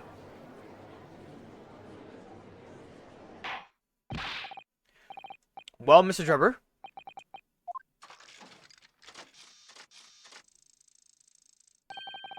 It's a vile scene, isn't it, if you look closely. And as I already been at pains to a point, I was utterly petrified, which is why I had it in my head that I'd seen such a blood-curdling sight. But afterwards, I came to my senses and realized that I'd been mistaken. You're still saying you didn't see it? If you're stubbornly sticking to that story, witness, then amend your testimony to explain exactly how you think your eyes deceived you. Of course. Always happy to oblige. Can't believe he's still not going to concede to the point. Alright, we'll press on this one. What I in fact witnessed was a fellow grave robber at work. A fellow grave robber? What are you... Wait. Court record. No. History, my bad. What are you talking about? Well, I wasn't the only one busy in the cemetery that night, you know. Other body snatchers were at work. Of course, when I saw one emerging from the hole he dug, my heart very nearly stopped. So that's the terrifying sight I actually saw, you see. You're claiming it was just another student on equally insalubrious business as yourself. Many of the medical students would wear metal masks to protect them from bacteria during this dissections. Okay. Clearly, the fellow was using such a mask to protect his anonymity, wouldn't you say? But there's more to the story, isn't there? The article goes on to say, in the next second, a gunshot rang out suddenly from behind. The bullet pierced the resurrected man's chest, whose breath then stilled once more. We might assume that the Sanctum discovered the miscreants at work, perhaps, and fired upon one of them. If a gravedigger had shot someone in the cemetery, I think it might have been rather big news, my lord. Ah, yes, well. I can only assume it was an embellishment blotted on later by the reporter. Madame Tussbells? Okay. Madame Tussbells, don't take it out on Mr. Sholmes.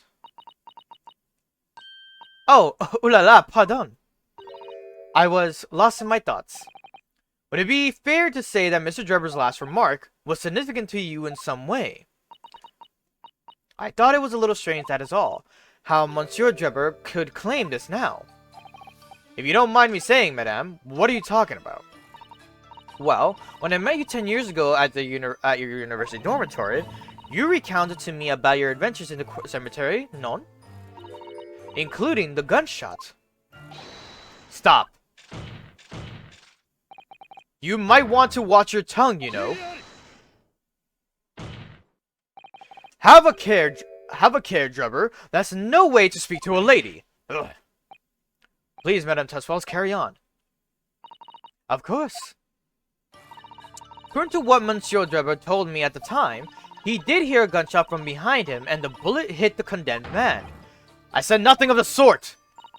None. You were very explicit about the details, about the mask that the figure was wearing, and the blood that splattered over you when he was shot. Enough! Shut up, woman! You're making all this up! That will do. Mr. Drebber? Yes. You refute the account just given by Madame Tussbells. I have no recollection of ever saying those things. Come on, do you really expect us to believe you? Control yourself, counsel. I will not permit baseless accusations in my courtroom. Right. The way you back down. Under the circumstances, I think it's best that you supplement your testimony with a statement to clarify your position on this witness. Very well. Even Van Zieks is helping us in this situation. There was no gunshot from behind me at all, nor any splattering blood. Press statement 5. Soon afterwards, I was visited by a young woman who sculpted... press this. That young woman being Madame Tussbells, of course. Precisely. I must say I didn't expect to run into her again like this 10 years later. As I have explained, I went by the name published in the article, and Comic-Con I found the man. Yes, the article in the Daily Circus, I think you said. I was a poor student with barely a penny to my name at the time. And the young lady put £5 in front of me. So you readily consented to having a waxwork of yourself made and gave permission for it to be put on display. I did. I should sell what little I had to sell, I concluded. Ah, oui, I remember now. I purchased something else from you that day, n'est-ce pas?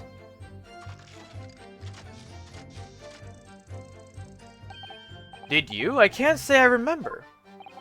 What was it, madame? His camera. Yes, I made a point of taking it with me whenever I made an excursion into any cemetery. You took a camera with you, sir. To what end? To record the details of the bodies I interred. But I had no intention of ever visiting a graveyard again after that night, so I sold it. I see. But I still have it, monsieur. It is part of the special exhibit in my House of Horrors. I am very meticulous about such details. It is the Tussbells way. It would seem, then, that this is the very camera Mr. Drebber took with him to Logate Cemetery on the night in question. Yes, interesting. Okay. Examine the bloodstain to update the details.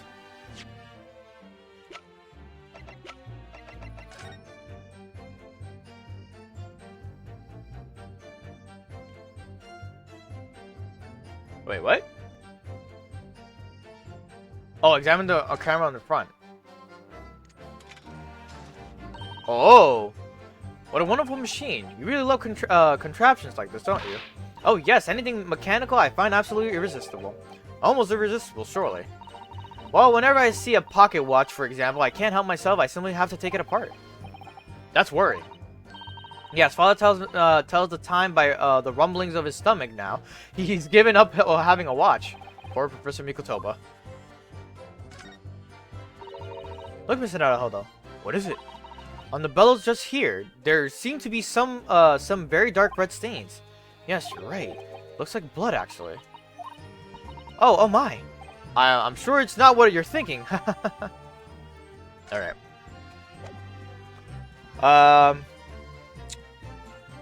Examine the blood stain to update the details. Present the camera on the new statement 4. Copied.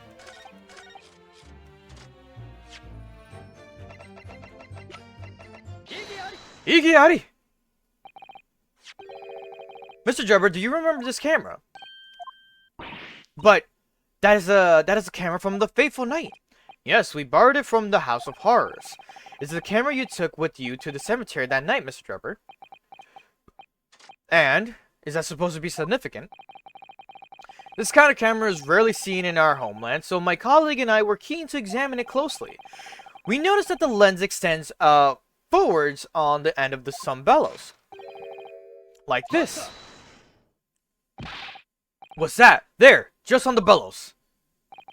It looks like a dark red stain. That's right. It's a rather conspicuous mark here on the bellows, in fact. Good lord, are you suggesting? Yes, my lord.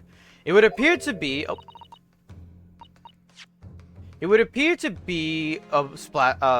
spatter of blood. Spatter? I thought it would be splatter. Something that could be confirmed with a simple chemical test. Isn't that right, Dr. Sis?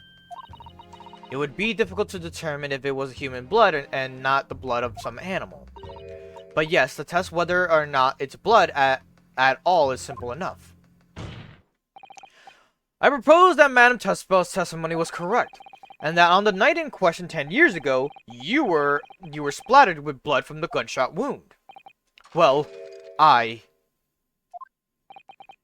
that furthermore, you really did witness the condemned professor emerging from his tomb!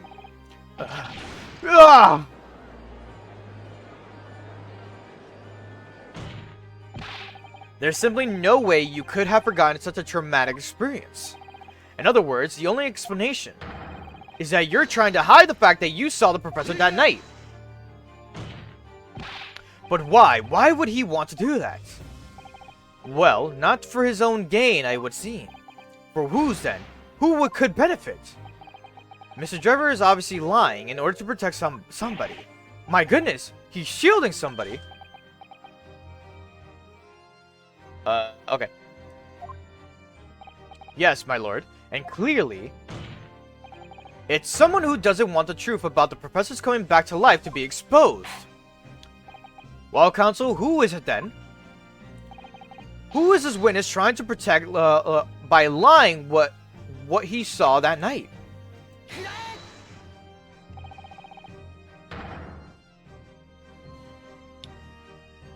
The obvious answer is Dr. Sith. Sith? Whatever do you mean? Imagine if the convict who'd been sentenced to death was not in fact killed. Imagine if that was to come to light. What are you insinuating? And imagine if the convict in question was the country's most hated mass murderer. And if it was if it was the professor, that would be unprecedented scandal. This is beyond a joke. Need I point out that the dead cannot come back to life? What you're suggesting would mean that the execution never actually happened. Yes, that's exactly what I would mean. What it would mean. Once a man is sent to the gallows, he hangs. No one could escape, not in Great Britain. But the fact is, there was a witness to the fact that the man did escape his hanging. If that were the really true counsel, the implications of misconduct would not stop at supervising a coroner. It would taint the honor of the entire judiciary from the ground up. It's exactly because of those monumental repercussions that Dr. Sif would consent to any demand made of her by someone who threatened to expose the secret, even if that meant being complicit in the crime. You mean? I can see why Strongheart wanted to keep this covered up too. He knew the truth, and also since she's part of the forensics team, it would affect that whole argument he had for why they should advance science to have the forensics team do investigations and all this shit. So it's putting him out of that placement at that point. Oh my god, things are coming together. I mean that Dr. Sif was collaborating with Mr. Drebber's wicked scheme.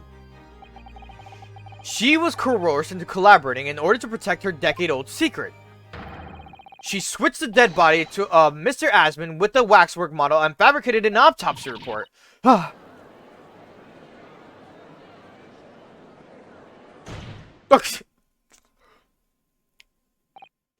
Lord Van Zeeks. Pray forgive my freshly filled hollow chalice and a whole raft of other discourtesies now. Goodness me. It's just the sort of tall tale Londoners would enjoy, I grant you. An executed killer rising from the dead, a Scotland Yard cover-up, a conspiracy at the highest levels. So let me ask you one thing. What's that? If the condemned man really did emerge from his tomb that night only to be shot in the chest, who pulled the trigger and disposed of him forever? Well, I have no idea at the moment. We have too little information to work that out of at present, I think. I couldn't agree more. The Old Bailey is no place for wild fantasies. I have you considered this, my learned Nipponese friend? Considered what? Do you realize just what a dangerous endeavor it would be to coerce this woman into such criminal activity? It's tantamount to declaring war on the entire British police force and judiciary. Quite hard to imagine any sum of money being offered for research could warrant it. To rely on some stage deception when so much is at stake would be madness. Well, I suppose. This was no petty crime either. The victim was murdered. A man who had already invested money in the venture and would be instrumental in future profits too. Yes, I had no reason to kill Mr. Asman at all. Or are you forgetting that his death resulted in me receiving not a single penny? The court is already aware of the contract between myself and the victim, no? There is a contract that's very true. The motive for this case runs deep, though I can feel it. Using threats to force the head of the forensics investigation team to cooperate is what? Is extreme, especially for a government grant he had no guarantee of receiving in the first place. If the research grant was to aim taking Mr. Asman's life would have made no sense anyway, which means Mr. Drebber's motive wasn't money at all. He was just trying to kill Mr. Asman, but why? What was his motive then? Your time is up, my learned friend. I say you have one last chance before the jury lose their patience with this charade. Let's see if you can back up your heady proposal, shall we? The way he just dodges back. How do you explain why the engineer would throw all caution to the wind and threaten his own country? He's like, oh, he's gonna throw it. Fuck. At this point, I'm not prepared to listen to more of this outlandish conjecture without proof. So, counsel, present your evidence. Alright. Who exactly was Mr. Asman to Drebber? There's a connection there that no one's seen yet, and I'm going to have to present two pieces of evidence to show what it is. Interesting, so I gotta show the 10-year article and Drebber's contract. Yes, my lord. The evidence of that establishes the motive that explains why the witness wanted the victim dead is right here. 10-year-old article. It's this newspaper article, my lord, that was written 10 years ago, and every detail has been examined already. What can it possibly tell us? That drivel should never have been written. It's typical gutter press nonsense that means nothing.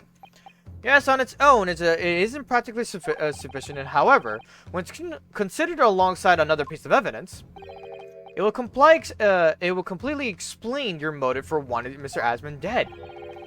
What other evidence? Counsel, you will present your supplementary evidence without delay. The evidence with which when cross-referenced with the newspaper article establishes motive for the dead. Drebber's contract. It's crazy that this is coming into play. The contract, my lord. Mr. Drebber, this is the contract you signed with Mr. Asmund. Yes, that's right. That very document. The very document, in fact, that proves I had no reason to kill the man. No, I'm afraid not. What? There's something very significant that this newspaper article and the contract have in common. Really? And it's that common link that shows very clearly why you were determined to kill Mr. Odie Asmund. It seems the defense has uncovered something the rest of us have missed. So, my learned friend, point out what these two pieces of evidence have in common. Where exactly is the link between the newspaper article and the contract? It's right here. What these two pieces of evidence have in common is a signature. A signature. The signature on the illustration that accompanies the 10-year-old article and the signature on the contract belong to the same person. What? As the court has heard, the illustration was drawn 10 years ago by the newspaper reporter who found Mr. Drebber and interviewed him about his ordeal. If you look closely, the reporter's signature can be seen at the bottom right corner of the drawing. I caught that shit earlier. That shit was crazy. And if you look at the contract here, which was signed between the witness and the victim last year, you can clearly see Mr. Asmund's signature at the bottom. Let me see now. Good lord, yes, they're identical. In short, the journalist who drew the illustration and wrote the article published about Mr. Drebber 10 years ago was the victim of this case, Mr. Odie Asmund.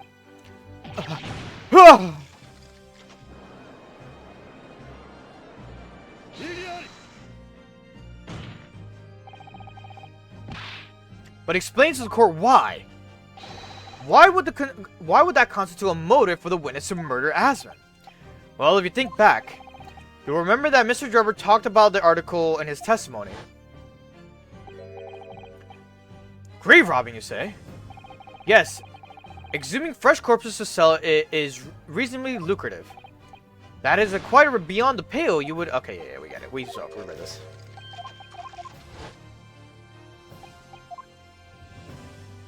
He has a motive with it now, for sure. At the time, you were a student at the University of London who dreamt of becoming a scientist. However, this single newspaper article changed your entire life.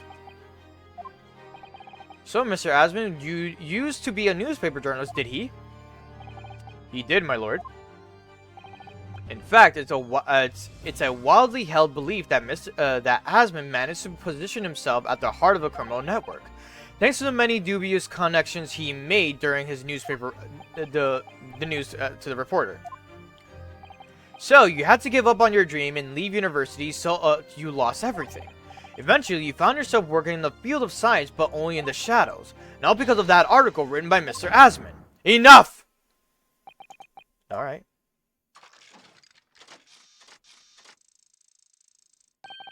Stop this endless drivel about my life. What? Explain yourself, Mr. Drebber. Yes, it's true I had to leave the university as a result of that article. But it was just the straw that broke the camel's back. What do you mean? Almost every student of science in the faculty was too poor to actually conduct any research. But they struggled on with their hypothesis anyway. We all did, only to have them taken by vultures. Sooner or later, you knew your ideas would be stolen and patented by some wretch or other. After all, good gracious, making a name for yourself as a scientist in a climate like that was a miracle only a select few geniuses could ever hope to achieve. Personally, I wasn't one of those geniuses, so it was hardly a wrench. Being forced out of the university because of Lowgate was the best thing that could have happened to me. Mr. Drebber, do you genuinely believe that? Of course I do. Who's better placed to know whether or not I possess a talent for science than me? Well, you see, I'm sorry to say that your words don't ring true at all. How dare you? I like how he's saying, I don't have a talent for science. And then Ryu is just being like, I really doubt that at all. I think you do have the talent for science. And then he just goes, how dare you say something good about me? Like, what? And I have evidence to prove it. How are you in position to say anything about me? I don't... Wait. I don't know you from Adam. Fine, if you think you have evidence, go ahead and show it.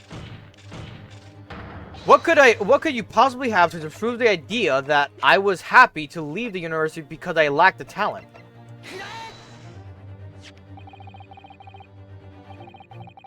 Do you remember this, Mr. Jumper? We found it at your workshop. Is that a Royal Society trophy for excellence in science? What exactly is this trophy, Council? It's the greatest honor that can be bestowed on a young scientist, my lord.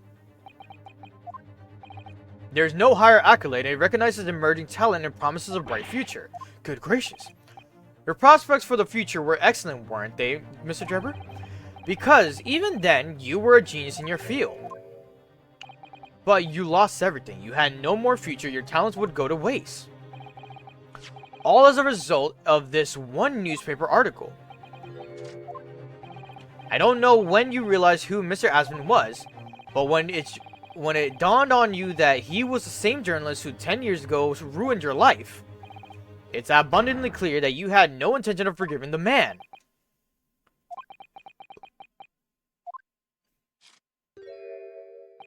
The truth is... Finally, he's going to fold.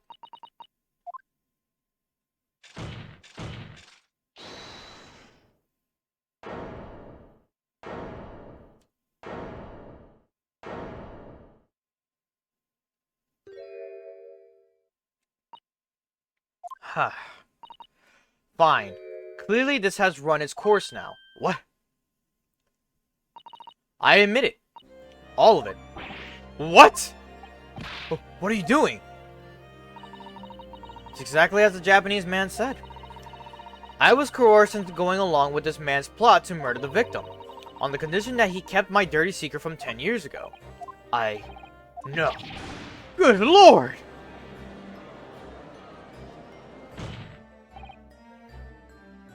Dr. Sith, do you realize what you're saying, woman? It's all true. That day, when I arrived at the Crystal Tower and saw the birdcage, my heart nearly stopped beating. The memory from a decade ago that I done my best to bury deep inside myself, it was a professor again staring me in the face. And then, before I had a chance to react, I noticed something else. There was a note tucked inside the model's jacket. Dr. Sif, you will go along with my plan, from someone who knows the truth about what really happened the night 10 years ago.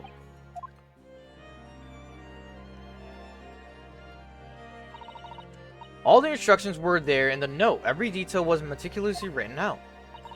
I had no choice but to do what it said. I made the necessary alterations to the scene and fabricated the autopsy report as instructed. There was really no other choice if it had to be done to protect the judiciary. Judiciary. Oh my god. Judiciary. I can't say this word. I can only apologize now. Damn, the grand reveal.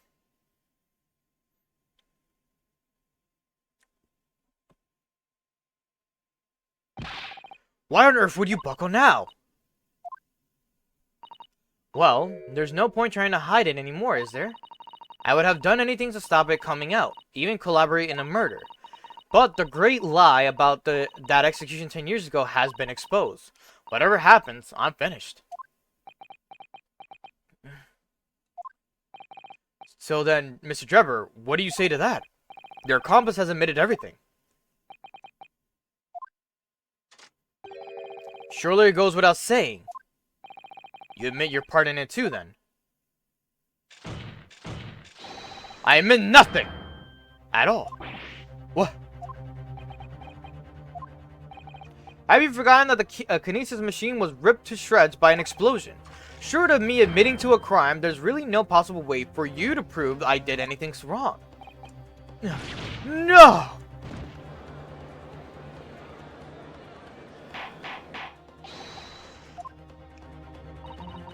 Whatever this man says, I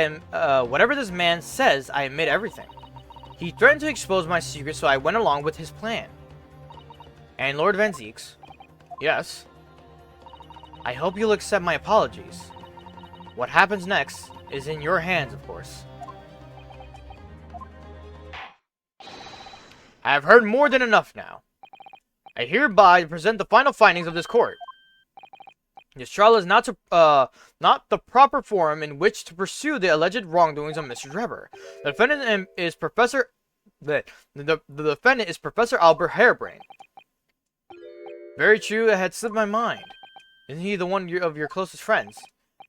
As the court has heard, Dr. Sif has admitted to the allegation brought by the defense, thereby absolving the defendant of any possible guilt. You mean...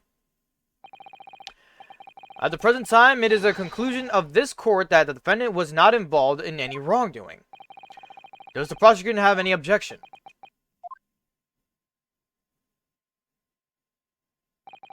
None, my lord. Well, congratulations, Mr. Naruhodo. You've proven Professor Harebrain's innocence. Without further ado, then, the education. Unless the prosecution or defense have any other matters to discuss. I don't know. This doesn't feel quite right. Why did Dr. Sif suddenly admit to it like that? Is everything alright, Mr. Naruhodo? Like you said before, the way the trial is set to end now, the judge will certainly deliver a verdict of not guilty. But is that really what I want? What the defense should be pushing for now is further testimony.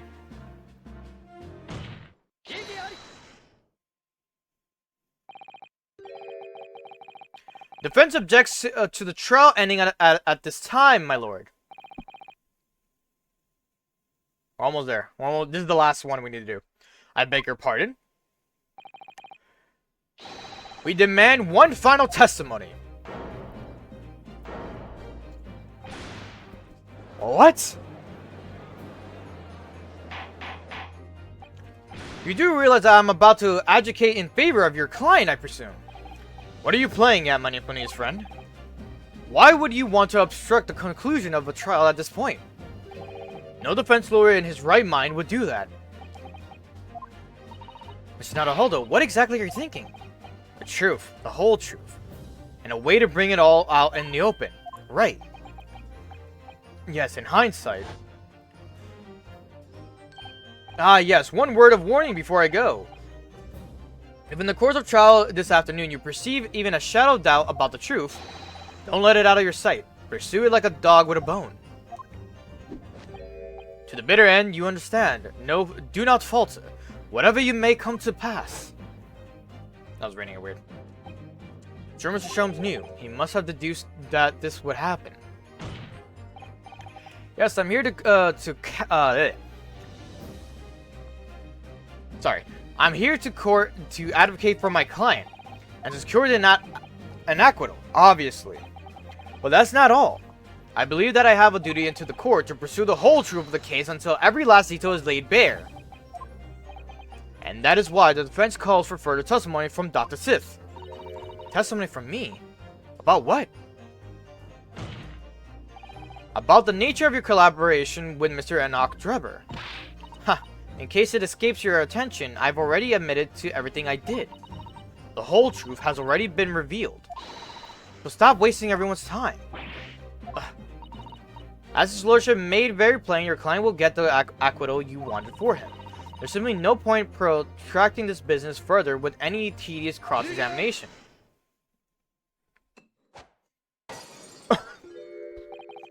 Pray forgive my careless handling of my hollowed bottle I slipped. That's what you call it?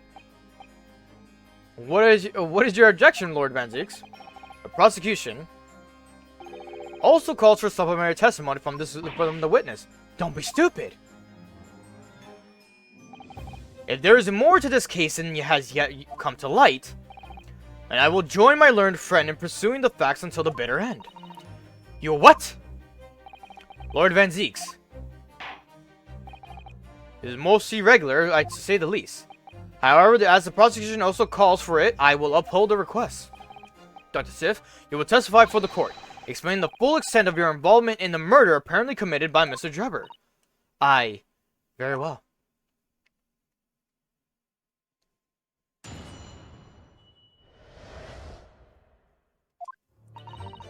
It all began at the scene when I saw the waxwork and the note tucked inside the jacket. The actual body of the victim was indicated in the note's instructions was beneath the experimentation stage. The body had been arranged in certain ways to implicate the defendant, which was my job. And enlisted the help of the entire forensics investigation team to dress the scene appropriately. The truth about the execution 10 years ago is a state secret of the highest level. I had to protect it. Okay. So I was right. The stage and the machine were all specifically designed for the deception. So it seems. And all meticulously prepared. You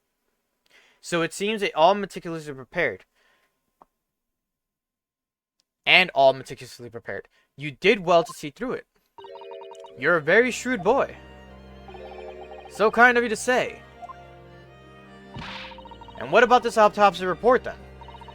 All I did was record the location of the body and as being in the Crystal Tower instead of under the stage. That's all. That's terrible corruption.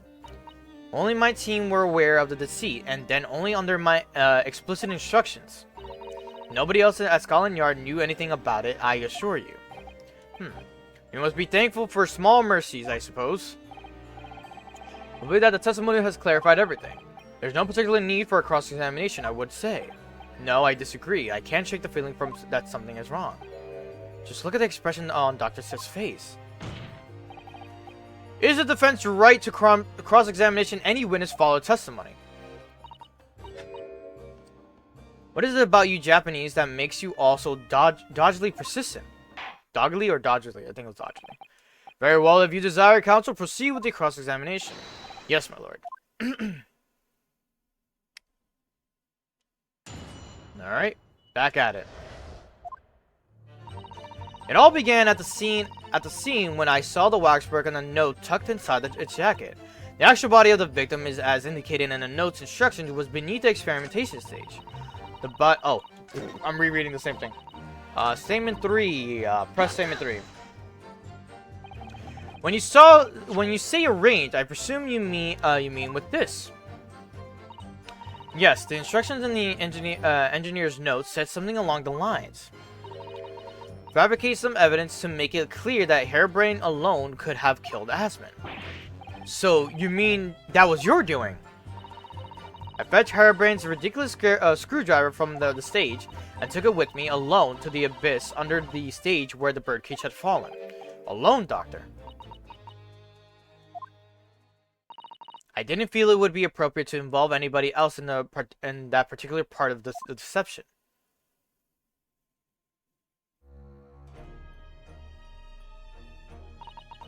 There was a void under the stage where I found the birdcage lying in the dirt.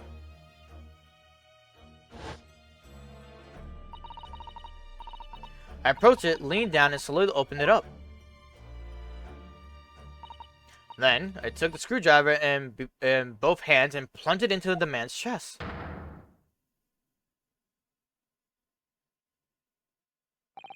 And then you noted that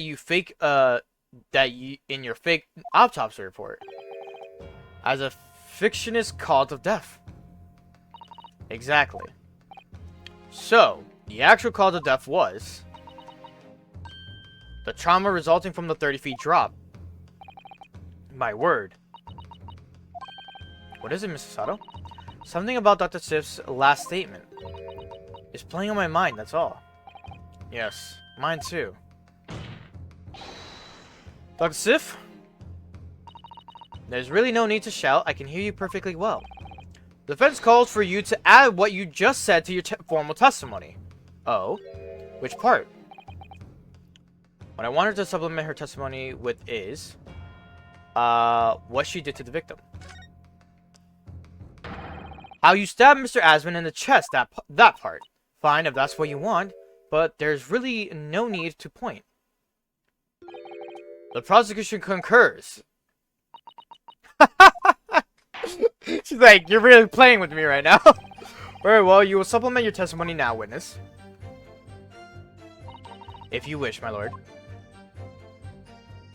Alright, statement 4. I stood over the victim's corpse where I lay in the toggled cage and plunged a screwdriver to the chest. Present photograph of the victim.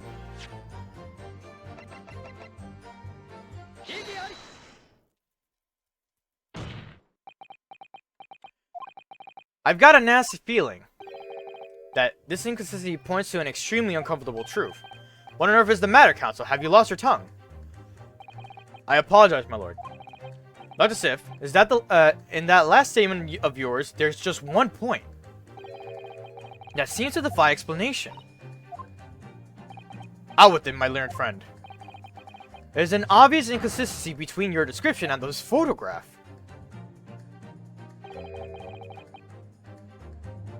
Which shows the victim in the birdcage following the events that led to the death. Horn stab wound.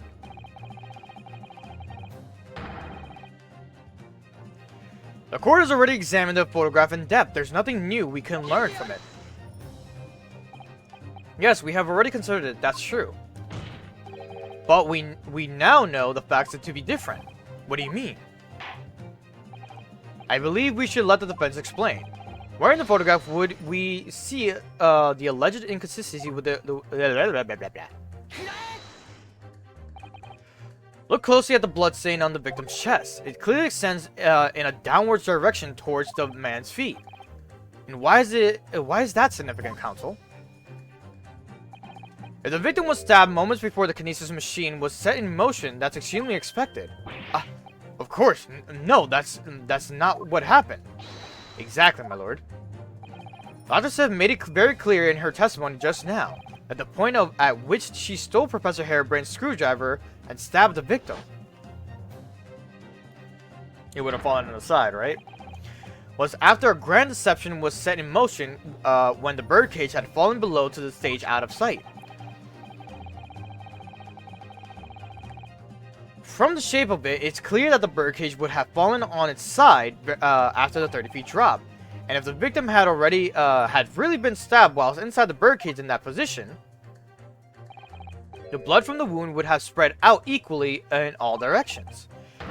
For it to have formed a longitudinal, saying it weird, appearance we see in the picture, it's inconceivable.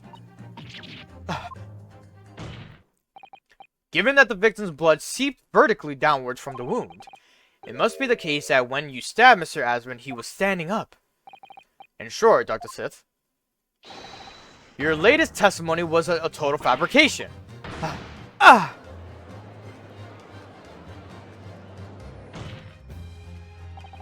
knew it. I was right. Now I've identified the contradiction. There's only one way to explain the facts. We've all been under the greater misapprehension here. What? What sort of misapprehension? Dr. Sith, you claim you were coerced into helping Mr. Drebber as a result of the note he left in the waxwork. You claim that you made changes to the scene of the crime to implicate the defendant.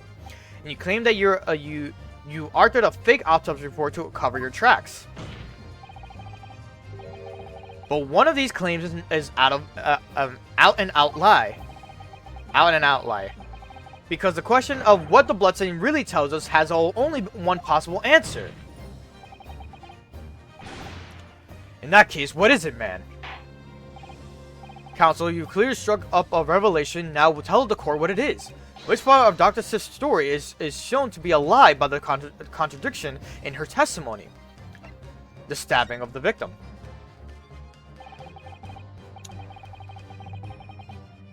The answer is very simple if you consider the sequence of events. If when the victim was stabbed, the blood from the wound seeped downwards as it did, we can be sure that the victim must have been either sitting or standing upright at the time. But as you rightly pointed out, the birdcage would have fallen on its side when it fell beneath the stage. Yes, it would, which tells us that the victim must have been in a position of his own accord. That's impossible. The man was dead, remember? No, that is the misapprehension.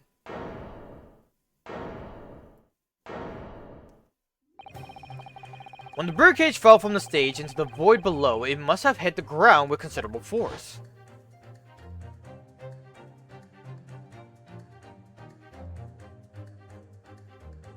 And he got up, yeah.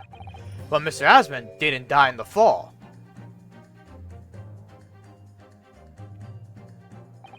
He probably lost consciousness for a while, but when he came around, he got him to his feet to climb out of the cage. Just as Dr. Sith appeared.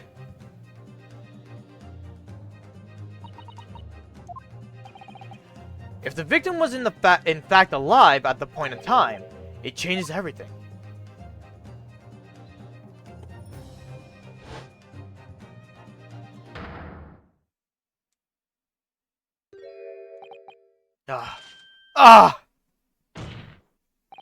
Mr. Odie Asman's killer wasn't the defendant, Professor.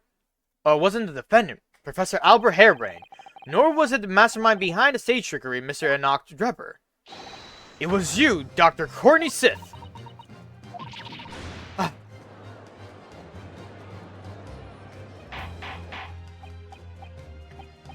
Can you possibly be true? Have you been taking me for a fool? It was you, was it? You killed him. Oh, interesting. You hoped that by admitting to being an accomplice in Mr. Drebber's scheme, the trial would end, before you were accused of a far worse crime. Cold-blooded murder. Oh, do shut up. You're so desperate now, you're making all this up, as if I would do something like that. I assure you, the defense is not desperate, Doctor. Mr. Naruhodo has established the facts using evidence and logic alone.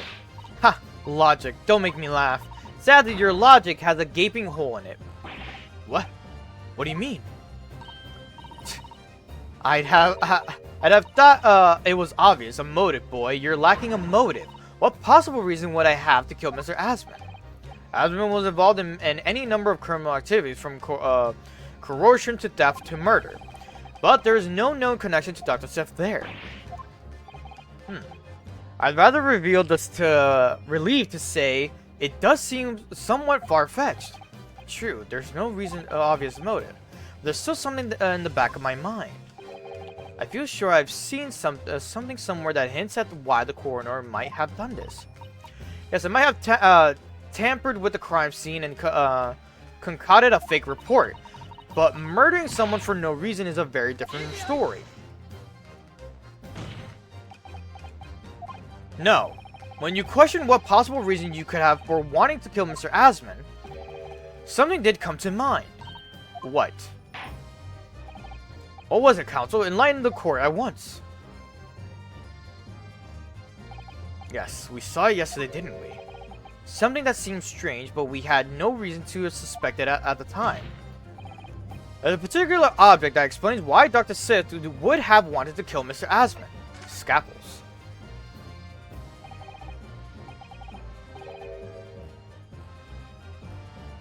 Alright, and we're done with this now. That was the last choice I needed to do.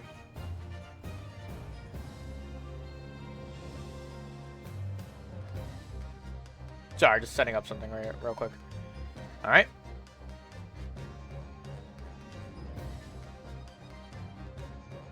There you go. Also, why did it randomly just give me this? There you go. Alright. It's a scalpel, rather scalpels. Did you say scalpels? It would appear that word has struck a chord, Doctor.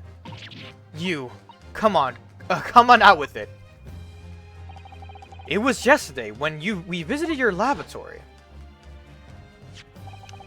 Look at this big thick book here. It appears to be an accounting ledger, and it's a record of forensic investigation team spending, I think. Oh, what is it? It's clear that the team purchases various equipment and supplies on a monthly basis, but, well, one or two seems rather strange. Really, is that in what way? They're buying 500 scalpels every month. Why do you need 500 every month, though? 500 scalpels a month? At first, I wondered what on earth you could be using that many scalpels for. But actually, I realize now it's not the scalpels themselves that are significant. It's the money for them, disappearing every month from the department's account. Asmon's criminal organization relied heavily on extortion for its funding. Tracing the money from the forensic investigation team's account to find out where it was going would be extremely straightforward. 10 years ago, when Mr. Asmon was still a journalist and wrote this article about Mr. Drebber, he may well have stumbled upon information as he was researching the story. Information relating to Dr. Sif's darkest secret that he would use to rack money from her for the next decade. Her darkest secret? Good lord, you mean? I don't know what happened on the night of that execution 10 years ago, but clearly the opportunity to rid yourself of that menace was too tempting to pass up. You shot him. So in the end, you weren't coerced at all, were you? You did it entirely of your own free will. You stabbed Mr. Asmon in the heart with all your might. To silence the Black Mare who knew your dark secret forever. You'll never understand, none of you. Well, we've had to keep covered up all these long years. We. Keyword we.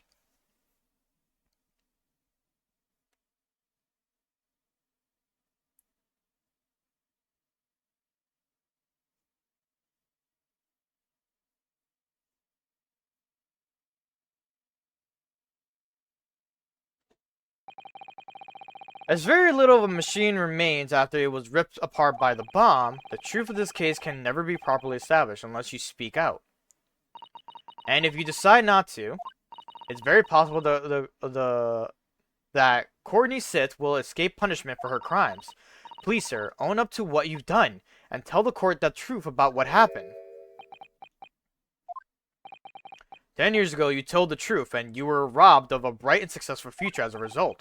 I can certainly understand your bitterness and your consternation now. However, this is surely the chance you've been waiting for, to sever the hold that fate's had over you all these years.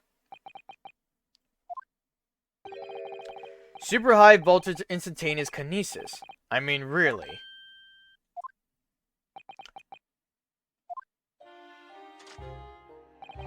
It's the addled brain mock scientists that are the worst, you know. They don't recognize the fact that they don't have talent. They can't even get that right. And so they end up chasing impossible dreams, having unbridled faith in their abilities. They go on and on about their wonderful hypothesis, their stupid eyes shining like a child's eyes. A little child's. I don't know why I said it like that, it's weird. They make me sick, I can't abide their foolishness. Careful, Mr. Drebber. I was practically pleased with the kinesis machine. It made for quite a show, didn't it? So, you admit it. You admit that it was nothing more than a sham made for the purpose of killing the victim. Yes, I admit it. I did it all in the name of revenge. Revenge for the future that Mr. Asmon's article had deprived you of 10 years earlier. But the revenge you sought didn't stop at Asmon, did it? Which is where the very particular waxwork comes in. Yes, I see. The condemned convict that you saw rising from the grave in Lowgate Cemetery 10 years ago. If your account of those events was all true, then obviously Scotland Yard couldn't afford to acknowledge what had happened. Even if it meant discrediting a bright young man and crushing any future career he might have had. So your plan required that you abduct a particular waxwork model, in order to exact your revenge on Scotland Yard as well, or on Dr. Sith to be precise.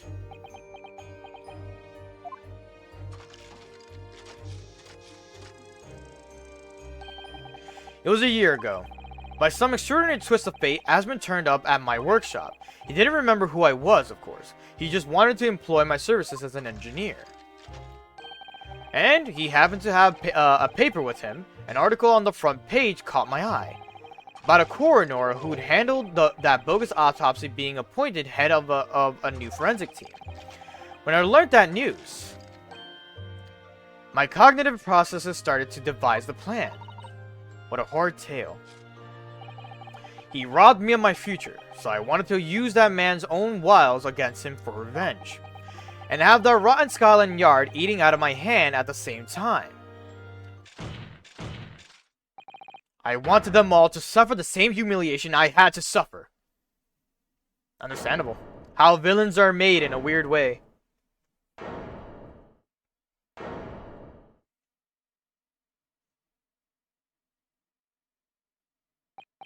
Your actions against those who'd ruined your future were justified as revenge, at least to yourself.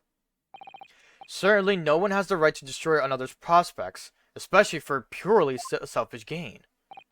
And yet, in carrying out your plan, you did exactly that to someone else, didn't you?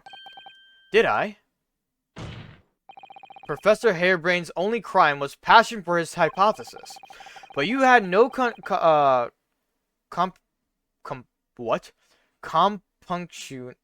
I don't even know how to say this word, about sacrificing his future and to effect your revenge.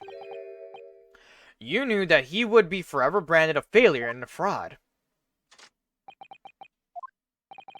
Perhaps life treated you unfairly 10 years ago, and others' misconduct left your life in tatters. But remember this, your own actions resulted in exactly the same thing for another perfectly innocent young man. I.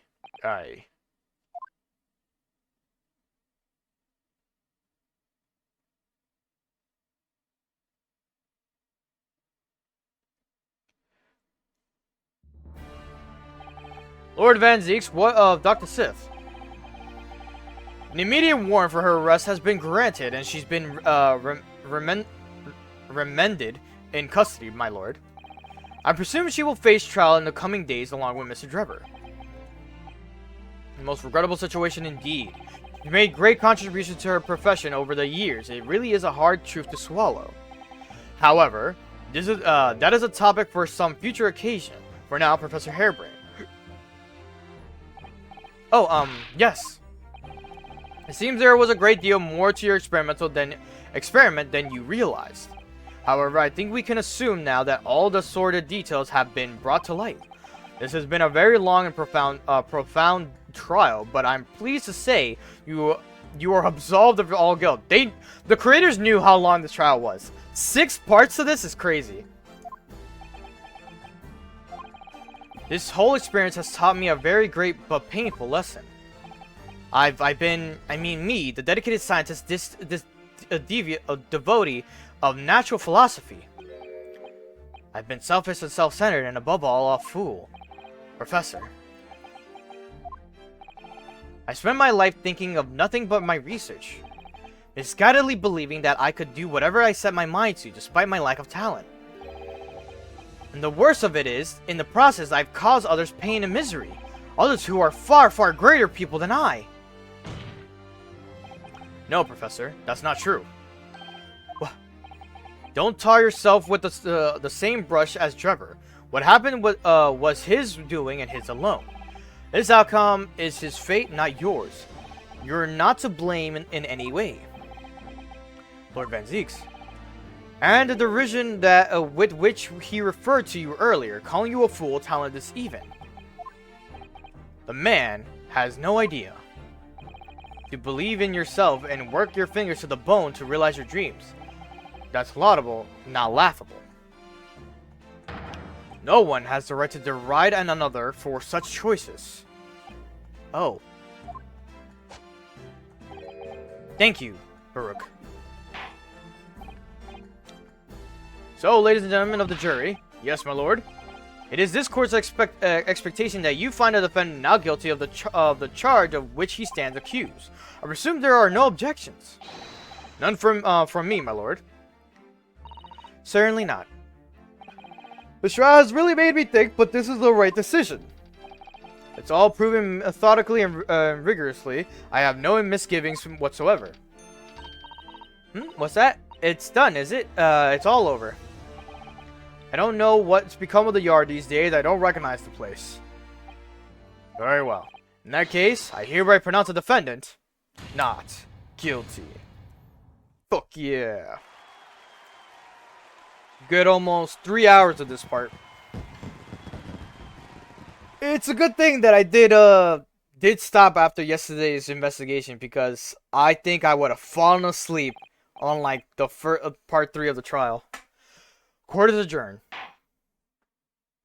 I feel I was a little bit of fearing that I'm gonna fall asleep during me streaming. It's over. That was some trial.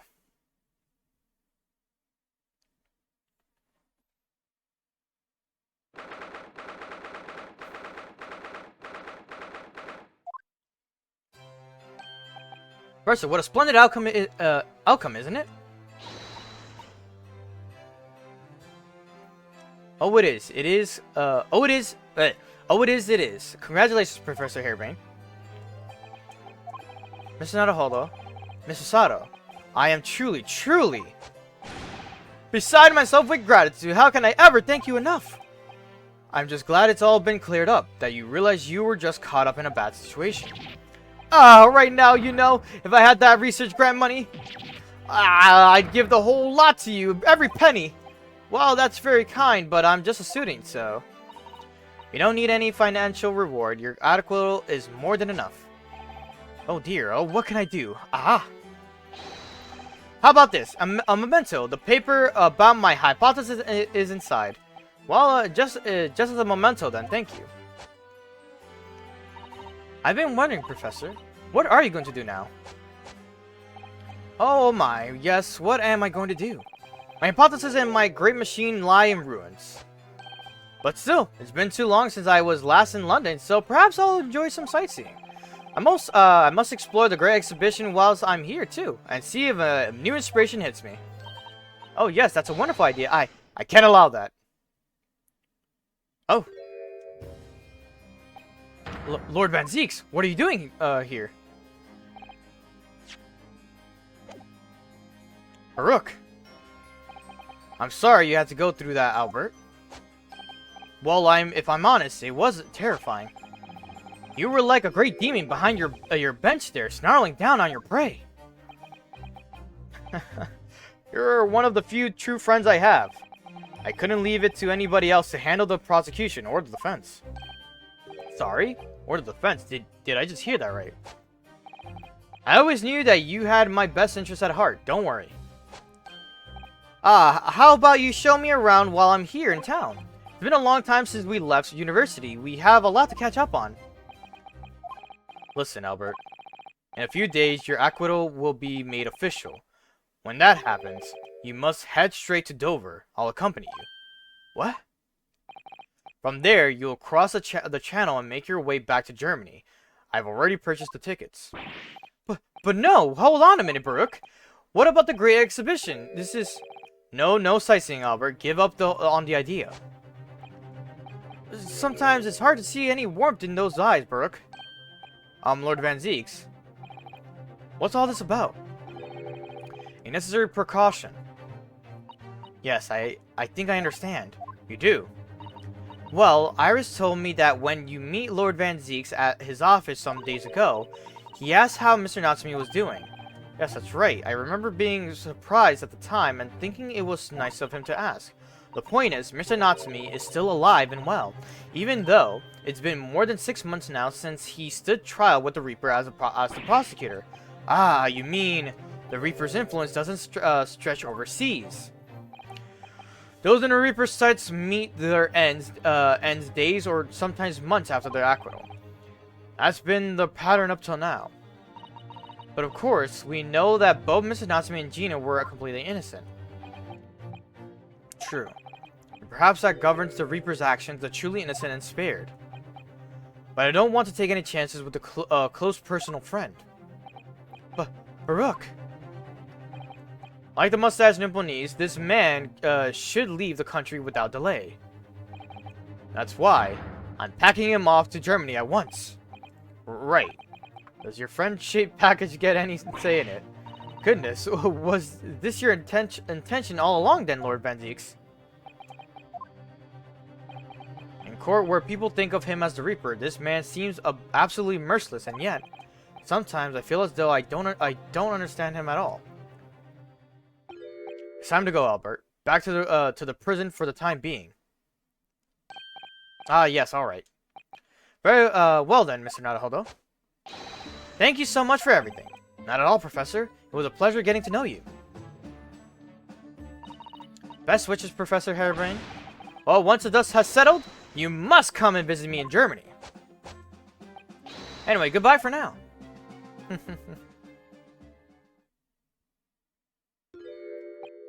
Now, my Nipponese friend. Oh, yes! I thought you'd gone too. We have matters to discuss. Can you spare me some time? You want to talk with me? I'll be waiting in the courtroom in 10 minutes. Well, that was strange. For some reason, I didn't get the sense of impending doom as he walked away this time. The Enigma Baruch Van Zieks. What does he want to discuss, I wonder? The answer awaits in the courtroom. I suppose here goes then.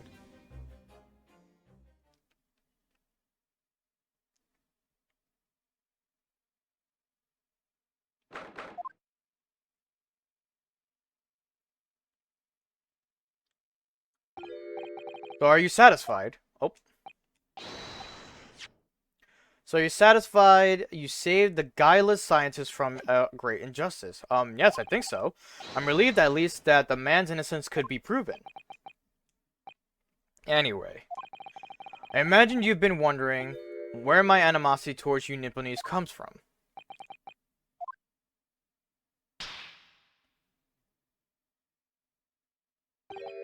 Well, at first I thought you just didn't like me.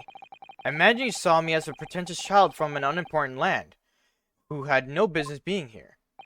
But now, I think differently.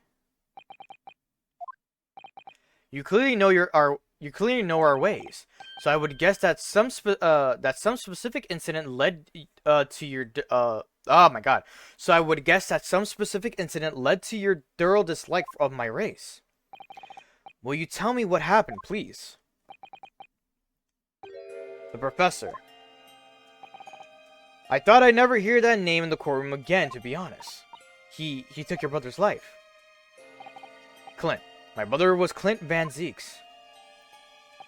16 years ago, when I was still just in my teens, he was already the director of prosecutions and a key member of the judiciary. I looked up to him. He was everything I aspired to be. He was involved in the establishment of the justice systems in foreign countries as well. There were exchange programs between Britain and our nations, and other nations then too, to share knowledge and ideas.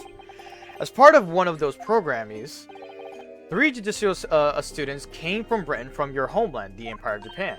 Oh, if it was 16 years ago, then one of them could have been my father. Of course, I remember Dr. Mikotoba as well. I had no idea. I was a minor at the time, training at the prosecutor's office. One day, Clint introduced me to the 3 visiting Nipponese. So, you've actually met my father. He and his colleagues were polite and amicable. They were adept at their work and exacting in their standards. It was my first encounter with the Nipponese spirit, and it made a very great impression upon me. But 6 years later, that's when it had happened. The investigation was going nowhere. There were no suspects even, just an ever-growing list of victims. And in the end, my brother became one of them, the last in fact, before the case was finally resolved. I'm so sorry, Lord Van Zieks, truly. Clint was always ready to put his life on the line for justice in any way. So he wouldn't have wanted it any other way. He lost his life to the killer, but it was his victory in the end. For me personally, though, it was a great loss. I found myself in a very dark place indeed. When I finally found out the killer's identity, the reason why no one had been able to catch the man sooner ceased to be such a mystery. He'd been hiding in plain sight all the time. In plain sight. Are you aware of political events 10 years ago? It was a period of extremely sensitive diplomacy between Britain and Japanese empires. A new treaty was being forged, I think. Correct. The Anglo-Japanese, or Anglo, whatever, Japanese Treaty of Friendship and Navigation was being concluded. The leaders of both countries were deep in extensive political discussions. Which is why this particular killer's appearance in court was conducted as a closed trial. The British public had known the identity of the killer. Not only would the treaty have been in jeopardy, but our two nations could very well have ended up at a war. What? A war between Britain and Japan? But that would mean... Oh my, you mean to say the professor was...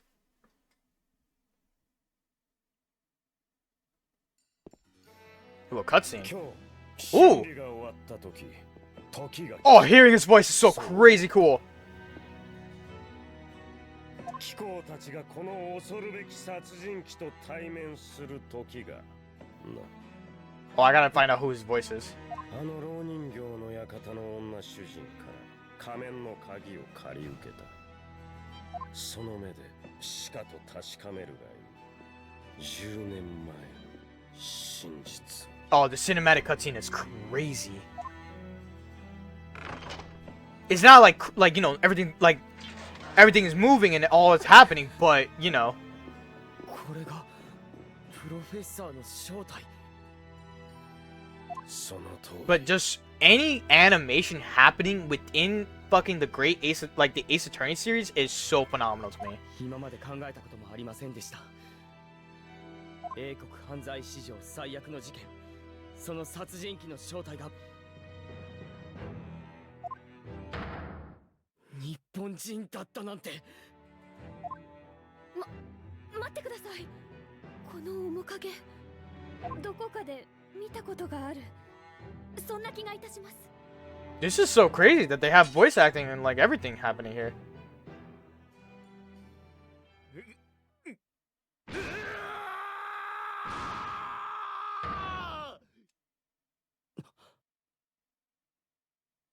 Oh, tell me he reveals himself. Please be Kazuma. Oh my god, is it Kazuma? 父上。 It's his fucking father! Oh my god! 父上。 Oh, that's out of play.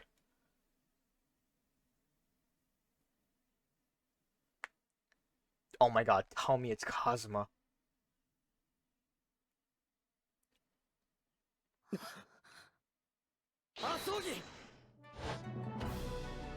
Oh my god, it's Kazuma! He's alive! 僕の親友、麻生木一馬。1年の時を経て今、すべての記憶を取り戻して。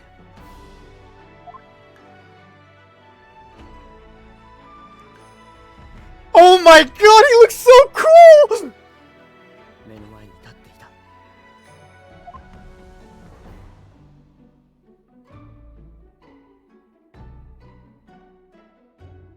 なるほど。 Yes! You remember me! 久しぶりだな。友よ。 My heart. What an ending result! 御言葉法務女子。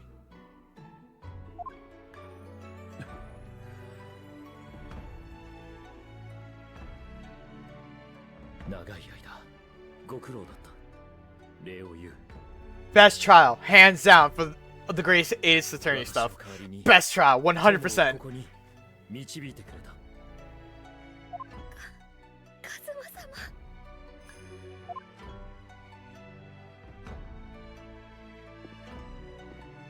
やっぱり生きていたんだな、麻生木。貴様にも礼を言わねばならない。何しろそいつを守ってくれたのだからな。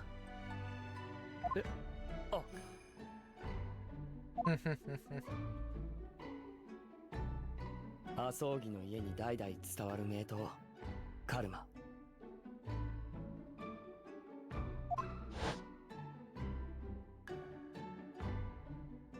日本を出発するとき、あいつが身に帯びていた。日本人の魂であり、いつもそばに置いておきたいと。 This is so insane. And the fact that it was his father. あの事件が起こって、僕は千里さんからこの刀を託されたんだ。お前が残した思いとともに。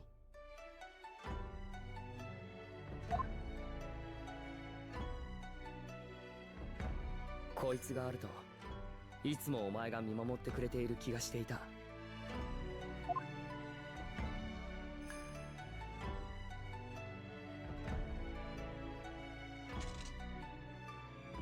Breaks it in half.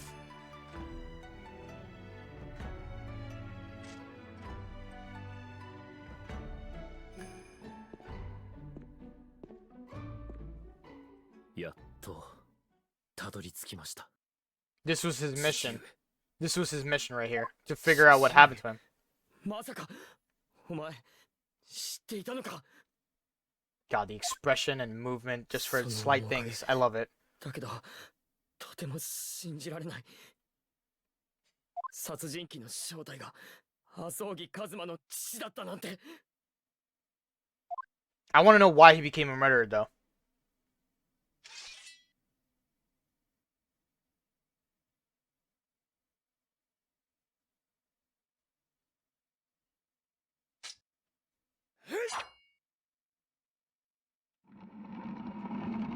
Ooh, swift.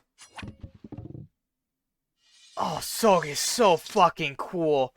Asogi is so fucking cool.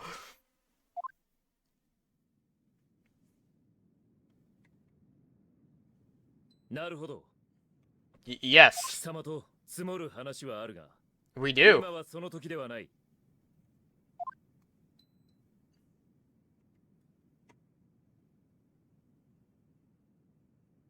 また会おう。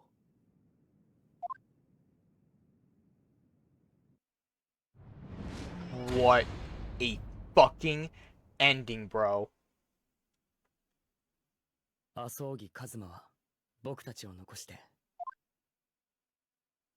法廷から出て行った。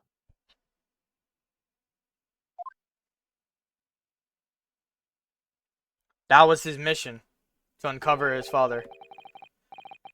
So, he's the living after image of the man who took my brother's life, is he? Yes, Kazuma Asogi, my best friend. 3 months ago, when Lord Strongheart introduced us, I had an inkling there was something there, some connection. But why did Lord Strongheart do that? Why did he make Kazuma Lord Van Zeek's apprentice, and when he was suffering amnesia too? The man was apprehended, even executed. But his legacy just won't die. That's the sad thing. Anyway, that's all I had to say. I thank you for meeting with me as I asked. The grand reveal that it was Kazuma. I mean, we got an inkling that it was gonna be him, you know? But the way it grand revealed itself, and then adding on to, like, him remembering everything, him revealing, taking off the mask, that whole thing. Oh my god, this whole trial, hands down, like, it was really good. I like this trial of, like, how, like, it really involved a lot of science and a lot of, like, you know, magic and shit. Like, how, like, a magic trick works and, like, some shit like that. But then, like, uncovering little things here and there, and then uncovering, like, past events, and then, like the build-up to, like, everything finally just closes here. And I'm like, oh, dude, shit just got real. 10 years ago, my grandmother took me to the railway station. We were there to meet my father from the train, for me. It was the first time I've ever seen him. Poor Sato-san, all this is tied up with painful memories for her too. She's never talked about this with me before, though. Took time to adjust to having father around, but just when I was starting to get used to it, he called me into his study one day. He told me that a great friend of his had passed away in London, and that the friend had left behind a son, a boy 7 years my senior. Father told me that the boy had made a promise to his late father, so he was studying to become a defense lawyer. Wanted to help, so I studied to become a qualified judicial assistant. As I'm sure you've worked out, that young man's name was Kazuma Asogi. So, you see, that's how he and I met. 親友は束の間僕たちの前に姿を現して再び消えた。そしてその瞬間、止まっていた時は動き出す。 Them including voice acting in these certain scenes too, very well done. Super well done. 車輪が回り始める。 It might not seem a lot, but like something about it having a voice behind the characters really does impact, especially for me. And that's why I like a lot of Japanese voice actors more than English voice actors. Not based on like, you know, how they make the character sound, is more on like how they read the lines. And I think that also applies to the directors of how they're telling them you should read the line like this. But that doesn't apply to English subbings. That's why I always have a problem with English subbings, because I think the English voice actors are great. The only problem is the way how they are portrayed in that said line, and it becomes not great, you know? それは確かに何かが始まり、何かが終わるきっかけだった。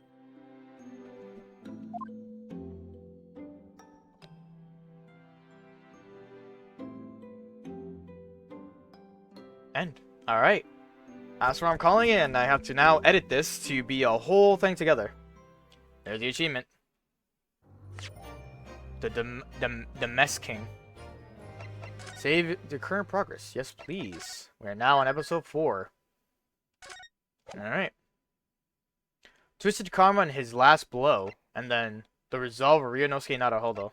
Those are the last two. If I'm correct of how I'm at least organizing everything of this right now, we should be this Thursday we'll start on the next trial. It's a 4-parter, so we'll do the half of that one, then the week after that we'll do the other half of that trial, or that episode I should say. Then on the last week of August, on the 28th, should be the first half of the last episode, and on September 4th should be the last half of it. If something does occur around that week for me to be like busy, or something that's gonna be like really gonna, you know, stop the tracks of that moment, I'll reschedule it on another day that isn't when I'm leaving, obviously. But yeah, we'll see how it works out for the whole situation overall. But YouTube, if you watch this really long VOD of episode 3, I appreciate you going all the way to the end, because I know that I make these episodes all together, and it's a whole long thing. I get that. So if you do reach to the end of this, I always really appreciate any type of like support you guys give me on YouTube. Twitch, anyone who just drops by, chills out, you know, lurks, all that stuff, I always appreciate any type of support you guys give me on here as well. But that's all I got. So, scheduling of what's coming up. Thursday, we got more Great Ace Attorney, the first half of the episode 4. Friday, more Mariamon to be handled. And then Saturday, we have Hack. And I feel like we're getting close to the end of Hack. A little bit. Maybe Hack 2, I should say. We'll see how it, Volume 2, how it goes. But we're getting around that corner. If it's not this week that I finish on Hack 2, it'll probably be next week, you know? But I'm gonna call it here.